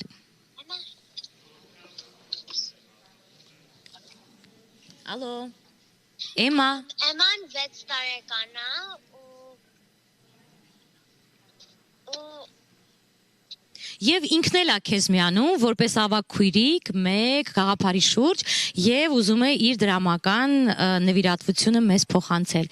Ես ձեզ համբուրում եմ, չնայած չեմ տեսնում, ես ձեզ գրկում եմ եւ շնորհակալություն եմ հայտնում, որովհետեւ ինձ համար կոնկրետ շատ մեծ ողջունություն է եւ հպարտություն է տեսնել հայ մանուկին, հրաշամանուկին այս դեպքում 9 կամ 6 տարեկանում, որ նա ուղղակիորեն կարողանա հուզվել, էկրանից ստանալ այն էմոցիաները, որոնք որ մենք կարողանում ենք նրանց պարգևել եւ իրենց մոր մայրիկի շնորհիվ այս դեպքում Անահիտի զանգահարեն եւ կատարեն իրենց հանգանակությունները։ Մենք շնորհակալ ենք ձեզ այդ գեղեցիկ բարի գործի համար եւ չգիտեմ կարող ենք ֆինանսը նշել թե կարող ենք լավ կարող ենք այսպես թողնել իրենց հայացողությանը մենք զինվորների համար 4000 դոլար ենք հավաքել, որ նվիրենք ձեր ֆոնդին։ Բրավո, Արփի ջան, բրավո։ Ինչպես լսեցինք 4000 ամերիկյան դոլար Անահիտը իր աղջիկների իր արքայադուստերի Արփինեի եւ Էմայի հետ նվիրատվություն կատարեց մեր հայ զինվորներին եւ հիմա ձեզ պետք է ասենք շատ շնորհակալություն եւ զանգի եւ դրամական նվիրատվության համար ձեզ բարի գիշեր, իսկ մենք անցնենք մեր հաջորդ այո, ասում եմ, չէ, այնպես խառնված իրավիճակ է։ Ձեր շնորհակալություն Անահիտ ջան։ Պետք է միացնենք բարձրախոսը, ես արդեն անգիր գիտեմ, կարող եմ հանգիստ աշխատել։ Բարի երեկո։ Ձեզ հետ զրուցում է Անի Քրիստին, ես վստահ եմ, որ դուք մեզ տեսնում եք ուղիղ եթերում, կցանկանայի, որպեսզի ներկայանաք։ Այո, բարև ձեզ, բարի երեկո, անունս Սաիդա է։ Ես այսօր առավոտյան ժամը 10-ից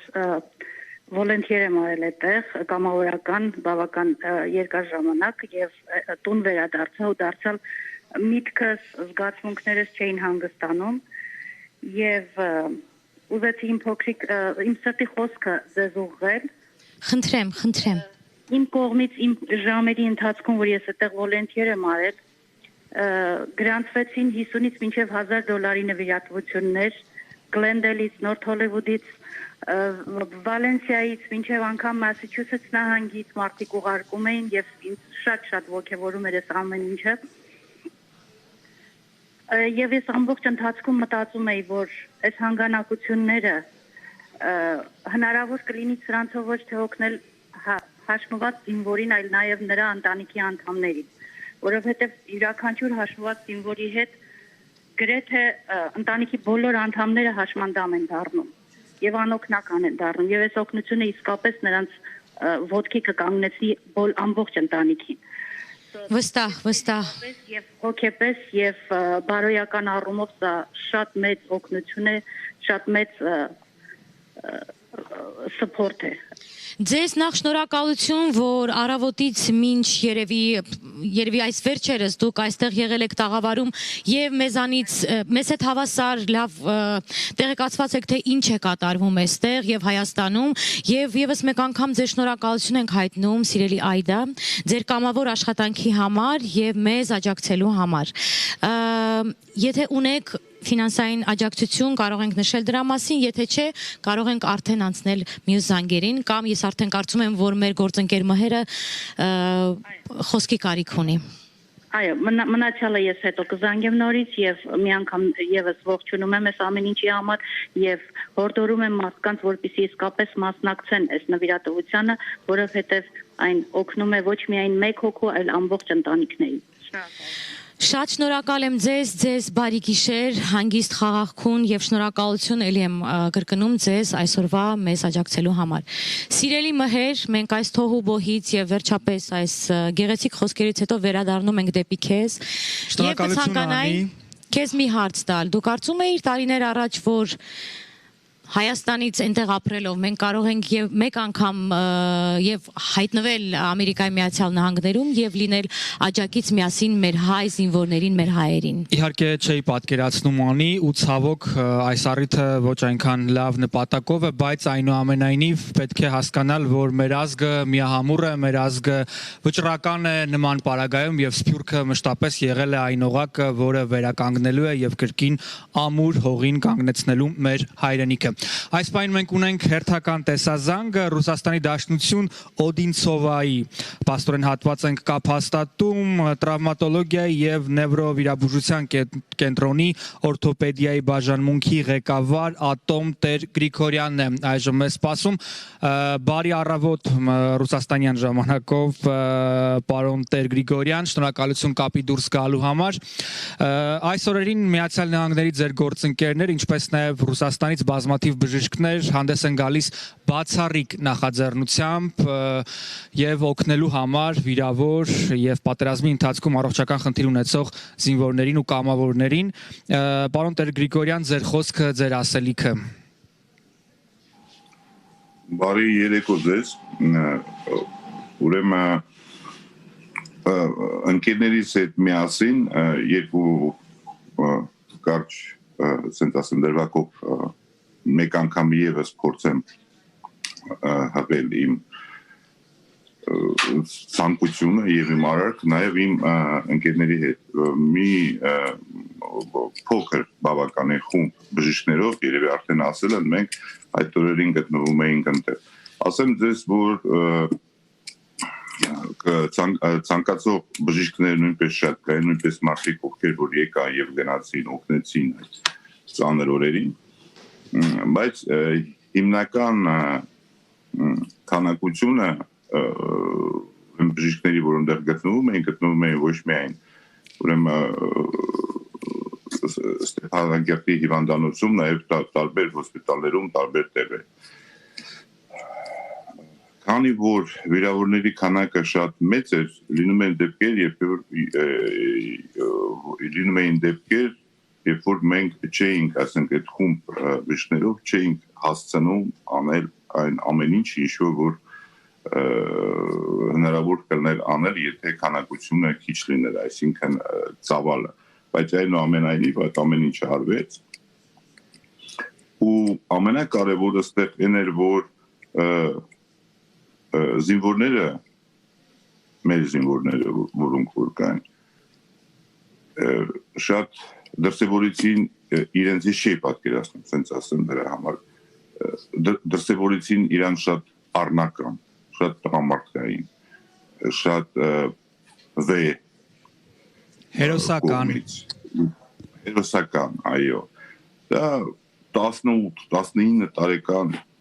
երիտասարդներ քանի որ փոխվել է ուրեմն բնույթը պատերազմի այս անգամ պատերազմը ուրիշ է իսկ նաև 93 թվականն է մեր այնտեղ մի դա ուրիշ պատերազմ էր այս անգամ անհամեմատ ավելի մեծ էր ուրեմն ճնշող ուժը նկատի ունեմ հրազենային ուրեմն վնասվող ագենտը շատ ավելի մեծ էր ու հետևաբար մենք տեսանք այնտեղ շատ դեպքեր որ հնարավորություն չեղավ ոչ մի կերպ հրկել այդ վերջույթները եւ մի շարք դեպքում զինվորներ որովհետեւ տրավմաներ էին վնասվածքներ էին որ նաեւ կյանքի հետ անհամատեղելի էին երիտասարդները զինվորները հետագայում իրենց բուժումը շարունակեցին տարբեր Հայաստանի տարբեր ուրեմն հիվանդանոցներում, կլինիկաներում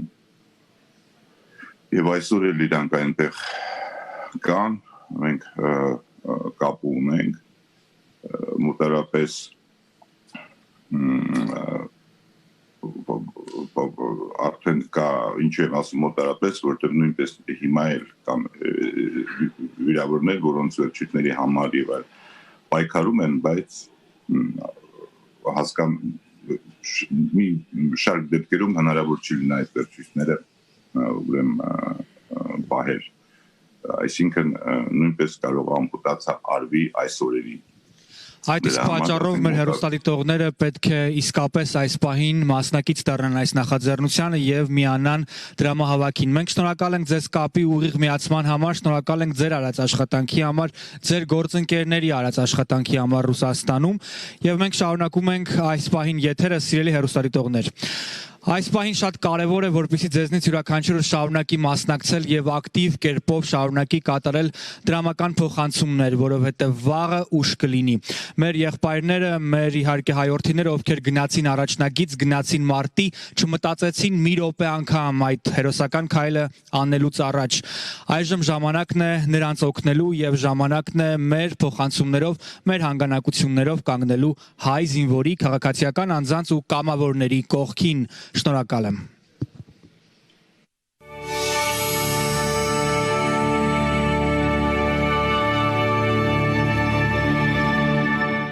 Մենք ողջունում ենք Լոս Անջելեսում եւ Միացյալ Նահանգներում հետևող բոլոր մեր հայրենակիցներին, շարունակում է 12-ժամյա հեռուստամարաթոնը։ Այո, այս հեռուստամարաթոնը ունի միայն մեկ նպատակ՝ հավաքել գումար, որպեսզի կարողանանք օգնել մեր հերոսներին, մեր տղաներին, եւ հերոսներից մեկը հիմա մեր տաղավարում է, սիրով ներկայացնենք Գեղամ Օհանյանին։ Բարև ձեզ, շնորհակալ ենք նախ ամեն ինչի համար, ինչ արել եք մեզ համար, մեզ հյուրընկալվելու համար։ Գեղամ, խնդրում եմ պատմեք, որտեղից եք եւ որ մարտական գործողություններում մեկ մասնակցություն ունեցել, այո։ Ծննդով Ստեփանագերտից եմ, Արցախից, մասնակցել եմ 7-րդ պաշտպանականի մարտերին, վիրավորումս եմ ստացել Վաշտի ՀԴԿ-ում։ ԱԹՍ-ի խոցումից Չէ, ինքնաթիռի ռմբակոծումից։ Գեղամ, հետաքրքիր է ձեր մանկության տարիները Ստեփանակերտում հիշում եք, ինչպես են անցել եւ ինչ հիշողություններ ունեք կապված ձեր մանկության հետ։ Մանկությունս լրիվ անցել է Ստեփանակերտում, հիշողություններ շատ կան, շատ լավ հիշողություններ կան։ Իդեպ ներողություն նաև նշենք, որ Գեղամը կամավոր է մեկնել ռազմաճակատ եւ այնտեղ ստացել է վիրավորում ոտքից։ Քանի տարեկան եք։ 20։ Գեղամ, խնդրում ենք մի փոքր էլ պատմեք, թե այս շրջանում որ փուլում եք, պրոթեզավորում են ձեզ արել, բայց դա ժամանակավոր է։ Հիմա ուսումնամարզական պրոթեզ եմ կրում, ինտերօրթոյի։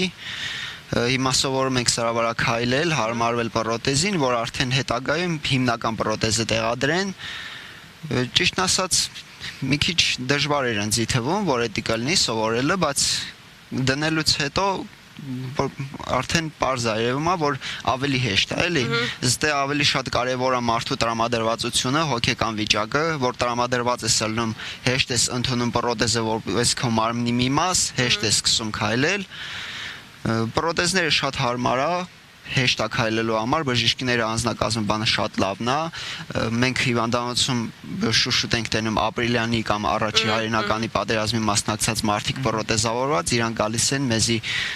սենց ասեմ դուխ են տալի, խորհուրդներ են տալի ոնց քայլենք, որ ավելի հարմար լինի, ավելի շուտ հարմարվենք, մեզ ամեն ինչով օգնում են։ Գեղամ, երբ նայում եք նրանց, իսկապես տեսնում եք, որ նրանք վերադարձել են լիարժեք կյանքի, անկեղծորեն միայն պատասխան։ Անկեղծորեն մեծամասնությունը, որ գալիս են, ես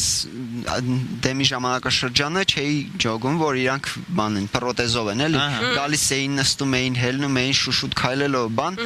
Ես գիտեի, թե բժիշկներից են, հարցնում բան էան բժիշկներին, ասում ես ինքն էլ է բժիշկ, ասում են չէ, ինքն էլ է պրոթեզավորված։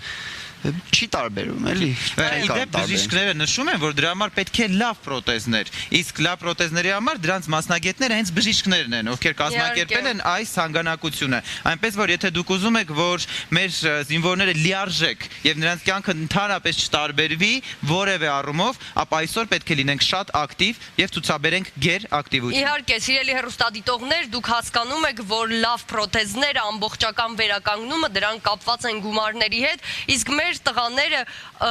քիչ է ասել արժանի են դրան, մեր պարտքն է ուղղակի ամենալավը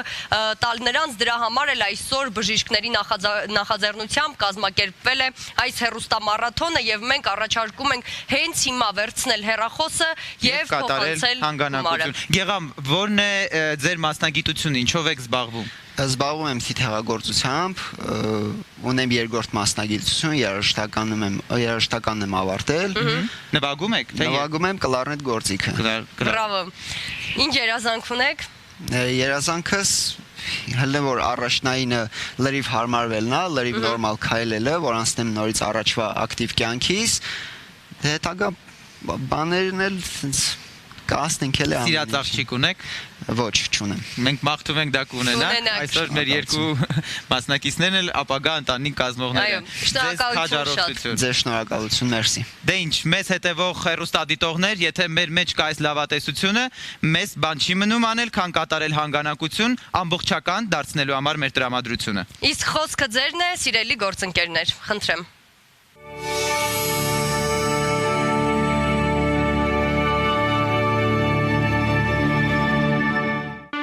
Մեր ամենամեծ ցանկությունը հայազգին կրկին հպարտ ու հողի վրա ամուր կանգնած տեսնելն է։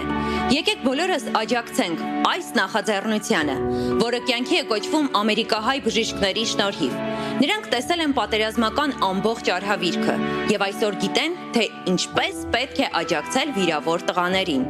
Եկեք բոլորս միասնաբար կանգնենք այս նախաձեռնության կողքին։ Լինենք մեր հերոս բժիշկների եւ հերոս տղաների կողքին։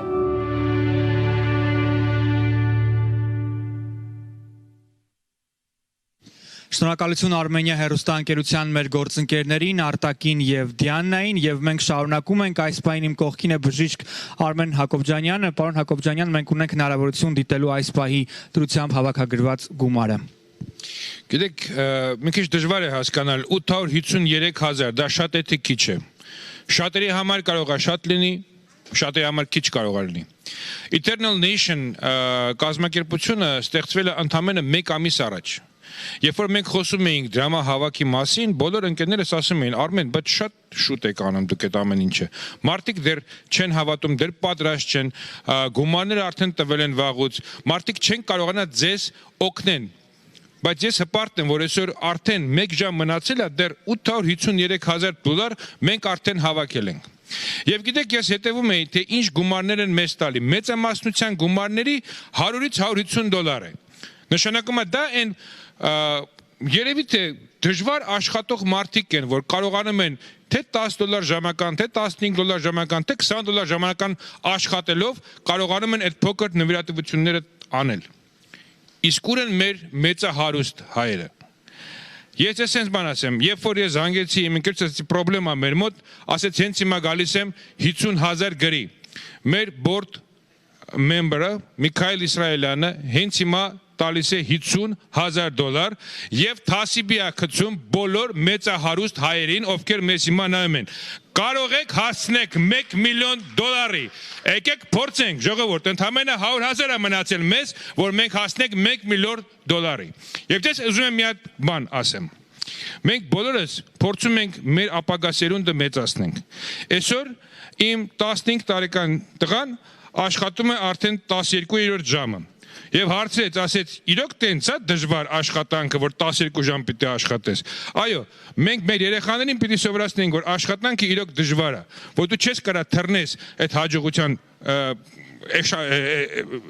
էստաֆետային միանգամից, դու պետք է կամած բարձրանաս։ Աշխատանքը դժվար է, մեր աշխատանքը դժվար է լինելու, որտեղ մենք այսօր մենք կսկսենք մեր աշխատանքը, այս գումարը հավաքելուց հետո մենք նոր կսկսենք մեր աշխատանքը։ Ես նորից եմ կոչ անում մեծահարուստ հայերին, ովքեր ընդամենը մի քանի հազար հոգի են, ճիշտ է, Bentley-ները, Mercedes-ները, Ferrari-ները, ովքեր ֆրֆռում են ամեն ապրիլի 24-ին եւ սիգնալներով ասում են, որ մենք հայ ենք, մենք հայ ենք, մենք հայ ենք։ Ժողովուրդ, նորից եմ կրկնում,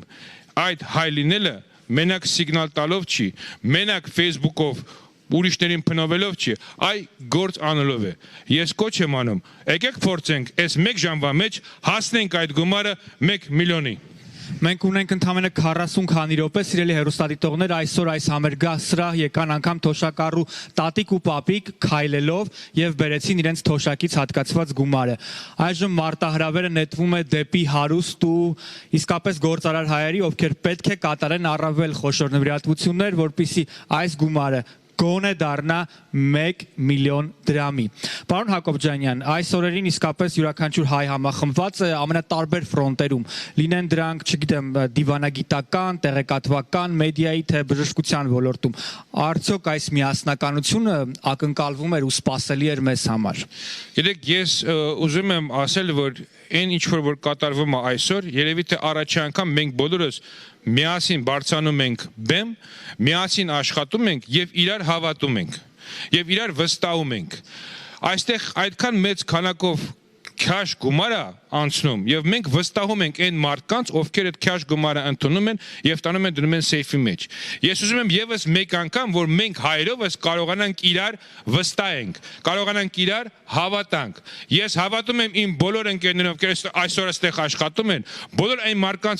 որ պատասխանում են ձեր հեռախոսի զանգերին եւ շնորհակալություն եմ հայտնում բոլոր այն հայերին, որ այսօր կոչ են անում, որ մեզ օգնեն։ Շնորհակալություն։ Բայց ամենազգացմունքային հավանաբար կամավորների աշխատանքն է, ովքեր հեռախոսազանգերին են պատասխանում, ովքեր ստանում են ձեր ջերմությունը, ձեր օգնությունը եւ դրամական փոխանցումները։ Եվ եթե հնարավոր է այս պահին դիտենք, թե որքան գումար է հավաքագրվում, մենք ունենք այս պահին ինձ հուշում են, որ դեռ շուտ է րոպեներ առաջ այժմ մենք դիտենք տեսանյութ, որից հետո կարծում եմ գործընկերները կներկայացնեն առավել մեծ գումարը։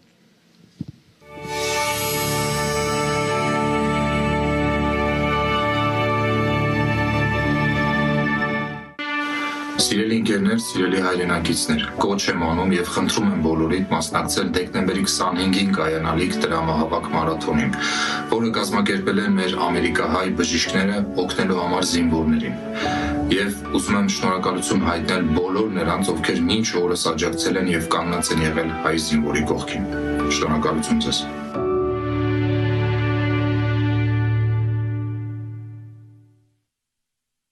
Սփյուռքում շատերը հիասթափվել են ամեն տեսակի նվիրատվություններից, բայց սա այդ դեպքը չէ։ Սա որևէ պետական կառույցի աջակցություն չէ։ Սա աշխարհի ամենահուսալի եւ ամենավստահելի մասնագիտությունը կրող անձանց կամավոր եւ հայրենասեր աշխատանքին աջակցելն է։ Սիրելի հայեր, եկեք եւս մեկ անգամ միավորվենք, եկեք այս անգամ հավատանք հրաշք գործող բժիշկներին, ովքեր տասնամյակների վստահության նիշ են սահմանել, կյանքեր են փրկել։ Շուրջ 300 կյանք նրանց բժիշկների ձեռքերում է եւ այսօր բոլորս պետք է կանգնենք հենց այդ բժիշկների կողքին, որպեսզի նոր շունչ ու ապագա նվիրենք հաշմանդամ մեր տղաներին։ Դու ոտքի կկանգնես, եղբայր, մենք կօգնենք քեզ։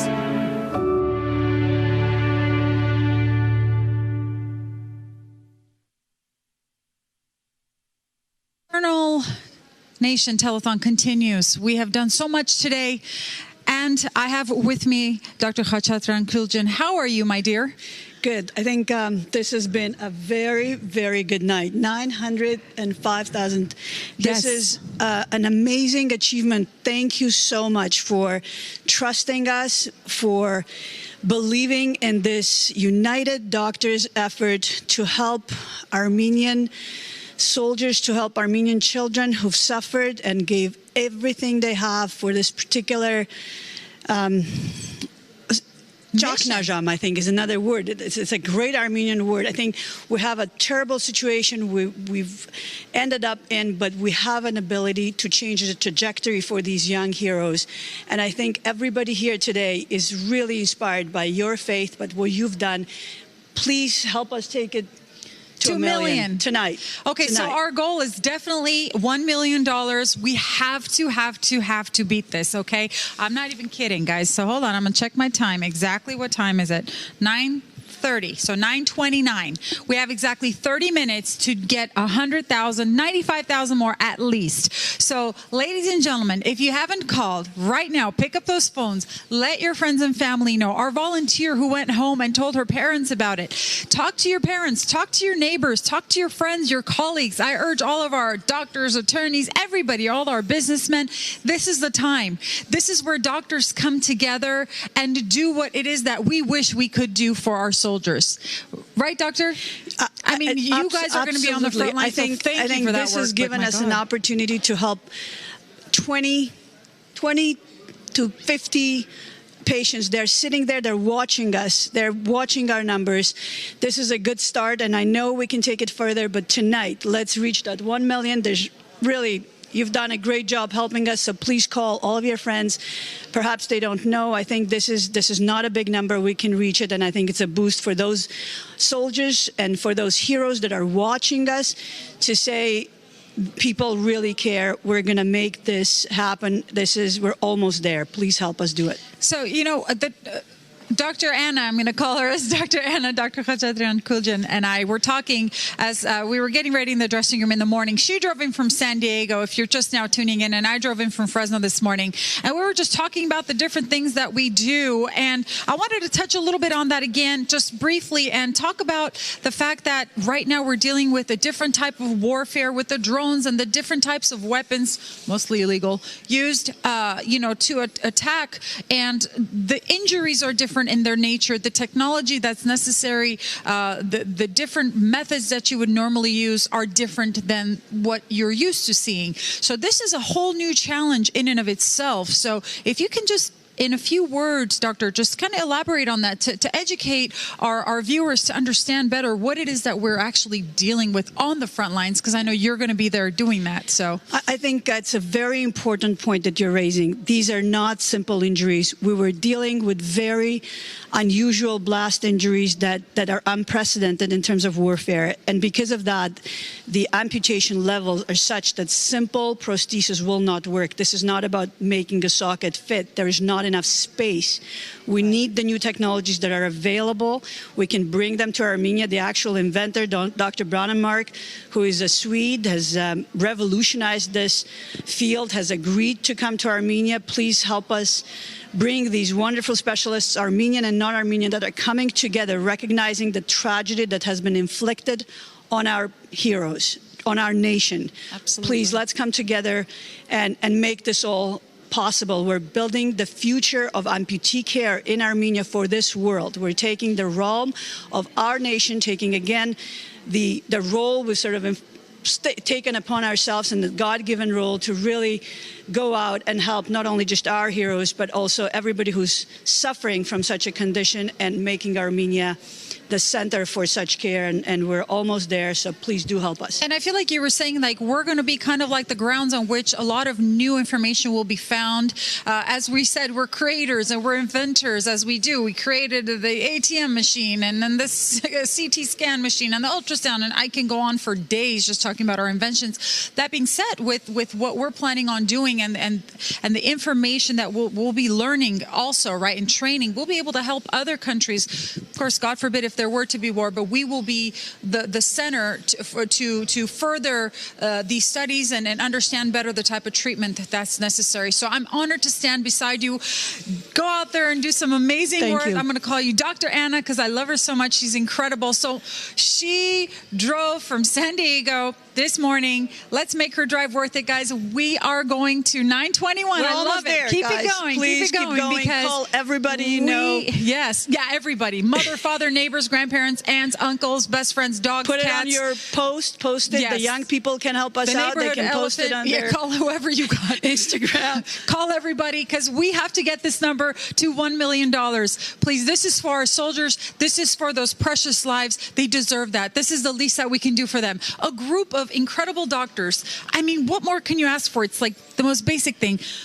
Amazing doctors, the most trusted, the most incredible, the well-informed. I mean, just wonderful people who have come together, who have already been on the front lines. They've seen what's necessary. They know what's necessary. And now they're going to be taking the monies that you donate and take it home with them and be able to save and help our soldiers right now. I don't know what more we can do. I don't know what more. I sit at home like, I wish I could do more. I wish I could do more. Well, here I am. Here you are. All you have to do is pick up that phone and dial the phone number on your screen. Simple as that. Share on your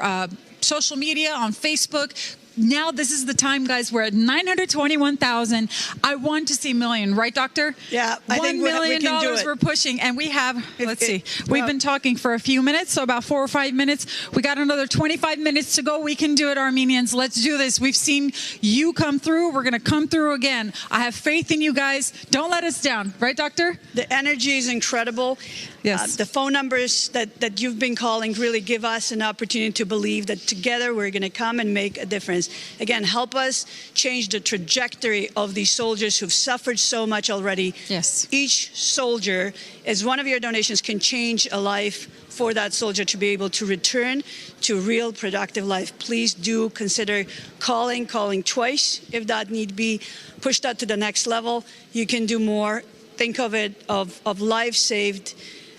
smiles on Life these people's changed. faces. That's right. That are watching you right now live in Armenia to see what are we accomplishing for them. Guys, Please help 25 us. minutes to go. Thank you, Doctor, for joining me today. All right, we're going to wrap this up and we'll be back, but let's keep it going, guys. Phone calls. Our telethon continues.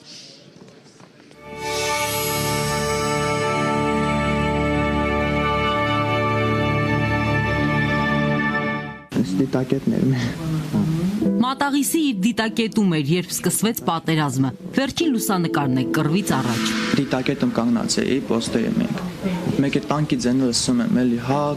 ցելիք շեր տանկի ձենա գալի։ Հա վերջ տանկը sense կանգնեց, ջոկել է ու կանգնեց ու իր ձենը լա գալի։ Sense մեկ է սկսից նարներով հա վերջ հակել է, որ քայլելու տեղը չկար, էլի դաժե։ Լա հասցի այդ վաղ պարկեցի, սա ասկոկիկը դիտակետին կպա։ Հենց դա շուտ վազելով հասանք բանը, մեր շելը։ Մին 10 րոպե մնացինք, կապ որ հելեք վերև էլի։ Ու սկսվեց պատերազմը։ Ընդամենը 3 ամիս էր մնացել, որ տուն վերադառնար Շուշի։ 1 տարի տանը չէր եղել, բայց այդպես էլ Շուշի չվերադարձավ։ Հասային բնակիցը, մի քիչ մնաց մեր տանկը, մեր տանկին խփին էլի։ Մեջն էի դու։ Հա, սարս մեջն էինք, բայց չտրակեց էլի բախտներից բերեց։ Այս թվոլը բանը ցեի վեկա, բայց բան չեղավ, չտրակեց։ Ուզեցի հանեմ տանկը, էլ չէր հելնում, չէր աշխատում։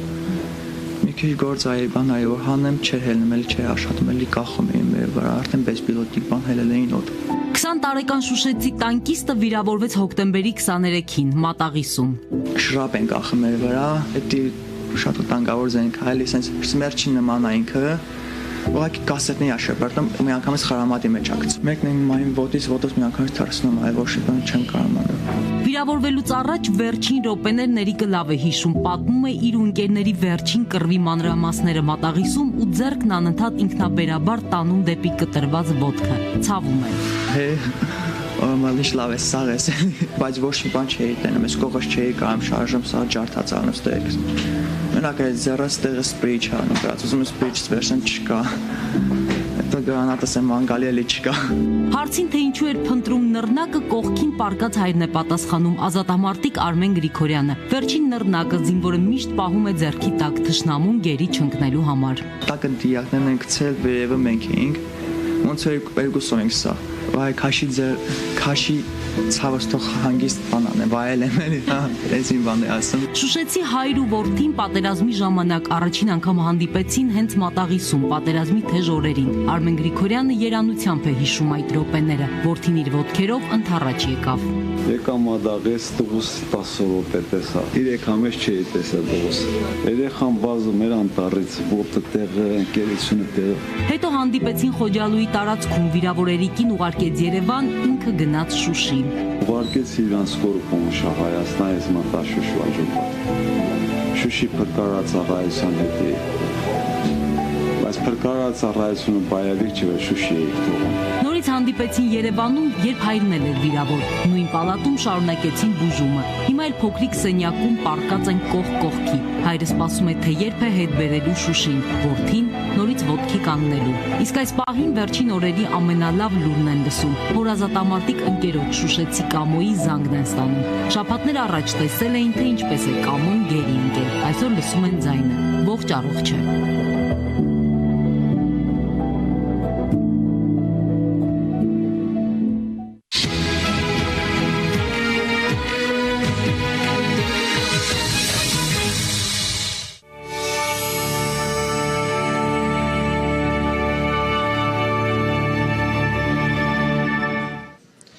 հայր ու որդի, ինչպես նաև նրանց նման տասնյակ հարյուրավոր մեր հայրենակիցները այսօր սպասում են ձեր նվիրատվություններին, հարգելի հայրենակիցներ, աշխարհասփյուռ հայություն։ Այսօրվա ձեր նվիրատվությունով մենք բուժելու ենք հենց այն մարդկանց, ովքեր պատերազմի հաշմանդամ են դարձել, մարդիկ, ովքեր ձեռք ու ոտք են կորցրել։ Մի հապաղեք, նվիրատվությունը պիտի կատարեք հենց հիմա, հաշված րոպեներ անց մենք ավարտելու ենք դրամահավաքը։ Էկրանին կտեսնեք, թիվը պարբերաբար փոխվում է։ Շնորհակալություն բոլոր նրանց, ովքեր մինչև այս պահը նվիրատվություն են կատարել, իսկ միայն հեռախոսազանգերով այդ նվիրատվությունների թիվը անցել է շուրջ 1400 հոգին։ Շնորհակալ եմ ձեզ, հարգելի հայրենակիցներ։ Շնորհակալ ենք եւ ուզում ենք ասել, որ եթերի ավարտին մեզ է միացել Մարտին Սարգսյանը,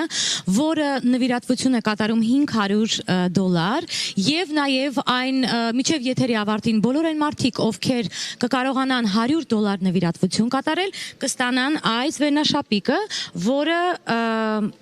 հատուկ այդ մարդկանց համար է, ովքեր նվիրատվություն կկատարեն $100 սահմաններում։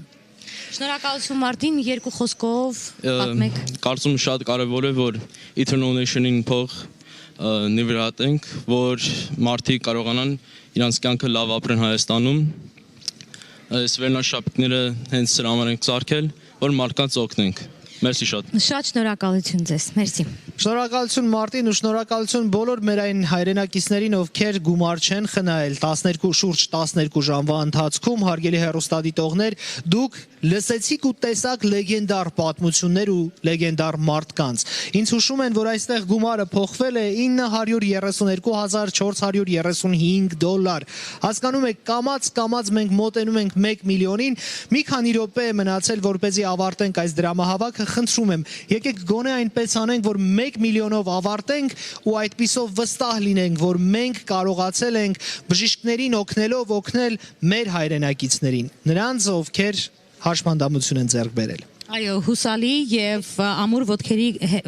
վրա կանգնած սկիզբ տանք այս ամենին։ Այսքանը այս պահի համար, կարճ ընդմիջում կրկին շարունակվում ենք մեր հեռուստամարաթոնը։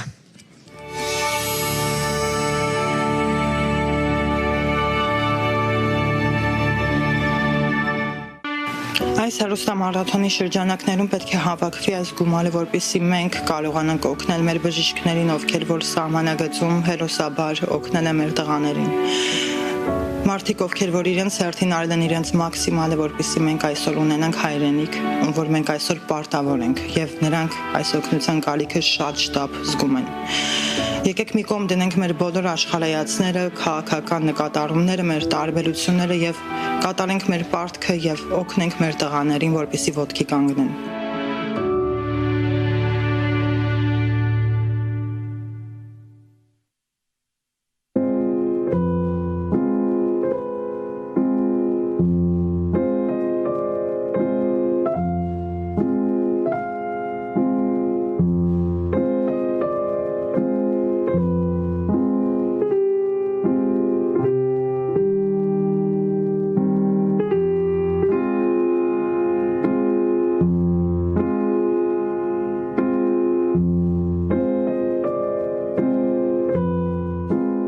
Welcome to the Armenian American Medical Society's Call to Action event to raise funds and awareness to care for the humanitarian situation that is facing our people in Artsakh and Armenia.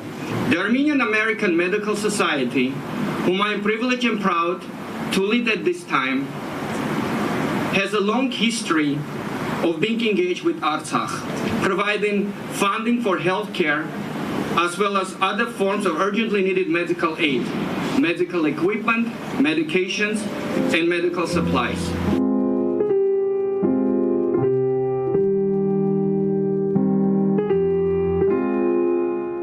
We have always stood there to make sure that the citizens of Artsakh have been receiving what is needed to help improve the state of healthcare to help improve the way that healthcare can be delivered. Երբ որ տեսնում ենք այս նկարները եւ մեր զինվորներին, եւ զինվորների մայրերին, եւ ընտանիքներին, որոնք իրանց երեխաներին են ուղարկում եւ այդ պայքարն են տանում, մեր արածը,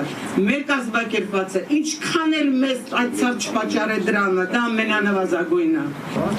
Now more than ever is when we need to unite and demonstrate once again our endless fury to protect and preserve our nation.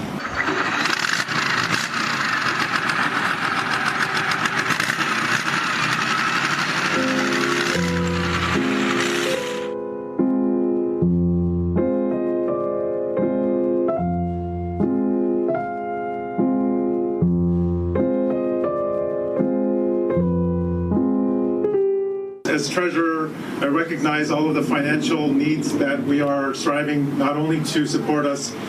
with dollars in Armenia, but also to support with equipment, medical equipment that we are either procuring locally or over here and sending over to Armenia.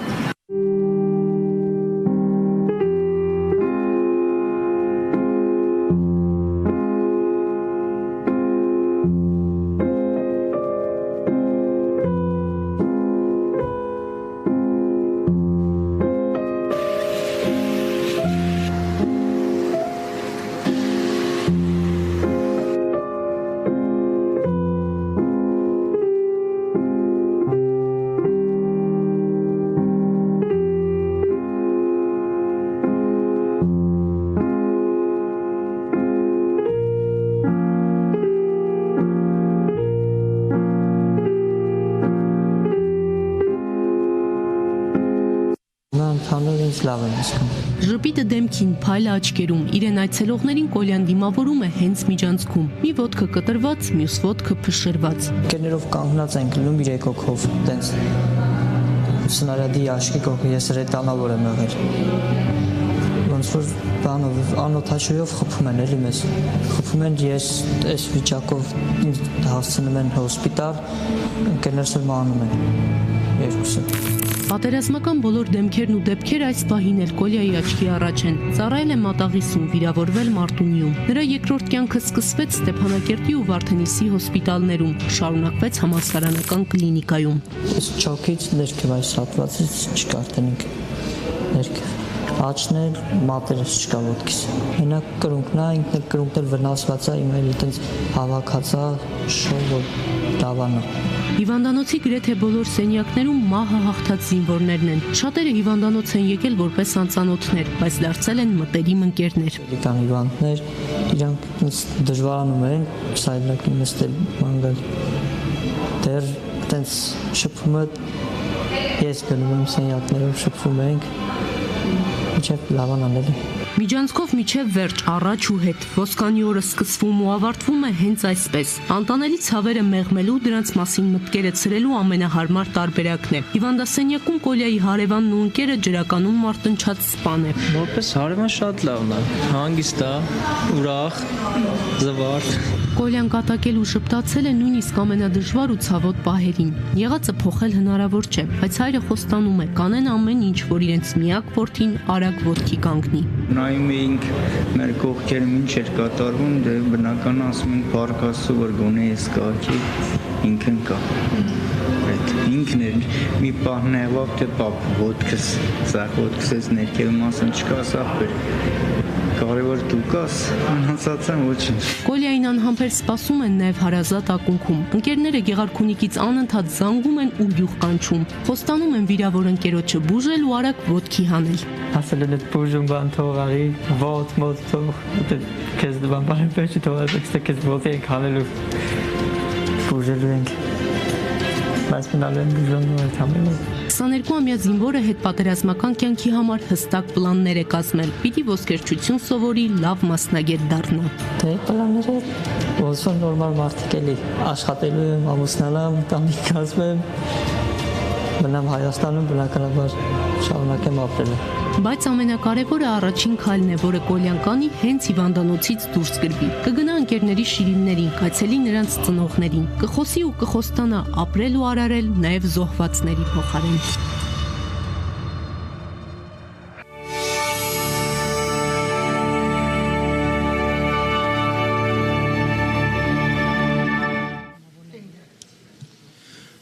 Դե ինչ բարեկամներ, արդեն մենք մոտեցանք եզրագծին եւ հաշված րոպեներ է մնացել։ Սակայն հենց վերջին րոպեներին էլի շարունակում են մեր հեռախոսազանգերը, շարունակում ենք ստանալ նվիրատվություններ եւ հենց նոր մեզ զանգահարեց Արև Ադանանյանը եւ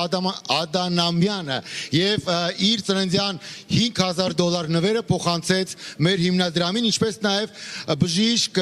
հայտնի բժիշկ Մայրե Փափազյանը $2000 փոխանցեց մեր հիմնադրամին։ Շնորհակալություն բոլորին, բոլոր այն մարդկանց, ովքեր առավոտյան ժամը 10-ից այստեղ էին, շնորհակալություն բոլոր այն մարդկանց, ովքեր հավատացին այս նախաձեռնությանը եւ կատարեցին եւ հուսով եմ ելի կկատարեն նվիրատվություններ։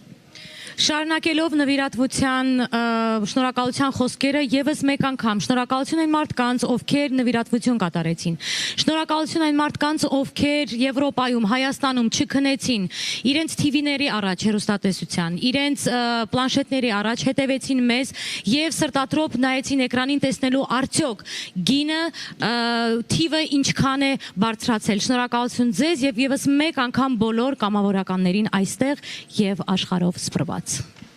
Անցնող 12 ժամերի ընթացքում մենք ֆիքսեցինք հստակ մի բան, որ մենք միասնական ենք եւ այդ միասնականությունը մեր հաղթանակի գրավականն է։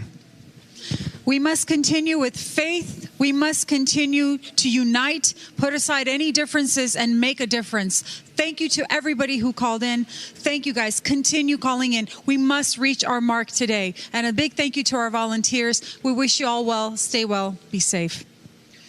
Հարգելի հայրենակիցներ, 12 ժամվա ընթացքում դուք ականատեսը եղաք լեգենդար պատմությունների բժիշկների կողմից, ականատեսը եղաք հերոսական պատմությունների զինվորների կողմից։ Նրանք միասին բոլորը եղել են առաջնագծում։ Այսօր նրանք բոլորիդ կոչ են անում, որպեսզի նվիրատվություն կատարեք հանուն առողջ ապագայի։ Դա էր մեր նպատակը, որը որևէ կապ չուներ քաղաքական որևէ ուժի կամ որևէ անհատի հետ։ Շնորհակալություն բոլոր նախաձեռնողներին, բժիշկ Հակոբյանյան, խոսքը փոխանցում եմ ձեզ։ Շնորհակալություն, շատերը անընդհատ ասում են եւ նշում են իմ անունս, բայց անկեղծ ասած